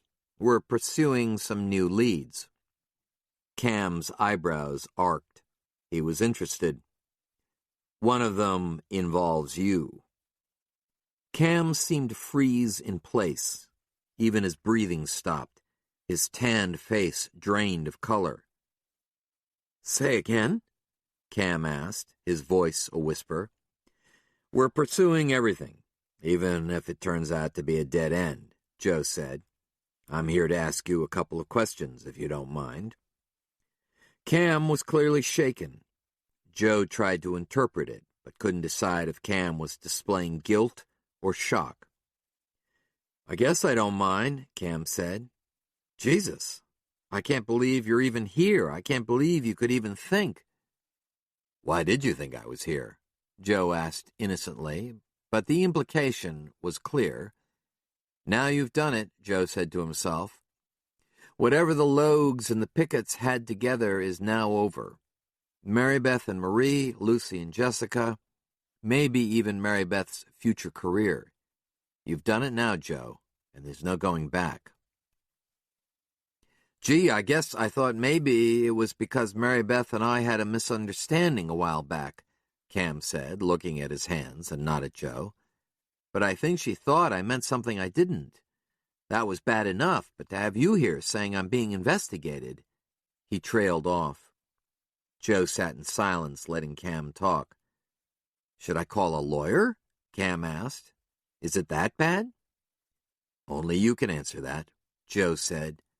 Man, he felt cruel. Cam still didn't meet Joe's eye, but reached for his telephone. Joe noticed that the man's hand was shaking. Please cancel my 9:30, Cam told the temp, then listened for a moment. No, I don't want to reschedule it right now. When he replaced the receiver, it rattled in the cradle. What do you want to ask me, Joe? Joe thought that Cam looked just about as pathetic, or guilty, as anyone he had ever seen. He was either about to nail a killer or make a horrible, unforgivable mistake. Cam, we have a theory that the murders of Tough Montague and Stuart Tanner were connected. We think there is a possibility that they were killed because of something they, or one of them, knew about the sale of the Timberline Ranch. You're kidding me, Cam said. The flash in his eyes this time was of anger. Joe plowed on. I think Stuart Tanner was going to nix the drilling of all of the CBM wells because there was too much salinity in the water. Or maybe he found something else, like silica or something.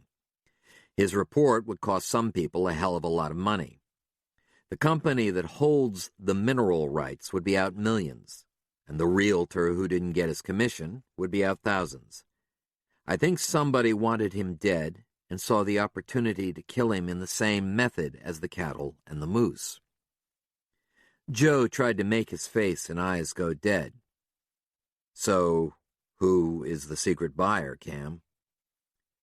Slowly, the color returned to Cam Logue's face and kept going. Now his face was turning red. Joe, I can't believe you just said that to me. You're so goddamned off base.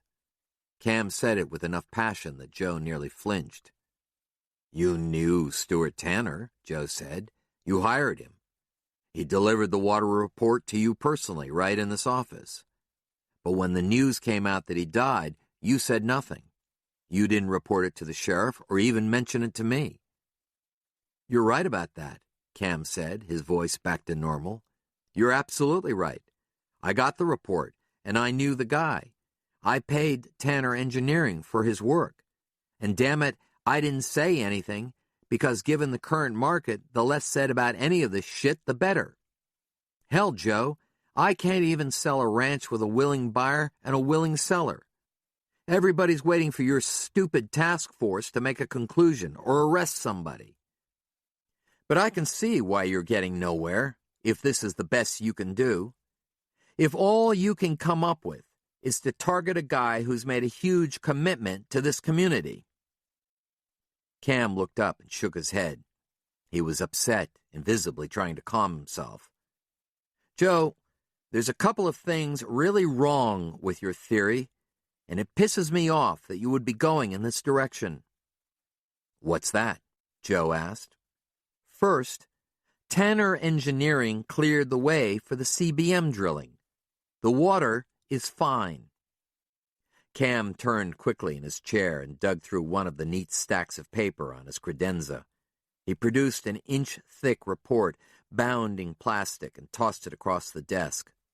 Joe picked it up and thumbed through it until he found the summary page.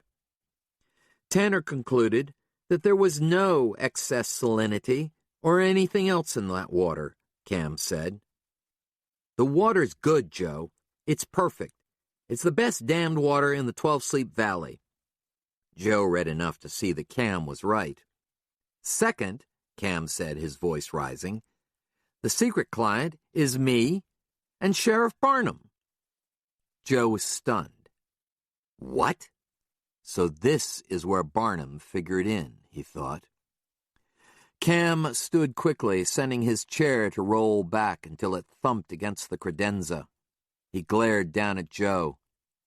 Barnum's a year away from retirement, and he's got one hell of a pension after 25-plus years as sheriff, Cam said. He planned to borrow against it for a down payment on 360 acres of the ranch we'd buy together. He wants to retire on it. But with all of this bullshit going on, the bank's been holding back. It's only temporary, but they're dragging it out. I've always wanted the family ranch back. I grew up there, Joe. It's my dream, Marie's and my dream. We couldn't say anything, even to Mary Beth. You want it, even with all of those CBM wells all over it? Joe asked. Cam shrugged. They won't be there forever, and they're bound by law to clean up when they're gone. But that could be 30 years. Cam smiled, but not warmly. I'm willing to wait. Land is always a good investment, especially the land I grew up on and still love. Joe felt as though he had had the rug, the floor, and the joist pulled out from under him. How in the hell are you going to buy it? Joe asked. Cam's eyes lit up. Okay, since you're asking, since you spent a good deal of the morning trying to fuck up my life, I'll tell you. Joe winced at that. Real estate sales is sizzle, Joe. It's flash and sizzle. If the market is hot, the realtor is hot. Everybody wants to work with a winner, and that's me. Once I listed the Timberline Ranch, the landowners around here figured that if I could get a couple of old crones like the Overstreet sisters to sign, then I must be hot shit indeed. As you know, we now have exclusive listings on just about every available ranch in this part of northern Wyoming. I did it by hard work, Joe, and by creating the sizzle of a winner. Joe still felt poleaxed. You figured a couple of the other ranches would sell first. Then you could use the commission money from those other ranches for the down payment on the Timberline Ranch. Cam opened his eyes in an exaggerated way, as if he were addressing a simpleton. Right, Joe. There's not a single thing wrong with that. Not a single thing. But no property is selling because of the mutilations, Joe said. Right again, Joe. Exactly what I've been telling you for a month. Nothing's selling because buyers think this county is spooked. Man, Joe said. But Cam was on a roll. Do you know who I'm not going to invite to the ranch when I finally own it? Joe didn't guess. My parents, Joe. Mom and Dad. The people who sold my birthright out from under me so they could devote more time and attention to sending my big brother Eric to medical school. You thought I was going to say you and Mary Beth, didn't you? Joe looked up. Well, I probably won't invite you out either. Not now. Cam's eyes had a fiendish intensity.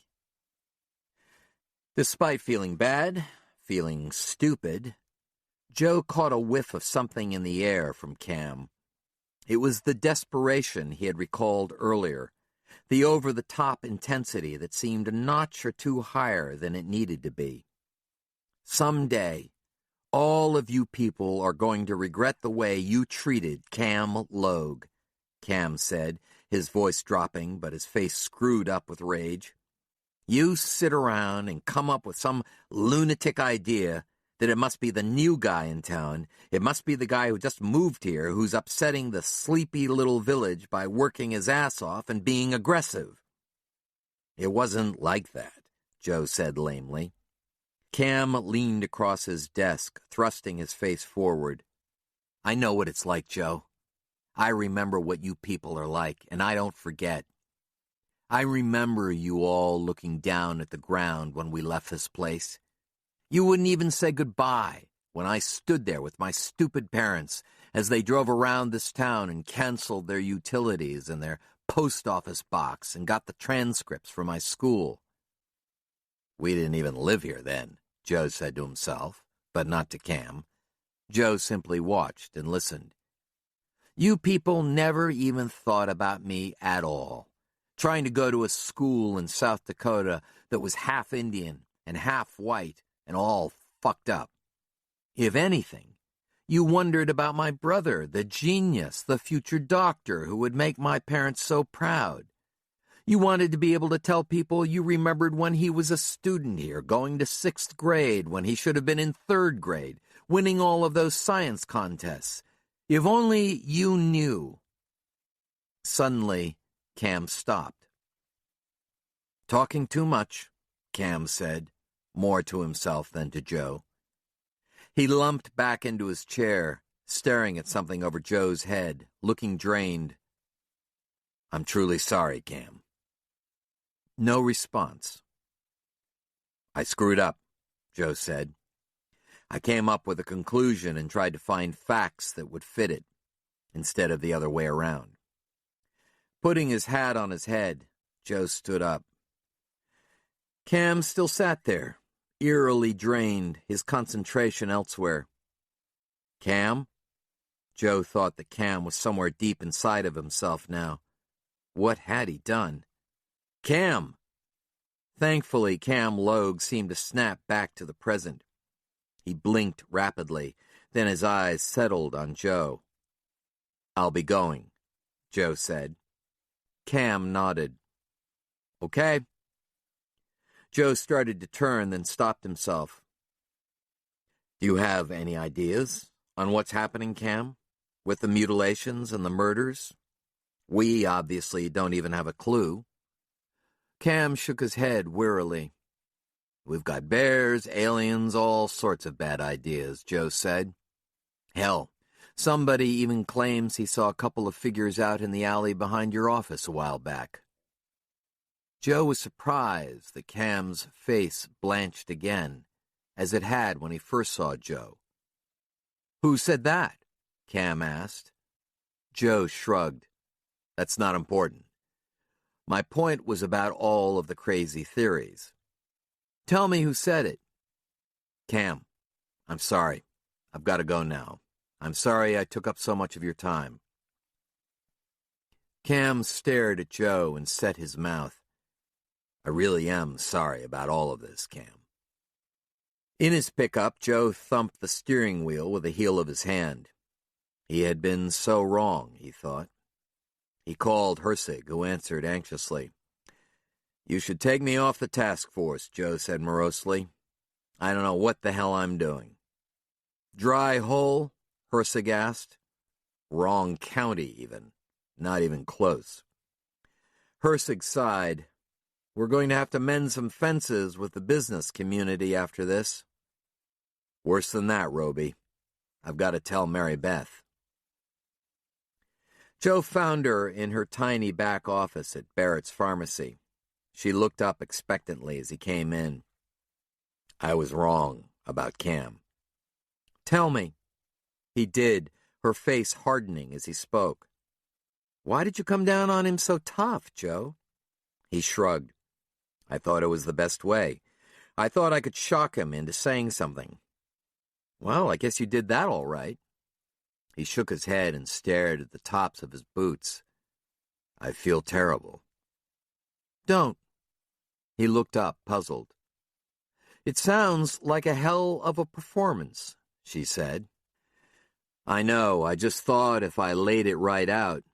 "No," she said, shushing him. "Not by you. By Cam. There's something there, Joe, I just know it. There's no good reason why Cam and Marie wouldn't have told me about getting back the ranch. They know I'd keep it confidential. And what difference would it make anyway?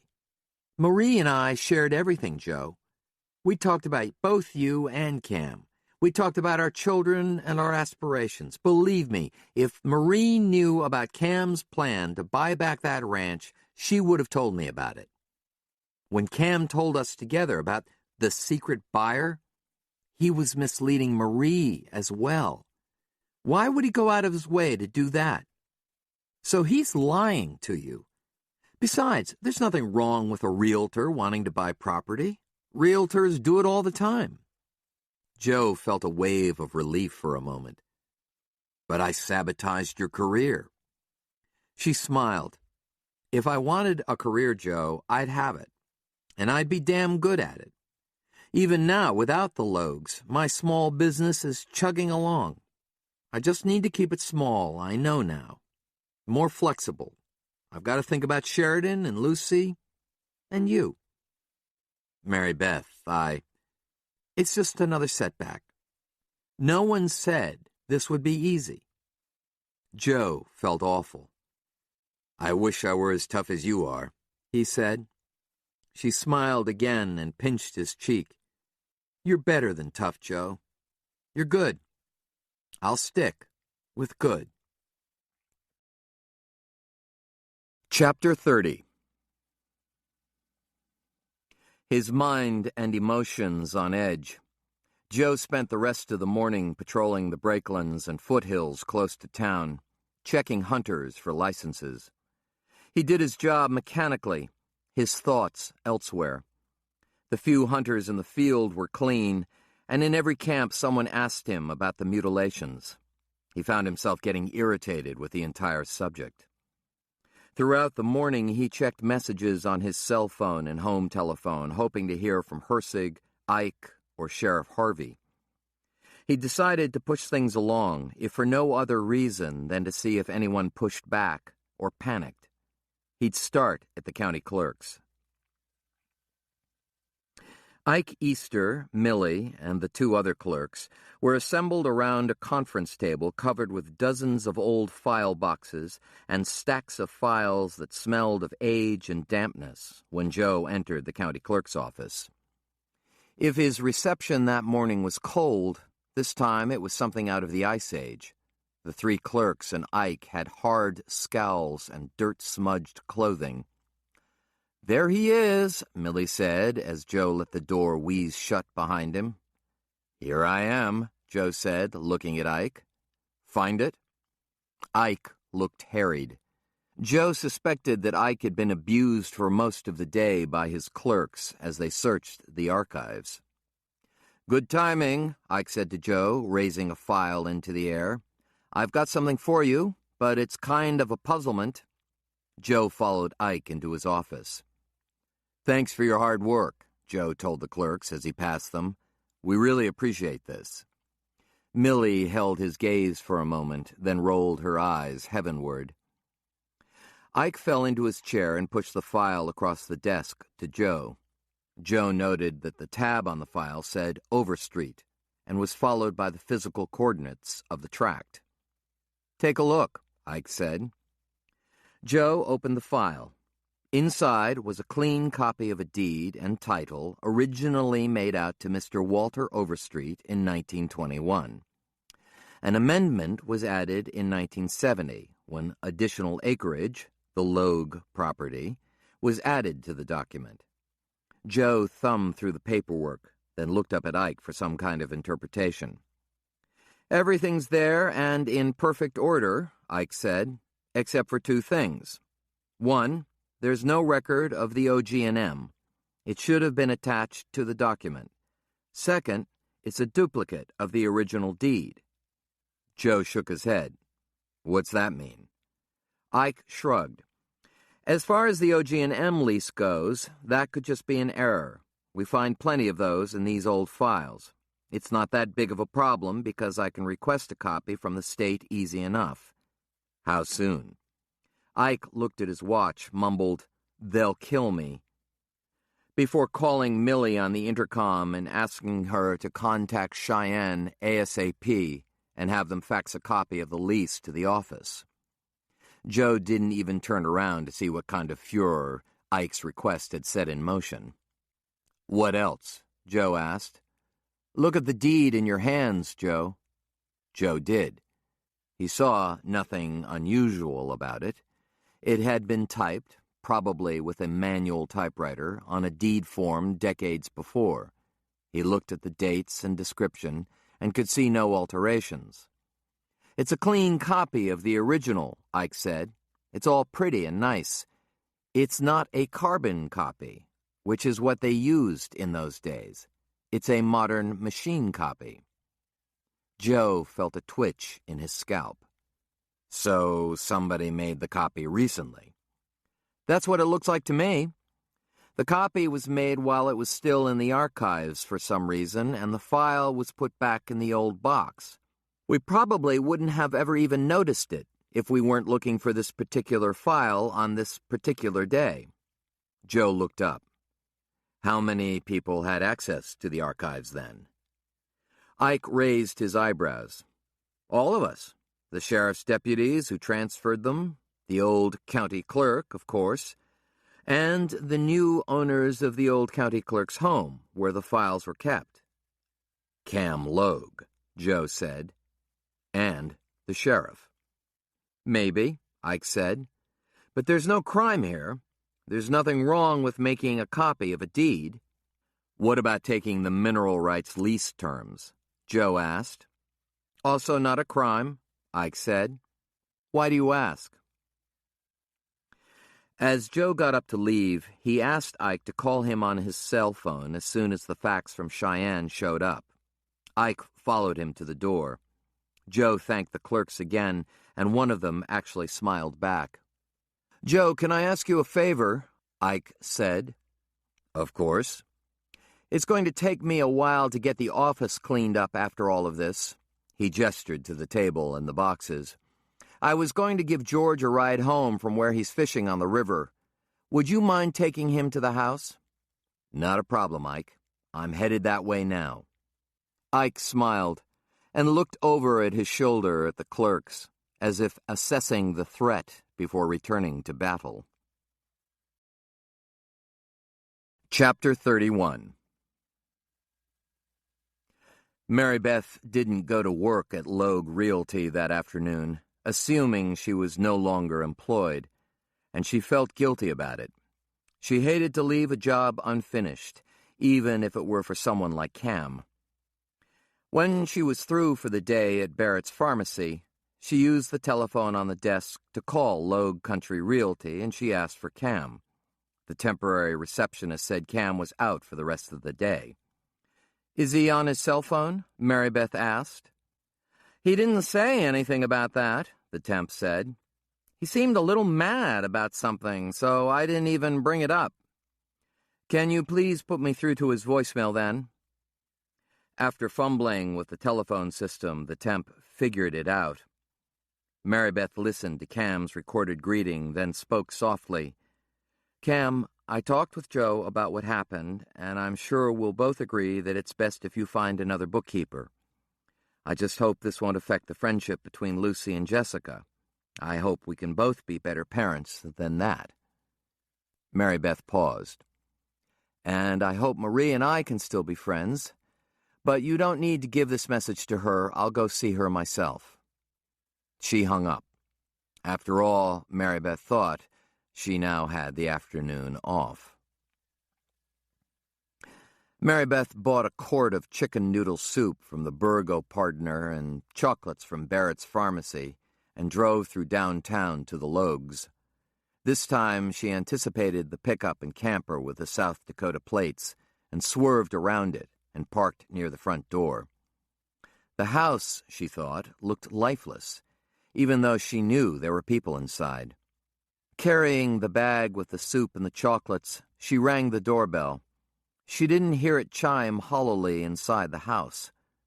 After a minute with no response, she rang it again.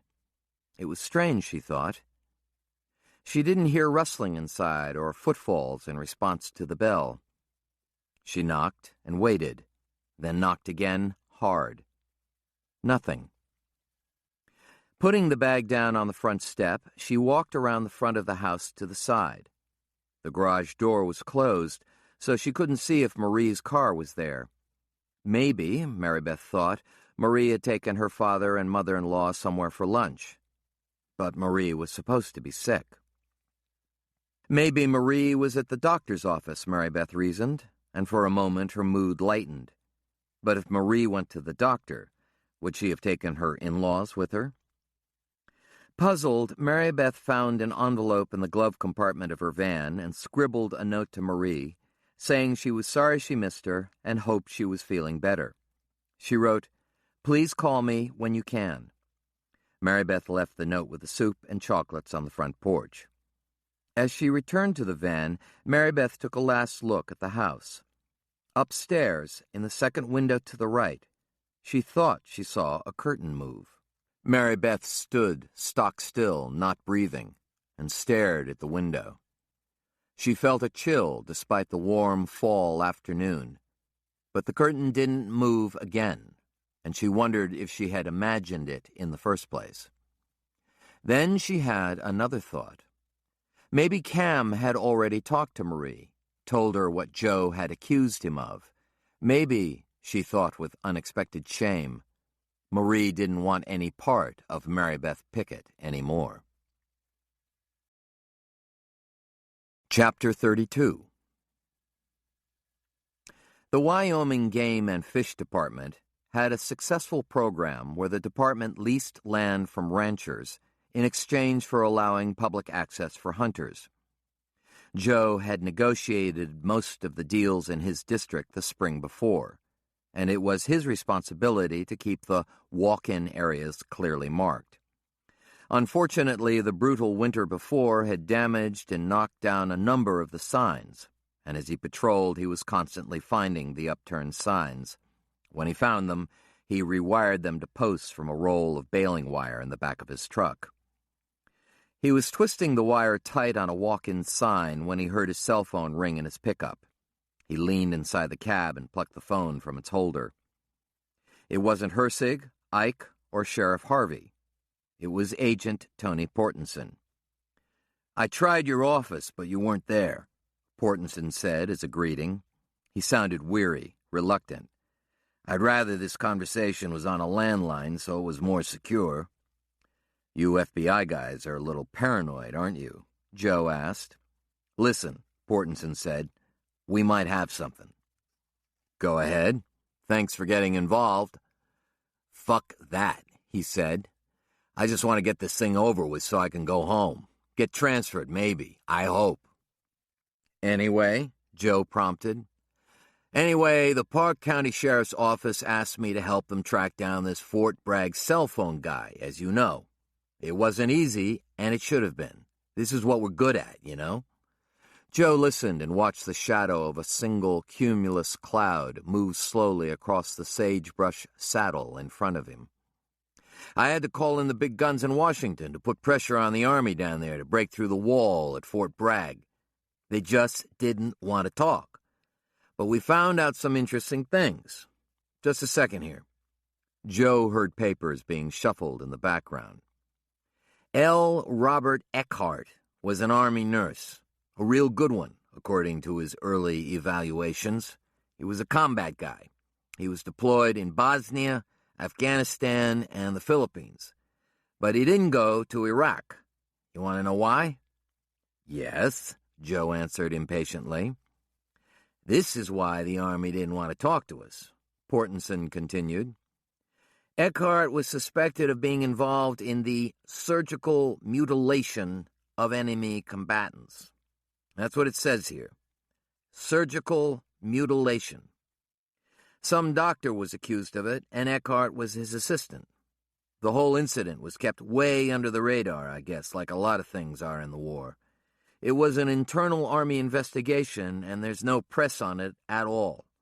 These guys, the doctor and Eckhart, were pulled out of the Philippines and sent home to Fort Bragg a year and a half ago to face court-martial."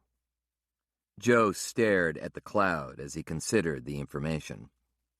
"Does the report say what the mutilation consisted of?" "No, just surgical mutilation." "But that's where we might have a connection. Eckhart and the doctor went AWOL before trial. They've been missing for 6 months. The Army is pissed off about it, and they're still looking for these guys. They don't want to go public with it, and neither do we. But when we told them about Eckhart's cell phone call reporting the body in the woods, they went apeshit. They're sending a couple of military cops to Wyoming as soon as they can get them here. Of course, it's possible that somebody has Eckhart's cell phone, but that seems real unlikely. The Army guys asked if the caller had a speech impediment, because Eckhart has one, but I didn't know what to tell them. Anyway, we're running down other calls made from that number now, and we'll see if we can make any sense of them." Joe watched the cloud move up the hillside, felt it envelop him as it passed over, sensed the 5-degree temperature drop. The Park County dispatcher had trouble making out what the 911 caller said. "That's interesting," Portenson said. Joe's mind was racing ahead. "Joe, you still there?" Portenson asked. "I'm here." "We need to have an emergency task force meeting. I already told Hersig, and he's clearing the decks for 7 o'clock tonight." Joe didn't respond. "Joe, can you hear me?" "Yup, I'm thinking." He paused for a moment, then, "Do we have a name on the Dr. Eckhart's involved with?" "Hold on," Portenson said. Joe could hear him thumbing through the pages again. "Okay, here it is. His name is Eric Logue. Dr. Eric Logue." "Logue? Ah, Jesus." Joe pushed off the sign he had been leaning against, Eric Logue's name ricocheting through his head. In his subconscious, a series of formerly random bits of information stopped flying around and began to pause, align, and connect. It was as if the tumblers on a lock were falling into place, finally releasing the hasp. A doctor, surgical mutilations. Cam said his brother was a surgeon. L. Robert Eckhart. Bob, the name on the army jacket Sheridan said she saw on the transient who had yelled at her. Bob. Nurse Bob. A speech impediment. The dispatcher telling Harvey that she had trouble understanding the caller. Nurse Bob. Nussbaum. "Joe, you still there? What's going on?" Portenson said. "Agent Portenson, let me ask you something," Joe said. "Go ahead." "If your parents came to visit you at an inconvenient time, and you were telling somebody about it, would you say, 'It's not exactly the best time in the world to have my whole family here for a visit'?" Portenson sighed. "What in the hell does that have, 'the whole family'?" Joe said. "Would that be the phrase you would use if your parents were visiting? Wouldn't it make more sense to say, 'my folks' or 'my parents'?" "I guess so," Portenson said, sounding perplexed and annoyed. "Me too," Joe said. But when Cam Logue was at dinner and the subject came up, he said the whole family. Maybe it was just a mistake, but it doesn't sound right. But maybe he really did mean his whole family, including his brother. "You fucking lost me," Portenson said. "Who's Cam Logue, and why should I care what he said at your little dinner party?" "Just stay by the telephone for the next few minutes," Joe said. "I've got to make another call." "What are you—" Joe hung up, then hit 1 on his speed dial. While he waited for Mary Beth to pick up, he paced back and forth in front of his pickup. When she answered, he immediately knew something was wrong by her tone. "Are you okay?" She paused. "I've been better." "Did I do it?" he asked. "No, Joe. Why do you always think it's you?" "Because it usually is. Anyway, do you have a second for something urgent?" "Yes." "Cam's brother is a doctor, right?"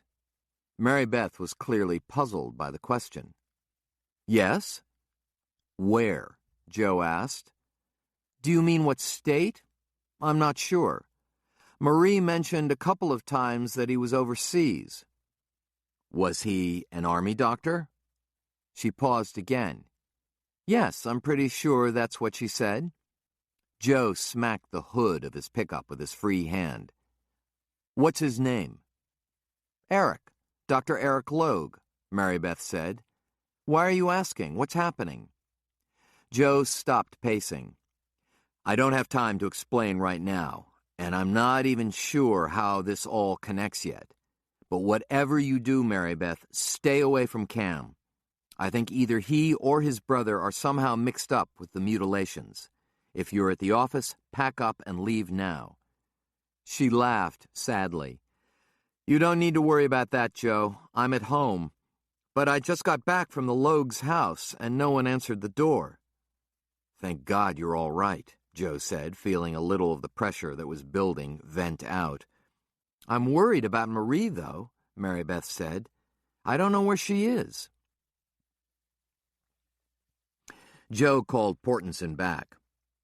"Does the report give any background information on Eric Logue? Does it say where he grew up?" "Why does that matter?" Portenson asked, irritated. "I can't find anything here. It may be in the report somewhere, but I'll have to look." "Find out where he grew up," Joe said urgently. "And if they won't give it to you, or you can't find it, try to confirm that Dr. Eric Logue was stationed in the same places Eckhart was." "I'm not doing jack shit until you tell me what's going on here," Portenson barked. "You've already screwed my career once, Joe.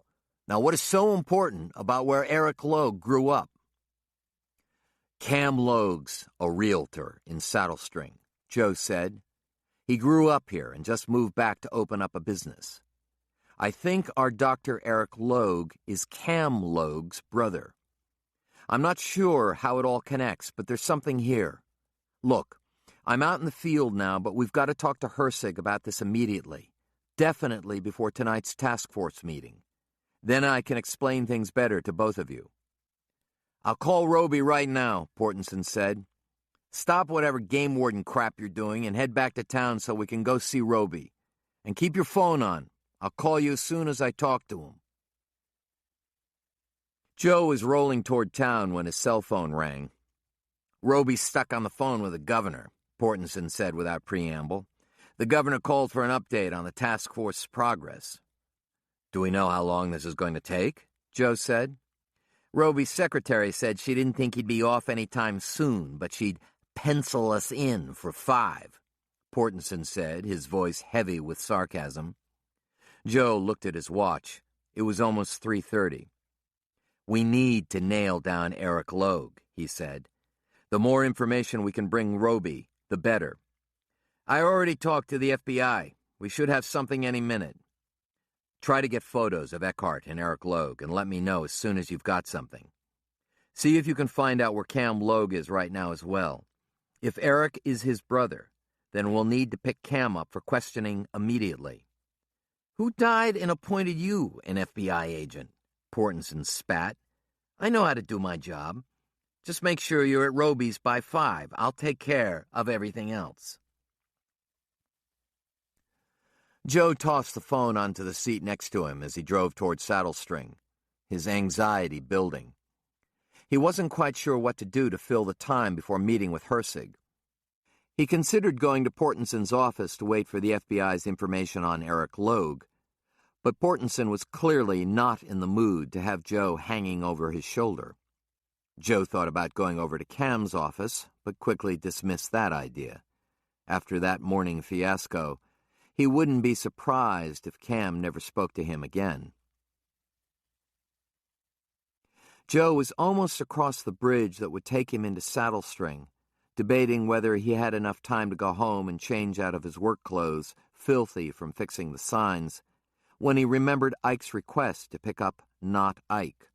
He slowed his truck and scanned the river, but he could see only one fisherman, and he didn't look like Not Ike.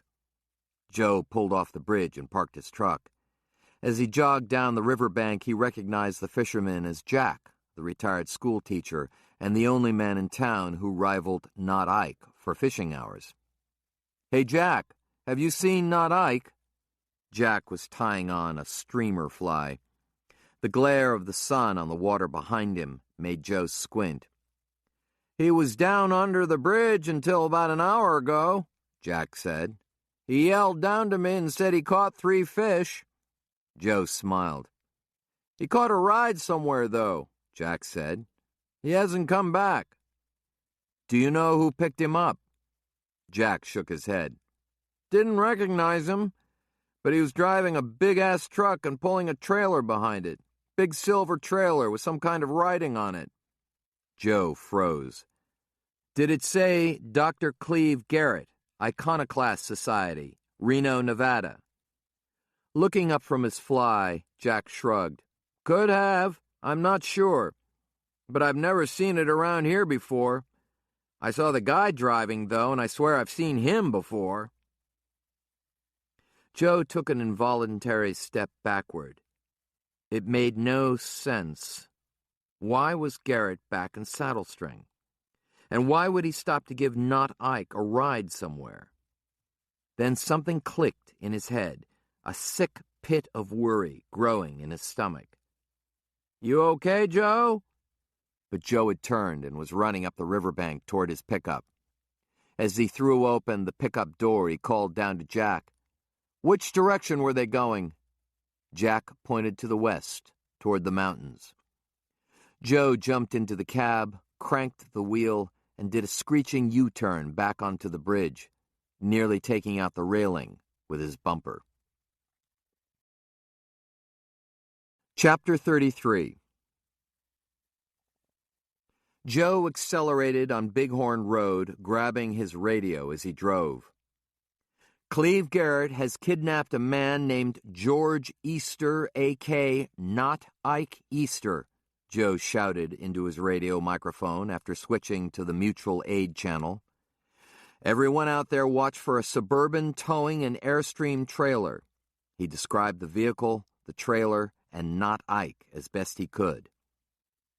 It took a few beats before the radio traffic became fevered, with comments, questions, and location reports coming in through the central dispatcher from Saddle String Police, sheriff's deputies, and the Highway Patrol.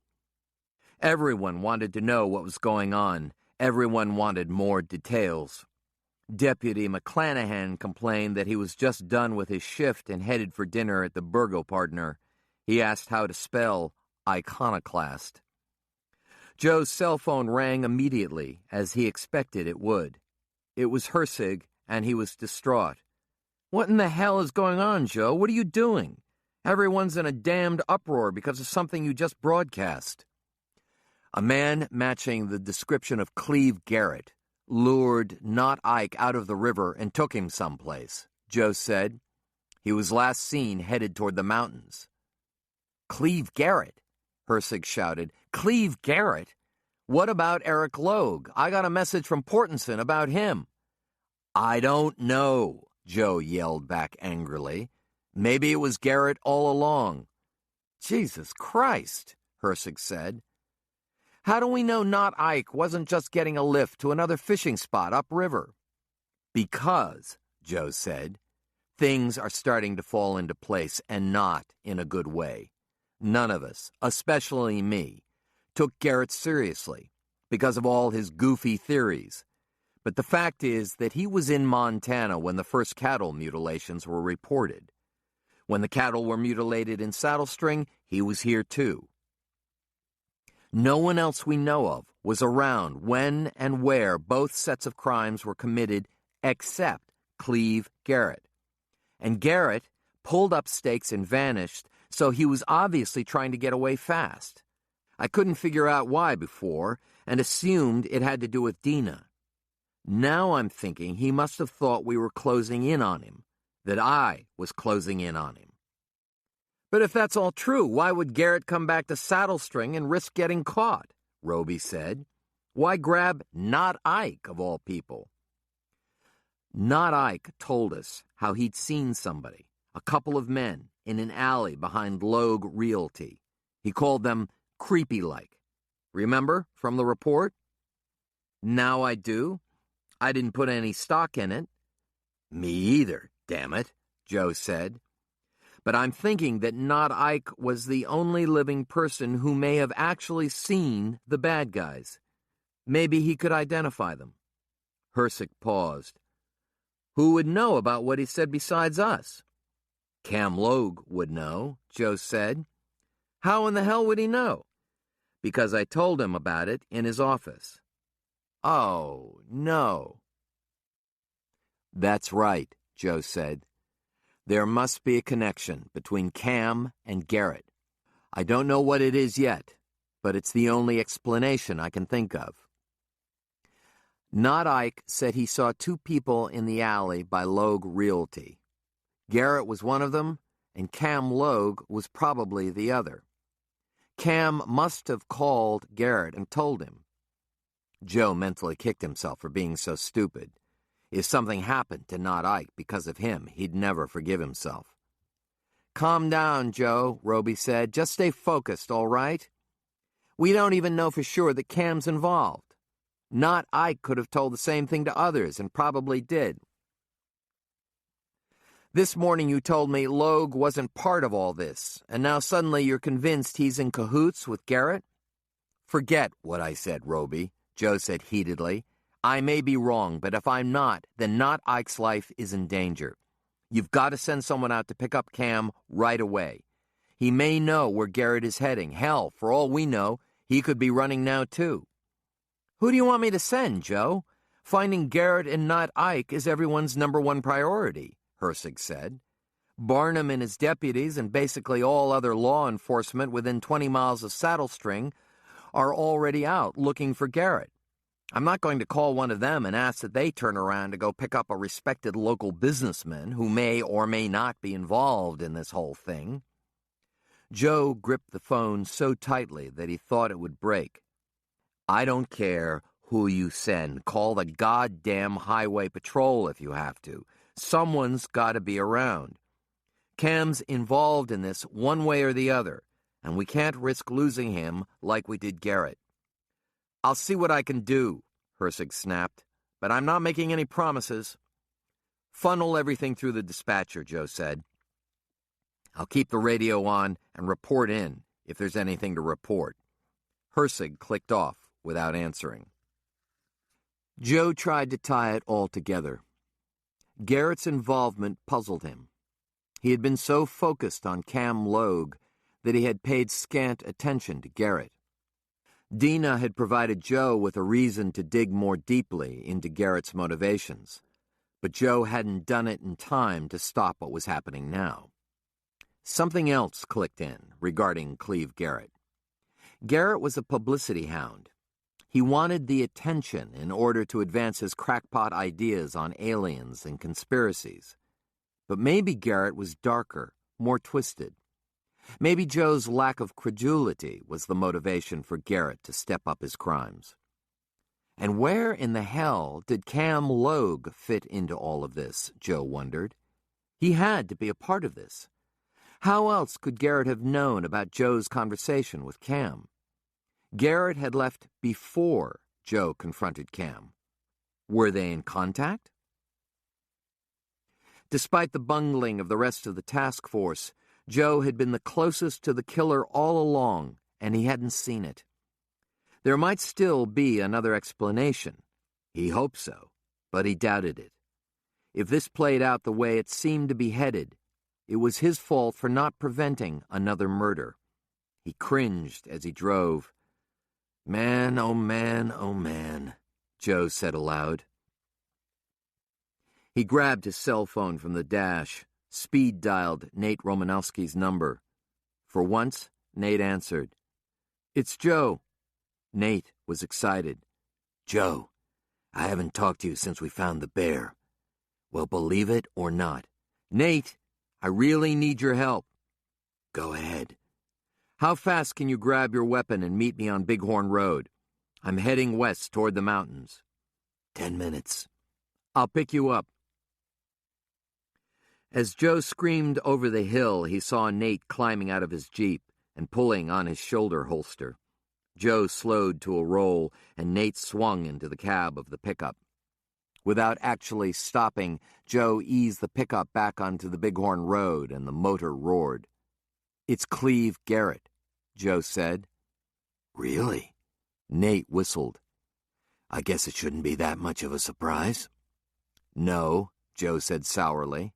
"I guess it shouldn't be. But I think Cam Logue is involved somehow. Maybe others as well." While they drove, Nate pulled his weapon, checked the 5-shot cylinder, and shoved it back into his shoulder holster. "Consider yourself deputized," Joe said, looking over at Nate. Nate said, "I didn't know game wardens could deputize anyone." Joe shrugged. "We probably can't. so I'll deputize you in the name of the Murder and Mutilation Task Force." "Cool," Nate said. "as long as you undeputize me later." Joe nodded. "Remember when I told you about what it was like under the calm surface of the river?" Nate asked, his eyes wide. "How there is a whole different world with noise and chaos?" "Nate, what does this have to do with—" "Just listen for a minute, Joe," Nate said. "I've come to believe that there are different levels of consciousness and being. There are whole worlds out there with their own different versions of what reality is, and their own sets of natural laws. Sometimes the laws are broken, and things spill over from one level to the next. When that happens, we hope that something from that level is sent to fix the mess, or all hell will break loose." Joe was speechless. "Nate?" "I know," Nate said. "We don't have time for this. But the bear is with me now, at my place. We're communicating." The radio crackled. It was Wendy, the dispatcher. "A fisherman just reported seeing a vehicle and trailer matching the description of the suspect's vehicle and trailer at a public access fishing campground." Joe and Nate exchanged glances, and Joe snatched the microphone from its cradle. "This is Joe Pickett, Wendy. There are 6 public access campgrounds on the Upper 12 Sleep River. Can you tell me which one?" There was a pause, then, "The fisherman says he saw the unit in question at the Pick Pike Bridge campground." Joe knew which one she was talking about. It was the last public access fishing location before the start of the National Forest. It was small, with 4 or 5 spaces, and was located in dense woods. The only facilities there were a pit toilet outhouse and a fish cleaning station near the water. Because of the way it was tucked into the heavy timber near the river, it was a good place to hide out. He had ticketed more over-limit fishermen there than any other place on the river, because the fishermen assumed no one would see or catch them. "I'm 15 minutes away from there," Joe said to Wendy. "Are there any other units in the vicinity?" "Sheriff Barnum is rolling now," she said. "That's right," Barnum barked, breaking into the transmission. "Secure the exits and wait for the cavalry." Secure the exits? Joe looked at Nate. "Sheriff, there's one road into that campground from the Bighorn Road, but there's at least 4 old 2-tracks that go to it from both sides of the river. That makes 5 exits." "Then use your best judgment, goddammit," Portenson broke in from another radio. "I'll take it from here, Sheriff. Follow me." Joe was relieved that Portenson was taking charge. They topped a sagebrush-covered hill on a 2-track road, and the river and campground were laid out below on the valley floor in front of them. Joe slowed the pickup to assess the layout. The 12 Sleep River, its surface reflecting dusk gold, rebounded in a loopy sidewise U from a cliff face upriver before it turned and disappeared from view into thick river cottonwoods. The campground was under the canopy of trees where the river bent. As Joe had described to Barnum, roads that looked like discarded dark threads through the sagebrush came in and out of the bank of trees, offering multiple entrance and exit points. If Garrett's truck and trailer were down there in the trees, they couldn't be seen from above. To locate them, they would need to be on the valley floor, in the trees, or in the campground itself. Joe had made the decision not to wait for Portenson and Barnum. If Not Ike was being carved up by Cleve Garrett, Joe wanted to stop it as quickly as he possibly could. "I've already screwed this thing up enough," he thought. "I couldn't live with knowing I was sitting on top of a hill while Not Ike was being tortured." Joe asked Nate, "Are you ready?" Nate said, "Of course." At home, Mary Beth was making spaghetti with meat sauce for dinner when the telephone rang. She was greeted with silence on the other end, although she thought she could hear breathing. "Hello?" she said again. Nothing. Mary Beth put the spoon on a plate and was about to hang up when someone said, "Mary Beth?" It took a moment for Mary Beth to recognize the caller. "Marie? Is that you?" Marie hesitated, then spoke softly. "I got your note. That was very nice of you. But it was too late. Too late." Mary Beth knew there was something dreadfully wrong by the soft, vacant quality of Marie's voice. "Marie, are you okay?" There was a racking sob, then a beat while Marie seemed to be collecting herself. "No, I'm not okay," Marie said, her voice breaking. "I'm not okay at all. Cam's gone, and I've done something horrible. They took him." "Who took Cam?" "Marie, what are you telling me?" She recalled her conversation with Joe, his admonishment to stay away from Cam. But Marie couldn't answer because she was crying too hard, and she finally barked out, "I'll call you back," between wails, and hung up. Mary Beth found herself staring at the stove, but not really seeing anything. She realized that she was suddenly trembling. Where was Joe? He needed to meet her at the Logues right away. Chapter 34. As they leveled out on the river valley floor and crossed a small stream before entering the trees, Joe punched off his cell phone and squelched the volume of the radio to a whisper. Both windows were open in the pickup, so he and Nate could get a better sense of the surroundings. Joe drove slowly, keeping the sound of the motor at a minimum. He wanted to enter the campground as quietly as he could. They passed a brown Forest Service sign nearly obliterated by years of sniping and shotgun blasts that read, "Pick Pike Campground." Inside the trees, it was dark, and it smelled damp, with an edge of forest floor decay. Pale yellow cottonwood leaves blanketed the soft black earth. Small splats of sun pierced through the wide canopy of trees and formed starbursts on the surface. Nate gestured toward the two-track in front of them and mouthed, "Fresh tracks." Joe nodded. He had seen the tracks as well, noting that they were so new that the peaked impression of the tire treads was still sharp. Nate had his .454 Kazoo in his right hand, the muzzle pointed toward the floor. Joe's .40 caliber Beretta was on the seat next to his thigh. Joe's palms were icy with apprehension. His breath was quavery and shallow. He found himself clenching his jaw so tightly that his teeth hurt.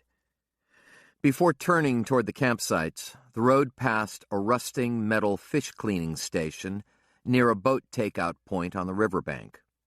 They were past it when Joe sniffed the air and eased to a stop. There was a smell that didn't belong, he thought. He opened his door as quietly as he could and approached the station. Nate did the same, but walked toward the bank of the river. The fish cleaning station was old and simple, a flat metal work area perched on angle iron legs. The cleaning area could be washed clean by a river water faucet. Usually these things smelled bad, he knew, but the normal odor was of fish guts, fish heads, and entire rotting skeletons if the fishermen filleted the trout and left the rest. The problem with this station was that it didn't smell like that at all, he realized. Instead, there was the pungent odor of ammonia bleach. Indeed, the metal cleaning counter was scrubbed clean. In the center of the counter was a drain hole. The drain led to an underground pipe that discharged into the river itself. Either the station had been used by unusually sanitary and obsessive fishermen, he thought, or it had been used for another purpose. His stomach clenched. Joe looked up to see Nate gesturing at him furiously to come over to where he stood at the water's edge. As Joe walked over, He had a sickening premonition of what he might find.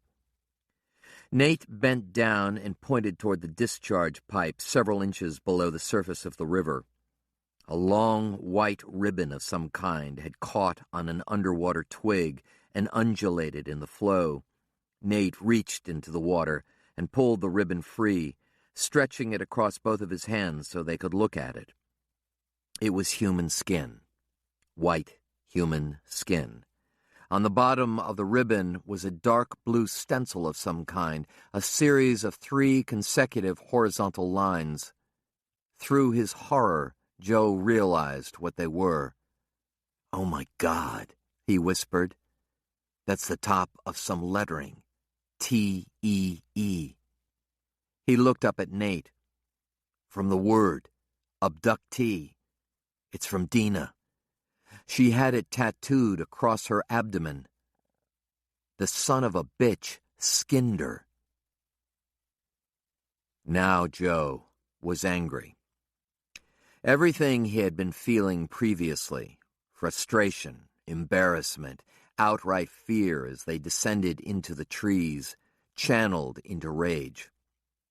"Let's find him and take him out," he said over his shoulder to Nate as he strode to the pickup. Tilting the bench seat forward, Joe drew his shotgun from its scabbard. It was still loaded with double-aught buckshot shells. Nate followed. "Joe, calm down." "I'm calm," Joe said through clenched teeth. He was thinking of Dina, of Not Ike, of Tough Montague and Stuart Tanner, of the circus of humiliation and depravity Cleve Garrett had brought into his valley. "Let's talk about this for a second," Nate said. Joe racked the pump. "We need a strategy," Nate said, "so take a breath." Cleve Garrett's Airstream trailer was still attached to his pickup, and it was pulled into the 5th and last space in the campground. It looked like a big, slick, metallic tube in the dark trees. Behind the trailer, through thick stands of willows, the river flowed wide and shallow. Joe cranked the wheel of his truck to block the road and turned off the motor. Garrett couldn't drive out of his sight now, and there were too many thick trees all around for him to use an overland escape route. The blinds were pulled down tight on all of the trailer windows, and Joe wondered if he had been either seen or heard by the occupants inside. Joe and Nate slid out of the cab. As they had planned, Nate pushed his way into the brush and vanished within it to take a position behind cover near the front of Garrett's pickup. This way, Nate could cover Joe as well as see if anyone inside tried to escape out the back of the trailer. Joe stood behind his pickup, keeping it between him and the trailer. He had switched his radio to PA, and the mic cord stretched across the cab and out the open window. When he assumed Nate was in position, he keyed the mic. "Cleve Garrett, come out of that trailer now." He watched the windows carefully, saw one of them near the front shiver as someone looked out. "If you have any weapons, leave them inside. Open the door and come out with your hands in the air, palms out." The front window blind shot up. Joe crouched down and raised the stock of the shotgun to his cheek. He put the bead on the front sight to the window. A face appeared, pressed against the glass. "Joseph," Not Ike mouthed. "Joseph." His words were silent on the outside. Not Ike looked confused, but okay, Joe thought with a rush of relief. Garrett probably had a gun at Not Ike's head, shoving the big man's face into the glass. Not Ike was mouthing something through the glass. Joe could read it. "Creepy-like guys, Joseph." A louvered pane near Not Ike's head was being cranked open. Joe hoped Nate had a better angle on the window from where he was hidden in the brush. Maybe, Joe thought, Nate would be able to see Garrett inside and fire if Garrett lowered his gun or was distracted. "Joseph, That's you, isn't it?" Joe could now hear, not Ike. "It's me," Joe said, talking into the mic so that Garrett would be sure to hear him as well. "Plus about 20 officers more on the way. The trailer is surrounded." There was a beat, and not Ike's face was pulled from the window. Maybe Garrett would speak now, Joe hoped. Maybe Garrett would try to make a deal. "Nobody needs to get hurt," Joe said, willing confident gentleness into his voice. "No one needs to get hurt at all. Just leave any weapons inside and come out." There was movement inside the trailer, and it rocked slightly.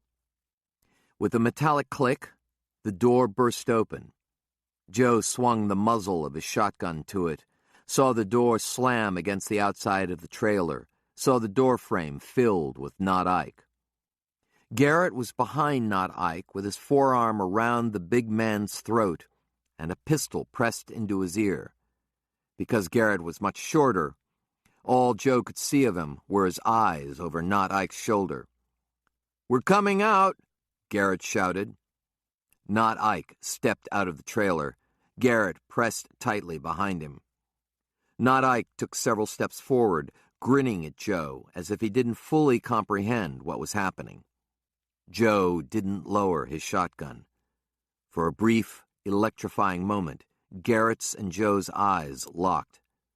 "Let him go," Joe said, close enough now not to need the microphone. "Lower the gun and drop it into the dirt." Garrett looked furtively to his side. "I don't see anybody else," Garrett said. "Where are your troops?" "They're out there," Joe lied, thinking, "Nate, where are you?" Garrett pushed Not Ike forward another few steps toward Joe. The pistol was jammed into Not Ike's ear, tilting his head slightly to the side. Joe could see that the hammer was cocked. Not Ike looked strangely serene, Joe thought. Somehow it made the situation seem worse. "We're going to walk right up to you," Garrett said, his voice gaining confidence. "And we're going to take your truck out of here. You're going to lower that shotgun and step aside." Yes, I was, Joe thought. He had no other choice, unless... Nate? Then the door to the trailer filled with someone else, something unspeakably horrible. It was Cam Logue, with most of his face peeled aside. The front of his shirt was soaked with blood, and his head slumped forward, his arms limp. He was being held up from behind by a big, dark man with a beard, wearing a bloody camouflage jacket. "Oh, my God," Joe heard himself whisper. "Why is Cam here, and what have they done to him?" The man behind Cam Logue moved out of the trailer. He appeared to be carrying Cam, keeping him vertical with one arm wrapped tightly around Logue's chest. In the other hand was a scalpel, which was pressed against Logue's throat. "You didn't forget about me, did you, Doc?" the man asked Garrett. His speech was garbled and slurred. The man's poor speech and the camo jacket clicked in Joe's mind. It was Nurse Bob, Joe realized. "Of course not," Garrett said to Nurse Bob, not looking around. To Joe, "It's a messy business, this." Joe was stunned, unable to process the horrific scene in front of him. Nothing made sense. Boom! The left half of Nurse Bob's head disappeared. Blood and pieces of flesh splattering the side of the trailer with a sickening, wet sound, while his body toppled over backward like a felled tree. Cam Logue fell forward, released from the man's grip, landing face down on the ground. Instinctively, Joe straightened up and moved to his left behind the truck to get an angle on Garrett. Garrett had wheeled Not Ike around toward the sound of the shot, and Joe could see Garrett clearly now. But Garrett still had the pistol jammed into Not Ike's head. "Who did that?" Garrett screamed, stealing a glance toward Cam's prone body. "Drop the weapon!" Joe shouted. But Garrett didn't. Instead, he began backpedaling, pulling Not Ike along with him. Garrett backed up until he was nearly at the trailer again, but veered toward the rear of it. Not Ike was starting to panic now, because he didn't know what was happening. "Joseph!" Garrett backed into the reedy brush behind the trailer, and before he was gone, the last thing Joe saw were Not Ike's arms flailing. Then he heard a splash. Joe and Nate followed. "You didn't tell me there would be two of them," Nate said. "Nobody told me there would be two of them either," Joe muttered, "or that Cam would be with them." Nate said nothing. They found Not Ike in the river, sputtering but unharmed. Cleve Garrett was gone. "I've got him," Nate said, leaving Joe and Not Ike in the river and wading toward the opposite bank. Chapter 35. For the next 3 hours, as night came and the campground filled with vehicles and men and the crime scene lights went up, Joe Pickett was in a kind of fog. He was lucid enough to recognize that he was in mild shock. He dully recounted the details of what they had found in the campsite to Portenson, Hersig, and Sheriff Barnum.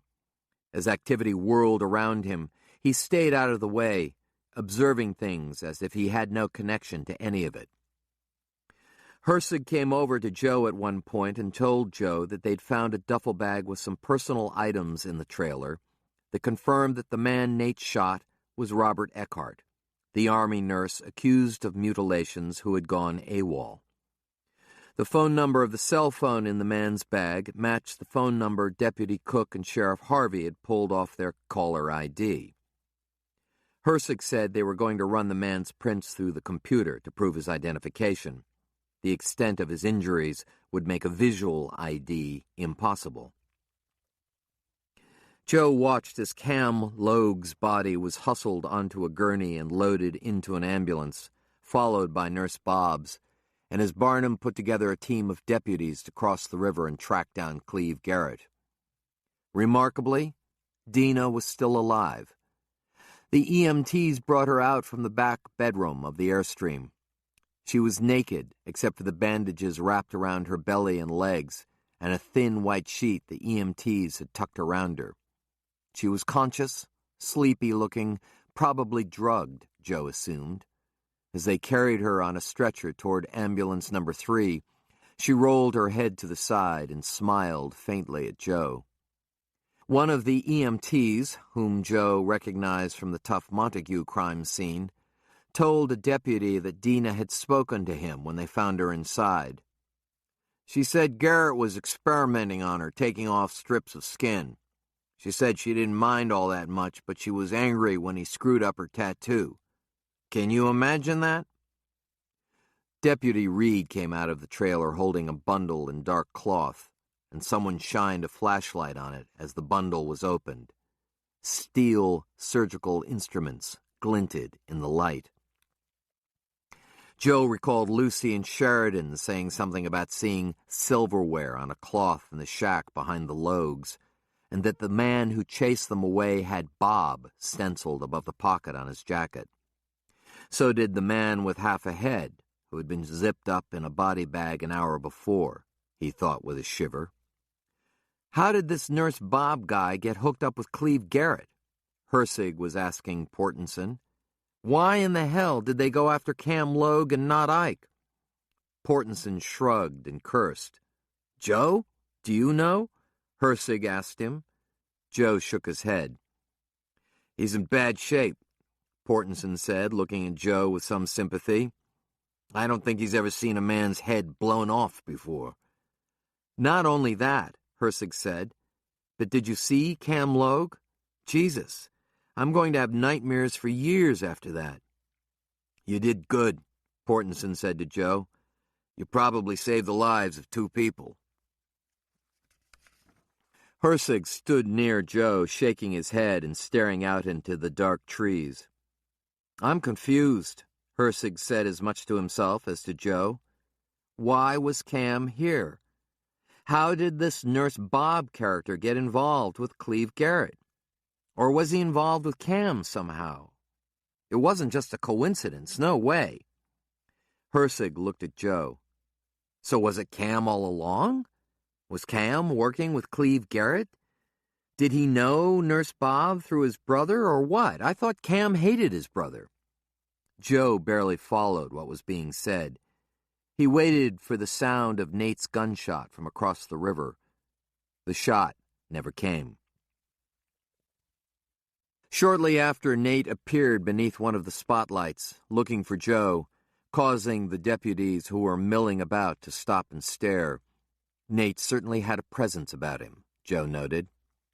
I lost his track in the dark, Nate declared to everyone. Shit, Barnum cursed. Did you see my deputies? They're coming in right behind me, Nate said. Nate searched the crowd, saw Joe standing by his pickup, and started over. Portenson stepped in front of Nate, cutting him off. I understand you were the shooter. There may be charges filed, and we'll need a statement from you.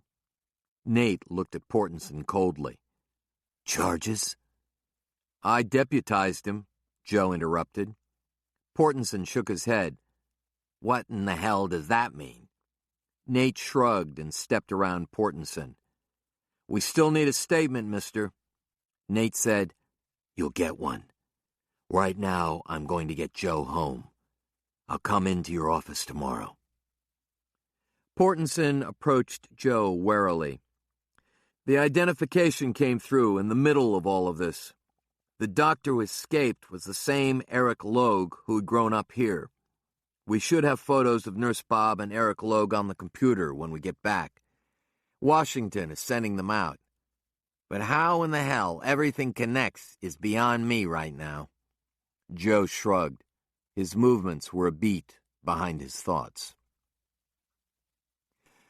Joe and Nate left Hersig, Portenson, and Barnum, who were having a discussion about how quickly they could coordinate helicopters and dogs to pursue Cleve Garrett. Are you sure you're okay to drive? Nate asked. I'm fine. I couldn't get an angle on Garrett, or there would have been 2 bodies back there. Joe nodded. The images of Cam Logue and Nurse Bob's exploding head played on a continuous loop just beyond the hood of his truck. So Cam Logue is dead? Nate asked after minutes of silence. Yep. So I saved a dead guy? You didn't know that. Neither did I at the time. That was a hell of a shot.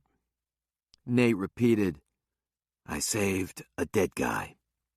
Joe looked over. Nate, are you okay? Okay is the wrong word to use after you kill somebody, Joe. I guess I don't know what. You could say I have some degree of job satisfaction, I guess. Joe remembered his cell phone and switched it on as they turned onto the blacktop of the highway. The display read, You have one message. Mary Beth, thought Joe. She's probably worried as hell. He punched in the numbers to retrieve the message and held the phone to his ear. It was Mary Beth, all right, but her voice was hushed and urgent. Joe, where are you? I'm with Marie at her house. It's a terrible scene, and I'm scared for her. Can you please get here as fast as you can? He suddenly floored it, and the engine howled. What's going on? Nate asked. I don't know. Chapter 37. Cleve Garrett was Dr. Eric Logue.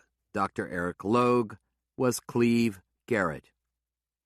And despite the search teams, the helicopters, and the dogs, neither was found.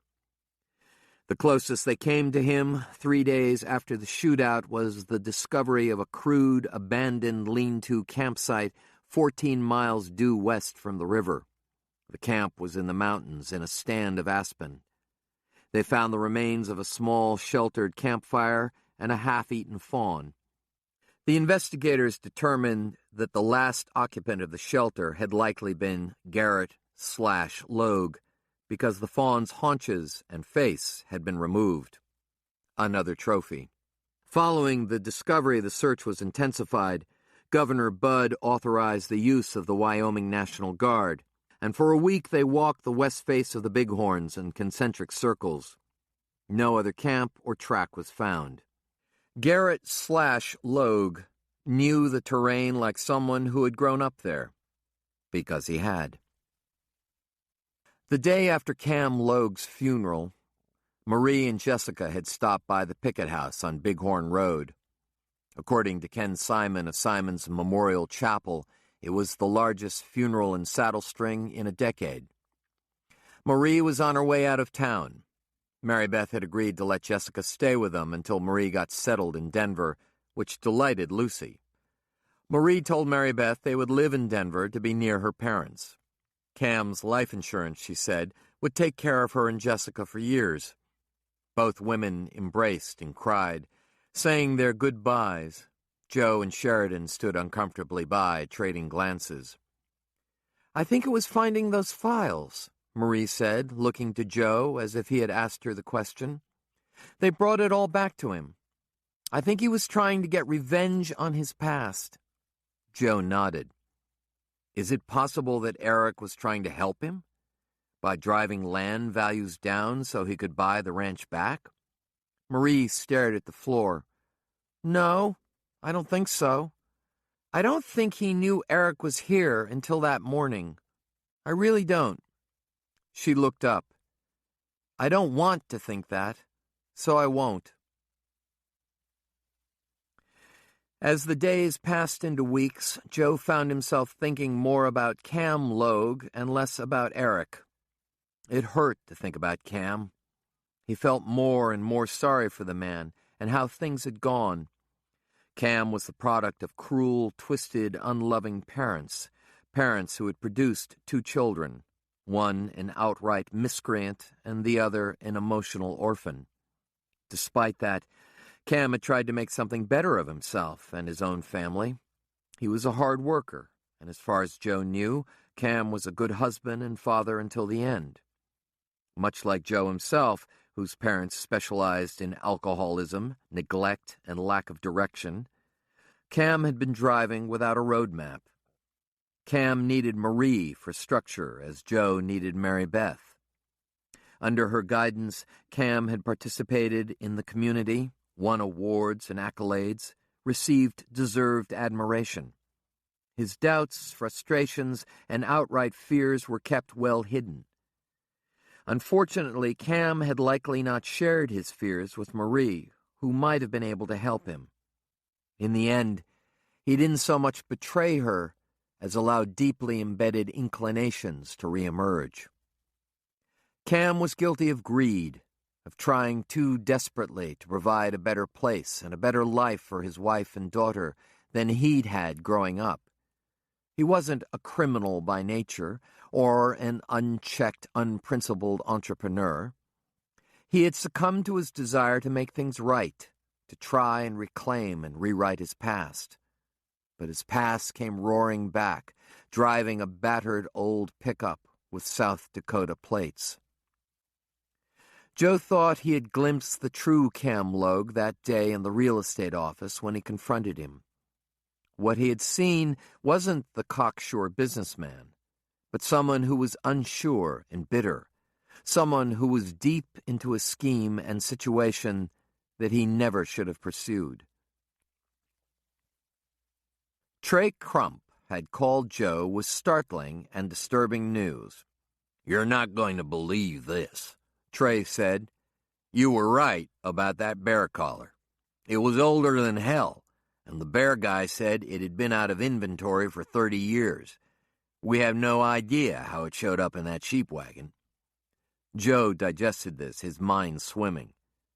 "It showed up there because it came off the bear, Trey." "The bear guys say no way, Joe. No way a bear wandered around for 30 years without emitting a signal and then showed up in your district. The only thing they can figure out is that the sheep herder must have found it somewhere along the line. Joe remembered the trashed trailer, remembered the smell of the bear inside of it. Not a chance, Joe said, confused. Trey cleared his throat. This is where things start to get really weird, Joe. The thing is, the rogue grizzly bear that came out of Yellowstone was killed by some idiot roughneck over by Mititsa a month ago. That bear never made it to the Bighorns. What? The guy shot him, skinned him out, and crushed the radio collar. We never would have known except that the idiot took the hide to a taxidermist in Cody to get a rug made. The taxidermist called me, and the roughneck confessed everything this afternoon. We even found the decomposed body and what was left of the collar. Joe was stunned. There was a bear here, Trey. I saw the tracks. I saw what he did to the body of a dead cowboy. Must have been another bear, I guess, Trey said, unconvincingly. Joe fought against telling Trey about the bear Nate had been communicating with.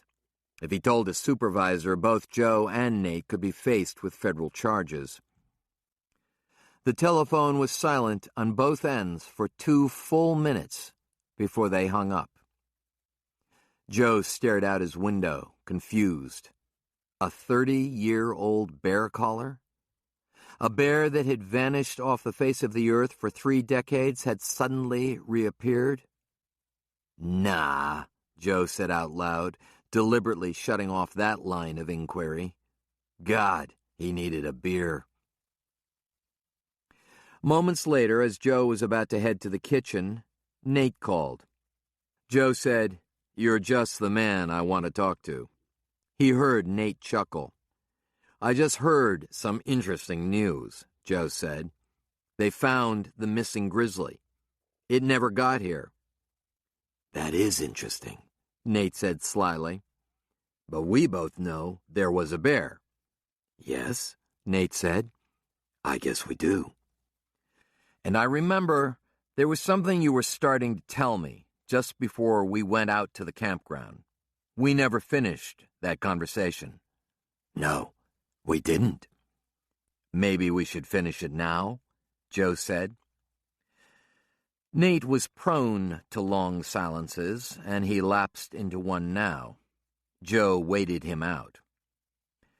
"Hypothetically speaking," Nate said, "if I knew there was a grizzly still around here and told you about it, you would be duty-bound to report the discovery, correct?"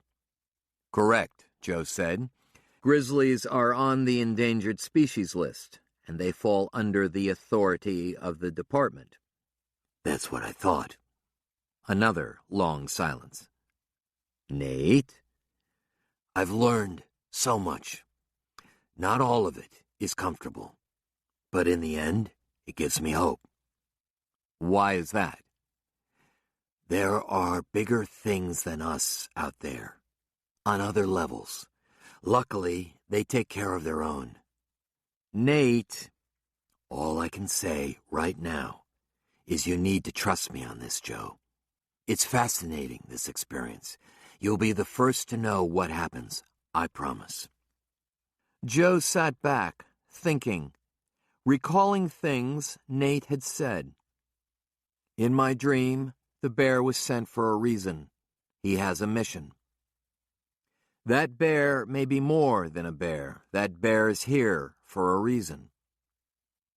We happen to be in the right place at the right time where conflicts on different levels are overlapping. You should open your mind a little. Using FBI resources, Agent Portenson tracked the path of Eric Logue from his years in the Army to his escape in North Carolina to the Riverside RV Park. Associates in the Army confirmed Eric's downward spiral from exceptionally talented surgeon into madness. He was wealthy as well, having invested in technology stocks early and selling just before the bubble burst. Eric first showed signs of paranoia and obsession with paranormal phenomena while in the Philippines. He had been suspected of drug use, along with Nurse Bob. When his patients began emerging from surgery with wounds and grafts not related to the procedure, he was put under a full-time watch. After a suspected Filipino enemy combatant with a minor leg injury died from massive blood loss after being operated on by Dr. Logue, an inquiry was launched that resulted in his court-martial. While in custody, guards reported that Eric claimed he was in contact with aliens and had regular nighttime visitations with them. Eric said he had been instructed by his contacts to collect samples for them. The guards suspected that Eric's delusions were an attempt to get the charges dismissed due to mental incapacity. Then, while being transferred to another facility, Eric escaped. He had purchased his name in New Orleans from a man who specialized in new identities. The pickup and trailer came from a dealer in Birmingham. There was no iconoclast society, no wealthy benefactor who financed the research. There was only Eric, so filled with messianic self-confidence that he was practically above suspicion. Dina had been interviewed by Hersig while she recovered in the 12-Sleep County Hospital. Afterward, he'd called Joe and recounted the conversation. Dina had met Cleve in Helena, and she knew nothing of his past, and she really didn't care to hear about it. He had never mentioned having a brother. What she knew was that he had been sent to her at the exact time she needed him most. He knew things that she hoped to learn, and was in contact with other beings on an intimate basis. He was their human conduit. At least that's what he told her, and she saw no reason not to believe him. If it really was Cleve who did the mutilations, she said, he was simply following orders. Yes, she had agreed to let him experiment on her. She saw it as no different than getting tattooed or pierced. She was a little pissed off at him, though, when he cut off the top of her abductee tattoo. And yes, she knew Cleve disposed of her skin at the fish cleaning station. He had told her that. She had slept through most of the trouble in the trailer the day of the shootout, she said. Cleve had given her some medication for her pain, and it knocked her out. The noises from the front of the trailer were awful in an otherworldly way that she had thought at the time that she was dreaming. Despite everything, she said, she still loved Cleve Garrett. And more important, she still believed in him. Hersig's voice was shaky as he told Joe the story. When he was through, he said, "I think I need to go take a shower." Sheriff Barnum claimed not to have any idea what Cam had been up to in regard to the CBM rights on the ranch, although he admitted being interested in buying his retirement home there. Joe believed him, but also knew that Barnum had sat by quietly during the course of the investigation as land values plummeted. He hadn't revealed his real estate interest to the rest of the task force, and he secretly benefited from the perception that the valley was spooked. This led Joe and Hersig to speculate that Barnum may have had perverse motivation not to solve the crimes quickly, but they had no solid evidence of that. Nevertheless, word got out within the community about the land deal that never was and Barnum's interest in it. There was even talk among the coffee drinkers at the Burgo Partner about launching a recall petition on Sheriff Barnum. As far as Joe knew, the action wasn't followed through. But there was no doubt that Barnum's reputation had taken a beating, and that he would stand little chance in the next election. Not that it mattered much, Barnum declared in the roundup, because he had planned to retire anyway. It had been a good 26 years, he said. For the 20th time since the shootout, Joe sat lost in thought in his office. All but one big game hunting season had ended and winter was on the way. Paperwork was piled up in his inbox, and he'd missed 3 straight weekly reports to Trey Crump. The mutilations had, of course, stopped. Portenson had gone back to Cheyenne. The Murder and Mutilations Task Force had been disbanded for lack of purpose. But for Joe, there was unfinished business. The case was still open, and not just because Eric Logue was still at large. There were still too many questions. Nate Romanowski had all but disappeared. His only communication with Joe was a terse message left on the answering machine. Joe, I was right. That bear is here for a reason. He's just a vessel, an agent. He'll be here only as long as he has to be. In the end, as the search for Dr. Eric Logue lost both hope and urgency, the only workable scenario they could give any credence to was this. Eric had been a boy in the mid-1970s when the first rash of cattle mutilations in the West was news, so the concept wasn't foreign to him. Perhaps that was when his fascination and obsession with a paranormal answer to the crimes was first implanted. Eric Logue, in his sickness, had come to believe that his mission was to kill and disfigure living beings and collect trophies. He believed that others were telling him to do it, or he had somehow convinced himself that he was pleasing the owners of these voices through his acts. He used his experience as a surgeon as well as his tools to do it. His first disciple in his mission was Nurse Bob, who had problems of his own. Using his new identity and the cover of the fictitious Iconoclast Society, he returned to the Rocky Mountain West, first to northern Montana, then to Wyoming. He had a reason to be where the mutilations were discovered, after all. He said he was studying them. The mutilations in Montana, from Eric's perspective, had gone very well. No one suspected him. What didn't go well, though, was that the officials in charge of the investigation treated him like he was a crank. They didn't take his theories seriously and didn't welcome his knowledge or advice. There were a few converts, Dina being the primary one, but overall he was disappointed.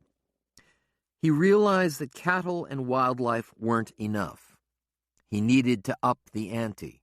He needed some help, so he asked Nurse Bob to rejoin him in Saddle String. No one had recognized him from his youth there. Eric and Nurse Bob started with animals as they had in Montana. Then, on the single night in 12 Sleep County, they had split up, with one of them going after Stuart Tanner and the other Tough Montague. Eric took Tanner, Nurse Bob took Tough.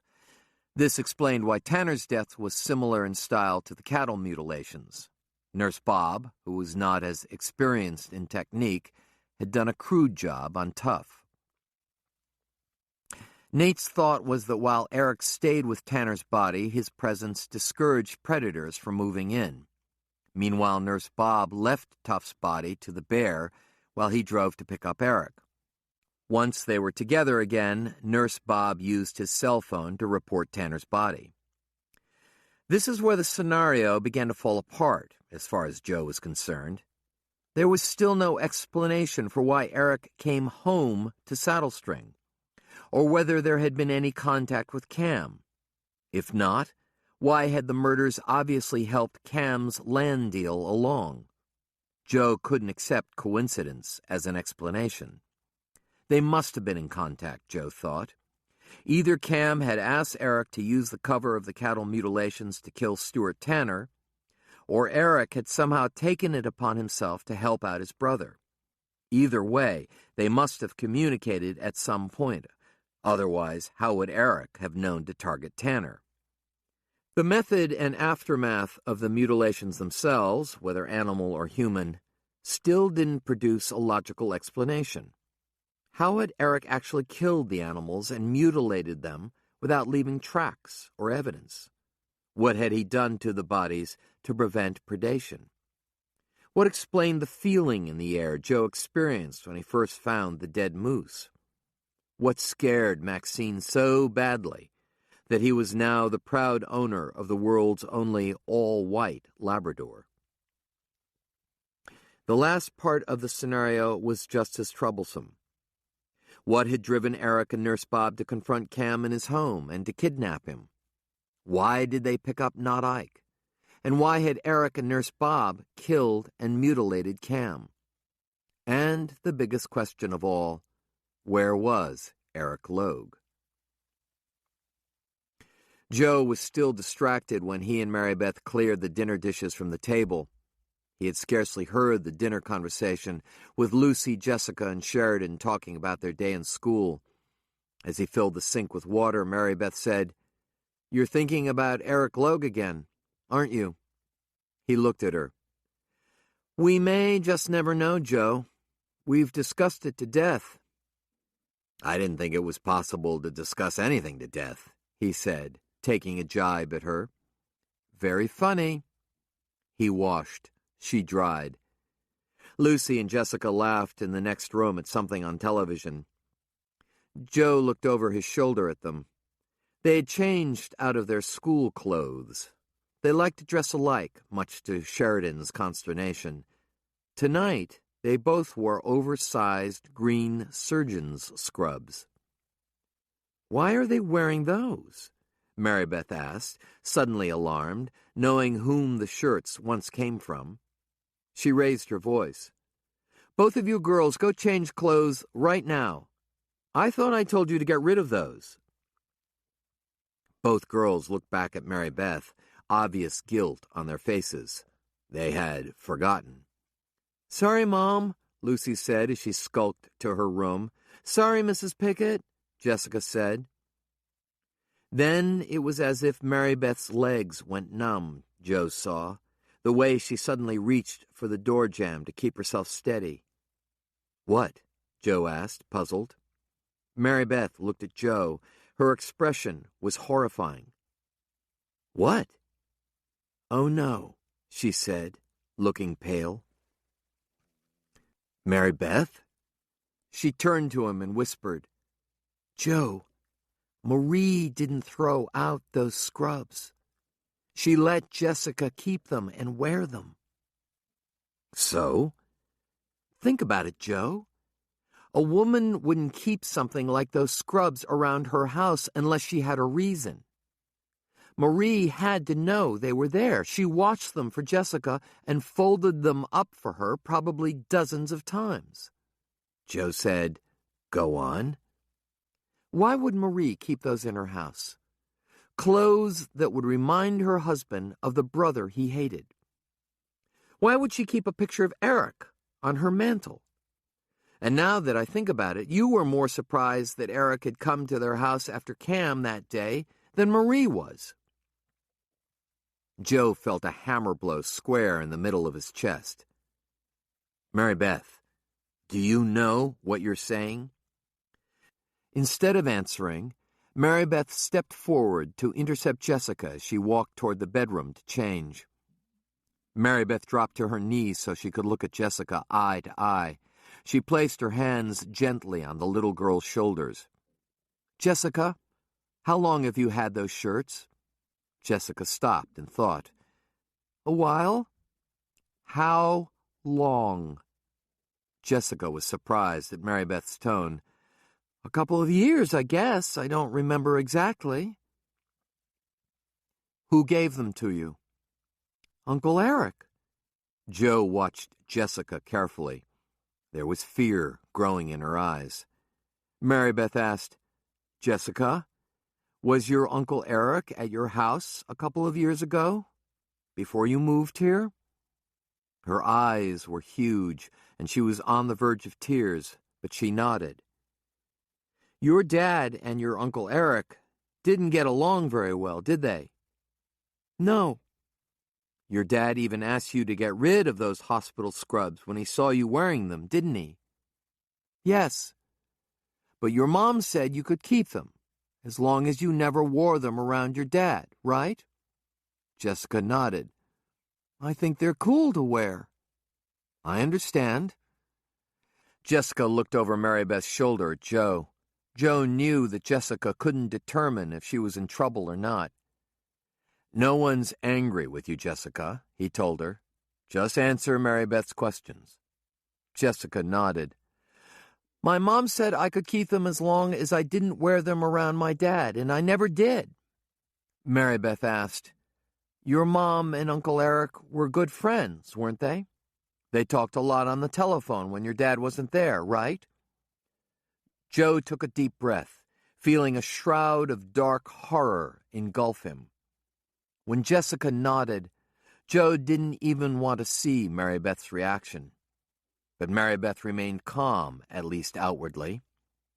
"Okay, honey," Mary Beth said, standing. "You can go change now." Jessica didn't move. Joe and Mary Beth stared at each other, neither wanting to say anything in front of Jessica. Jessica watched them both, and her eyes filled with tears. She looked at Mary Beth. "My mom's not coming back, is she?" Chapter 37. Cleve Garrett was Dr. Eric Logue. Dr. Eric Logue was Cleve Garrett. And despite the search teams, the helicopters, and the dogs, neither was found. The closest they came to him 3 days after the shootout was the discovery of a crude, abandoned lean-to campsite 14 miles due west from the river. The camp was in the mountains in a stand of aspen. They found the remains of a small, sheltered campfire and a half-eaten fawn. The investigators determined that the last occupant of the shelter had likely been Garrett/Logue because the fawn's haunches and face had been removed. Another trophy. Following the discovery, the search was intensified. Governor Budd authorized the use of the Wyoming National Guard, and for a week they walked the west face of the Bighorns in concentric circles. No other camp or track was found. Garrett/Logue knew the terrain like someone who had grown up there, because he had. The day after Cam Logue's funeral, Marie and Jessica had stopped by the Pickett house on Bighorn Road. According to Ken Simon of Simon's Memorial Chapel, it was the largest funeral in Saddle String in a decade. Marie was on her way out of town. Mary Beth had agreed to let Jessica stay with them until Marie got settled in Denver, which delighted Lucy.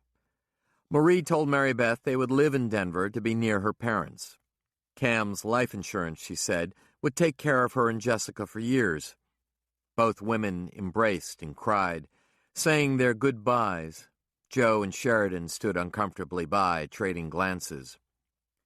"I think it was finding those files," Marie said, looking to Joe as if he had asked her the question. "They brought it all back to him.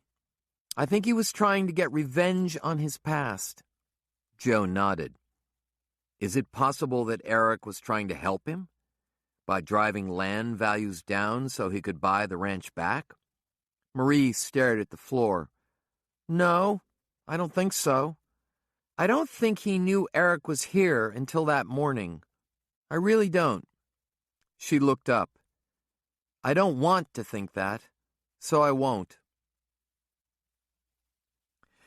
As the days passed into weeks, Joe found himself thinking more about Cam Logue and less about Eric. It hurt to think about Cam. He felt more and more sorry for the man and how things had gone. Cam was the product of cruel, twisted, unloving parents who had produced 2 children, one an outright miscreant and the other an emotional orphan. Despite that, Cam had tried to make something better of himself and his own family. He was a hard worker, and as far as Joe knew, Cam was a good husband and father until the end. Much like Joe himself, whose parents specialized in alcoholism, neglect, and lack of direction, Cam had been driving without a road map. Cam needed Marie for structure, as Joe needed Mary Beth. Under her guidance, Cam had participated in the community, won awards and accolades, received deserved admiration. His doubts, frustrations, and outright fears were kept well hidden. Unfortunately, Cam had likely not shared his fears with Marie, who might have been able to help him. In the end, he didn't so much betray her as allow deeply embedded inclinations to reemerge.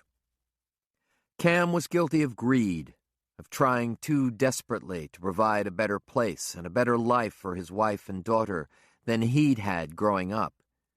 He wasn't a criminal by nature or an unchecked, unprincipled entrepreneur. He had succumbed to his desire to make things right, to try and reclaim and rewrite his past. But his past came roaring back, driving a battered old pickup with South Dakota plates. Joe thought he had glimpsed the true Cam Logue that day in the real estate office when he confronted him. What he had seen wasn't the cocksure businessman, but someone who was unsure and bitter, someone who was deep into a scheme and situation that he never should have pursued. Trey Crump had called Joe with startling and disturbing news. "You're not going to believe this," Trey said. "You were right about that bear collar. It was older than hell, and the bear guy said it had been out of inventory for 30 years. We have no idea how it showed up in that sheep wagon." Joe digested this, his mind swimming. "It showed up there because it came off the bear, Trey. The bear guys say no way, Joe. No way a bear wandered around for 30 years without emitting a signal and then showed up in your district. The only thing they can figure out is that the sheep herder must have found it somewhere along the line." Joe remembered the trashed trailer, remembered the smell of the bear inside of it. "Not a chance," Joe said, confused. Trey cleared his throat. "This is where things start to get really weird, Joe. The thing is, the rogue grizzly bear that came out of Yellowstone was killed by some idiot roughneck over by Mititsa a month ago. That bear never made it to the Bighorns." "What?" "The guy shot him, skinned him out, and crushed the radio collar. We never would have known except that the idiot took the hide to a taxidermist in Cody to get a rug made. The taxidermist called me, and the roughneck confessed everything this afternoon. We even found the decomposed body and what was left of the collar." Joe was stunned. "There was a bear here, Trey. I saw the tracks. I saw what he did to the body of a dead cowboy." "Must have been another bear, I guess," Trey said, unconvincingly. Joe fought against telling Trey about the bear Nate had been communicating with. If he told his supervisor, both Joe and Nate could be faced with federal charges. The telephone was silent on both ends for 2 full minutes before they hung up. Joe stared out his window, confused. A 30-year-old bear collar? A bear that had vanished off the face of the earth for 3 decades had suddenly reappeared? "Nah," Joe said out loud, deliberately shutting off that line of inquiry. God, he needed a beer. Moments later, as Joe was about to head to the kitchen, Nate called. Joe said, "You're just the man I want to talk to." He heard Nate chuckle. "I just heard some interesting news," Joe said. "They found the missing grizzly. It never got here." "That is interesting," Nate said slyly. "But we both know there was a bear." "Yes," Nate said. "I guess we do." "And I remember there was something you were starting to tell me just before we went out to the campground. We never finished that conversation." "No, we didn't." "Maybe we should finish it now," Joe said. Nate was prone to long silences, and he lapsed into one now. Joe waited him out. "Hypothetically speaking," Nate said, "if I knew there was a grizzly still around here and told you about it, you would be duty-bound to report the discovery, correct?" "Correct," Joe said. "Grizzlies are on the endangered species list, and they fall under the authority of the department." "That's what I thought." Another long silence. "Nate?" "I've learned so much. Not all of it is comfortable, but in the end, It gives me hope. Why is that? There are bigger things than us out there, on other levels. Luckily, they take care of their own. Nate, all I can say right now is you need to trust me on this, Joe. It's fascinating, this experience. You'll be the first to know what happens, I promise. Joe sat back, thinking, recalling things Nate had said. In my dream, the bear was sent for a reason. He has a mission. That bear may be more than a bear. That bear is here for a reason. We happen to be in the right place at the right time where conflicts on different levels are overlapping. You should open your mind a little. Using FBI resources, Agent Portenson tracked the path of Eric Logue from his years in the Army to his escape in North Carolina to the Riverside RV Park. Associates in the Army confirmed Eric's downward spiral from exceptionally talented surgeon into madness.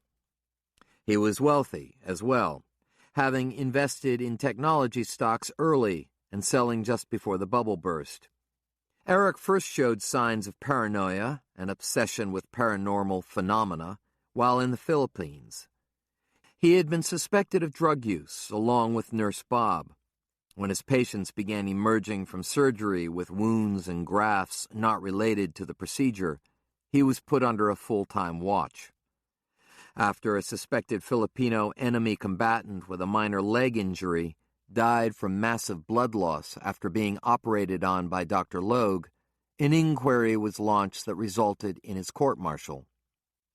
While in custody, guards reported that Eric claimed he was in contact with aliens and had regular nighttime visitations with them. Eric said he had been instructed by his contacts to collect samples for them. The guards suspected that Eric's delusions were an attempt to get the charges dismissed due to mental incapacity. Then, while being transferred to another facility, Eric escaped. He had purchased his name in New Orleans from a man who specialized in new identities. The pickup and trailer came from a dealer in Birmingham. There was no iconoclast society, no wealthy benefactor who financed the research. There was only Eric, so filled with messianic self-confidence that he was practically above suspicion. Dina had been interviewed by Hersig while she recovered in the 12-Sleep County Hospital. Afterward, he'd called Joe and recounted the conversation. Dina had met Cleve in Helena, and she knew nothing of his past, and she really didn't care to hear about it. He had never mentioned having a brother. What she knew was that he had been sent to her at the exact time she needed him most. He knew things that she hoped to learn, and was in contact with other beings on an intimate basis. He was their human conduit. At least that's what he told her, and she saw no reason not to believe him. If it really was Cleve who did the mutilations, she said, he was simply following orders. Yes, she had agreed to let him experiment on her. She saw it as no different than getting tattooed or pierced. She was a little pissed off at him, though, when he cut off the top of her abductee tattoo.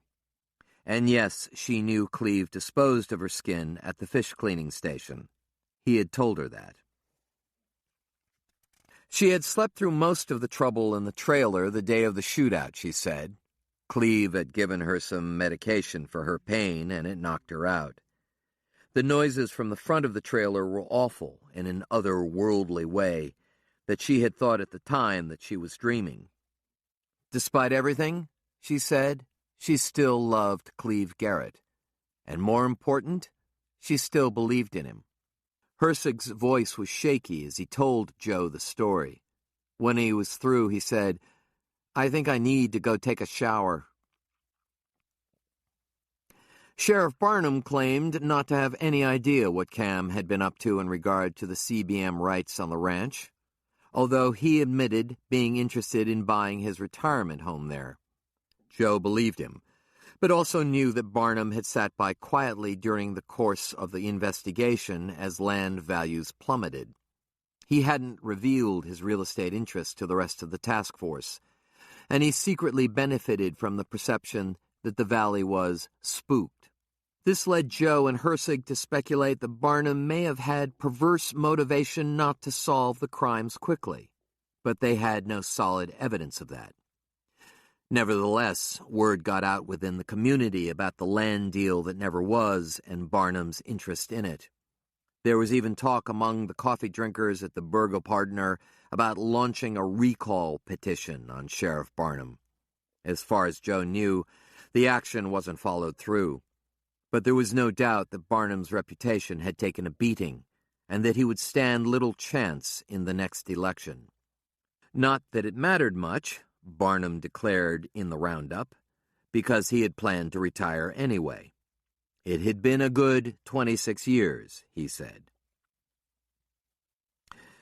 For the 20th time since the shootout, Joe sat lost in thought in his office. All but one big game hunting season had ended and winter was on the way. Paperwork was piled up in his inbox, and he'd missed 3 straight weekly reports to Trey Crump. The mutilations had, of course, stopped. Portenson had gone back to Cheyenne. The Murder and Mutilations Task Force had been disbanded for lack of purpose. But for Joe, there was unfinished business. The case was still open, and not just because Eric Logue was still at large. There were still too many questions. Nate Romanowski had all but disappeared. His only communication with Joe was a terse message left on the answering machine. Joe, I was right. That bear is here for a reason. He's just a vessel, an agent. He'll be here only as long as he has to be. In the end, as the search for Dr. Eric Logue lost both hope and urgency, the only workable scenario they could give any credence to was this. Eric had been a boy in the mid-1970s when the first rash of cattle mutilations in the West was news, so the concept wasn't foreign to him. Perhaps that was when his fascination and obsession with a paranormal answer to the crimes was first implanted. Eric Logue, in his sickness, had come to believe that his mission was to kill and disfigure living beings and collect trophies. He believed that others were telling him to do it, or he had somehow convinced himself that he was pleasing the owners of these voices through his acts. He used his experience as a surgeon as well as his tools to do it. His first disciple in his mission was Nurse Bob, who had problems of his own. Using his new identity in the cover of the fictitious Iconoclast Society, he returned to the Rocky Mountain West, first to northern Montana, then to Wyoming. He had a reason to be where the mutilations were discovered, after all. He said he was studying them. The mutilations in Montana, from Eric's perspective, had gone very well. No one suspected him. What didn't go well, though, was that the officials in charge of the investigation treated him like he was a crank. They didn't take his theories seriously and didn't welcome his knowledge or advice. There were a few converts, Dina being the primary one, but overall he was disappointed. He realized that cattle and wildlife weren't enough. He needed to up the ante. He needed some help, so he asked Nurse Bob to rejoin him in Saddle String. No one had recognized him from his youth there. Eric and Nurse Bob started with animals as they had in Montana. Then, on the single night in 12 Sleep County, they had split up, with one of them going after Stuart Tanner and the other Tough Montague. Eric took Tanner, Nurse Bob took Tough. This explained why Tanner's death was similar in style to the cattle mutilations. Nurse Bob, who was not as experienced in technique, had done a crude job on Tough. Nate's thought was that while Eric stayed with Tanner's body, his presence discouraged predators from moving in. Meanwhile, Nurse Bob left Tough's body to the bear while he drove to pick up Eric. Once they were together again, Nurse Bob used his cell phone to report Tanner's body. This is where the scenario began to fall apart, as far as Joe was concerned. There was still no explanation for why Eric came home to Saddle String, or whether there had been any contact with Cam. If not, why had the murders obviously helped Cam's land deal along? Joe couldn't accept coincidence as an explanation. They must have been in contact, Joe thought. Either Cam had asked Eric to use the cover of the cattle mutilations to kill Stuart Tanner, or Eric had somehow taken it upon himself to help out his brother. Either way, they must have communicated at some point. Otherwise, how would Eric have known to target Tanner? The method and aftermath of the mutilations themselves, whether animal or human, still didn't produce a logical explanation. How had Eric actually killed the animals and mutilated them without leaving tracks or evidence? What had he done to the bodies to prevent predation? What explained the feeling in the air Joe experienced when he first found the dead moose? What scared Maxine so badly that he was now the proud owner of the world's only all-white Labrador? The last part of the scenario was just as troublesome. What had driven Eric and Nurse Bob to confront Cam in his home and to kidnap him? Why did they pick up Not Ike? And why had Eric and Nurse Bob killed and mutilated Cam? And the biggest question of all, where was Eric Logue? Joe was still distracted when he and Mary Beth cleared the dinner dishes from the table. He had scarcely heard the dinner conversation, with Lucy, Jessica, and Sheridan talking about their day in school. As he filled the sink with water, Mary Beth said, "You're thinking about Eric Logue again, aren't you?" He looked at her. "We may just never know, Joe. We've discussed it to death." "I didn't think it was possible to discuss anything to death," he said, taking a jibe at her. "Very funny." He washed. She dried. Lucy and Jessica laughed in the next room at something on television. Joe looked over his shoulder at them. They had changed out of their school clothes. They liked to dress alike, much to Sheridan's consternation. Tonight, they both wore oversized green surgeon's scrubs. "Why are they wearing those?" Mary Beth asked, suddenly alarmed, knowing whom the shirts once came from. She raised her voice. "Both of you girls, go change clothes right now. I thought I told you to get rid of those." Both girls looked back at Mary Beth, obvious guilt on their faces. They had forgotten. "Sorry, Mom," Lucy said as she skulked to her room. "Sorry, Mrs. Pickett," Jessica said. Then it was as if Mary Beth's legs went numb, Joe saw, the way she suddenly reached for the door jamb to keep herself steady. "What?" Joe asked, puzzled. Mary Beth looked at Joe. Her expression was horrifying. "What?" "Oh, no," she said, looking pale. "Mary Beth?" She turned to him and whispered, "Joe, Marie didn't throw out those scrubs. She let Jessica keep them and wear them." "So?" "Think about it, Joe. A woman wouldn't keep something like those scrubs around her house unless she had a reason. Marie had to know they were there. She watched them for Jessica and folded them up for her probably dozens of times." Joe said, "Go on." "Why would Marie keep those in her house? Clothes that would remind her husband of the brother he hated. Why would she keep a picture of Eric on her mantle? And now that I think about it, you were more surprised that Eric had come to their house after Cam that day than Marie was." Joe felt a hammer blow square in the middle of his chest. "Mary Beth, do you know what you're saying?" Instead of answering, Mary Beth stepped forward to intercept Jessica as she walked toward the bedroom to change. Mary Beth dropped to her knees so she could look at Jessica eye to eye. She placed her hands gently on the little girl's shoulders. "Jessica, how long have you had those shirts?" Jessica stopped and thought. A while? How long? Jessica was surprised at Mary Beth's tone. A couple of years, I guess. I don't remember exactly. Who gave them to you? Uncle Eric. Joe watched Jessica carefully. There was fear growing in her eyes. Mary Beth asked, Jessica, was your Uncle Eric at your house a couple of years ago, before you moved here? Her eyes were huge, and she was on the verge of tears, but she nodded.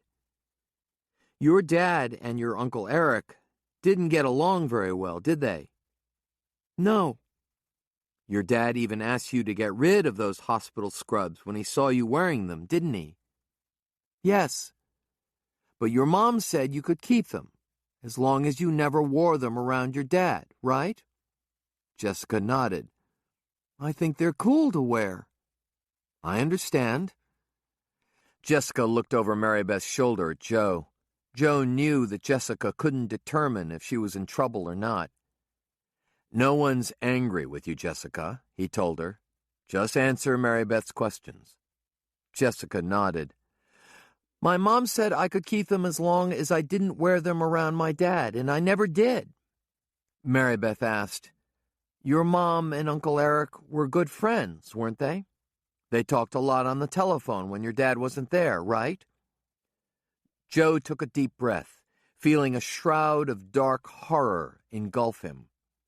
When Jessica nodded, Joe didn't even want to see Mary Beth's reaction. But Mary Beth remained calm, at least outwardly. Okay, honey, Mary Beth said, standing. You can go change now. Jessica didn't move. Joe and Mary Beth stared at each other, neither wanting to say anything in front of Jessica. Jessica watched them both, and her eyes filled with tears. She looked at Mary Beth. My mom's not coming back, is she? Chapter 38. 3 days later, Marie Logue was at the New Orleans International Airport, checking in for a flight to Milan, when she was surrounded by a dozen special agents from the local office of the FBI. The name she was using was Barbara Grossman, and she had a Louisiana driver's license and a 4-year-old passport to prove it.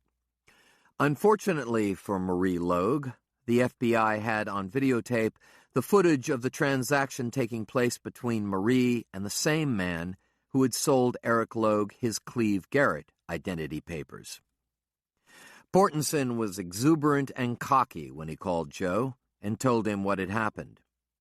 He said he had thought it through once Joe tipped him off about the relationship between Marie and Eric Logue, and he figured out that Eric had probably told Marie about the location of the identity thief in New Orleans.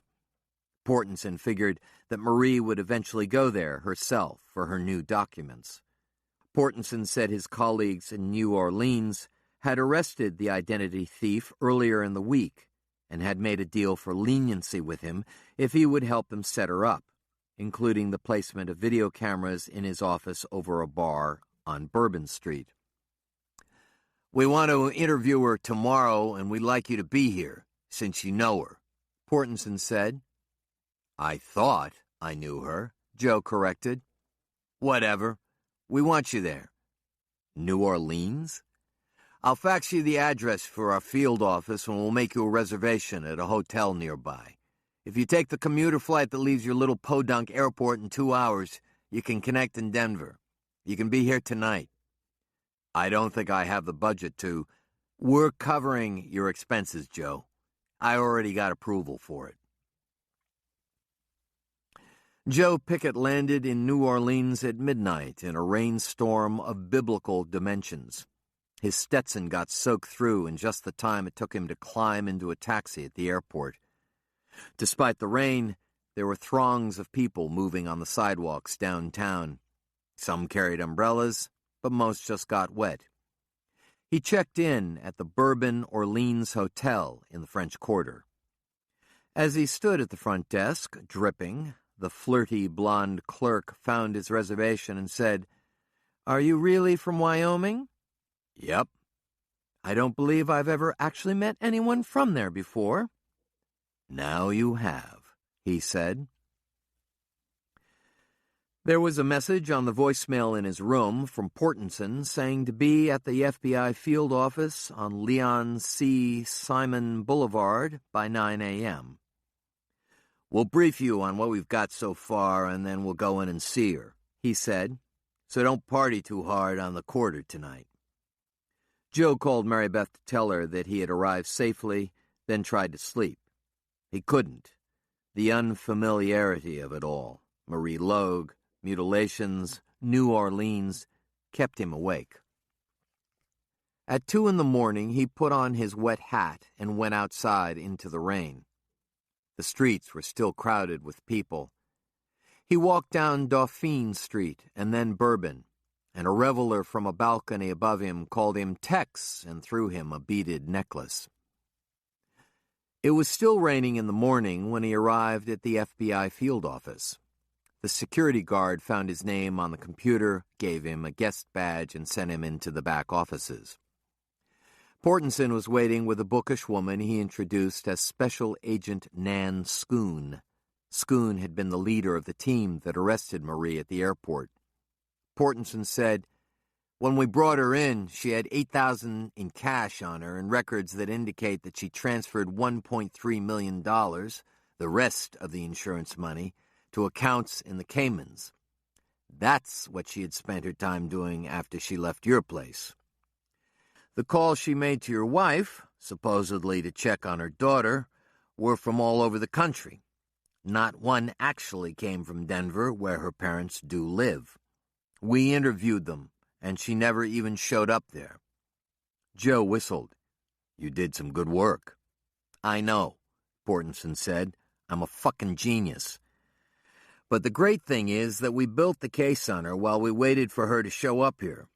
And last night we dropped it on her like a ton of bricks. First-degree accessory to 3 murders, child abandonment, conspiracy, racketeering, and 15 other counts. She was playing it straight at first. She kept insisting she was Barbara Grossman. But we dropped those charges on her like the mother of all bombs. And after a little crying jag, she cracked. She gave us a little at first, fishing around for a deal. When she saw she wasn't going to get one, she started yapping. My guys down there said that by the time she was through, it was like she was bragging about it, all full of herself." "So she's willing to talk?" Joe asked. "That's why we brought you down here, cowboy." Joe didn't recognize her at first when they entered the Spartan interview room. Marie was now blonde, and she wore fashionable black-framed glasses. She had added a beauty mark to her upper lip. When she saw Joe, her eyes widened behind the lenses. "Hello, Marie," Joe said, sitting across the table from her. Portenson and Schoon took the other chairs. Agent Schoon signaled for the tape to roll and briefed Marie on her rights. As she had done the day before, Marie waived the rights to have an attorney present. "Let's get this over with," she said curtly, looking at Joe. "So who actually found the file in the basement?" Joe asked. "Moi," she said, and her eyes sparkled. "Cam might have seen it before, but it didn't connect with him the way it connected with me. He was a little slow in that regard. Cam was a fairly weak guy, basically. He looked to me for guidance." Joe grunted. In retrospect, it didn't surprise him all that much. As he had thought earlier, Cam was driving without a road map, but Marie was the one providing directions. "Then those mutilations came," she said, "and that's all everyone was talking about. We liked the idea that the land values were sinking, but we worried about whether we could afford the Timberland Ranch anyway. That's when I started pushing Cam so hard to get out there and get more listings. I rode him hard, thinking that if even one of the ranches sold, we would have the down payment on the timberline." While she talked, she drew invisible patterns on the tabletop with her index finger. That's when poor old Stuart Tanner showed up with his file. We didn't figure that Tanner would research the deed and find the same thing I did. So when Cam told me that we needed to forget about buying the place and move on, I played my whole card. You called Eric, Joe said. Right.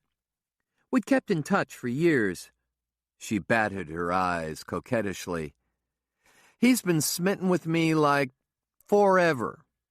We'd had a relationship years before that Cam never knew about. I moved on, but Eric kept a torch. Even when he started getting sick, he never lost his feelings for me. He said he'd do anything for me. Then he'd talk like a nut about his obsession with aliens. I let him go on and on about that. So when I called him and asked him for a favor, he came. Eric and his buddy Bob did Tanner and Montague. Eric did it to please me, which was kind of sweet when you think about it. Joe felt his stomach curdle, but tried to stay calm and ask his questions. Why did they choose tough Montague? She shrugged. He was just there, I suppose. But Eric was clever in a devilish kind of way. He told me that they intentionally messed up the job on Montague. They did it to draw attention away from Tanner, and as you know, it worked. Your task force would have been working the wrong angle on that one until hell froze over, if it weren't for you, Joe. Joe said nothing. He was thinking. Most of the pieces had finally fallen into place, but there were still problems. So Cam didn't know about his brother being there? Joe asked. I think he assumed he was somewhere close. He told me he thought it was just a matter of time before the family was back together now that his parents were there. He dreaded the prospect. Did he know Nurse Bob was living in a shack on your property? I didn't even know that. I thought he was living somewhere out in the woods. What about Cam's parents? Did Cam know they were coming? Did you? Marie laughed sourly. That was as big of a surprise for me as it was for Cam when they showed up. I knew about Bob coming, of course, but I had no idea they were bringing him. Old Clancy and Helen really threw a kink into things. Did you tell Eric to kill his brother? Marie reacted with shock. Of course not. Of course not. I was genuinely shocked when you told me what happened. I just wanted Eric to put a little spine into Cam, because Cam was wavering on me. Why was he wavering? You spooked him, Marie said, smiling at Joe. That meeting you had with him shook him up. When he found out you were checking out the deeds at the county clerk's, he told me we needed to forget the whole damn thing. But I had no intention of giving up. Joe was chilled by her. She was so matter-of-fact, and actually a little charming. Poor Cam, Joe thought. He'd married a manipulator. I never saw it, Joe confessed. I never even considered you. You weren't the only one, she said. I kept wondering why they went after not Ike, Joe said. But now I know. It's because I told Cam that not Ike said he had seen somebody in the alley behind the real estate office. When Cam told you the story, you panicked and called Eric. She leaned forward and fixed Joe with her eyes. I don't panic, she said. Do you know where Eric is? Absolutely not, she said adamantly. I swear it. I haven't been in contact with him since that morning. I hope you find him, and I hope he hangs, or whatever they do to killers in Wyoming. Joe, she said, tilting her head to the side, he killed my husband, remember? As far as I know, he's still out there. You mean in Wyoming? As far as I know, she repeated. Then she looked to Agent Schoon as if she was exasperated with Joe.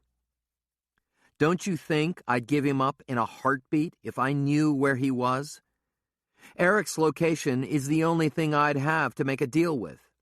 You people have me on so many charges, at least if I knew something I'd be able to, Negotiate a little. It did make sense, Joe conceded to himself. Damn it. So it was all about money, Joe said sadly. All about getting the CBM leases. She turned on him. Of course, Joe. Why would there be any more to it?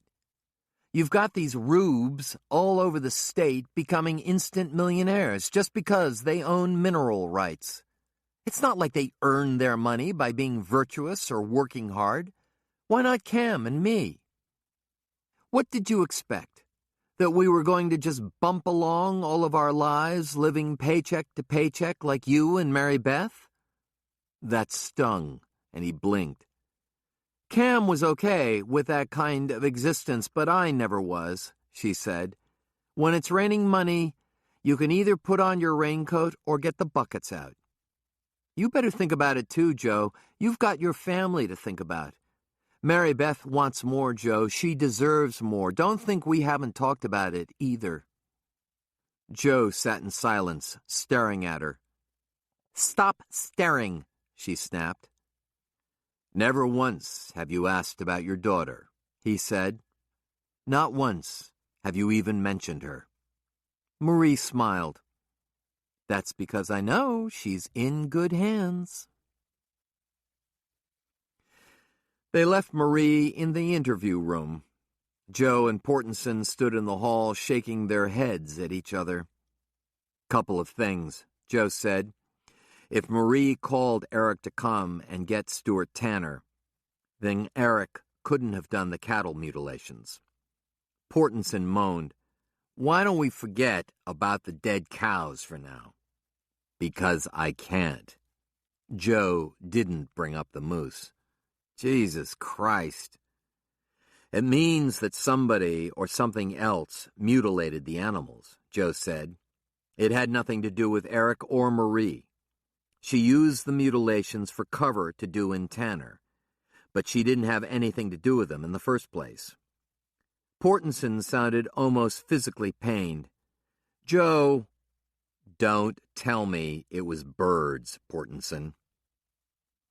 After a long silence, Portenson said, Okay, I won't. But I don't see where it matters anymore. The mutilations have gone away. We'll never find out who did it, and frankly, since we've got Marie, I really don't care anymore. We'll find Eric. It's just a matter of time. One more thing, Joe said. Jessica Logue. Oh, man. Are her grandparents okay, the ones in Denver? Can they take her? This isn't my department. I know, but you talk to them. Do they seem like normal human beings, not like Clancy and Helen or Marie? They seem normal. Are you sure? I didn't give them a psychological test or anything. Come on, Joe. I'm serious, Joe said, raising his voice. It's important. We've seen too many people screwed up by bad parents. I can't let Jessica go there unless I'm sure she'll be okay. If it's not, we've got to find a normal uncle and aunt. There's got to be somebody. Portenson sighed. Okay, I'll make your case. We'll send some people over there and do some checking. But please understand that this isn't what the FBI does. Joe thanked him before he could recant. On the plane back, Joe sat in his seat and furiously rubbed his face with his hands. He hadn't seen it, hadn't suspected. And even though one part of the investigation was concluded, there was still more. The whole sordid case left a bad taste in his mouth. It always came down to the family, he thought. Mary Beth listened as Joe recounted the interview, watching him. She shook her head sadly. It's not your fault, he said. She fooled everyone. Mary Beth came over and sat on Joe's lap. Her eyes were moist. We talked about everything, Joe. She told me about her dreams. I told her about mine. Now I find out that her dreams were things she made up for my sake. I feel horribly duped. and angry. He held her. "Sometimes, darling, we see what we want to see. Remember Wasey Hedeman?" Wasey had been Joe's closest friend until he betrayed Joe. 4 years before, Wasey had shot Mary Beth and threatened Sheridan. It still hurt when Joe thought about it. Wasey had 20 more years to go at the Wyoming State Penitentiary in Rawlins. "Thank you for trying to find the best family for Jessica," Mary Beth said softly. "I wish we could keep her, I really do. But after what happened to April, I just can't make the commitment." Joe nodded. "I knew that. It's okay." They sat like that for half an hour, each with their own rumination, holding each other. Eric Logue is still out there, he thought, and so is whatever mutilated the cattle. She thought, we're back to where we started. Chapter 39. Winter storm clouds were nosing over the top of the Bighorn Mountains, and the air was cold and lifeless when Nate Romanowski pulled on his jacket to check his falcons in the mews. Joe Pickett was bringing Sheridan out later that morning for her first falconry apprenticeship lesson in a while. Nate's special project had concluded, more or less successfully, and it was time to fly his birds again. It had been too long, nearly 2 months. On mornings like this, in the quiet of an impending storm, sounds carried farther. It would be a good morning to submerge himself in the river and listen, Nate thought. But the water was getting too cold for that. He needed a winter wetsuit. From inside the mews, he heard his peregrine squeal and flap his wings wildly, and Nate stopped before opening the door. He had put a leather hood on the bird the night before, specifically to keep the falcon calm. Something had alarmed the bird. There was something wrong. The blow to his head came from above, from the roof of the mews. He hadn't thought to look up. Nate knew what was happening. He knew why it was happening, but there was nothing he could do about it. His limbs wouldn't respond, and he couldn't even open his eyes. The heavy blow had temporarily paralyzed him, disconnected his brain from his body. He lay on his back in the dirt near the door of the mews. Even worse, someone was on top of him, pinning him down. He felt the deep slice of a blade behind his ear, felt it draw down across his jaw, the sound like a liquid swish, then a jarring scrape of metal on bone that sent a shock throughout his nervous system. It reminded him of how amplified things sounded when he was underwater. He felt the air on exposed tissue as the flesh on his face was pulled aside, and it felt cold. Eric Logue. Sheridan had been searching the sky for falcons and lazily eating a banana for breakfast as they drove to Nate Romanowski's stone cabin on the bank of the river, when she lowered her gaze and saw the 2 forms on the ground near the mews. "Dad? What's that?" Joe took it in quickly, saw it for what it was, yelled, "Hold on tight," and jammed the accelerator into the floor. Through the windshield, Joe saw Eric look up at the sound of the approaching pickup. Eric was wild-looking and filthy, with shredded clothing, a scraggly beard, and stiff, tumbleweed hair. He was on top of Nate's prone body with his knees on either side of Nate's head. Joe saw blood and Nate's lifeless, pale hand flung out to the side of him. As Joe bore down on the mews, Eric stood up, looked quickly at his unfinished business on the ground, then turned and started running toward the river, loping toward it like some kind of heavy-limbed animal. Sheridan braced herself on the dashboard of the truck, her eyes wide as Joe drove by Nate and pursued Eric. The distance between Joe, Eric, and the river closed at once, and Joe saw Eric shoot a panicked glance back over his shoulder seconds before Joe hit him. The collision dented the grill and buckled the hood of the pickup, and sent Eric flying toward the river where he hit the water with an ungainly, flailing splash. Joe slammed on his brakes, and the pickup fishtailed and stopped at the water's edge. Joe and Sheridan scrambled out, with Maxine bounding behind them.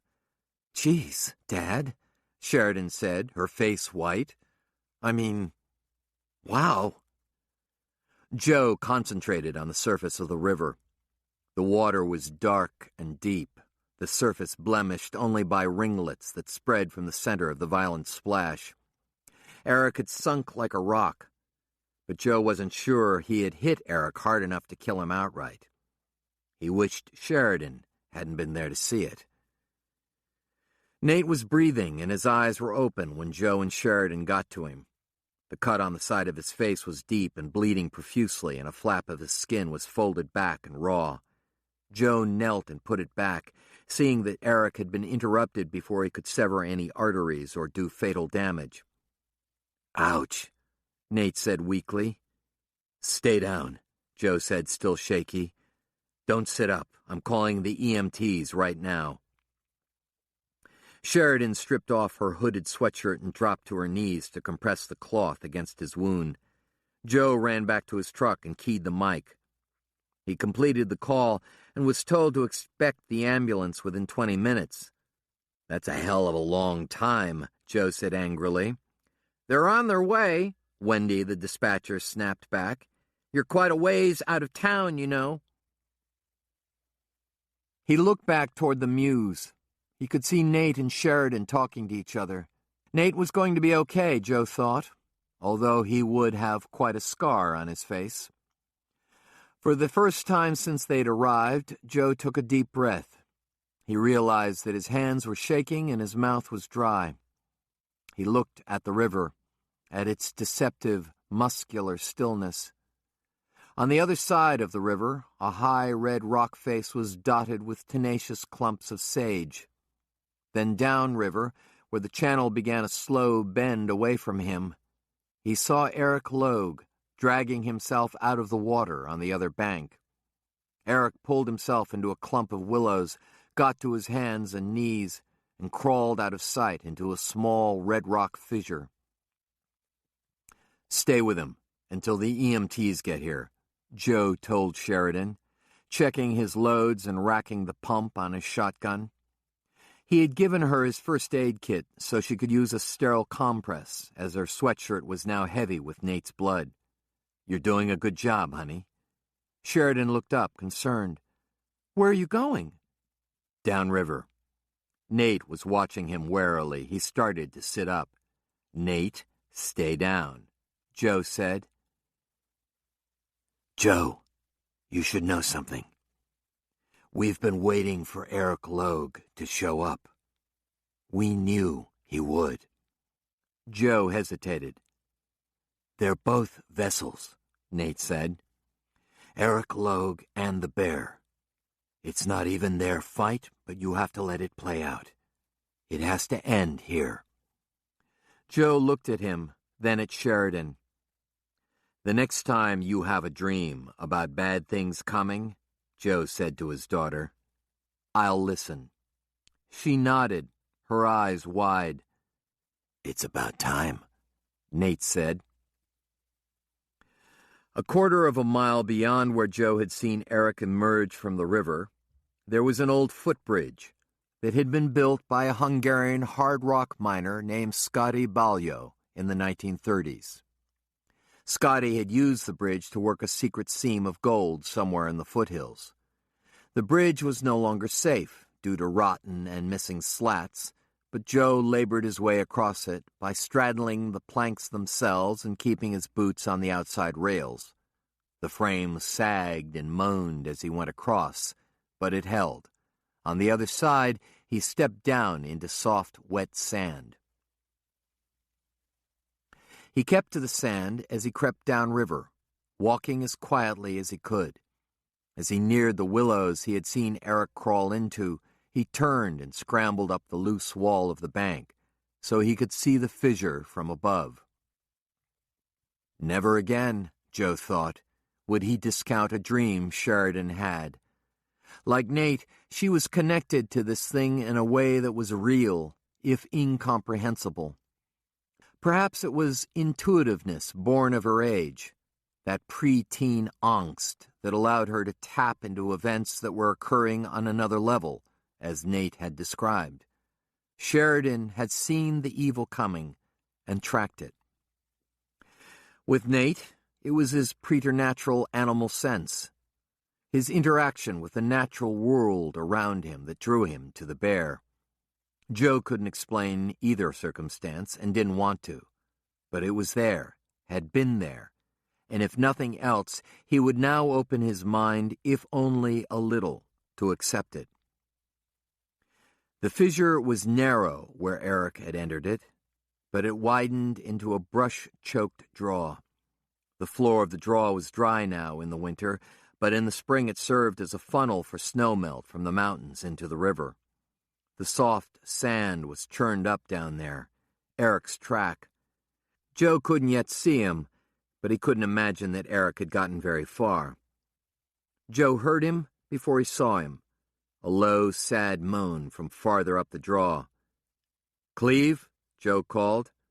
"Dr. Eric Logue?" The moaning stopped. "Joe Pickett," Joe called. "I'm going to arrest you." "You're going to kill me?" Joe dropped into the draw.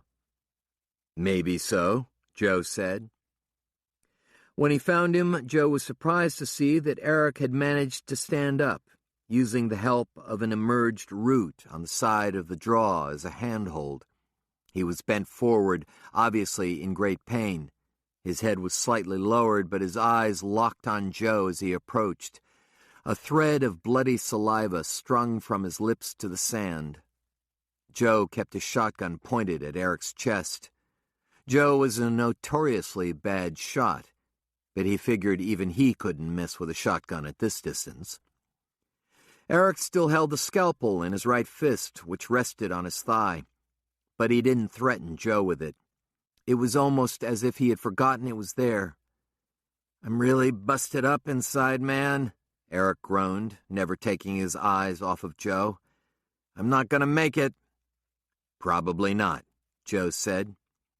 Eric coughed, and the cough must have seared through him because his legs almost buckled. "It hurt so bad," he groaned. He coughed again, then spit a piece of what looked like bright red sponge into the sand between his feet. Lung, Joe knew, having seen the spoor of lung-shot big game animals many times before. Eric's ribs had probably broken and then speared his lungs when the pickup hit him. "Think you can walk across that bridge?" Joe asked. Eric just stared at him. Then, "Why don't you just shoot me? It's okay." Joe squinted, trying to determine if Eric was playing games with him. "Pull the trigger, you coward," Eric said. "Why?"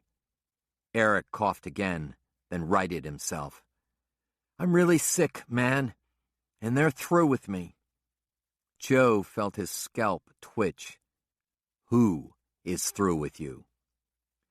Eric tried to gesture skyward, but his arm wouldn't work. "They are. I thought there would be some kind of payoff, but they just used me. No one told me the other side would send something after me." Behind Eric was a dark wall of Rocky Mountain junipers. Joe thought he saw movement in the lower branches, but decided it must have been the cold wind. The wind did strange things in draws like this. "Tell me," Joe said. "We know about Stuart Tanner and Tough Montague. But why did you kill your brother?"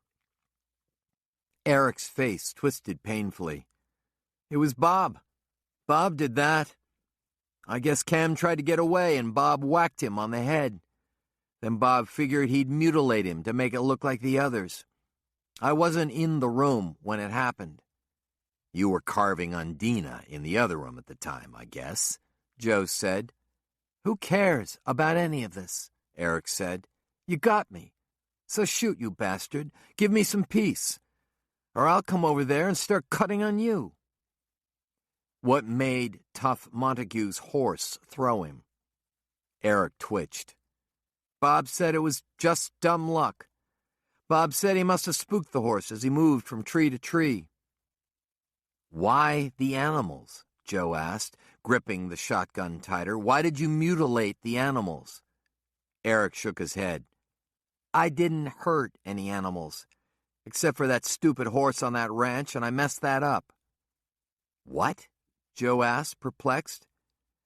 "I know who did it, though," Eric said, coughing. His eyes shined. He took a clumsy step toward Joe now and raised the scalpel. "They did it." Again, Joe saw a shiver in the junipers. This time he knew it wasn't the wind. It was something huge, something big-bodied. "They're gone now," Eric said, wincing but still lurching forward. "But they'll be back.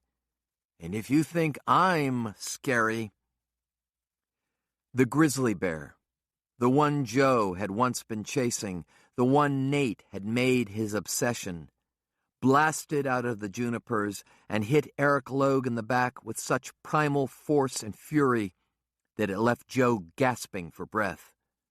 The bear had waited, and Eric Logue had finally come. Joe watched as the grizzly dragged Eric's wildly thrashing body into the shadows.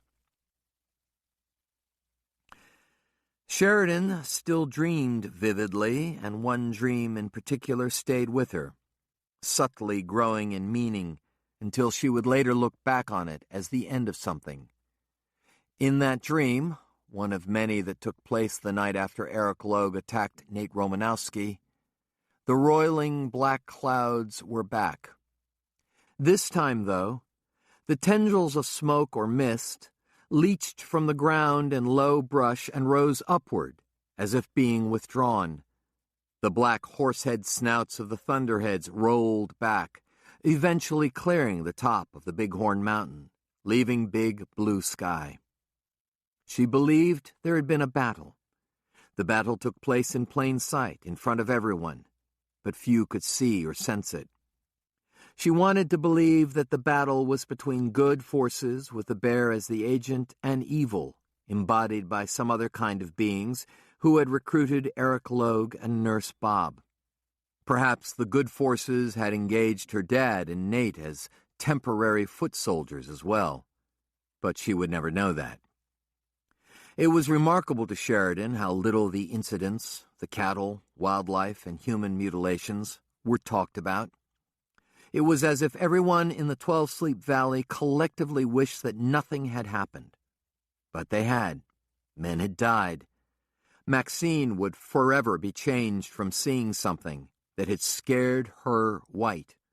A family, the Logues, was destroyed. Even when the email came to her father from someone named Dina, who had written to him from somewhere in South America, where more mutilations had subsequently occurred, her father didn't want to discuss it.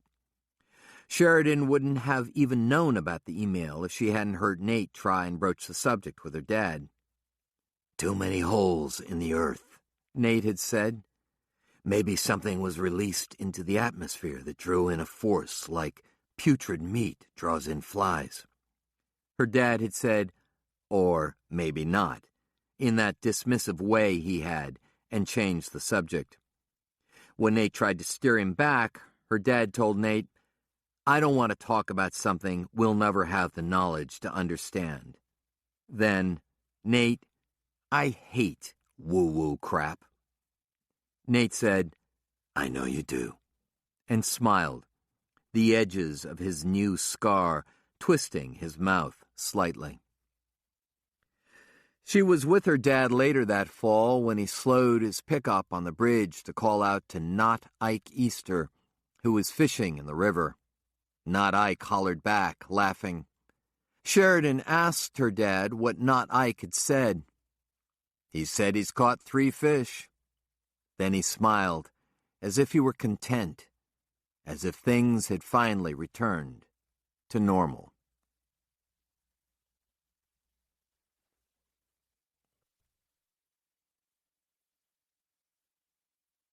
The end.